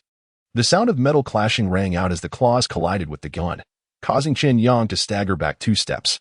Damn, his strength has surged again. This is utterly outrageous. Feeling the searing pain in his hands, Chen Yang furrowed his brow, utterly bewildered. Seeing his initial attack fail, Wang Yue lunged again, his left claw swiping from below, while the right claw aimed for Chen Yang and Appos' neck. An unprecedented sense of danger enveloped Chen Yang. He understood all too well that these 2 strikes were treacherous. A mere graze could lead to disembowelment or a severed windpipe, resulting in dire consequences. Yet, inexplicably, Chen Yang remained remarkably calm, unflustered. In a moment of peril, he pushed off the ground with force, swiftly retreating just in time to evade the lethal claws. Length breeds strength. By creating distance between himself and Wang Yue, Chen Yang resolved to exploit his advantages fully. The steel gun in his hands transformed into a silver dragon exuding an icy aura, dancing upward and downward, aiming directly for Wang Yue and Appos' chest. Despite Wang Yuhui and Appo's bloodthirsty and impulsive nature post-transformation, he was not foolish. Each time he attempted to breach Chen Yang and Appo's defenses, he was forced back by the wielded gun, sustaining multiple wounds in the process. As the tide turned against him, Wang Yuhui began to waver. However, Chen Yang and Appo's skillful handling of the steel gun prevented him from breaking through directly. The accumulation of injuries only served to agitate Wang Yuhui, and the excessive blood loss left him increasingly weakened. With a ferocious howl, Wang Yuhui and Appo's already hideous face grew even more menacing. His muscles swelled further as he crouched low, legs bent, as if preparing to pounce. This bizarre scene momentarily slowed Chen Yang and Appo's offensive. Unexpectedly, Wang Yuhui did not charge directly at Chen Yang. Instead, he propelled himself off the wall with his legs, utilizing the recoil to launch himself towards Chen Yang at an accelerated speed. With a resounding crash, their bodies collided. And this time, Chen Yang and Appo's grip faltered, sending the steel gun flying from his hands. Wang Yuhui and Appo's heart soared with joy. He had not anticipated that this sudden maneuver would yield such success. Seizing the opportunity, he lunged fiercely toward Chen Yang and Appo's heart. "Be careful, Chen Yang, run." Siyo and Appo's anguished cry pierced through the crowd, her tear-filled eyes shimmering with a glint of blue. The gasps of those around him fell on deaf ears for Chen Yang. He understood that with Wang Yuhui's speed and strength in his beastly form, escaping with his back turned would be a near impossibility. Moreover, if he were to flee, every person present would be left defenseless, facing certain death. With profound determination, Chen Yang fixed his gaze upon his menacing adversary. He resolutely activated the special ability acquired through the system lottery. Special skill, Fury, in use. Upon activation, within 10 seconds, strength attribute increases by 100. Endurance and agility by 50, defense by 20, and mental state decreases by 20. All attributes decrease by 20 for 3 minutes post-skill termination. Strength, 1. 93, 8. Endurance, 1. 21, 8. Agility, 1. 11. 65. Mental state, 1. 00, 8. With the confirmation of using the skill Fury, a wave of unparalleled power enveloped Chen Yang in an instant. Without the luxury of savoring that sensation, he faced the imminent claw strike from Wang Yuhui. With a surge of energy, Chen Yang managed to pin Wang Yuhui and Appo's claw to the ground. What? How is this possible? Wang Yuhui, immobilized by the immense force, was struck with disbelief at the unfolding events. Seizing the moment of his stupor, Chen Yang clenched his fist violently. With a resounding crack, Wang Yuhui's wrist shattered under the pressure. The excruciating pain elicited a piercing scream from him. Countdown, 5 seconds, ignoring everything else. Chen Yang raised his fist and brought it crashing down upon Wang Yuhui and Appo's grotesque visage. "Die," he roared, acutely aware that if he did not eliminate Wang Yuhui within the final seconds, the consequences would be dire. Bang, bang, bang. In a mere 5 seconds, he unleashed over 20 punches upon Wang Yuhui and Appo's head. Even though Wang Yuhui, lying on the ground, had ceased his cries of agony, he showed no signs of stopping. Despite the passage of the frenzied moment, he continued relentlessly. He delivered dozens more blows until he finally received the notification from the system. Ding, kill. Chapter 77, Special Lottery? Ding, received negative emotional value from Wang Yuhui. 99, 99, 99. Ding, killed a mutated human 1, points 2000. First kill of a mutated being, reward. 1 special lottery draw, please check later. Ha, ha. Gasping for breath, as the system prompt echoed, Chen Yang finally unclenched his fist. The lifeless body of Wang Yuhui lay on the ground, his head utterly unrecognizable. Flesh and blood were intertwined, with brain matter splattered all around. Spitting vehemently, Chen Yang quickly moved his stiffened arms, inwardly lamenting. It was no wonder that Wang Yuhui had proven so difficult to kill. Unlike others who were merely slightly mutated, he had undergone complete mutation. Having defeated him, the system even granted a so-called special lottery draw. Though Chen Yang was left wondering what treasures might await him, while his curiosity was piqued, the multitude of onlookers compelled him to suppress his impulses for the time being. Moreover, the extra lottery opportunity was not the only benefit. The points earned were even more telling. Typically, killing a lightly mutated individual would yield only 400 or 500 points. while Wang Yuhui had contributed a staggering 2,000 points, several times that of others. The transformation into a mutated beast had not only amplified Wang Yuhui and Apos' strength, but had also hardened his skull. When Chen Yang struck his head earlier, it felt akin to hitting stone, causing his hands to bleed from the impact. Nevertheless, he was relieved to have finally vanquished him. Haha, Wang Yuhui is finally dead. My dear wife, I have avenged you at last. Coughing, Qian Fei struggled to lift his head, gazing at the mutilated form of the villain, tears streaming down his face. After 2 months of enduring agony, he had awaited this day. Earlier, Wang Yuhui had flung him against the wall. Had it not been for his injuries preventing him from rising, he would have rushed forward to stab Wang Yuhui repeatedly in a fit of rage. You damned beast. Return my daughter and Apos' life. Similarly thrown aside, Lu Yani, limping, cursed hoarsely. She relentlessly hacked at Wang Yuhui with her knife, determined to reduce him to ashes. Observing the downfall of the tyrannical Wang Yuhui, Lao Zhu and the others erupted with excitement. It had been a grueling few months. Their home had been flooded, leaving them homeless. They had barely managed to catch mutated fish only to be robbed of their catch. Furthermore, they had been expelled after Wang Yuhui broke into their home and stole their supplies. If things continued this way, survival would become impossible. Thankfully, liberation was finally at hand. Su Yu and Qin Shui squeezed through the crowd, embracing Chen Yang as if flying. Brother Yang, sob, you scared me to death. Chen Yang, I. Without waiting for them to finish, Chen Yang tightly embraced them, reassuringly saying, do not fear. I have told you everything is under control. Just relax. Gently patting them. Chen Yang knew the moment for celebration had not yet arrived. There were still remnants of Wang Yuhui and Apos' forces occupying the lower levels that needed to be swiftly eradicated. Glancing at his personal system page, he noted that 3 minutes had elapsed, and the negative effect of rage had been lifted. Lao Zhu, gather everyone and ensure the injured are attended to. Crouching down, Chen Yang scrutinized the thoroughly unrecognizable form of Wang Yuhui, his expression grave. Was this mutation merely a transformation into a beast? Yet many had consumed mutated fish, so why had only Wang Yuhui undergone such a drastic change? Recalling the battle, Chen Yang reflected on how, despite his strength attribute of 1/9, he had struggled to fully suppress the mutated Wang Yuhui, particularly during his final explosive moment. Had he not decisively activated rage, the outcome could have been dire. Chen Yang, I have arranged for the injured. What shall we do now? Lao Zhu rubbed his hands together, eagerly awaiting instructions. Chen Yang rifled through Wang Yuhui's pockets, retrieving a set of keys, which he tucked away.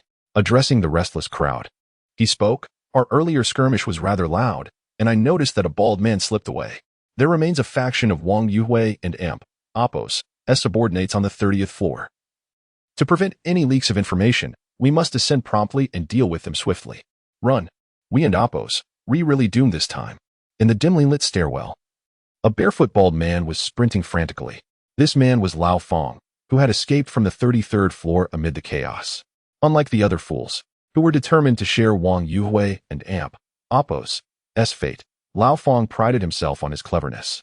When Chen Yang unexpectedly emerged from room 3302, he was taken aback, immediately deducing how the latter had appeared on the 33rd floor as if by magic. Panic set in.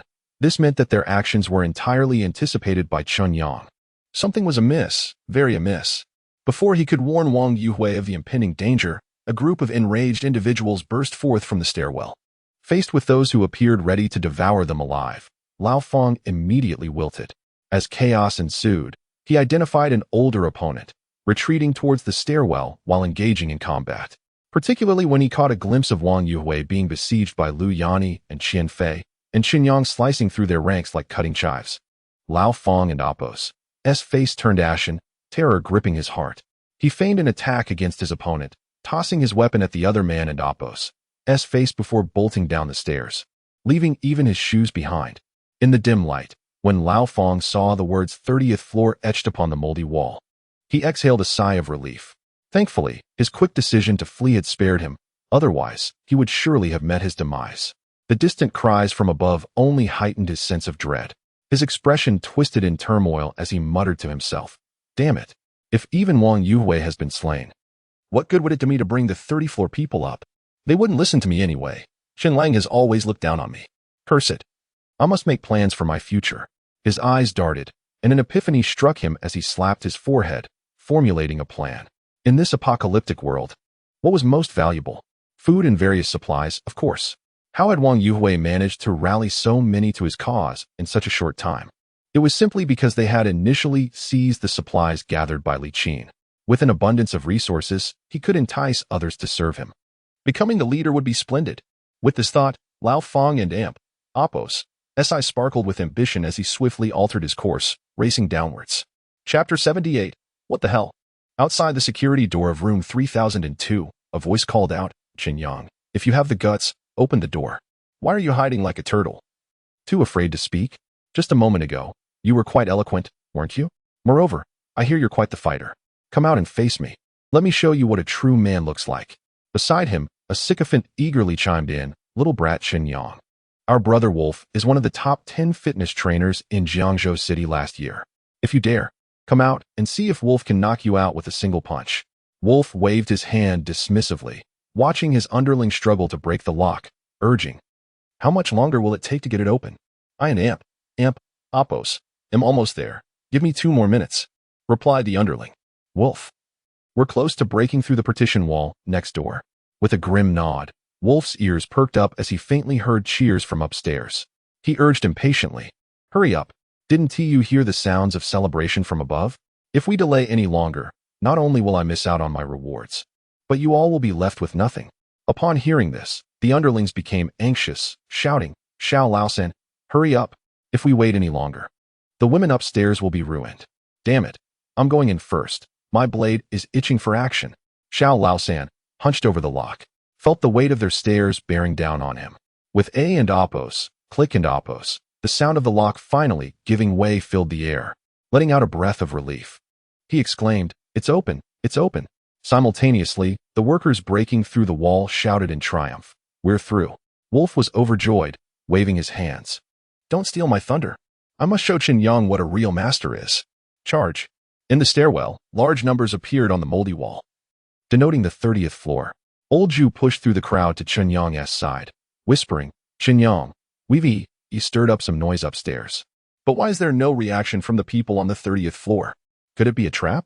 Chen Yang listened intently to the sounds echoing from the corridor and speculated, perhaps that bald man who slipped away didn't inform them of the situation upstairs. Otherwise, they would not be so calm. I suspect they still believe Wang Yuhui has successfully taken over my family's place.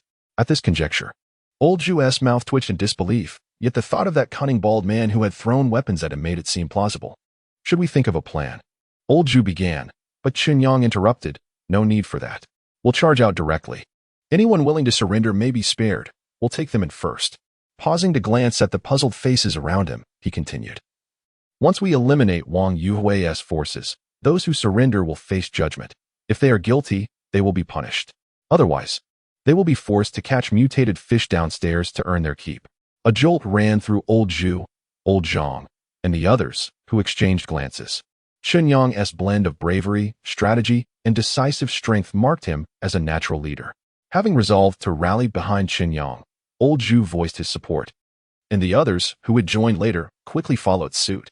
All right, stay close to me. Charge. With steel weapons in hand, Chen Yang commanded a few final words before launching himself from the stairwell like an arrow. Inside room 3002, Wolf and his underlings burst in, bewildered by the empty living room. Where's Chen Yang? He has gone. When Gu is still lying on the floor. I checked, he is already cold. Damn it. Aside from the woman tied up there's not even a trace of Chen Yang. Wolf scratched his head, recalling that Chen Yang had just been speaking with Wang Yuhui. How could he have vanished so suddenly? Amidst the murmurs of confusion, a clever underling pointed at the shattered balcony and exclaimed, Boss, I figured it out. Chen Yang must have known he couldn't withstand your strength, so before we arrived, he chose to jump from the balcony to avoid being killed. Wolf pondered this, finding it oddly plausible. With his physique, crushing Chen Yang would be as effortless as squashing an ant. Just as he prepared to commend the clever underling, Xiao Laosan, the locksmith still outside, suddenly burst in, wide-eyed. Damn. Chen Yang? Are you a ghost? How are you out there? What? Wolf felt a jolt of alarm. Chen Yang was outside? How could that be? Had he truly encountered a ghost? The underlings exchanged bewildered glances, unsure of how to react, looking to their leader for guidance. Feeling their gaze, Wolf spat in frustration, rolling up his sleeves as he stepped outside, muttering curses. Damn it, whether you're a human or ghost, I'll make you regret messing with me. So you'll learn why flowers bloom brightly. The clever underling gazed at Wolf's imposing figure, awestruck. Here he comes. The boss is about to showcase his superhuman strength. I bet no one can endure more than 3 moves. Let us all go watch. Hearing these words, Wolf stumbled slightly, thinking, damn it, once I deal with those outside, I'll make sure to silence this chatterbox. Quickening his pace, he flung open the door, only to be confronted by a fearsome group advancing toward them. Leading the pack was the dashing and tall Chen Yang, a bewildered expression on his face. Wolf's heart sank. If Chen Yang was coming down from the floor above, then Wang Yuhui and his crew must be. Before he could contemplate further, the curious underlings had already closed in. Damn it, Chen Yang. You dare play tricks on me? I'll make you understand why flowers are so vibrant. In the eyes of his adoring underlings, Wolf bellowed, brandishing his blade as he charged forward. The next moment, a figure was sent flying backward. Chapter 79. The plan of old Fong. Chen Yang, with an impassive expression, fixed his gaze on the approaching muscular man. Though the brute's bulging muscles appeared intimidating, Chen Yang had faced the transformed Wang Yuhui and was not one to flinch in the presence of such bravado. As the muscular man lunged with his knife, Chen Yang remained calm, shifting his left foot slightly to steady his stance. He deftly lifted his steel spear, the tip glinting like a dragon and Appo's tail, and precisely pierced the man's arm. Ignoring the agonized screams of his opponent, Chen Yang summoned all his strength and swung the spear rapidly. The barrel, crafted from thick rebar, sliced through the air and struck the muscular man's temple with a resounding impact. The man, wide-eyed and unable to evade, was instantly rendered motionless, his fierce expression frozen in shock as his body flew back like a marionette with severed strings. Boss, how could this be? You're one of the top 10 coaches. The subordinates of Wolf Brothers stood in stunned silence, unable to comprehend how their leader had been reduced to a lifeless form on the ground in mere seconds. In the corner, Xiaosan's heart raced. His lips parched as he struggled to swallow. This was terrifying. Was Chen Yang even human? He resembled a humanoid tyrannosaurus. With Chen Yang now the sole adversary in sight, Xiaosan, feeling the weight of impending doom, knelt and cried, Brother Yang, spare me. I was just forced into this by them. I haven't done anything wrong. Upon witnessing Xiaosan's plea, the expressions of the other Wolf Brother subordinates shifted dramatically. A few small leaders, who had once been loyal to Wang Yuhui, darkened their faces. Having committed numerous wrongs, they were not inclined to beg for mercy so readily. They pushed through the crowd, cursing as they brandished their weapons and charged at Chen Yang. Chen Yang and Appo's brows furrowed slightly as he regarded the 3 oblivious fools and sneered, seeking death. He unleashed his full power, wielding the steel spear with a flash of cold light, the weapon slicing like a dragon. A thrust, a flick, a slash. With these 3 simple moves, the trio of aggressive small leaders fell dead in an instant. Good heavens! Chen Yang is simply incredible. The onlookers who had accompanied Old Zhu were astounded by Chen Yang and Appo's formidable prowess. Old Zhu and Old Zhang exchanged glances and stepped forward decisively, declaring, to be frank, Wang Yuhui has already been killed by Chen Yang. Do you fools still wish to resist? Drop to the ground and await your judgment if you wish to live, otherwise. Well, the faces of the assembled underlings turned pale, disbelief etched across their features. Though some contemplated protesting, the sight of Chen Yang, bloodied and exuding an aura of menace, compelled them to surrender without hesitation. The boss is dead, and the boss's boss is also dead. What is the point of fighting now? Meanwhile, old Fong, sprinting wildly, finally spotted the doorplate of room 1601. Breathless and frantic, he rushed forward and pounded on the locked door. Open up. Linny, hurry and let me in. Inside the living room, Linny, clad in a sheer, light garment, curled up on the sofa, tears silently streaming as she reminisced about her past happiness. The thunderous knocks jolted her from her reverie. Linny, open the door. Hurry up. Hearing the commotion, Lin Yi halted her weeping, puzzled by the voice at the door. Was that old Fong, the bald man? She recognized him as someone who had recently gained favor in Wang Yuhui's eyes due to his suggestions, but chose not to respond. Wang Yuhui had warned her repeatedly, no one was allowed entry but him. Old Fong, panting heavily and receiving no reply, quickly changed his approach. Linny, please open the door. Brother Hui is injured, and I need to get back to him with medicine. If I delay, can you bear the consequences? Inside, Lin Yi hesitated. She was aware that Wang Yuhui had rushed out to confront Chen Yang, and she knew he had been injured by him. Did this mean that Wang Yuhui was hurt again? What if he was dead? The thought of opening the door to fetch medicine filled her with dread, as she secretly wished for Wang Yuhui's demise. But what if he was still alive? Suddenly, a shiver ran down her spine at the memory of Wang Yuhui's vile punishments. The thought of his wrath sent chills across her skin. Outside, Old Fong continued to press. Lin Yi, are you truly seeking death? If you don't open the door, I'll report this. If Brother Hui suffers because of your delay, don't expect any mercy. Fearful, Lin Yi quickly approached the door, asking, Old Fong, you're not lying to me, are you? Wang, Brother Hui is really injured and sent you for medicine? Hearing this, Old Fong felt a surge of confidence. If Lin Yi had not opened the door, he would have to retreat to his designated quarters to lie low. But now, seeing a glimmer of hope, he intensified his intimidation. Who the hell has time to deceive you? If it weren't for my desire to impress Brother Hui, would I be running down 10 flights of stairs just to fetch medicine? I'm exhausted. Open the door quickly. I still have 10 more floors to climb. If you don't open it, I'll leave. Inside, Lin Yi, hearing his words, decided against further hesitation. She placed her hand on the doorknob and called out, Old Fong, wait, let me find. Before she could finish, as she opened the door slightly, someone yanked it wide open. Caught off guard, Lin Yi stumbled forward. And before she could regain her balance, Old Fong, already prepared, kicked her forcefully back into the room. Struck in the abdomen, Lin Yi collapsed to the floor, clutching her belly in terror as she gazed up at Old Fong, whose face was twisted with a sinister grin. Old Fong, you must be out of your mind. Brother Hui will kill you. Old Fong ignored her protests, swiftly locking the door before racing to the master bedroom, only to find it secured as well. Furious, he banged on the door, realizing that Wang Yuhui had taken the precaution of locking it. Enraged, Old Fong stormed into the kitchen, retrieving a fruit knife, and confronted the panicking Lin Yi, demanding, Where are the keys to this room? Hand them over. Chapter 80. Confrontation threatened by a knife. Lin Yi was nearly paralyzed with fear. Upon seeing Lao Fong's murderous glare, she trembled and replied, I don't have it. I really don't know. All the keys are with Wang Yuhui. Lao Fong immediately swung his hand, delivering a resounding slap across Lin Yi's delicate face, showing no mercy. Damn it, is there a spare key? Hand it over. Lin Yi covered her mouth, tears brimming in her eyes as she shook her head. I truly have nothing. Wang Yuhui only trusts himself. All the keys are with him. I thought he would give you the keys. Upon hearing this, Lao Fong became frantic. He hadn't and Appos. He anticipated Wang Yuhui and Appos' extreme caution, even locking the room door. As for whether Lin Yi might deceive him, Lao Fong glared at her malevolently, scrutinizing her with a piercing gaze. Lin Yi and Appos' fair skin was fully visible beneath her alluring sheer garment. He searched her thoroughly, but could not find any trace of the keys. After pinching her roughly, Lao Fong, with a dark expression, bound her with rope.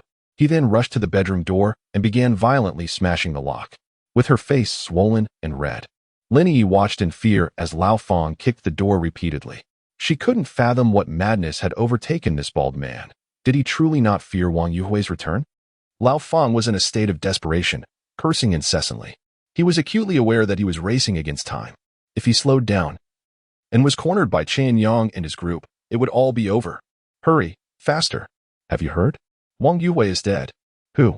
The biggest thug? Dead? Yes, just now there was such a commotion upstairs. I sneaked up, and my acquaintance Lao Zhu told me that Wang Yuhui was killed by Chen Yang from the top floor. Ha ha, heaven has opened its eyes. Finally, that trash is gone. Good, good. Old Meng, I have good news for you. Someone has avenged you. You don't know yet? Chen Yang on the top floor killed Wang Yuhui and his gang. Some of the surrendering lackeys are said to be facing public trials soon. Wife, did you hear that? Wake up, woo-woo. Hey, do you know Chen Yang has eliminated Wang Yuhui after dealing with the remaining enemies on the 30th floor? As Chen Yang and Lao Zhu descended, the news of Wang Yuhui's demise had spread rapidly due to the efforts of certain individuals. The residents, already dissatisfied with Wang Yuhui's tyrannical behavior, were stirred into a frenzy upon hearing of the rebellion. More and more residents emerged from the corridors and stairwells, eager to learn the details and subsequently joining Chen Yang's cause, under the introduction and promotion of enthusiastic supporters like Lao Zhu. The ranks of those seeking to defeat Wang Yuhui's allies grew increasingly formidable. By the time they reached the 17th floor, dozens had joined their group. Zhu Xiaoyu rose from the unconscious woman, an expression of emptiness and indifference on his face, and coldly remarked, "Humph, you wretched woman, dare to resist? Let and oppose. See if I don and oppose. Deal with you." Tightening his belt, Zhu Xiaoyu stepped outside to check on the progress of the other assaults. Since the deaths of Glasses Wang Lilin and Skinny Monkey Yi Jiwen, the task of clearing the building had fallen to him, although it was more laborious than before. He relished the opportunity to be the first to choose his spoils. Zhu Xiaoyu was rather content. The creaking of the security door startled the younger brothers outside, nearly causing them to drop their cigarettes. "What speed is this, Brother Zhu? I've only smoked half of my cigarette, with the time taken to pull down my pants. Brother Zhu has maxed out his shooting speed?" Seemingly having uncovered a significant secret, the younger brother, fearing retribution, straightened up and respectfully gazed at Zhu Xiaoyu. Zhu Xiaoyu nodded in satisfaction. Such spirited subordinates were a rarity.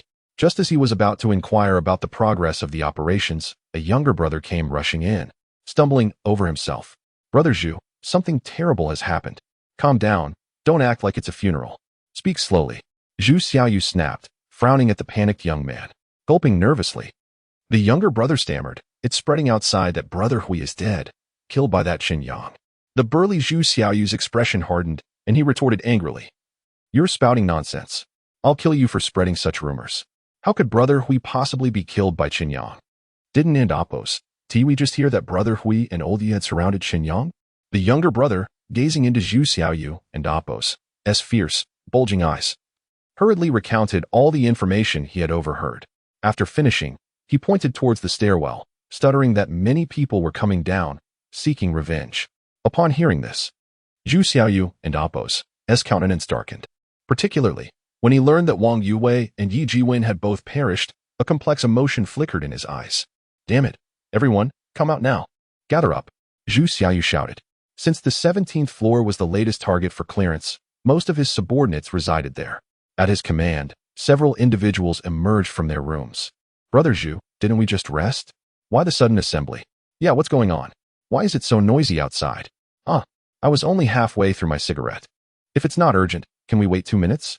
"Everyone shut up," Zhu Xiaoyu bellowed, quickly relaying the news about Wang Yuhui's potential demise. His piercing gaze fixed on the uncertain faces of his subordinates. Zhu Xiaoyu coldly huffed, "For now, we don't know if this news is true. Everyone, grab your weapons and follow me to investigate.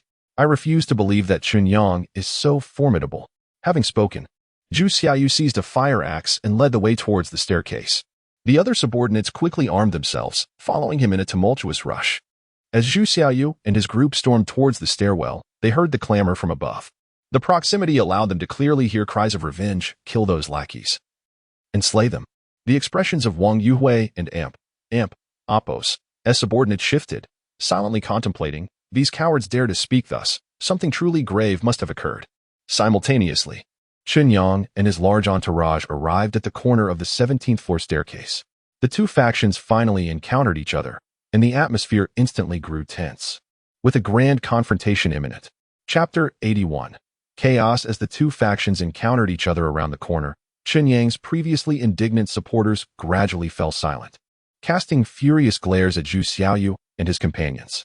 Under the scrutiny of dozens, Zhu Xiaoyu felt a flicker of panic within him. Since joining Wang Yuhui at Building 18 3 months ago, their progress had been remarkably smooth. They had humiliated the owners for so long, facing only occasional resistance, most often from small family units comprising no more than a few individuals. However, this gathering of dozens opposing them was unprecedented. Damn it. Is it all because of Chen Yang and Appo's rallying cry? Is he really that formidable? Zhu Xiaoyu couldn't and Appo's help but direct his gaze toward Chen Yang at the forefront. In truth, he had never truly encountered Chen Yang before. Their only close encounter had been at the onset of the apocalypse, when Lu Jiqiang had come to confront Chen Yang, only to be met with a fierce rebuttal through the door that had left him howling in despair. From that moment, Zhu Xiaoyu recognized Chen Yang as a force to be reckoned with. Now, witnessing Chen Yang's fierce brow and imposing stature, wielding a bloodstained steel gun, Zhu Xiaoyu felt an undeniable air of authority radiating from him without a word being spoken. The atmosphere was thick with an ominous aura that was far from ordinary. Having taken lives himself, Zhu Xiaoyu understood well that Chen Yang had undoubtedly killed before, and likely many. This realization sent a shiver down his spine. With a strong leader like Chen Yang, how can we possibly win against them? Zhu Xiaoyu lamented inwardly. Yet, he knew retreat was not an option. He could not afford to show weakness. Otherwise, those he had previously tormented would undoubtedly descend upon him in vengeance. With a darkened expression, he raised his fire axe, pointing it at the dissenters behind him, and shouted, "Do you all wish to rebel alongside him? If you seek death, I shall oblige." Zhu Xiaoyu, known as one of the three golden giants, glared furiously at the assembly. Many who had merely followed Chen Yang out of curiosity now recalled the oppressive days they had endured, instinctively stepping back, overwhelmed by fear. Although he did not turn around, Chen Yang sensed the shift behind him. He couldn't oppose. He helped but scoff at the cowardice of the crowd. With a mere glance and a reprimand from Zhu Xiaoyu, they had already faltered. When faced with actual bloodshed, they would surely scatter like frightened rabbits. Chen Yang understood that he could not rely on these individuals in a losing battle. The plan remained to eradicate Wang Yuwei's remaining forces first. With this thought, he raised his steel gun menacingly at the belligerent Zhu Xiaoyu, coldly declaring, "Who do you think you are? I am right here. Come and try to kill me if you dare." Zhu Xiaoyu was momentarily taken aback by this audacity, but he quickly regained his composure, glancing at his subordinates before retorting. "If you have the guts, come over here." With a grim expression, Chen Yang fixed his sharp gaze on Zhu Xiaoyu, his eyes like daggers as he angrily spoke. "Zhu Xiaoyu, you scum. As the security of this community, you have deceived the owners, extorting and endangering lives. You have robbed us of our food, taken our homes, and insulted our women. Such behavior is nothing short of barbaric." Turning to the distressed crowd behind him, Chen Yang withdrew a silver M1911 from his coat and declared fiercely, "Wang Yuhui is dead, and it's time for you vile miscreants, who have followed him in tyranny, to face the reckoning." He rallied, "Let us avenge our kin. Charge." Zhu Xiaoyu, already feeling uneasy, was further unsettled by the sight of Chen Yang brandishing the silver pistol. His eyes widened in disbelief as he trembled internally, questioning, what on earth has Chen Yang been up to possess a gun? "Brother, if you had a gun, you should have mentioned it earlier. I admit my tone was a bit raised. Can I still apologize?" Before he could finish, Chen Yang had already aimed the M1911 at them. Bang, bang, bang. The deafening gunfire echoed through the stairwell. Lacking experience, Chen Yang's first shot missed its mark, hitting an unfortunate soul behind Zhu Xiaoyu instead. Fortunately, the next two shots struck Zhu Xiaoyu in the left leg and right hand, ignoring the system's notification in his mind. Chen Yang turned to the bewildered residents behind him and shouted, "Everyone, seek revenge for your grievances. Follow me." Although Lao Zhu was equally astonished by Chen Yang's possession of a firearm, he reacted swiftly, raising his weapon high and charging forward, roaring, "Let us eradicate these beasts." This was the moment of unleashing the floodgates. The owners, eyes ablaze with fury, followed suit, shouting, "I'll kill you bastards. You stole my food and bullied my sister. You all deserve to die. I offered you food in goodwill, yet you repay kindness with malice." Zhu Xiaoyu's subordinates were terrified at the sight of the once docile crowd now rushing at them with wild eyes. They turned to flee, realizing that no amount of lies would suffice in such a scenario. Due to the close proximity, only a few managed to escape back into the safety of their rooms. Most of Lao Zhu and Appo's men were swiftly caught and met with brutal retaliation. Some desperate subordinates, unable to enter the rooms and with no way to escape via the stairs, made the reckless decision to leap from the corridor. Lying on the ground, Zhu Xiaoyu was trampled mercilessly, howling in agony as he clutched his bleeding wounds, crawling backward in terror as he beheld Chen Yang advancing toward him. "Chen Yang, no, Brother Yang, I was wrong. Please spare my life." Chen Yang regarded him with an impassive expression, coldly replying, "Oh, now you realize your mistakes? What about when you sent people to smash my door?" Without waiting for a response, he raised his steel gun and, disregarding Zhu Xiaoyu's pleas for mercy, brought it down with force. With a thud, Zhu Xiaoyu's cries ceased abruptly, and after a few convulsions, a pool of blood spread across the ground from his lifeless form. Chapter 82. A cruel blossom. The system and Appo's notification echoed in Chen Yang and Appo's mind. Ding, killed a slightly mutated human 1.500. With an impassive expression, Chen Yang gazed at the lifeless body of Zhu Xiaoyu, his heart involuntarily filled with a sense of lamentation. Finally, he had eradicated Wang Yuhui and his three formidable henchmen. It had indeed been a challenging endeavor. To accomplish this, Chen Yang had devised several strategic plans. During the process, he encountered Wang Yuhui's transformation into a monstrous beast. Yet fortunately, the outcome remained acceptable. Not dwelling on these thoughts any longer, Chen Yang stepped over the corpse and proceeded directly to the 17th floor. At this moment, the corridor of the 17th floor was strewn with bodies, creating a scene of utter chaos. Among them were many of Wang Yuhui's subordinates, who had been ruthlessly slain by enraged homeowners. Those who had not been killed and had pleaded for mercy were now left battered and barely clinging to life, their survival hanging by a thread. "Old Zhu, come here for a moment," Chen Yang called out to Old Zhu, who was preoccupied with a group of people smashing doors. After Old Zhu approached and inquired about the casualties, Chen Yang tossed him a key. What is this?" Old Zhu was momentarily bewildered, struggling to grasp the situation. Chen Yang smiled and explained that it was a key found on Zhu Xiaoyu's person, suggesting that Old Zhu try using it to open the door directly, thus saving time on breaking it down. Holding the key, Old Zhu slapped his forehead, embarrassed as he admitted, "Oh dear, how could I forget to search them for keys? My mind just didn't click." Chen Yang chuckled and remarked, "Even with the key, you must remain cautious. Wang Yuhui's subordinates, when cornered, may act recklessly."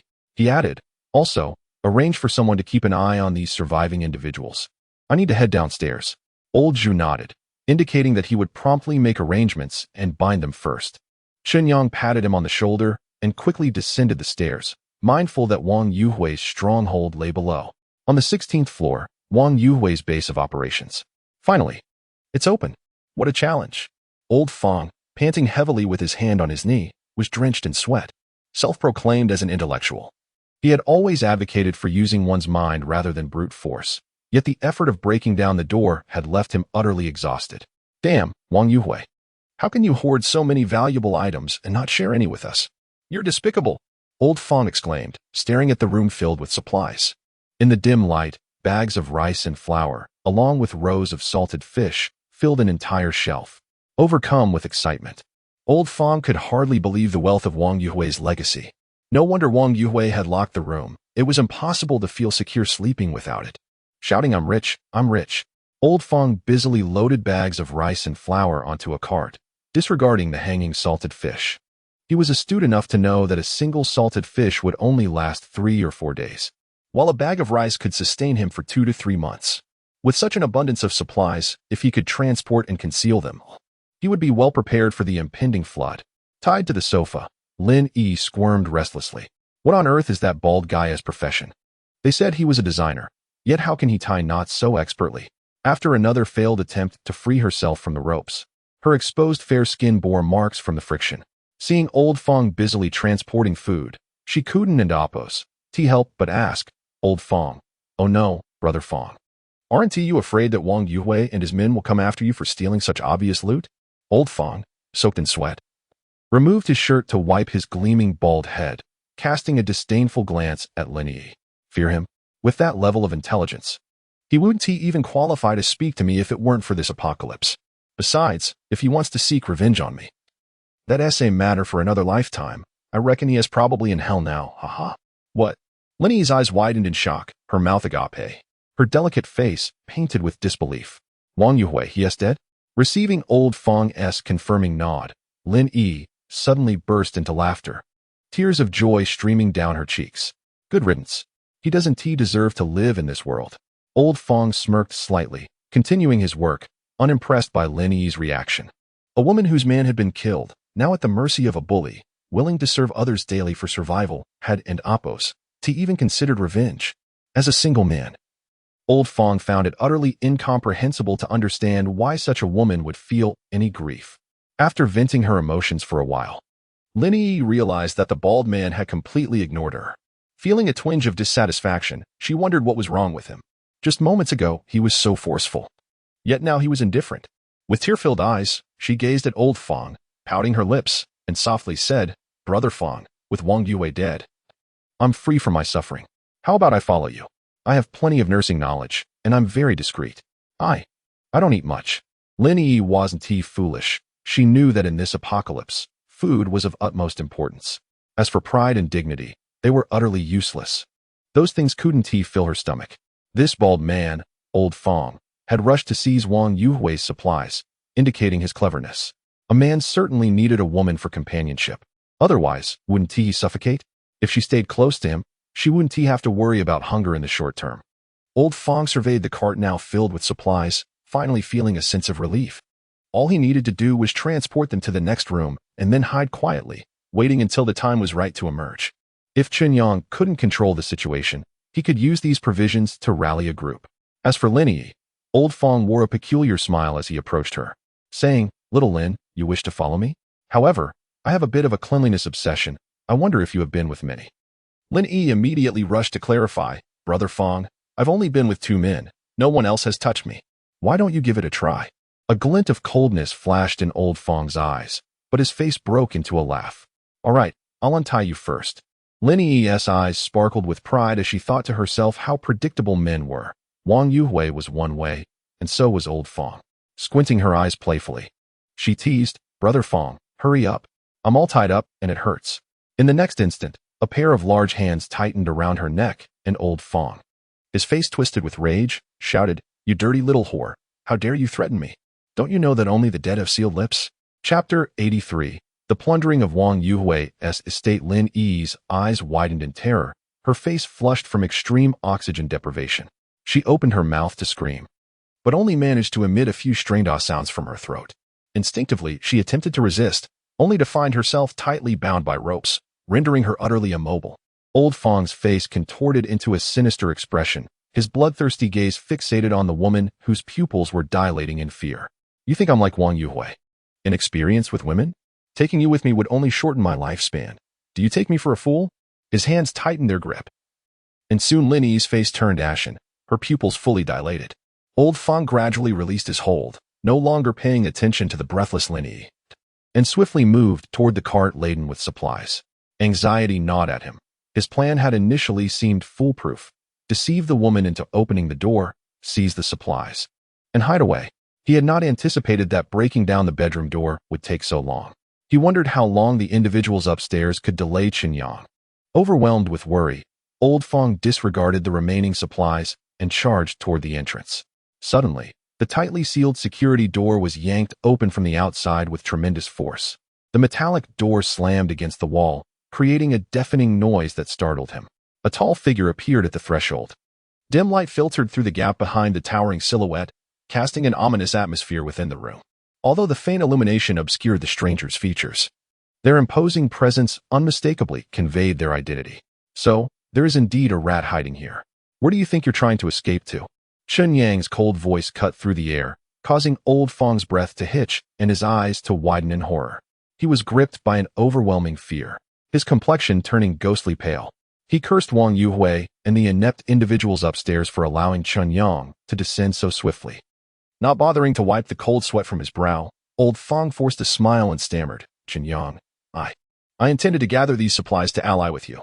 I thought, as long as you control these resources, you would undoubtedly become the respected leader of this building." As Chen Yang stepped into the entryway, he regarded Old Fong with a mocking expression after hearing his words. "Oh, it seems you've been quite thoughtful. I suppose I misjudged you." Casting a glance at the lifeless woman on the sofa, he shook his head and remarked, "I initially thought you intended to steal my supplies and hide away." Instinctively taking a step back, Old Fong discreetly reached behind him, hoping to explain further and lower Chen Yang and Appo's guard. In the next moment, an unprecedented chill coursed through him, raising the hairs on his neck. Old Fong and Appo's lips trembled uncontrollably, his throat tightening as he fixed his gaze on the weapon that Chen Yang produced seemingly out of thin air. "No, I really..." A deafening gunshot erupted in the room. Old Fong and Appo's body jerked violently as a bullet tore through his chest, followed by a torrent of blood. He crumpled to the ground with a thud, his gaze becoming unfocused and his breath fading. Even in his final moments, he could not comprehend how the situation had deteriorated so drastically in such a short time. "Fool. I was merely waiting for the right distance to ensure a more precise shot." "What were you waiting for? To meet your demise?" Chen Yang remarked coldly, glancing at Old Fong's lifeless form before striding toward Wang Yuhui's storage room. "Damn it. How many people has Wang Yuhui plundered?" Observing the ravaged bedroom, he noted the scattered supplies strewn across the bed and cabinets, various grains, oils, snacks, and salted fish from mutated creatures, all crammed into this one room. Chen Yang reflected on how Wang Yuhui's group had conquered floors 17 and below, along with the few households that had been partially breached above. It was hardly surprising that they had amassed such a bounty. However, Chen Yang was not like old Fong.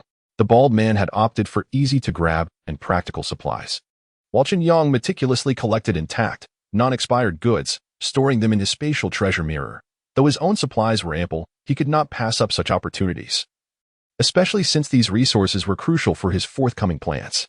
He deliberately left behind the visibly moldy grains and salted fish. The duration they had been stored here was uncertain, and he could not risk their potential corruption. With a swift and discerning hand, Chen Yang gathered all the relatively intact supplies into his spatial treasure mirror, having no interest in cleaning up Wang Yuhui's lair. He ignored the corpses in the living room and promptly exited, closing the door behind him. As he stepped into the corridor, Chen Yang heard a cacophony of noise erupting from upstairs. With his superior physique, he could faintly discern phrases like "seize the supplies," "it's too late," "they're gone," and "everyone, calm down, don't act rashly." The sounds of hurried footsteps echoed through the stairwell, with some calling out to friends, rushing upstairs, while others brandished weapons and charged downward. In the stairwell, Chen Yang encountered Old Zhu, who was descending with a guilty and panicked expression.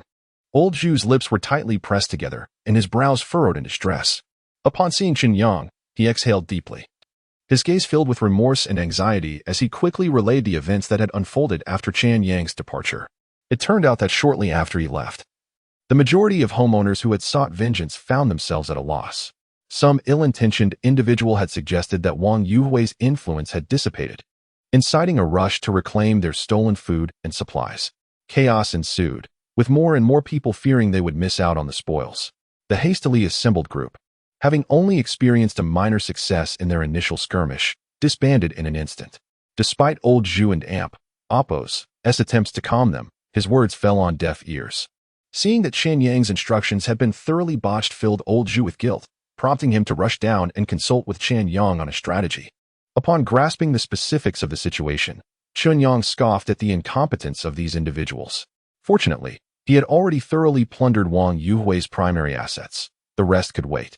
After offering some words of comfort to Old Zhu, Chen Yang prepared to lead him further downstairs when they spotted two disheveled figures racing down the stairs, shouting, "There's a ghost! Help!"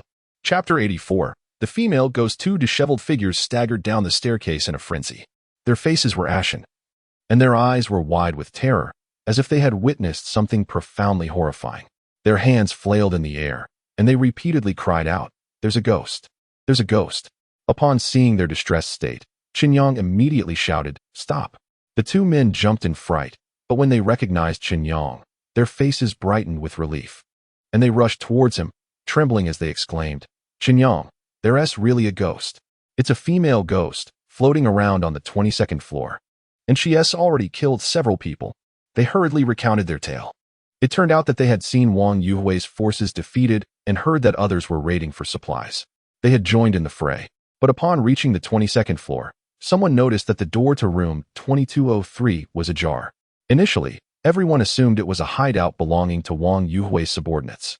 However, upon entering, they found no supplies, only a woman with disheveled hair and a red dress, who, like a specter, began to kill indiscriminately. Had they not fled quickly, they would have surely met their demise. Chen Yang's expression grew grave as he pressed on. "Are you certain you saw that ghost in room 2203? "Yes. It was definitely 2203. The room was a complete mess, like a pigsty. It left a deep impression on me. I'm sure it was a vengeful spirit. We must run. I fear she will come after us." As they spoke, beads of sweat rolled down their foreheads, as if the ghosts were already upon them. They broke free from Chen Yang's grasp and fled down the stairs, hoping to put as much distance between themselves and the horror as possible. Watching them flee, Old Zhu felt a sudden dryness in his throat and swallowed hard. "Chen Yang, what they said about that ghost, could it be?" Chen Yang's face darkened, his brows furrowing as he nodded and began to analyze. "It likely bears a resemblance to Wang Yuhui's situation. It's probable that this is another form of mutation.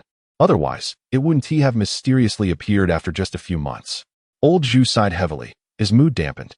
"I was just celebrating the defeat of Wang Yuhui and his crew, thinking we could finally live in peace. Now, another merciless ghost has emerged. This world truly is." Chen Yang fell silent, unsure of what to say. Had it not been for Wang Yuhui and Appo's relentless pursuit, He would be peacefully cohabitating with Qin Shui and Su Yao in their cozy abode. Yet, as old Zhu pointed out, first there was Wang Yuhui transforming into a werewolf before them, and now a ghost had inexplicably appeared. What more mutations could be lurking in the future? Chen Yang understood all too well that if human mutations were linked to the consumption of those mutated fish, then the number of mutated individuals would inevitably rise. It was a matter of choosing between starving to death by refusing to eat the mutated fish or risking mutation by consuming them. It was a choice everyone would recognize as a matter of survival. With a deep breath, Chen Yang and Apos' mind began to formulate a preliminary plan for the next steps. Regardless of the outcome, he was determined to grow stronger. Come what may, he would confront any mutation with unwavering resolve. Just then, several more individuals came rushing down the stairs, crying out in terror, "My goodness, run! There's a ghost! Quick, there's a female ghost upstairs!" Chen Yang did not stop them. His expression remained serious as he urged old Zhu to hide. He prepared to ascend the stairs himself. After all, if he wished to return, he would have to pass by the 22nd floor. If the ghost lingered there, it would pose an obstacle for him. Additionally, he harbored a keen curiosity about this so-called female ghost, eager to observe how it differed from Wang Yuhui and Apos' transformation. With old Zhu looking on in confusion, Chen Yang gripped his weapon tightly and stealthily ascended the staircase. Half an hour earlier, room 2202, dressed in a crimson nightgown, Chen Xiaolan was bound at the head of the bed with ropes. In anguish, she gazed at her daughter, who was similarly restrained on the other side. "Mom, my stomach hurts so badly." Lu Xian, pale and curled up, spoke with vacant eyes. A stream of blood flowed down her thigh, staining the corner of the already soiled bedsheet a disturbing dark red. Chen Xiaolan's eyes betrayed her panic and pain as she strained to move closer to the woman. Her voice filled with concern. "Xian, what's wrong? Please don't scare your mother." Lu Xian, drenched in cold sweat and furrowing her brow tightly, looked at her mother with torment. "Mom, please help me. Find a way to end my suffering. I beg you. I can't take it anymore." As a university student, she never imagined that her summer vacation, which was supposed to be a time of rest at home, would transform overnight into such a nightmare. Once cherished as a precious gem, she had been reduced to a mere tool. Today, relatives had come, and those beasts showed no mercy.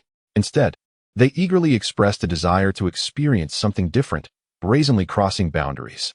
The consequence was her current state, with blood flowing uncontrollably and her abdomen aching as though it might explode. Tears streamed down Chen Xiaolan's face as she wept. "Xian, I'm so sorry. Please hold on. I can't bear to lose you." Filled with regret, Chen Xiaolan lamented the transformation of her once vibrant and obedient daughter into this wretched condition. She wished she could strike herself dead. Had she not insisted on calling a repairman for the toilet, those beasts would not have invaded her home, and this tragedy would never have occurred. With a creaking sound, the door swung open, and a gaunt, naked old man entered, humming a tune. Ignoring Chen Xiaolan's pleas, he walked straight to her daughter, disregarding Lu Xian's cries, and began his assault. "Damn it, those kids know how to have fun. I haven't enjoyed myself like this in decades. What is a ghost to me? You're still a university student, right? University life must be great. It's my favorite."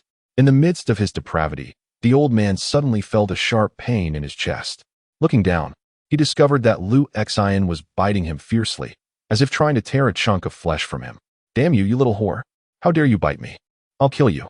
Fury surged within the old man as he reached out, tightly gripping Lu Xian and Apos' throat. "No, let go. Please, my Xian."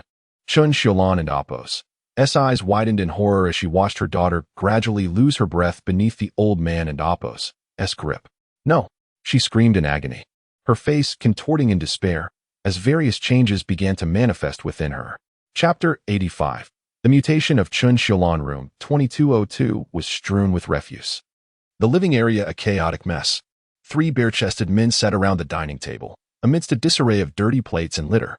A corpulent individual carelessly tossed his recently used utensils onto the table, picking his teeth as he listened to the sounds emanating from the room.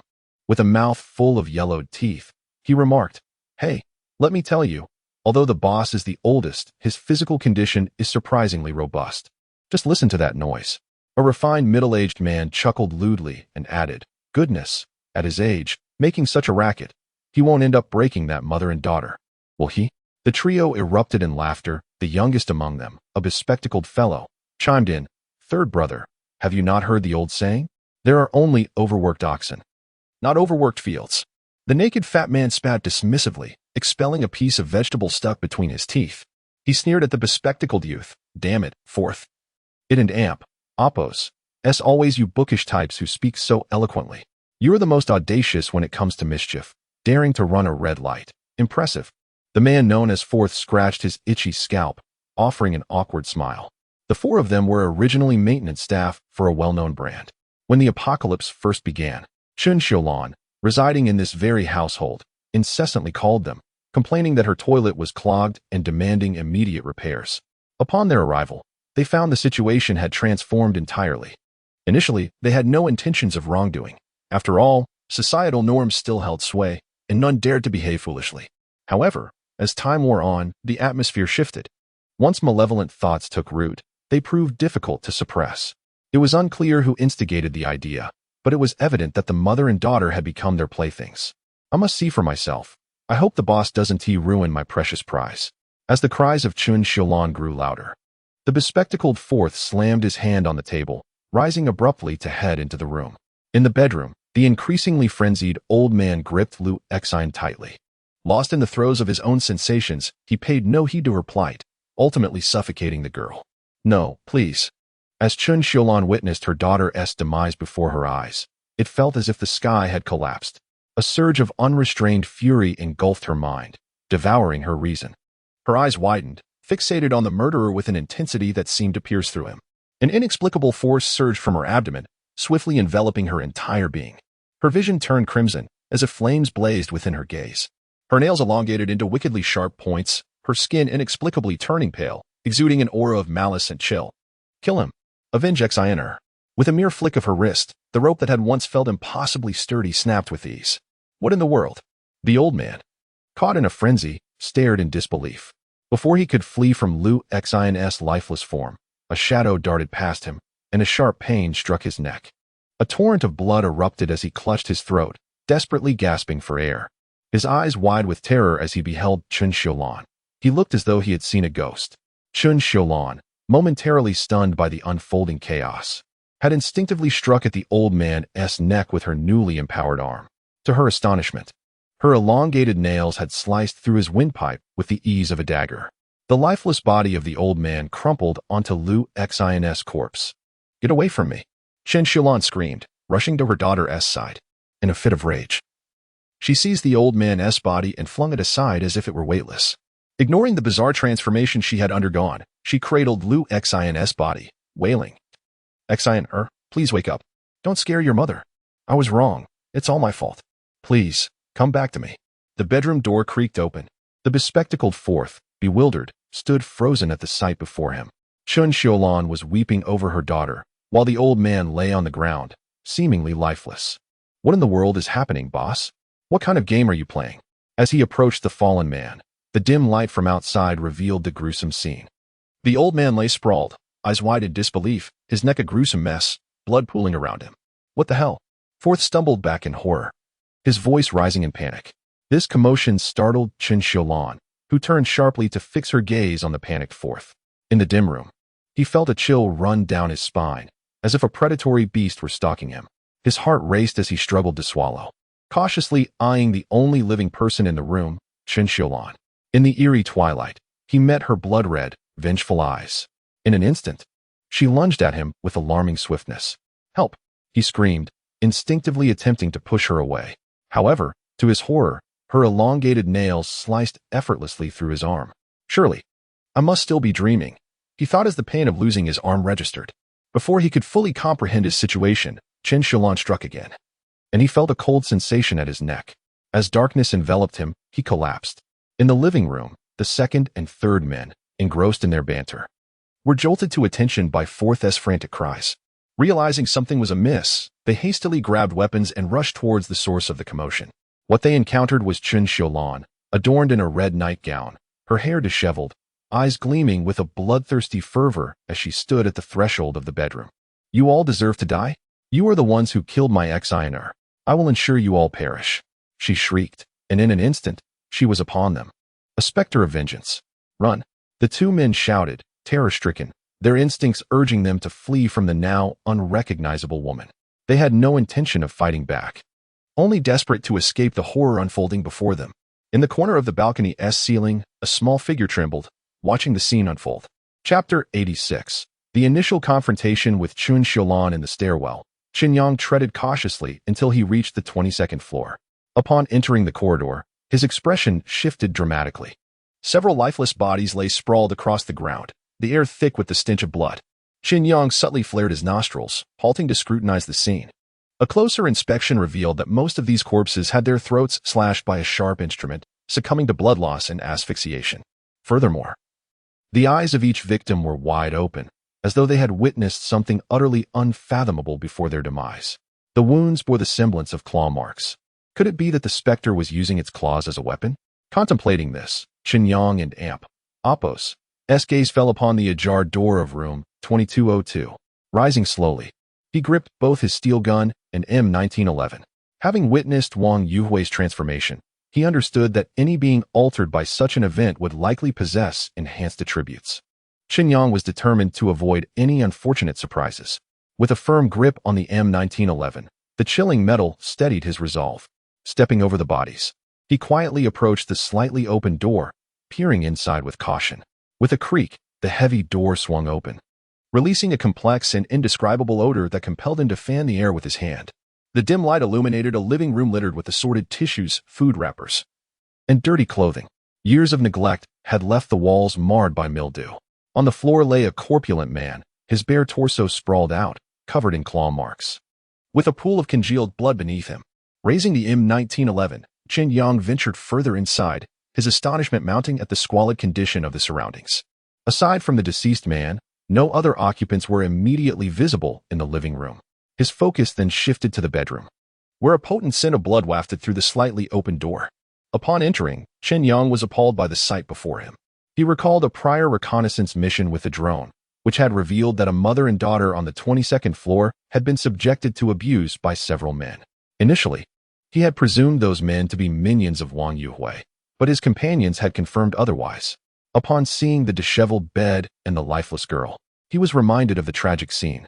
Only the girl and Apos' body remained. Her mother was conspicuously absent. Thus, the so-called specter must be her mother. The desolation of the girl's condition hinted at the horrors she had endured. With a grim expression, Chen Yang resolved that if any of those scoundrels still lived, he would ensure they faced dire consequences. Sighing, he acknowledged the need to retreat, now that he understood their identities and capabilities. However, as he turned to leave, he spotted a figure in a red nightgown standing at the door, fixated upon him. A chill coursed through his body, and his pupils dilated in terror. He swiftly raised the M1911, assessing the newcomer with trepidation. The woman's long, unkempt hair obscured much of her face, yet her eyes glowed a sinister crimson, radiating a murderous intent.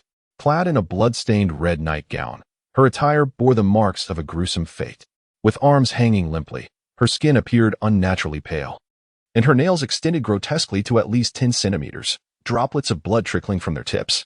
It was no wonder the outside world spoke of encountering a female ghost. She indeed resembled a vengeful spirit from folklore. The specter fixed her icy gaze upon Chen Yang, her voice devoid of emotion, as she uttered, "Do you wish to harm my Xin and Apos?" Chen Yang was momentarily taken aback, soon realizing that Xin and Apos, or was the girl lying lifeless on the bed. He attempted to communicate, "No, I am here to eliminate Wang Yuhui. I heard there were scoundrels here, so I came to investigate." The female ghost suddenly lifted her head, revealing a ghastly visage, and exclaimed, "Kill Wang Yuhui?" Chen Yang nodded gently in affirmation. To his astonishment, the seemingly calm specter erupted into a cacophony of laughter and tears. "Well done. Those scoundrels deserve to die? But why did you come only now?" Chen Yang instinctively recoiled at her sudden display of mania. Her eyes blazed with a bloodthirsty light as she shrieked, "Why didn't you come sooner? Do you know what kind of life we endured? My poor Xiner. It's all your fault, all you men. If it weren't for you, my daughter would still be alive." In a fit of rage, the female ghost lunged at Chen Yang. Startled, he felt his muscles tense in anticipation of the attack. The shadowy figure, swift as lightning, surged towards him. Bang! Bang! The M1911 roared twice, firing shots at the spectral figure. Although dust erupted upon impact with the wall, The female ghost nimbly evaded the bullets. Chen Yang felt a pang of disappointment. In the blink of an eye, the crimson specter was upon him, her razor-sharp claws slicing through the air. Reacting quickly, Chen Yang holstered his pistol and raised his steel gun to defend himself. Clang! The specter's claws clashed against the steel barrel, producing a metallic sound. Yet, another claw struck swiftly towards his chest. Caught off guard, Chen Yang was unable to retaliate in time, and the specter breached his defenses. A screech of metal against metal reverberated from Chen Yang's chest. The female ghost momentarily paused, seemingly bewildered that her claws had breached his flesh. Without hesitation, Chen Yang summoned all his strength and swung the barrel of the gun. With a resounding thud, the steel struck the specter's shoulder. Seizing the opportunity, Chen Yang swiftly retreated to the balcony, while the anguished specter clutched her shoulder, howling in pain. Determined, Chen Yang drew the M1911 once more, resolutely pulling the trigger. Bang! Bang! Bang! 3 more shots erupted, sending sparks flying toward the howling figure. Chapter 87. The speculation of mutation once again provoked by Chen Yang. 3 bullets were fired, 2 of which were dodged by the Endopos, female ghost, Endopos. However, one struck her thigh, causing a spray of crimson to blossom on her leg, quickly staining her red skirt. A pained wail escaped the female ghost, her disheveled hair swirling like countless black serpents, twisting and coiling in a way that sent chills down one's spine. Leaning against the balcony window, Chen Yang's expression was stern, a glimmer of murderous intent flickering in his eyes. The recent skirmish had been perilously intense, where even a moment and Endopos' carelessness could have resulted in devastating consequences. Injured, the Endopos, female ghost Endopos, let out a furious scream directed at him. Whether it was due to her fear of Chen Yang and Endopos' prowess or other considerations, she refrained from attacking again, hesitating momentarily before turning and fleeing into the room. With a sigh of relief, Chen Yang felt the weight of the mutated female ghost's pressure, which far surpassed that of Wang Yuhui's beast transformation. He touched the shredded remnants of his jacket and couldn't help but feel grateful.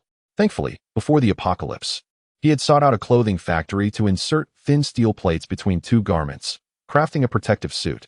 The female ghost's vicious claw had left a clear mark on the steel, a testament to the lethal potential it held. One could only imagine the fate of an ordinary person under such an assault. Seeing the female ghost retreat, Chen Yang felt a sense of ease wash over him. He wasted no time and hurriedly exited room 2202.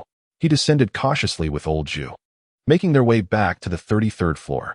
Along the way, Chen Yang encountered numerous corpses, some having succumbed to the mutated and Opos, female ghost and Opos, S and Opos, lethal grip, while others were the unfortunate victims of the furious homeowners who had taken justice into their own hands. As they approached the upper floors, the number of people in the stairwells and corridors increased. Noticing the eager and fervent gazes directed at him, Chen Yang remained indifferent. He was not a saint, nor did he harbor plans for selfless collective sacrifice. After the series of fierce battles today, all he desired was a moment of respite. Brother Yang, Chen Yang. As soon as he opened the security door, 2 familiar figures leaped into his embrace. With tear-filled eyes, Xiao clung tightly to his waist, oblivious to the bloodstains on his clothes. Brother Yang, I'm so scared. I heard people outside say there's a female ghost downstairs. Are you all right? Yes, Chen Yang. How could another female ghost suddenly appear? We were so worried. Qin Shui tightened her grip around him, her slender brows furrowed in concern. Everything is fine. Everything is fine. Chen Yang reassured them, wrapping an arm around each of them and gently stroking their backs. Oh, there is no such thing as a female ghost. It's merely a person who has mutated. Su Yao and Qin Shui exchanged curious glances, immediately intrigued by Chen Yang and Opos' words. What? A person transformed? Is it like how Wang Yuhui turned into a werewolf? Does that mean she is covered in fur and unrecognizable as a human? Caught off guard by their innocent curiosity, Chen Yang took a moment to compose himself. He guided them to sit down, looking earnestly into their faces as he solemnly continued. Do you remember when we planned to attack Yijiwen? We used drones for reconnaissance? The 2 girls exchanged glances and nodded in unison. And do you recall the incident on the 22nd floor, where we witnessed a few naked men harassing a mother and daughter? Qin Shui gasped, covering her mouth in shock. Could it be? Nodding at his female superior, Chen Yang confirmed. Indeed, the female ghost they speak of is the mother from that pair. Su Yao's face drained of color, her body trembling as the haunting memory of the despair she had witnessed through the drone flashed before her. She had never imagined that the female ghost rumored outside was that unfortunate soul. Bitten lip trembling, she looked at Chen Yang with fear in her eyes. Brother Yang. If she has mutated, what about her daughter? Chen Yang picked up a chilled beverage from the table and gulped it down, taking a moment to steady himself before responding. Her daughter has perished. I just observed her home. It appears a perpetrator was responsible for her death. It's likely that the severe trauma triggered her transformation into a vengeful spirit. Qin Shui's fists clenched tightly, her knuckles whitening from the force. Hearing Chen Yang and Appos' words ignited a fury within her, and she exclaimed, "Those scoundrels, those beasts, deserve to die. Who knows how many innocent women have suffered at their hands?" Siyu nodded in agreement, her heart aching for the mother and daughter. If fate had not favored her, she too could have faced a grim fate at the hands of Wang Yuhui and his ilk.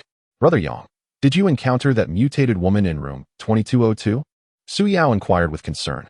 Chen Yang did not conceal anything, recounting his encounter with the mutated female ghost in brief. What? You were unharmed? Qin Shui stood up abruptly, her anxiety palpable as she reached out to check Chen Yang's body. Su Yao hurried over, her heart racing. Upon seeing the protective suit he had removed, the clear claw mark on the steel became evident. Her pupils contracted, and her lips lost all color, fear gripping her throat. Chen Yang, it's too dangerous. You shouldn't go back there. Wang Yuwei and his gang have been eliminated. Let us just stay safe here, shall we?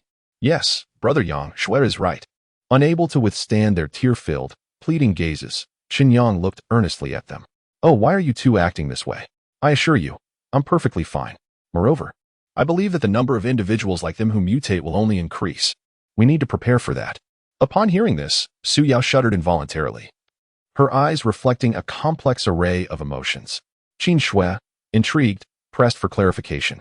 Chen Yang cited the transformations of Wang Yuhui and the woman as examples, sharing his hypothesis that consuming mutated fish or experiencing intense emotional turmoil might lead to mutation. Brother Yang, if your speculation holds true, wouldn't that mean many people aside from us could also mutate?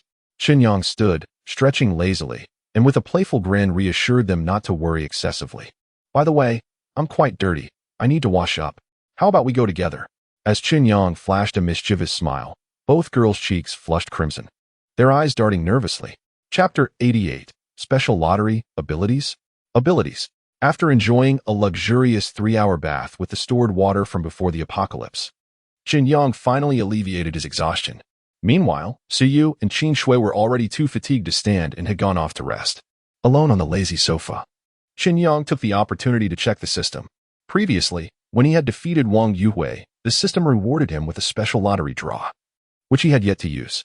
Seizing the moment, he decided to conduct the draw, curious about what this so-called special lottery might yield. With a mental command, Chen Yang opened the system and Appos' message center and once again saw the pin notification. Congratulations, first kill of a mutated entity, reward, 1 special lottery draw. Would you like to proceed? Unable to contain his excitement, he rubbed his hands together and exhaled into his palms before decisively clicking to draw. In an instant, a streak of light flashed, and the familiar 10-faced magic cube materialized before him, radiating an aura of mystery. Unlike the previous occasion where the cube spun without giving Chen Yang time to react, this time it floated in the air, slowly rotating first. This was Chen Yang's first chance to observe the 10 faces of the enigmatic cube up close. Upon closer inspection, he noted a variety of different patterns: red cards, yellow cards, black cards, blue cards, alongside symbols of lightning, wheat, and strawberries. Chen Yang couldn't help but scratch his head. Some of these symbols were quite familiar. The red, yellow, and blue cards likely represented strength, agility, and mental enhancement, respectively. The black card, on the other hand, was the item enhancement card he had longed for.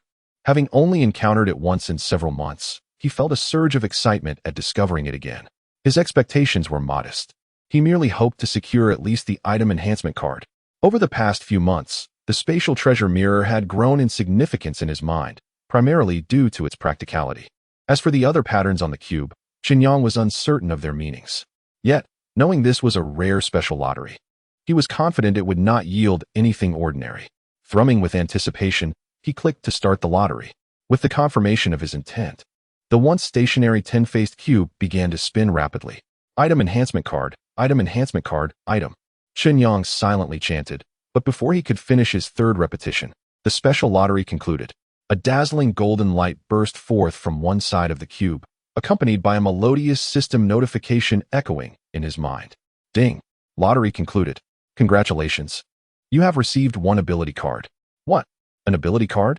Could it be the legendary superpower? Although initially disappointed at not obtaining the sought-after item enhancement card, Chen Yang was soon enveloped in overwhelming joy. A purple card materialized in his hand, its reverse adorned with peculiar spiral patterns. Eagerly, he examined the card's description. Ability name, telekinesis, function description. Upon successful activation, mental energy manifests, allowing for perception, manipulation, and interference in various extraordinary ways. Current level, yellow level, 0-20,000. After thoroughly reading the description of the ability card, Chen Yang's suspicions were confirmed. It was indeed a superpower. The system is truly remarkable, Chen Yang exclaimed, astonished that it could offer such legendary abilities as rewards. Naturally, he was eager to make use of this superpower. So he immediately activated the card. In an instant, the ability card transformed into a stream of light, merging seamlessly into Chen Yang's palm. A wave of tingling warmth coursed through his body, and he felt as if his consciousness had shifted from formlessness to tangible presence. After a brief moment of introspection, he realized that his awareness had morphed into an invisible appendage. Focusing intently on a nearby cup, he enveloped it with his newfound telekinetic force. As his thoughts directed it, the cup began to levitate slowly from the table, hovering gracefully towards him. Overwhelmed with excitement, he felt as though he had acquired a novel plaything. Immediately experimenting with various objects around him, keys, a phone, a remote, each floated effortlessly in the air, swirling around him as if performing a magical dance. What if I controlled a sword with telekinesis? Wood and Oppos, see that be the mythical flying sword? Chen Yang pondered, his imagination soaring. If I stood on the sword and guided it with my mind, wouldn't that mean I had mastered sword flight? How splendid! Resolute in his decision, Chen Yang forewent a traditional sword and retrieved a fruit knife from the spatial treasure mirror. The flying sword could wait. He would first experiment with the flying knife. Taking a deep breath, he concentrated fully on the fruit knife, channeling his telekinetic energy to envelop the blade. Success! The fruit knife trembled slightly before lifting off the ground. Suspended in the air, under his telekinetic control, it glinted ominously, altering its trajectory in a mesmerizing display. After familiarizing himself with the sensation, Chen Yang pointed the knife towards a distant target, shouting, "Go!" In a flash, the knife shot forward, striking the target and amp, Oppos' center with precision. Incredible! Truly magnificent! Chen Yang marveled, swallowing hard as he beheld the knife quivering in the bullseye. After such a display, he felt that if he donned ancient robes, he would not be far from resembling a legendary immortal. What if I attempted to fly with the knife? His heartbeat quickened, adrenaline surging through him. Suppressing his excitement, he retrieved the fruit knife from the target and laid it flat on the ground. Taking a deep breath, he stood on one foot atop the knife, channeling his telekinesis to envelop the blade once more. Lift! While he had easily controlled the flying knife moments ago, now it felt as if he were mired in a quagmire, heavy, sluggish, and burdensome. Gritting his teeth, Chen Yang's face flushed crimson as he forced every ounce of concentration into his telekinesis. Although the knife trembled slightly beneath him, it ultimately failed to achieve the flight he yearned for. Before disappointment could settle, a wave of dizziness washed over him, and the world around him blurred into obscurity, punctuated by flashes of light. He hastily sat down to regain his composure, a thought flickering through his mind. Could it be that I have overexerted myself? Chapter 89. Ability testing and another lottery. After a brief respite, the disorienting and nauseous sensations faded away. Chen Yang couldn't help but mutter to himself. What happened? Is it due to exceeding my ability limits, or have I simply overexerted myself? Cautiously, he manipulated his telekinetic powers to envelop a key, and upon realizing he could control it effortlessly, he sighed in relief. It seemed that the discomfort he experienced earlier was likely a result of surpassing his capabilities. After all, there is a significant difference between controlling a fruit knife and manipulating a human being. To avoid any blunders in real combat, Chen Yang immediately retrieved various tools to test his telekinetic abilities. He commenced with a weight test, taking advantage of his frequent workouts, which left him with an assortment of weight plates. The 0.25 kilogram plate was easily controlled by him without any struggle. The 1 kilogram plate floated effortlessly in the air under his command. as he progressed to the 5-kilogram plate. His demeanor remained calm as he deftly manipulated it to spin up and down. It was and oppose until he attempted to control the 10-kilogram plate that his face flushed, teeth clenched. As he strained to keep it suspended, after placing the plate down, he exhaled deeply. It appeared that 10 kilograms was the current limit of his telekinetic control. Regarding the distance of control, Chen Yang conducted several tests and concluded that his so-called yellow-level telekinesis could accurately direct objects within a 3-meter radius. Once that distance was exceeded, the efficacy of his control diminished dramatically. Additionally, he noted that he could only manipulate a single object for over a minute and multiple objects for no more than 30 seconds before experiencing that familiar dizzying sensation. With a clear understanding of his current telekinetic capabilities, Chen Yang accessed the system and Oppo's control panel. After his encounter with the mutated female ghost downstairs, he felt an urgent need to strengthen himself. Even with the newfound telekinetic ability as a trump card, he recognized that it was still a nascent skill requiring time to master. During this period of conflict, his system points had finally surged dramatically. Eagerly, he opened his personal attributes to assess his gains. Host, Chen Yang. Points, 17,941. Lottery chances, 179. Level 1, 17. Level 2. Lottery items. Space treasure mirror, 198 500 slots. Man's wardrobe, special, M1911 handgun, improved. Python S400 crossbow, Durex ultra thin rib pack 0.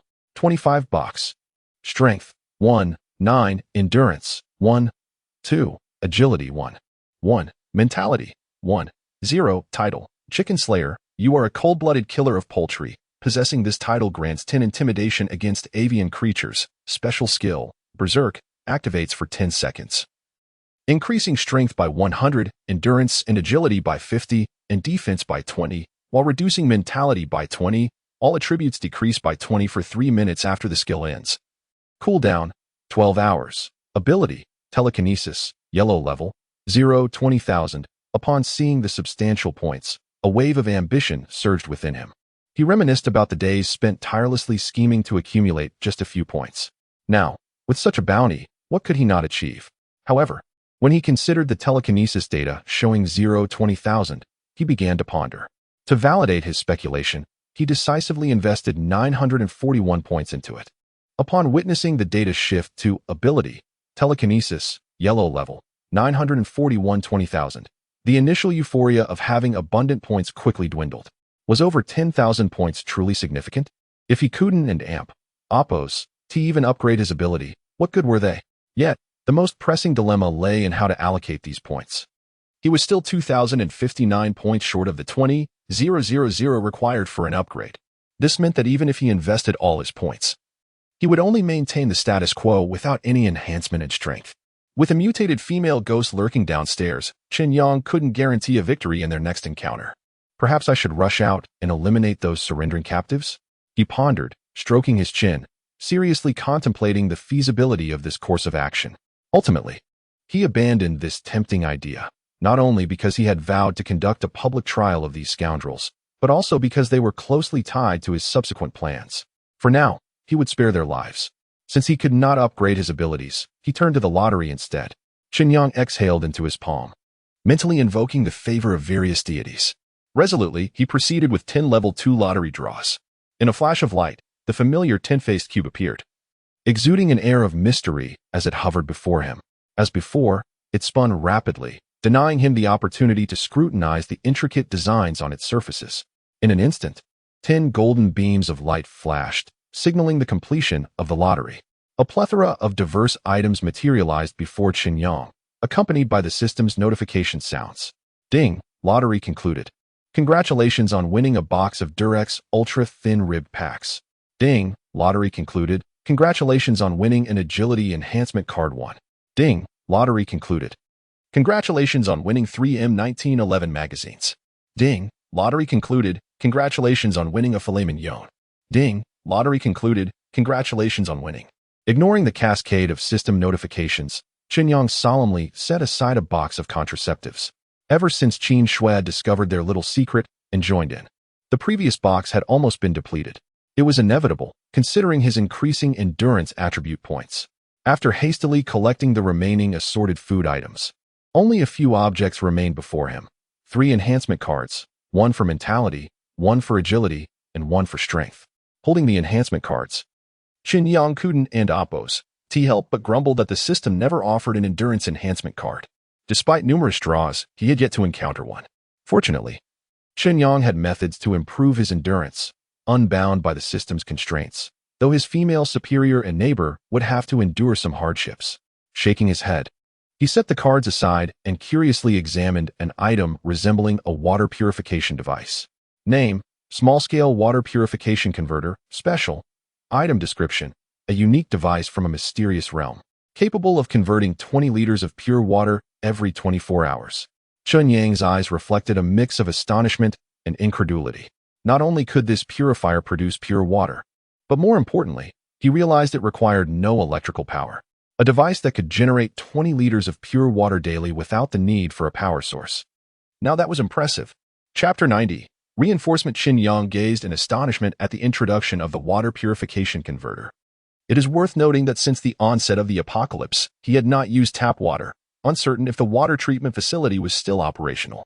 Despite being forewarned of the impending calamity, he had prepared accordingly. Throughout this ordeal, he had relied on the pristine water resources stored in his spatial treasure mirror from before the apocalypse. As for others, according to Old Zhu and the others, they initially used regular tap water. However, once the electricity failed, the water from the faucets turned yellow and foul-smelling, forcing them to resort to collecting rainwater, which they then boiled for consumption. From Chen Yang's observations, gathering rainwater had become the predominant choice for many.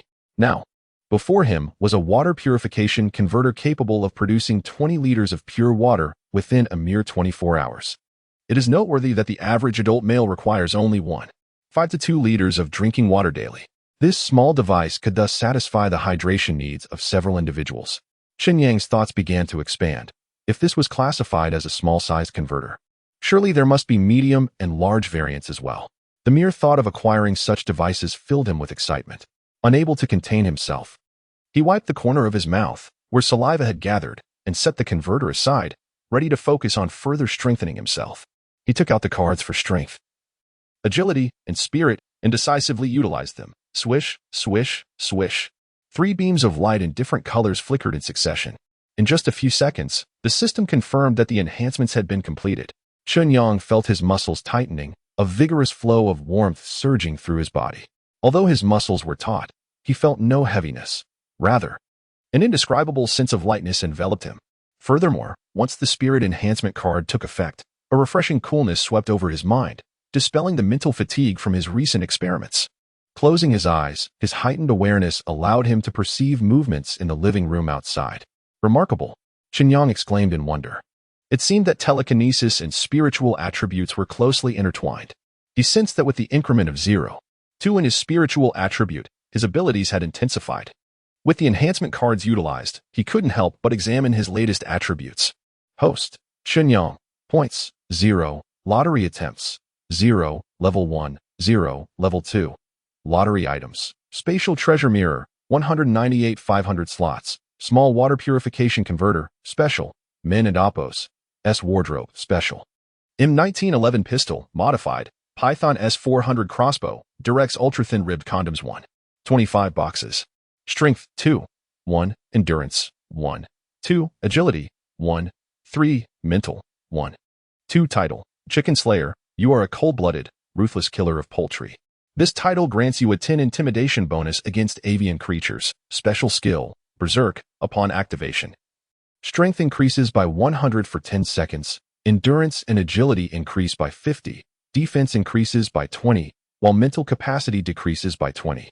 All attributes decrease by 20 for 3 minutes post-skill. Cooldown, 12 hours. Ability, Telekinesis, yellow level, 79 41 20,000, with his current personal attribute values. Combined with telekinesis and the potential to double his strength through Berserk, Chen Yang felt confident he could confront the mutated female ghost downstairs. However, glancing at his depleted points, a flicker of anxiety crossed his mind. I must urgently accumulate more points. I need them for both lottery draws and attribute enhancements. Room 3302. Old Zhang. How did you get injured? As Chen Yang entered the adjacent room, he found Old Zhang reclining on the sofa. A makeshift bandage wrapped around his head with traces of blood seeping through. Old Zhang and Amp. Appo's pallor was alarming as he sighed. Alas, it is the fault of those greedy individuals. I nearly lost my life this time. Chen Yang furrowed his brow. Just moments ago, old Zhang had been lively on the 17th floor. How had he ended up in this condition? Old Zhang forced a bitter smile, helplessly explaining, after you left, I don't know which fool incited a ruckus. Attempting to seize Wang Yuhui and their supplies. Old Zhu went downstairs to find you, and I followed the main group upstairs to calm them. But those fools were blinded by greed. As he recounted the events, old Zhang winced in pain, inadvertently aggravating his injury. His wife quickly brought him a glass of water. Her eyes red with concern, urging him to remain calm. Their daughter rushed over, gently patting old Zhang and Appo's back. Chen Yang advised him to take a moment to breathe and not to rush, reassured that their greatest adversary, Wang Yuhui's gang, had already been eliminated. After a few sips of water, old Zhang steadied his breath and continued. Upon reaching the 22nd floor, they encountered a naked man fleeing from a room. They assumed he was one of Wang Yuhui and Appo's lackeys and rushed inside, only to collide directly with the female ghost. Her disheveled hair and blinding speed made her a terrifying force, slaughtering them as easily as cutting grass. Even old Zhang, a robust man, could not hide the flicker of terror on his pale face as he described her razor-like fingernails that could slice flesh with the slightest touch. The would-be looters were paralyzed with fear, shoving each other in panic, and in the chaos, he was knocked and struck his head. Old Zhu listened in horror, casting sympathetic glances at his old friend. Compared to old Zhang, he had fared better, facing instability within his team but emerging unscathed. Chen Yang. Is that woman human or a ghost? In the corner, Lu Yani, who had remained silent, finally spoke in a hoarse voice. She had sustained an injury during her battle with Wang Yuhui and had been recuperating upstairs. Her curiosity about the so-called female ghost was palpable.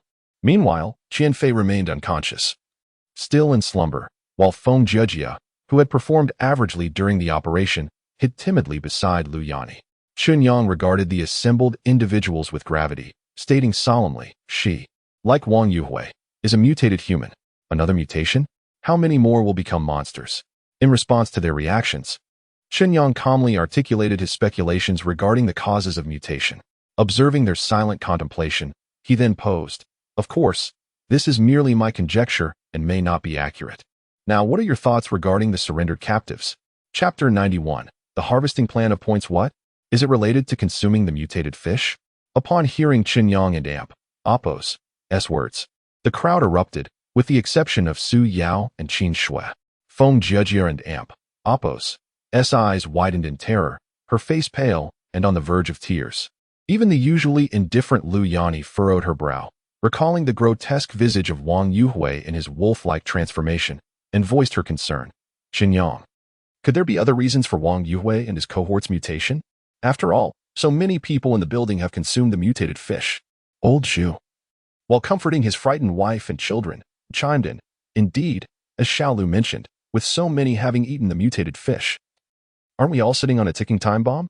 Old Zhang, lying with his hands covering his head, lamented in despair, damn it. I Don and Appo's, want to end up looking like them. Su Yao, lips pressed tightly together, exchanged a relieved glance with Qin Shui. Since joining Chen Yang, they had enjoyed ample food and had never tasted the mutated fish. Seeing the anxious expressions of those present, Chen Yang reassured them, everyone, please remain calm. This is merely my conjecture. Currently, we have only 2 cases to consider, Wang Yuhui and that woman downstairs.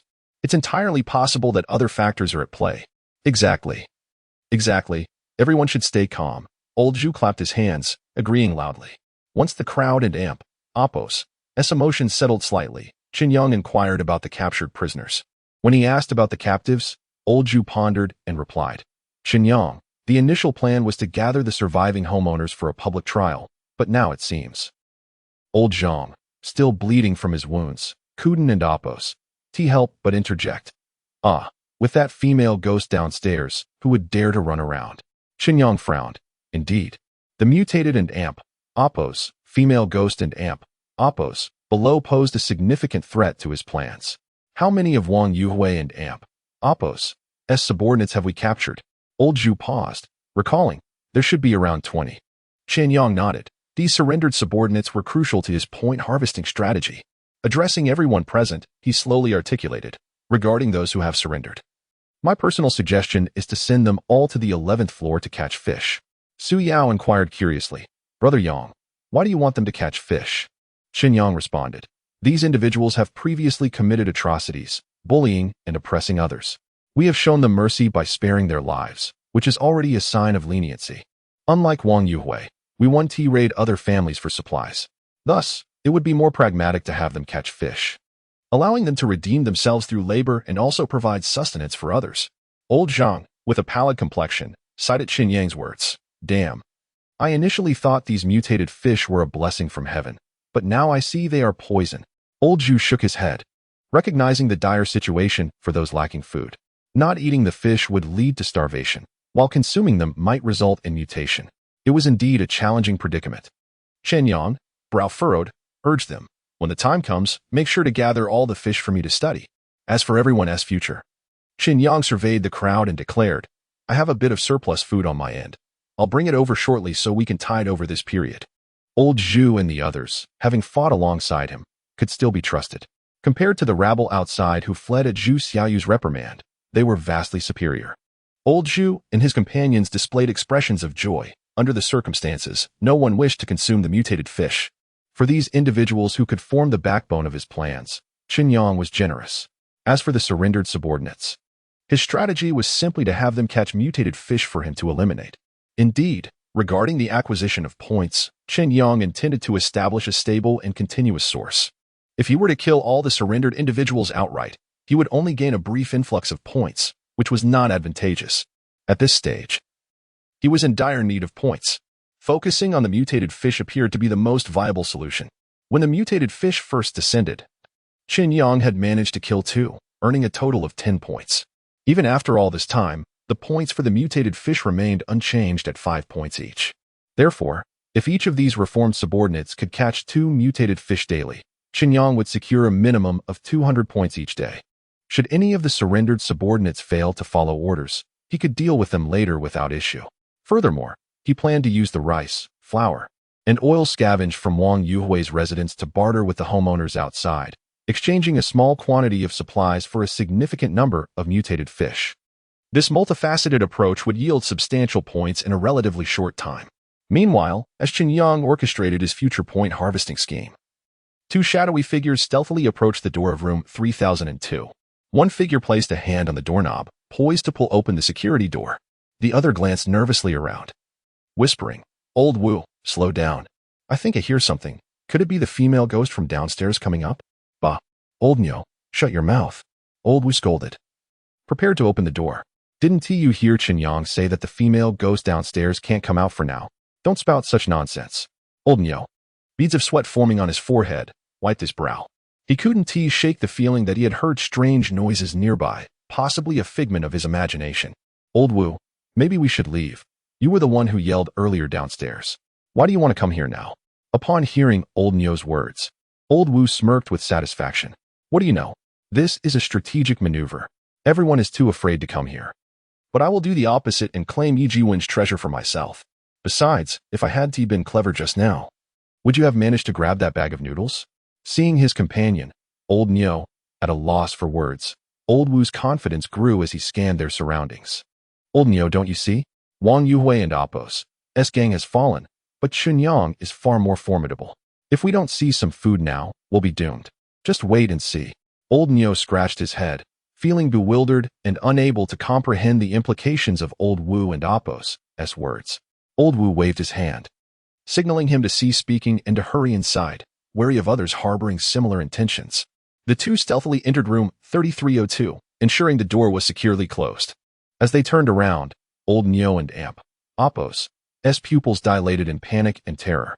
With great difficulty, he swallowed hard, trembling as he glanced at the equally shocked Old Wu. At that moment, on the ceiling of the living room, a contorted figure was rapidly crawling towards them. Chapter 92. The new mutant. A piercing scream shattered the discussions among the gathered crowd. Chen Yang and Appo's expression shifted, though he was unaware of the cause. The profound terror embedded in that scream was unmistakable. Could it be that the female specter had emerged once more to claim lives? Old Zhang and Appo's face turned pale. for he was one of the two present who had encountered the amp, Oppos, female ghost, and amp, Oppos, the swift and merciless manner in which it struck, capable of snuffing out lives with a mere flick of its claws, left him trembling. A flicker of surprise crossed Chen Yang and amp, Oppos' eyes. Could it truly be the mutated and amp, Oppos, female ghost and amp, Oppos? It seemed improbable that it had recovered so swiftly, having been shot and struck. Could it possibly heal within mere hours? Regardless, Chen Yang resolved to investigate further. Be careful, Yang Gu, they urged. Yes, Chen Yang, put on your protective gear and don't rush. Su Yao and Qin Shui looked at him with deep concern. After donning the custom steel plate armor and cautioning the two women and the injured not to scatter, he and old Zhu made their way outside. In the corridor and stairwell, the once orderly crowd had descended into chaos. They had not anticipated such turbulence. Following the demise of Wang Yuhui, the notorious leader of the malevolent forces in Building 18, everyone had been elated, believing they could finally live without fear. Yet, it seemed a more terrifying female ghost had now emerged. Rumors had circulated that Chen Yang had injured this female ghost, suggesting it would not resurface anytime soon. Yet, that scream had seemingly emanated from downstairs. Indeed, it appeared that just as one crisis subsided, another arose. Quickly, clear the way. Yang Gu is coming. As the crowd parted, Chen Yang remained silent, his countenance grave. As he descended the stairs, the stillness of the stairwell was punctuated only by the sound of his footsteps echoing in the air. On the 32nd floor, he cautiously entered the corridor, examining his surroundings for anything amiss, but finding nothing unusual, he continued his descent.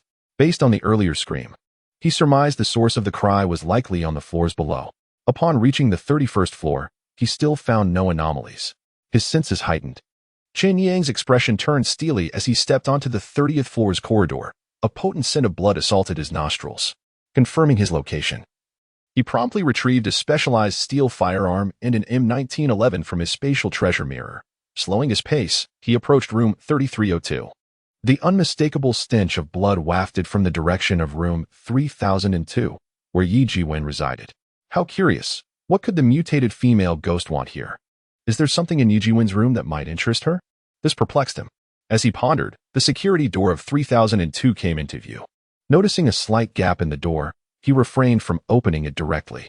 Standing 2 meters away, he raised his M1911 and aimed.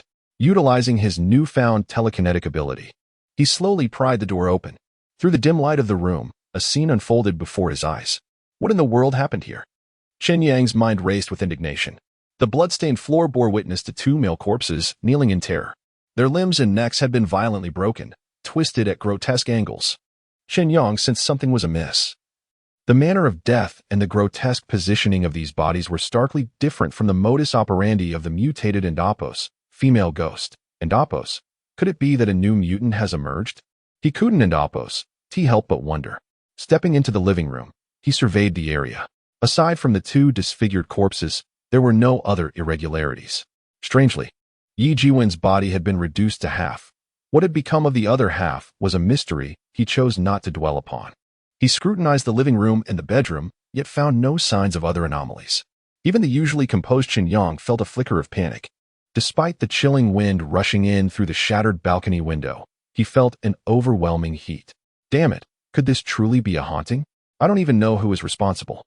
Oddly enough, since entering room 3002, he had felt a persistent sensation of being watched, despite seeing no one alive. It seems there is indeed no one here. I should venture outside again. As he turned to leave, his senses remained alert, his muscles taut. Just as he turned his back to the balcony, a distorted mutant creature stealthily crept in through the broken glass. The monster climbed onto the ceiling and lunged towards the back of Chen Yang and Amp, Oppos' head. At last, I and Amp, Oppos, V found you. You truly know how to hide. Although Chen Yang faced away from the balcony, as the creature approached within 3 meters, his telekinetic powers activated instinctively, relaying the creature's movements to his brain. Just as the monster prepared to strike, Chen Yang suddenly whirled around, swinging the gun barrel with force. The creature was sent flying, bewildered. As it struggled to comprehend why its ambush had failed, Chen Yang felt exhilarated. He had not anticipated that his telekinetic ability would reveal such efficacy. The sensation of omniscience within a 3-meter radius was intoxicating. Without hesitation, he unleashed the full firepower of his M1911, emptying the magazine in rapid succession. With bullets flying, the creature, riddled with gunfire, let out a shriek and lunged at Chen Yang. Seeking death, are we? Chen Yang barked, holstering his M1911 and gripping the steel gun tightly. His muscles coiled like a spring. His telekinetic powers surged, enveloping his mind in an enigmatic sensation.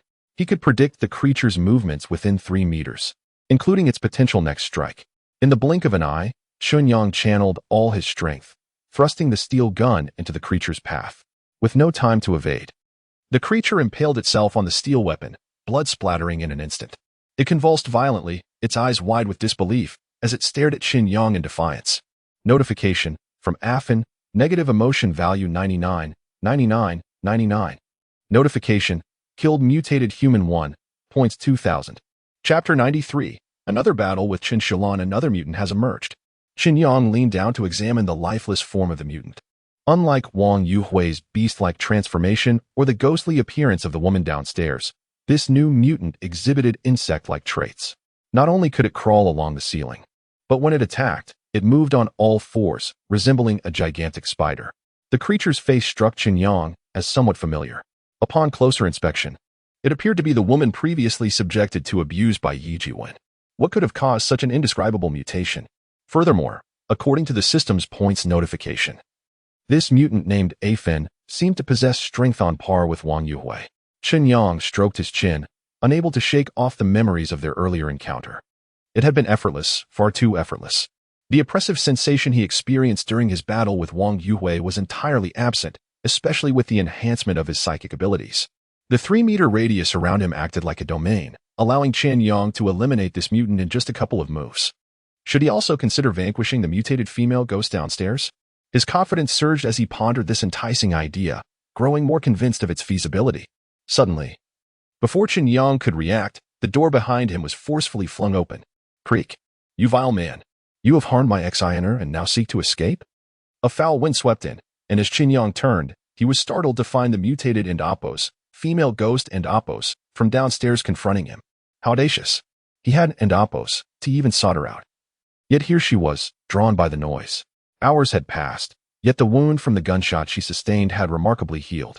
Not only that, but the previously pale skin now bore a purplish hue adorned with strange patterns. Was this an evolution, or was this her true form? Chen Yang observed the female ghost with intrigue, musing about her transformation. However, when she accused him of causing her daughter's demise, he couldn't restrain himself any longer. Sister, while I empathize with your plight, I am not responsible for your daughter's death. You cannot make baseless accusations. The female ghost, her eyes glowing red with fury, screamed, if you had come sooner to save us, my ex-Ioner would still be alive. Die. Before she could finish her sentence, she lunged at Chen Yang with her razor-sharp claws. He was taken aback by her increased speed. Fortunately, he had not only gained psychic abilities, but had also enhanced his physical attributes. Otherwise, he would have been in peril. The and Appos, female ghost and Appos, S and Appos, dark claws, suffused with a sense of impending doom, shot towards his throat. With a powerful push, Chen Yang retreated a step, scattering countless steel nails at his feet. He unleashed his psychic energy, causing the nails to hover in midair, all aimed at the female ghost. As his thoughts focused, the nails surged forward like bolts of lightning. With a fierce shout, Chen Yang tightened his grip on the steel gun, his muscles tensing as he prepared to strike. The sharp tip of the gun lunged forward, piercing the female ghost's left shoulder with a resounding thrust.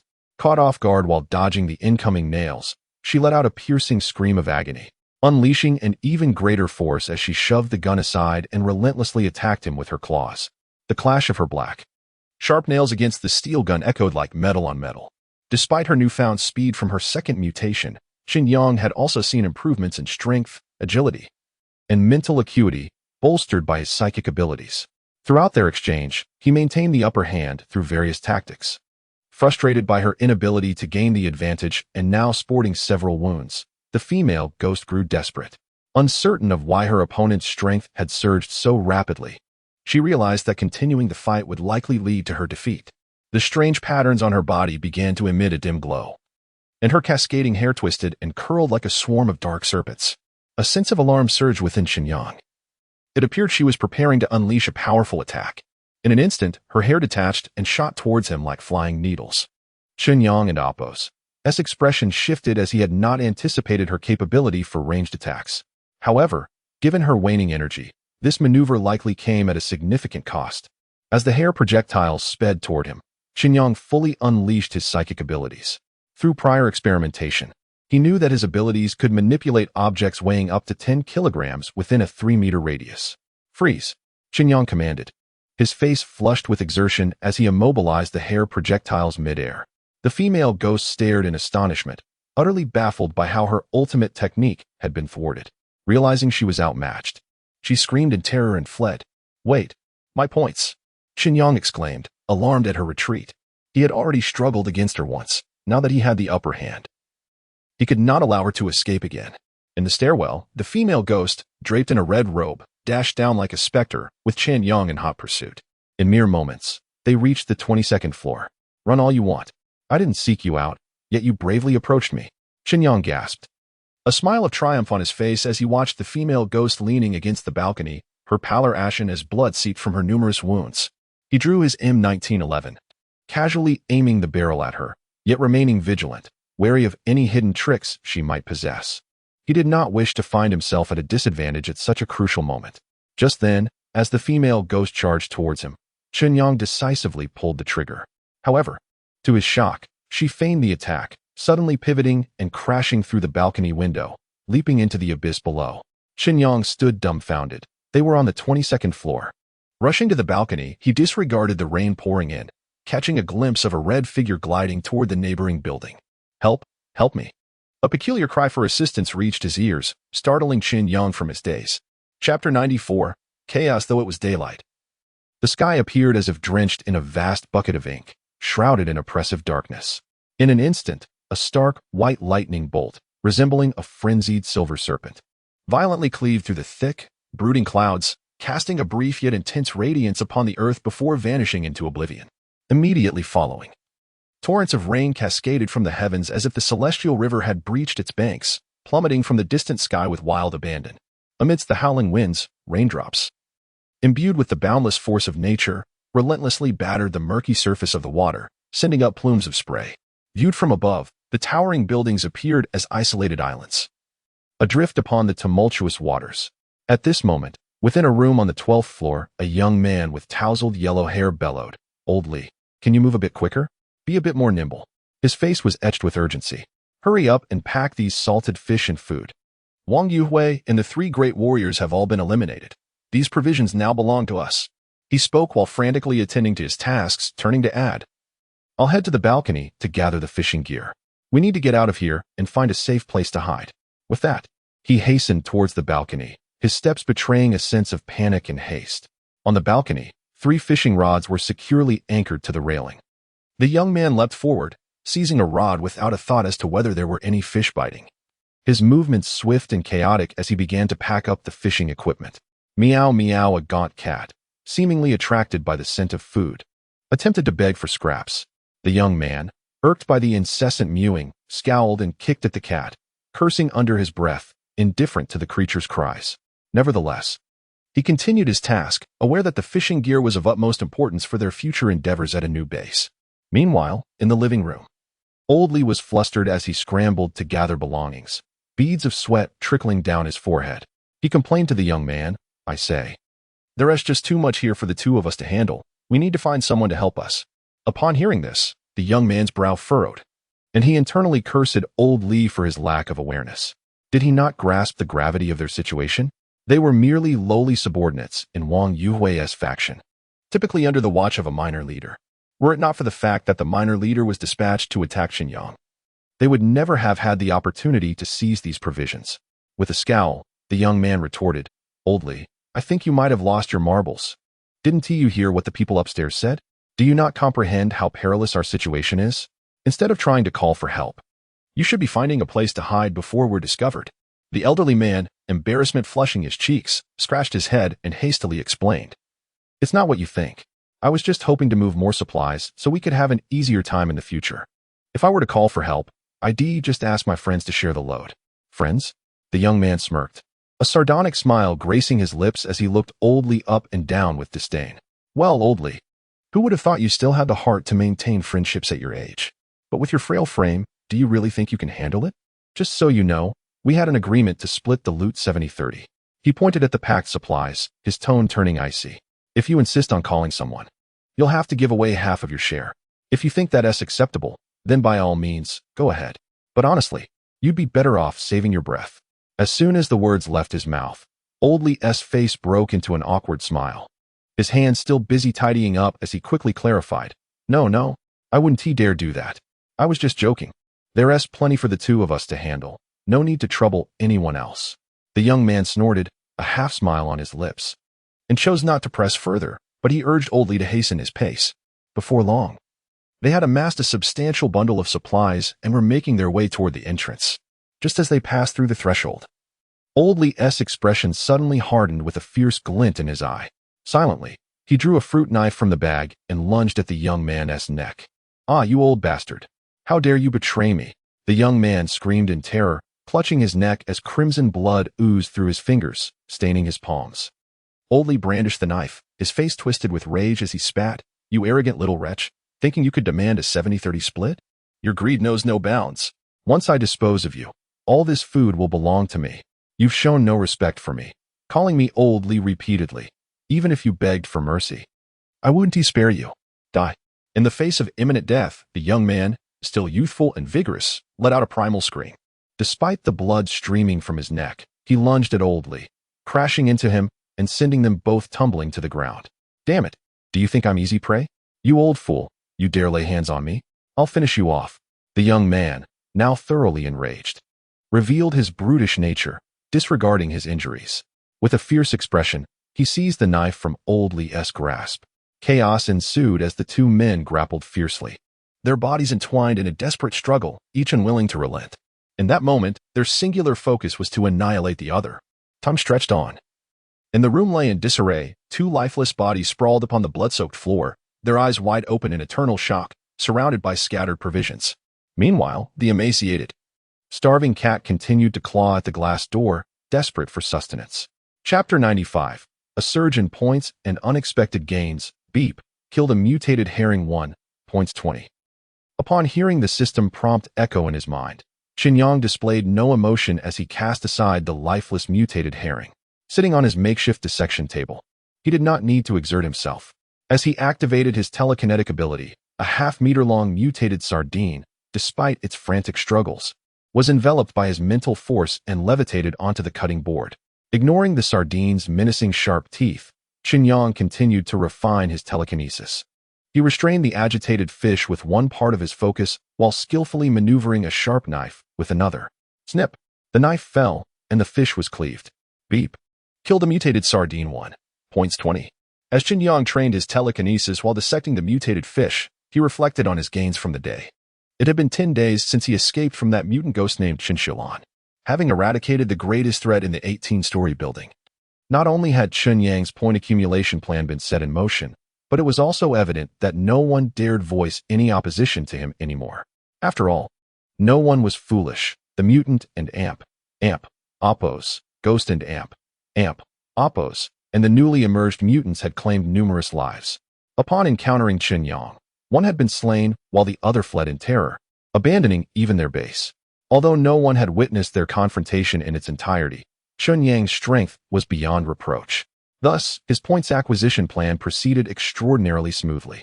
The 20 or so subordinates who had initially followed Wang Yuhui, but later surrendered were assigned to the 12th and 13th floors based on the severity of their crimes. Each day, they were tasked with capturing a specific number of mutated fish. Over the past 10 days, Chen Yang had managed to dissect an average of 40 mutated fish daily. What surprised him the most was the increase in points awarded for each kill. The initial 5 points had surged to 20. Additionally, now and then, property owners would bring in mutated fish they had caught to trade for small amounts of rice and flour. Over the course of 10 days, his system points had increased by over 300. The speed at which his points were accumulating far exceeded Chen Yang and Oppo's expectations. At this rate, he would be able to upgrade his telekinetic ability within 2 days at most. As he multitasked, the half-meter-long mutated sardine was fully dissected. A small, scrawny creature with a disheveled coat began hopping on the table, exclaiming, "Wow, master, impressive. I truly admire you." This was the little parrot that had sought Chen Yang and Oppo's as help after Chen Shulan and Appo's dramatic escape through the window. Initially, Chen Yang had nearly been convinced he was hallucinating. How could there be a voice asking for help when no one was present? It was only later, upon investigating the damaged ceiling on the balcony, that he discovered the parrot. Feeling a sense of compassion for this frail, yet articulate creature, Chen Yang decided to take it home. With the unanimous agreement of Su Yao and Qin Shui, they named it Xiaotsue. Xiaotsue, please tell Su Yao that I will be finished in half an hour. And she should prepare lunch. Understood, master. Watching Xiaotsue swiftly waddle out the door, Chen Yang smiled. He found this remarkably clever little creature to be quite amusing. A pet in his otherwise monotonous life was indeed a delightful addition. With a faint smile, he refocused his attention on the next mutated fish. After several days of training, Chen Yang noticed significant improvement in his precise control. He was nearing the ability to thread a needle with his telekinesis. Observing the flat, diamond-shaped mutated fish before him, adorned with large, olive-brown scales on its broad back, he noted its small eyes positioned on the left side of its head and a slender, venomous tail that flailed uneasily. What species is this? I and Amp, Appos, VE never seen one like it before. Chen Yang stroked his chin, curiosity etched across his face as he examined this rare specimen. The vast majority of mutated fish he had encountered thus far had been herring or sardines. This variant, resembling a flounder, was indeed quite uncommon. Using his telekinesis to control the knife, he ignored the fish's tail spikes and swiftly dispatched it. Beep, killed a mutated flounder 1, points 20. Oh, indeed a flounder. Hearing the system prompt, Chen Yang chuckled. He had realized that the mutated fish he had captured were predominantly marine species, with freshwater fish being a rarity. While casually slicing open the fish's body, he suddenly encountered an unusual resistance in the belly. Intrigued, he extracted the foreign object, revealing a pearl-like, milky white, oval crystal. Manipulating the crystal with his telekinesis, he observed it with keen interest. Over the course of dissecting more than 400 mutated fish, this was the only peculiar item he had encountered. It was important to note that his relentless dissection of the mutated fish was driven not only by the desire to hone his telekinetic skills but also by the quest to uncover the secrets of the mutants. Based on 3 mutant samples discovered in the 18-story building, Wang Yuhui, Chen Xiulan, and Afun, they differed in gender and age. Yet the only possible connection was that they had all consumed mutated fish. The most perplexing mystery remained, aside from Chen Yang and the other 2. All other residents of the building had likely consumed mutated fish to some extent, yet only Wang Yuhui and her companions had transformed. This was the conundrum that left Chen Yang bewildered. Why? What could possibly explain this phenomenon?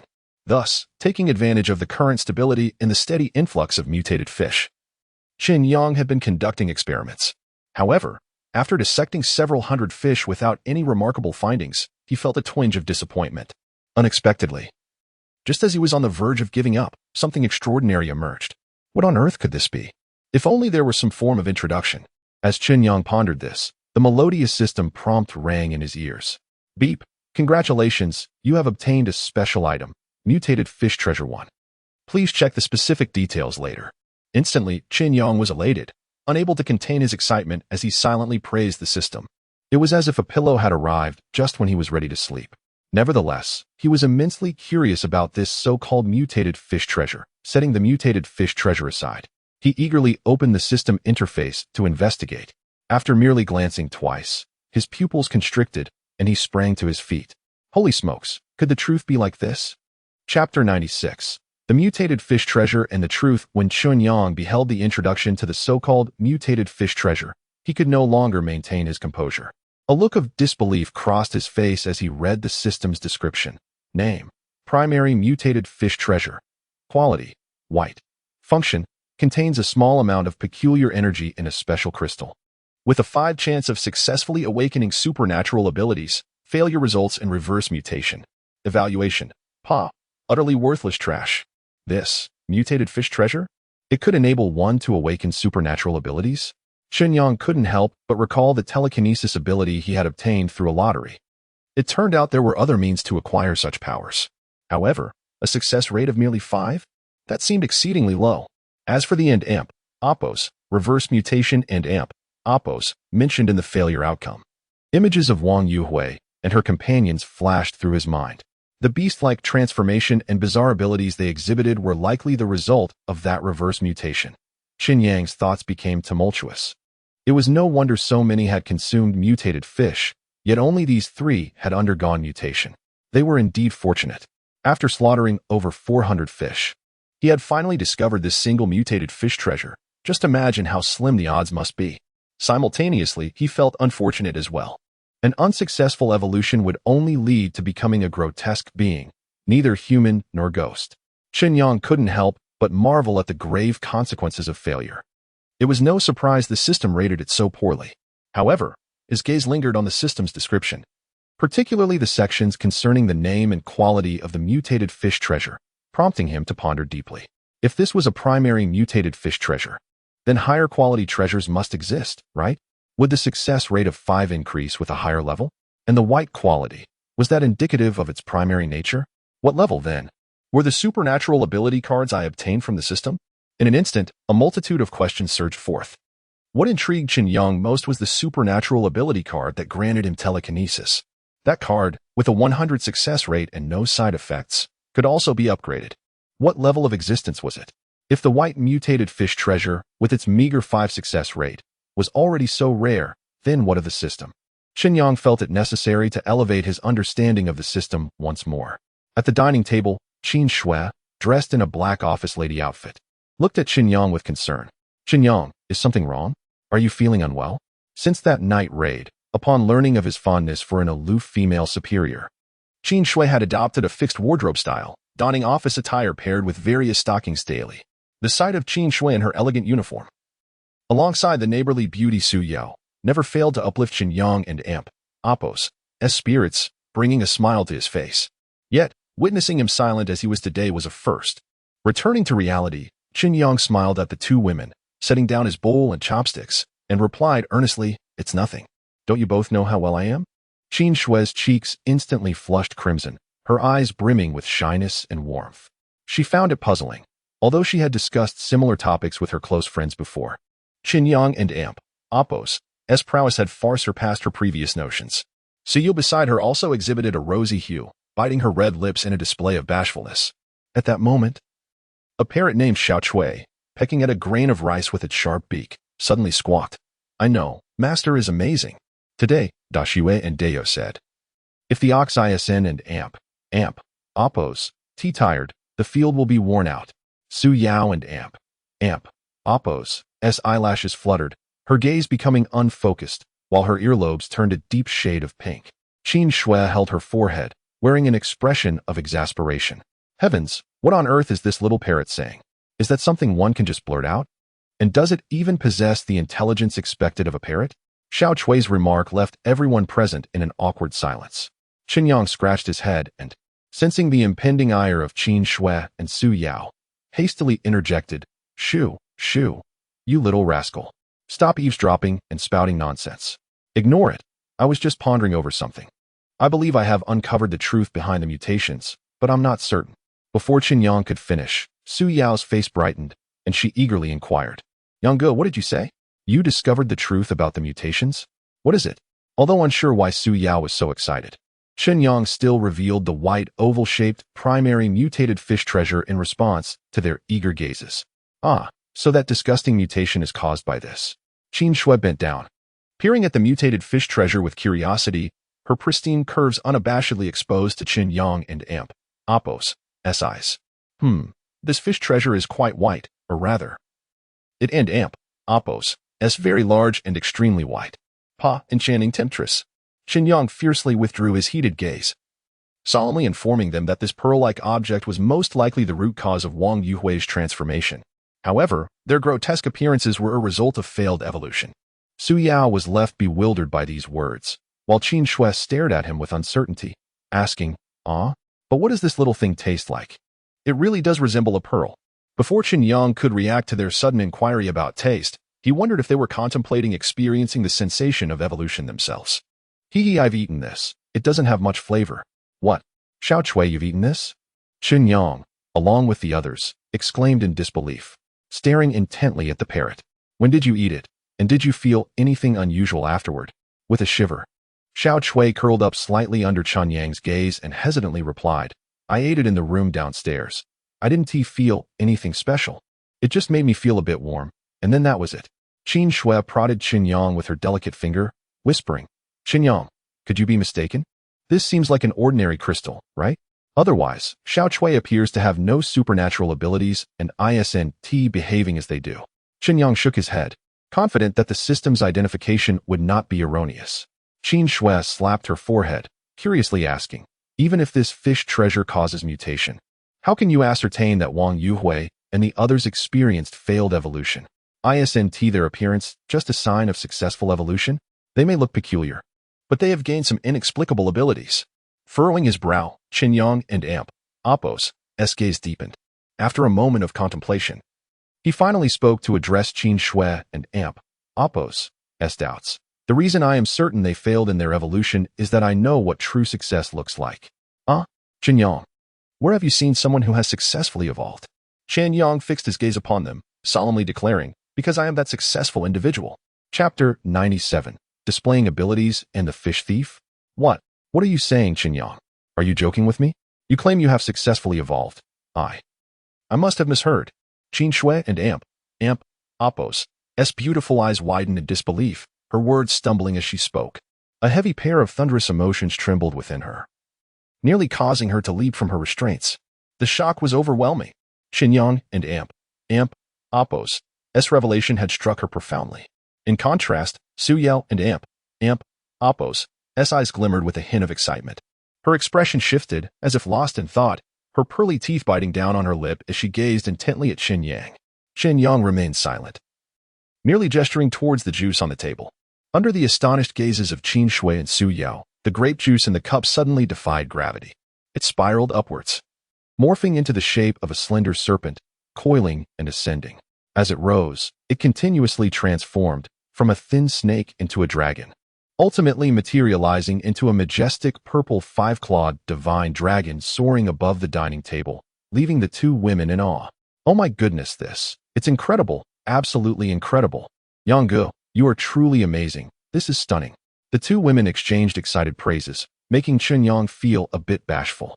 This little display was a spontaneous idea that had just come to him, but he had not anticipated such a remarkable effect. He was even somewhat astonished himself.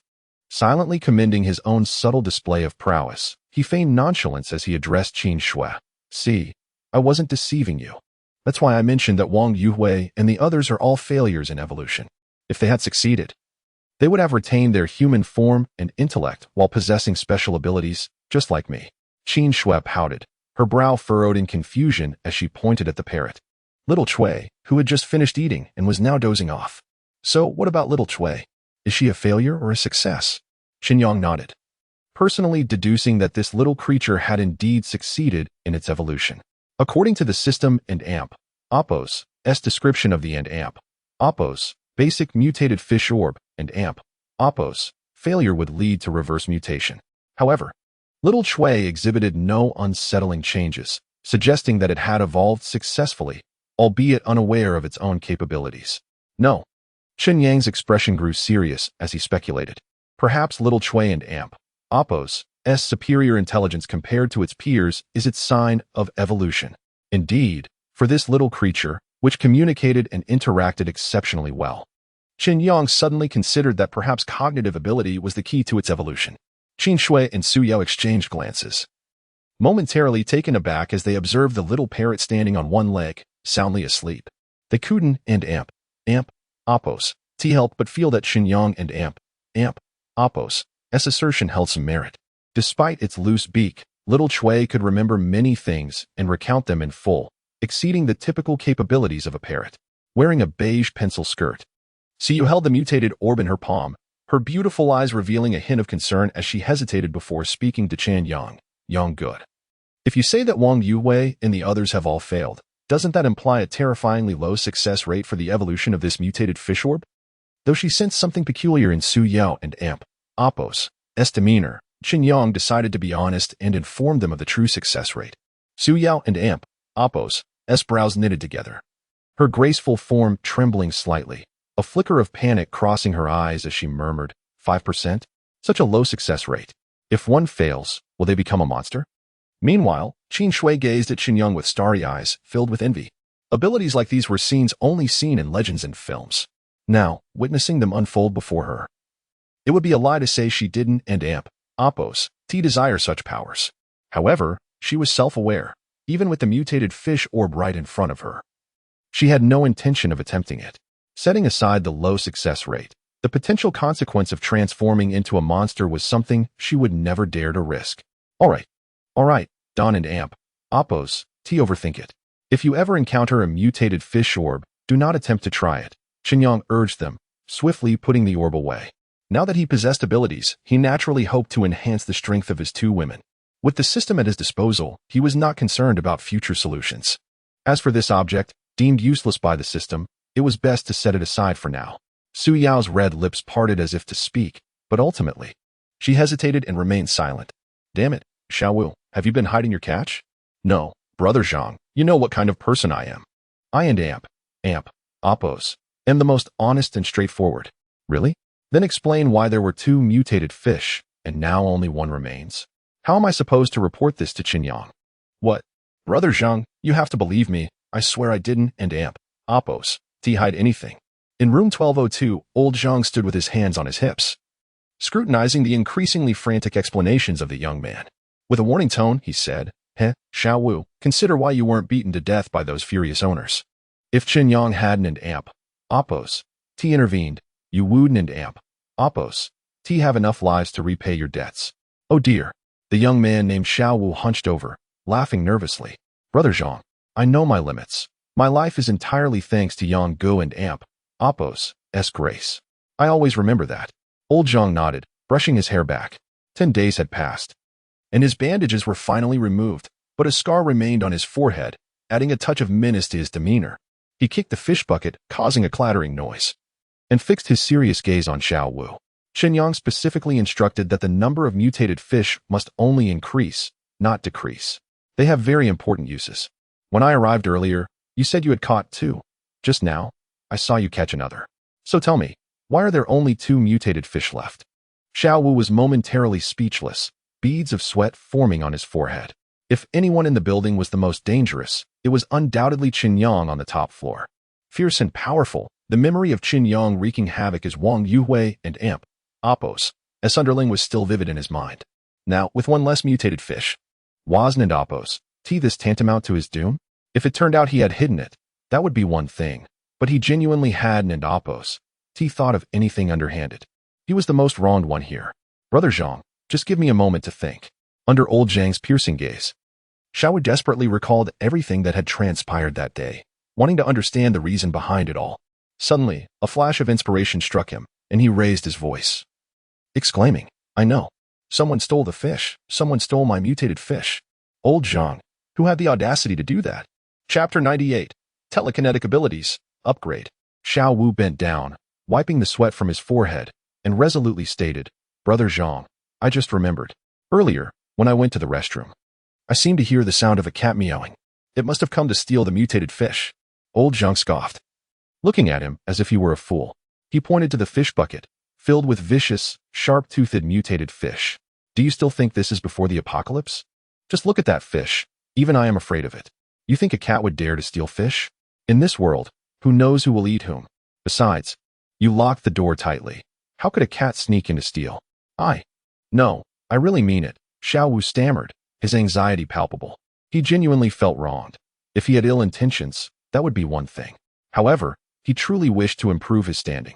According to Chen Yang, as long as they completed the assigned tasks, their safety would be assured. In other words, failing to complete tasks could lead to dire consequences. On the 32nd floor, in the temporary meeting room of Building 18th Security Team, Old Zhu reported a peculiar phenomenon. Chen Yang, something strange happened on the 13th floor today. Several people inexplicably mentioned that the fish were fewer. At first, I thought they were trying to trick me, but it wasn't just one person. It felt off. Before Chen Yang could respond, Old Zhang, touching the scar on his forehead, curiously interjected, What? Old Zhu, you also had fish stolen? Chen Yang looked at the two with intrigue, sensing that there seemed to be a fish thief lurking downstairs. Who could possess such audacity? Before uncovering the treasure of the mutated fish, a single mutated fish held little value, merely 20 points in Chen Yang's eyes. However, within the stolen fish, there might be something of great worth.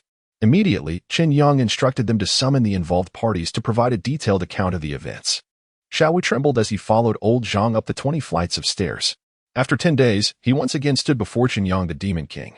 Upon witnessing Chen Yang's cold, furrowed brows, an invisible aura of menace assailed him. The scene of the Demon King effortlessly dispatching someone flashed before his eyes. Wayanggu, I truly did not do anything wrong. The moment he heard old Zhang summon him to report, Xiao Wu was drenched in sweat. The arduous climb of 20 flights only compounded his distress, and beads of sweat dripped incessantly from the tip of his nose. Chen Yang's icy gaze bore into him, commanding him to recount the events of the day. From the quaking words of this man, named Xiao Wu, combined with the accounts of others who had come before, Chen Yang surmised that a mutated individual or beast had likely appeared downstairs. Otherwise, how could several people have witnessed nothing, yet the mutated fish had mysteriously vanished? Furthermore, Xiao Wu provided a crucial piece of information. He heard the sound of a cat meowing. Could it be that a feline-type mutated beast has emerged? Or perhaps someone has undergone a failed evolution and reversed into a cat-like form?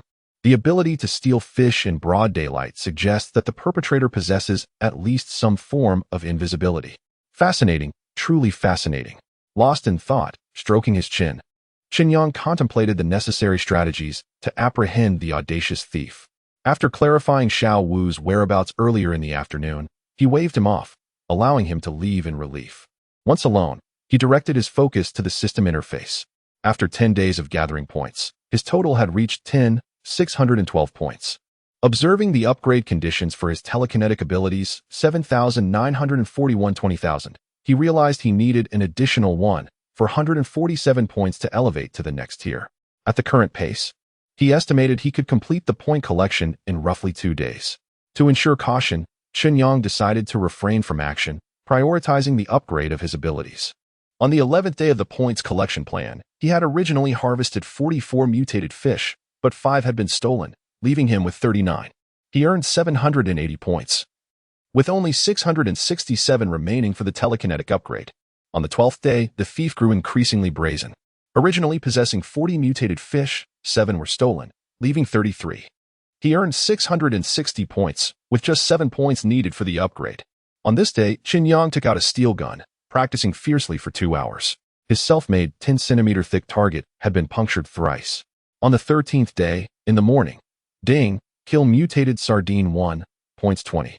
Upon hearing the system prompt in his mind, Chen Yang expressionlessly tossed the deceased mutated sardine aside, eagerly checking the system attribute panel. Host, Chen Yang. Points, 12. 072. Lottery chances, 120, level 1, 12, level 2. Lottery items. Space treasure mirror, 198 500 slots. Small water purification converter, special. Men's wardrobe, special. M1911 pistol, improved. Python S400 crossbow, directs ultra-thin ribbed condom 1. 25 boxes. Strength, 2. 1. Endurance, 1. 2. Agility, 1. 3. Mental, 1. 2. Title, Weak Chicken Slayer. You are a cold-blooded and ruthless chicken killer. With this title, you gain 10 intimidation over poultry. Special skill, Fury, upon activation. Strength increases by 100, endurance and agility by 50, defense by 20, but mental decreases by 20 for 10 seconds. All attributes drop by 20 for 3 minutes post-skill. Cooldown, 12 hours. Ability, telekinesis, yellow level, 79 41 20,000, Chen Yang and Imp. Oppos. S lips curled into a smile as he shouted, add points, add points. Suddenly, the points behind telekinesis transformed into 20,000. Simultaneously, the words, upgradable appeared. Ding, congratulations, your telekinetic ability has reached the upgrade standard. Would you like to upgrade? Upgrade. Immediately. Ding, upgrade successful. Please check your status later.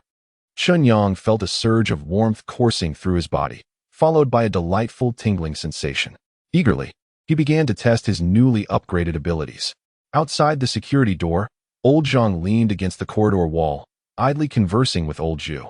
Old Zhu, that thief is becoming increasingly arrogant, stealing more and more. It's been 3 days. Why has Chen Yang made a move? What could he possibly be waiting for? Old Zhu glanced at the tightly shut security door. Not only was old Zhang curious, but he too wondered what Chen Yang was waiting for. Just as he prepared to speak, the door swung open, and before either could inquire, Chen Yang waved his hand. Let us go downstairs and confront that fish thief. Everything is set to commence. Chapter 99. The bait sunlight filtered through the clouds, and after more than 4 months of torrential rain, there were finally signs of a decrease. On the 12th floor corridor, a diminutive figure flickered in and out of visibility, lifting a paw to touch its face. With an expression of disdain, the agile creature gazed at the tightly shut security door. Meow, you foolish humans, do you truly believe this door can withstand the might of this esteemed feline? The little creature raised its paw, striking a pose, and chanted a few incantations in its meow language. Suddenly, an unusual glow enveloped its body, and in that instant, its previously flickering form vanished completely. From the little one and Oppos, perspective, as it commenced the Oppos, spell, and Oppos, the entire world became blurred, as if shrouded in a delicate veil.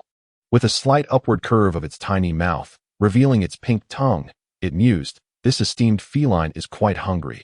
Surely, my servants have prepared today and Oppos' lunch?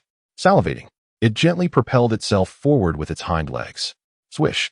The several centimeter thick security door was rendered inconsequential as it effortlessly passed through, landing gracefully. The little creature began to revel in its achievement. However, it soon found itself bewildered. The room before it was eerily empty. A stark contrast to what it had seen in previous days. Meow, what is this? Where are my servants? Where is the delectable fish?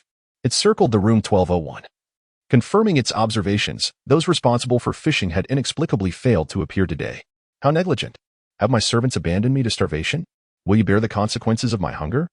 Its tail lashed furiously, emitting a whoosh sound, followed by a series of indignant cries. Under the enchantment, it leaped once more, traversing the wall into the adjacent room 1202. Meow. Still empty. Where is everyone? Room 1203 also yielded no sign of life. The utterly befuddled creature scratched its furry head with its paw. Could it be that I frightened them off? Will there be no one left to catch fish for this esteemed feline? The thought of no longer receiving free fish, but instead having to catch its own, rendered it speechless. Anxiously, it paced back and forth in the living room. No, I refuse to believe it. There is still one more room to check. Onward. Meow, meow, meow. This esteemed feline knows there are servants fishing. La la la. With a glimmer of hope, the little creature entered room 1204. Upon catching the familiar scent of a delicious meal in the air, it could no longer contain itself. On the balcony hung its trusted fishing tools, and in the living room and Oppos' fish barrel, a mutated fish was thrashing about. The little one, nearly drooling, crouched near the fish barrel, eagerly awaiting the Oppos' servant and Oppos on the balcony to reel in another catch. A mere mutated fish would not suffice for a feline of its stature. Through the dim light, Chen Yang stared outside. Whether it was an illusion or not, he sensed that the rain had lessened slightly. Could it be that the apocalypse was finally on the verge of a turning point? After more than 4 months and over 100 days of relentless downpour, was it truly coming to an end? He remained skeptical. Chen Yang recalled that when he first acquired the system, it had warned him that they were amidst the Oppos' fifth-era apocalypse catastrophe, and Oppos, judging by the current circumstances. The number of lives lost to human conflict in their building far exceeded those perished by drowning. Moreover, according to certain individuals, if the apocalypse were to conclude so easily, what are the inhabitants of the previous 4 eras? With a sigh, Chen Yang reined in his wandering thoughts. The apocalypse was beyond his control. What mattered more was to capture the thieving fish bandit. Suddenly, his expression shifted as he sensed a presence behind him, with his upgraded telekinetic field expanding to 5 meters. A sneaky figure emerged abruptly from the wall. At last. Indeed, it possesses the ability to become invisible and traverse walls. Though the reflection through the glass obscured any visible creature, his enhanced telekinetic power allowed him to distinctly and Oppos, see and Oppos, a cat-like silhouette enveloped in an unusual aura. After circling the seemingly empty living room, it settled quietly by the fish barrel, poised to steal a fish. As the fish rod trembled in his hand, Chen Yang swiftly pulled it up, revealing a half-meter-long mutated fish. Huh, what luck! I've caught 2 within half a day. Grasping the fish by its gills, he secured it before it could react. Meow, meow, meow. The little creature, still in its magical state of invisibility, fixated its gleaming eyes on the mutated fish, its whiskers quivering in anticipation as it leaned forward. Observing the approaching servant, It prepared to seize the opportunity and snatch the fish when Chen Yang was distracted. Consumed by thoughts of food, it failed to notice why today, of all days, there was someone fishing in this room. Chen Yang feigned ignorance, deliberately proceeding to place the mutated fish into the barrel while casually turning towards the balcony. Although he appeared nonchalant, he was silently gathering energy, waiting for the perfect moment to strike. Within the upgraded telekinetic field, countless strands of energy had quietly woven into a web across the ceiling. Just as the little creature prepared to make its move to steal the fish, Chen Yang's expression hardened, and his telekinetic ability activated instantaneously. The advanced telekinetic force manifested as a large hand, reaching out to capture the little thief. Meow? How is this possible? How could the servant see this esteemed feline? The end amp, oppos, fish thief and amp, oppos, felt its fur bristle in alarm. Although Chen Yang remained at a distance, the feline instinctively sensed something was amiss. Never mind, I shall take the fish and flee. I will abandon the rest. It stretched its fluffy paw towards the fish barrel, only to hear the man in front of it emit a cold snort. Seeking death, what should have been intangible air transformed into a solid mass of overwhelming pressure in an instant. The little creature, originally in a peculiar state of invisibility, now found its ethereal veil unable to withstand the pressure, bursting apart in an instant. As the protective barrier shattered, the once seemingly empty floor suddenly revealed the petite figure of the thief. Chen Yang fixed his gaze on the exposed fish thief, his brows furrowing in mild annoyance. So, it's you who has been pilfering my mutated fish these past few days? The oblivious little creature shook its head from side to side, its tail swishing, displaying a bewildered expression. Meow? You can see this esteemed feline? Chapter 100, Taming the Shadow Spirit Cat. Meow meow meow. Chen Yang cast a cold glance at the bewildered fish thief. Before him stood a tabby cat, predominantly black and gray, with streaks of white shimmering with an unusual luminescence. Its round face bore a personified expression of confusion, while its pointed ears quivered. Meow, what have you done? I am the esteemed lord of cats, and you? A mere lowly servant. The adorable, yet foolish mutant tabby cat roared at him. Chen Yang was about to protest that he did not understand the feline language, when suddenly, the upgraded psychic field surged with energy, as if a mental channel had been established. In that instant, he astonishingly transcended the boundaries of species and comprehended the words of the mutant tabby cat. This is rather extraordinary. Has the upgrade of my psychic abilities granted me this new function? You shameless fish-stealing cat, how dare you accuse me? What? You even presume to regard me as a servant? This is utterly intolerable. With a dark expression, Chen Yang glared at the self-important little creature. He could not believe it thought of him as a servant. Unleashing his psychic powers, a formidable mental force coalesced into a great hand, reaching out to grasp the cat. Meow, how can a human possibly comprehend the noble language of the Lord Cat? It must be a coincidence. The mutant tabby cat barely had time to question before its fur bristled in alarm. Danger. In an instant, its form began to flicker in and out of visibility. Seizing the opportunity, the tabby cat leaped forward, extending its claws toward Chen Yang, preparing to slip into a special space once more. Humph, foolish delusion, be still. With a furious shout, Chen Yang concentrated all his psychic energy into a small area. His gaze fixed on the tabby cat, which had been mid-leap, ready to become invisible. And with a surge of power, he immobilized it in mid-air. No matter how the tabby cat cried out, its form completely defied its will. Meow meow, what the devil? How does this human possess such incredible power?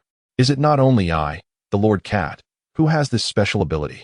Chen Yang smirked slightly, bemused by the cat's self-adoration. If it were not for the enhancement of his psychic skills to a profound level, allowing for mental communication within the psychic domain, he would have never realized how narcissistic this meowing creature truly was.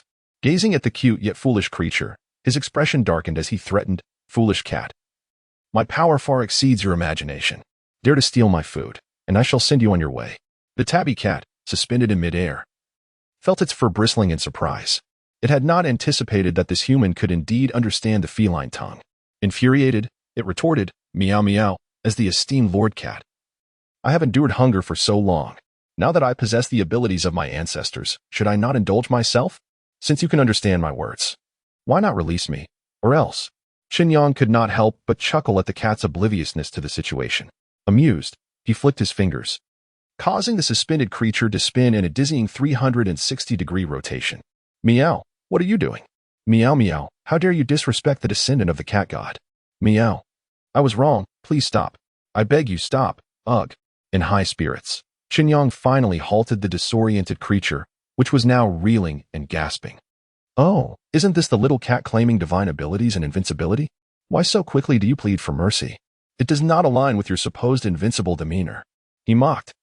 Observing the creature sprawled on the ground, retching incessantly. The once lively eyes of the little cat were now filled with terror. This human was truly formidable. Its ears twitched as it heard a cold, steely question: surrender or perish? The little creature raised its paw to stroke its fluffy head, momentarily baffled. Meow meow. What does surrender mean? Chen Yang was taken aback. This creature, to deem it clever would be misleading. It did not even know the meaning of surrender. If it were not for its invisibility and wall-passing abilities, which suggested a hint of utility, he would have exchanged it for points long ago. Resigned, he explained. Surrender means that from now on, I shall be your master. You must obey my commands, doing as I say. Otherwise, choose death. The little creature shook its head vigorously. Its delightful cat life had only just begun. It could not perish now. Its whiskers twitched as it tilted its head, earnestly gazing at Chen Yang. Meow. If I surrender to you, will you provide me with big fish to eat? Chen Yang was speechless. This creature was indeed a glutton. He nodded, exasperated. Eat.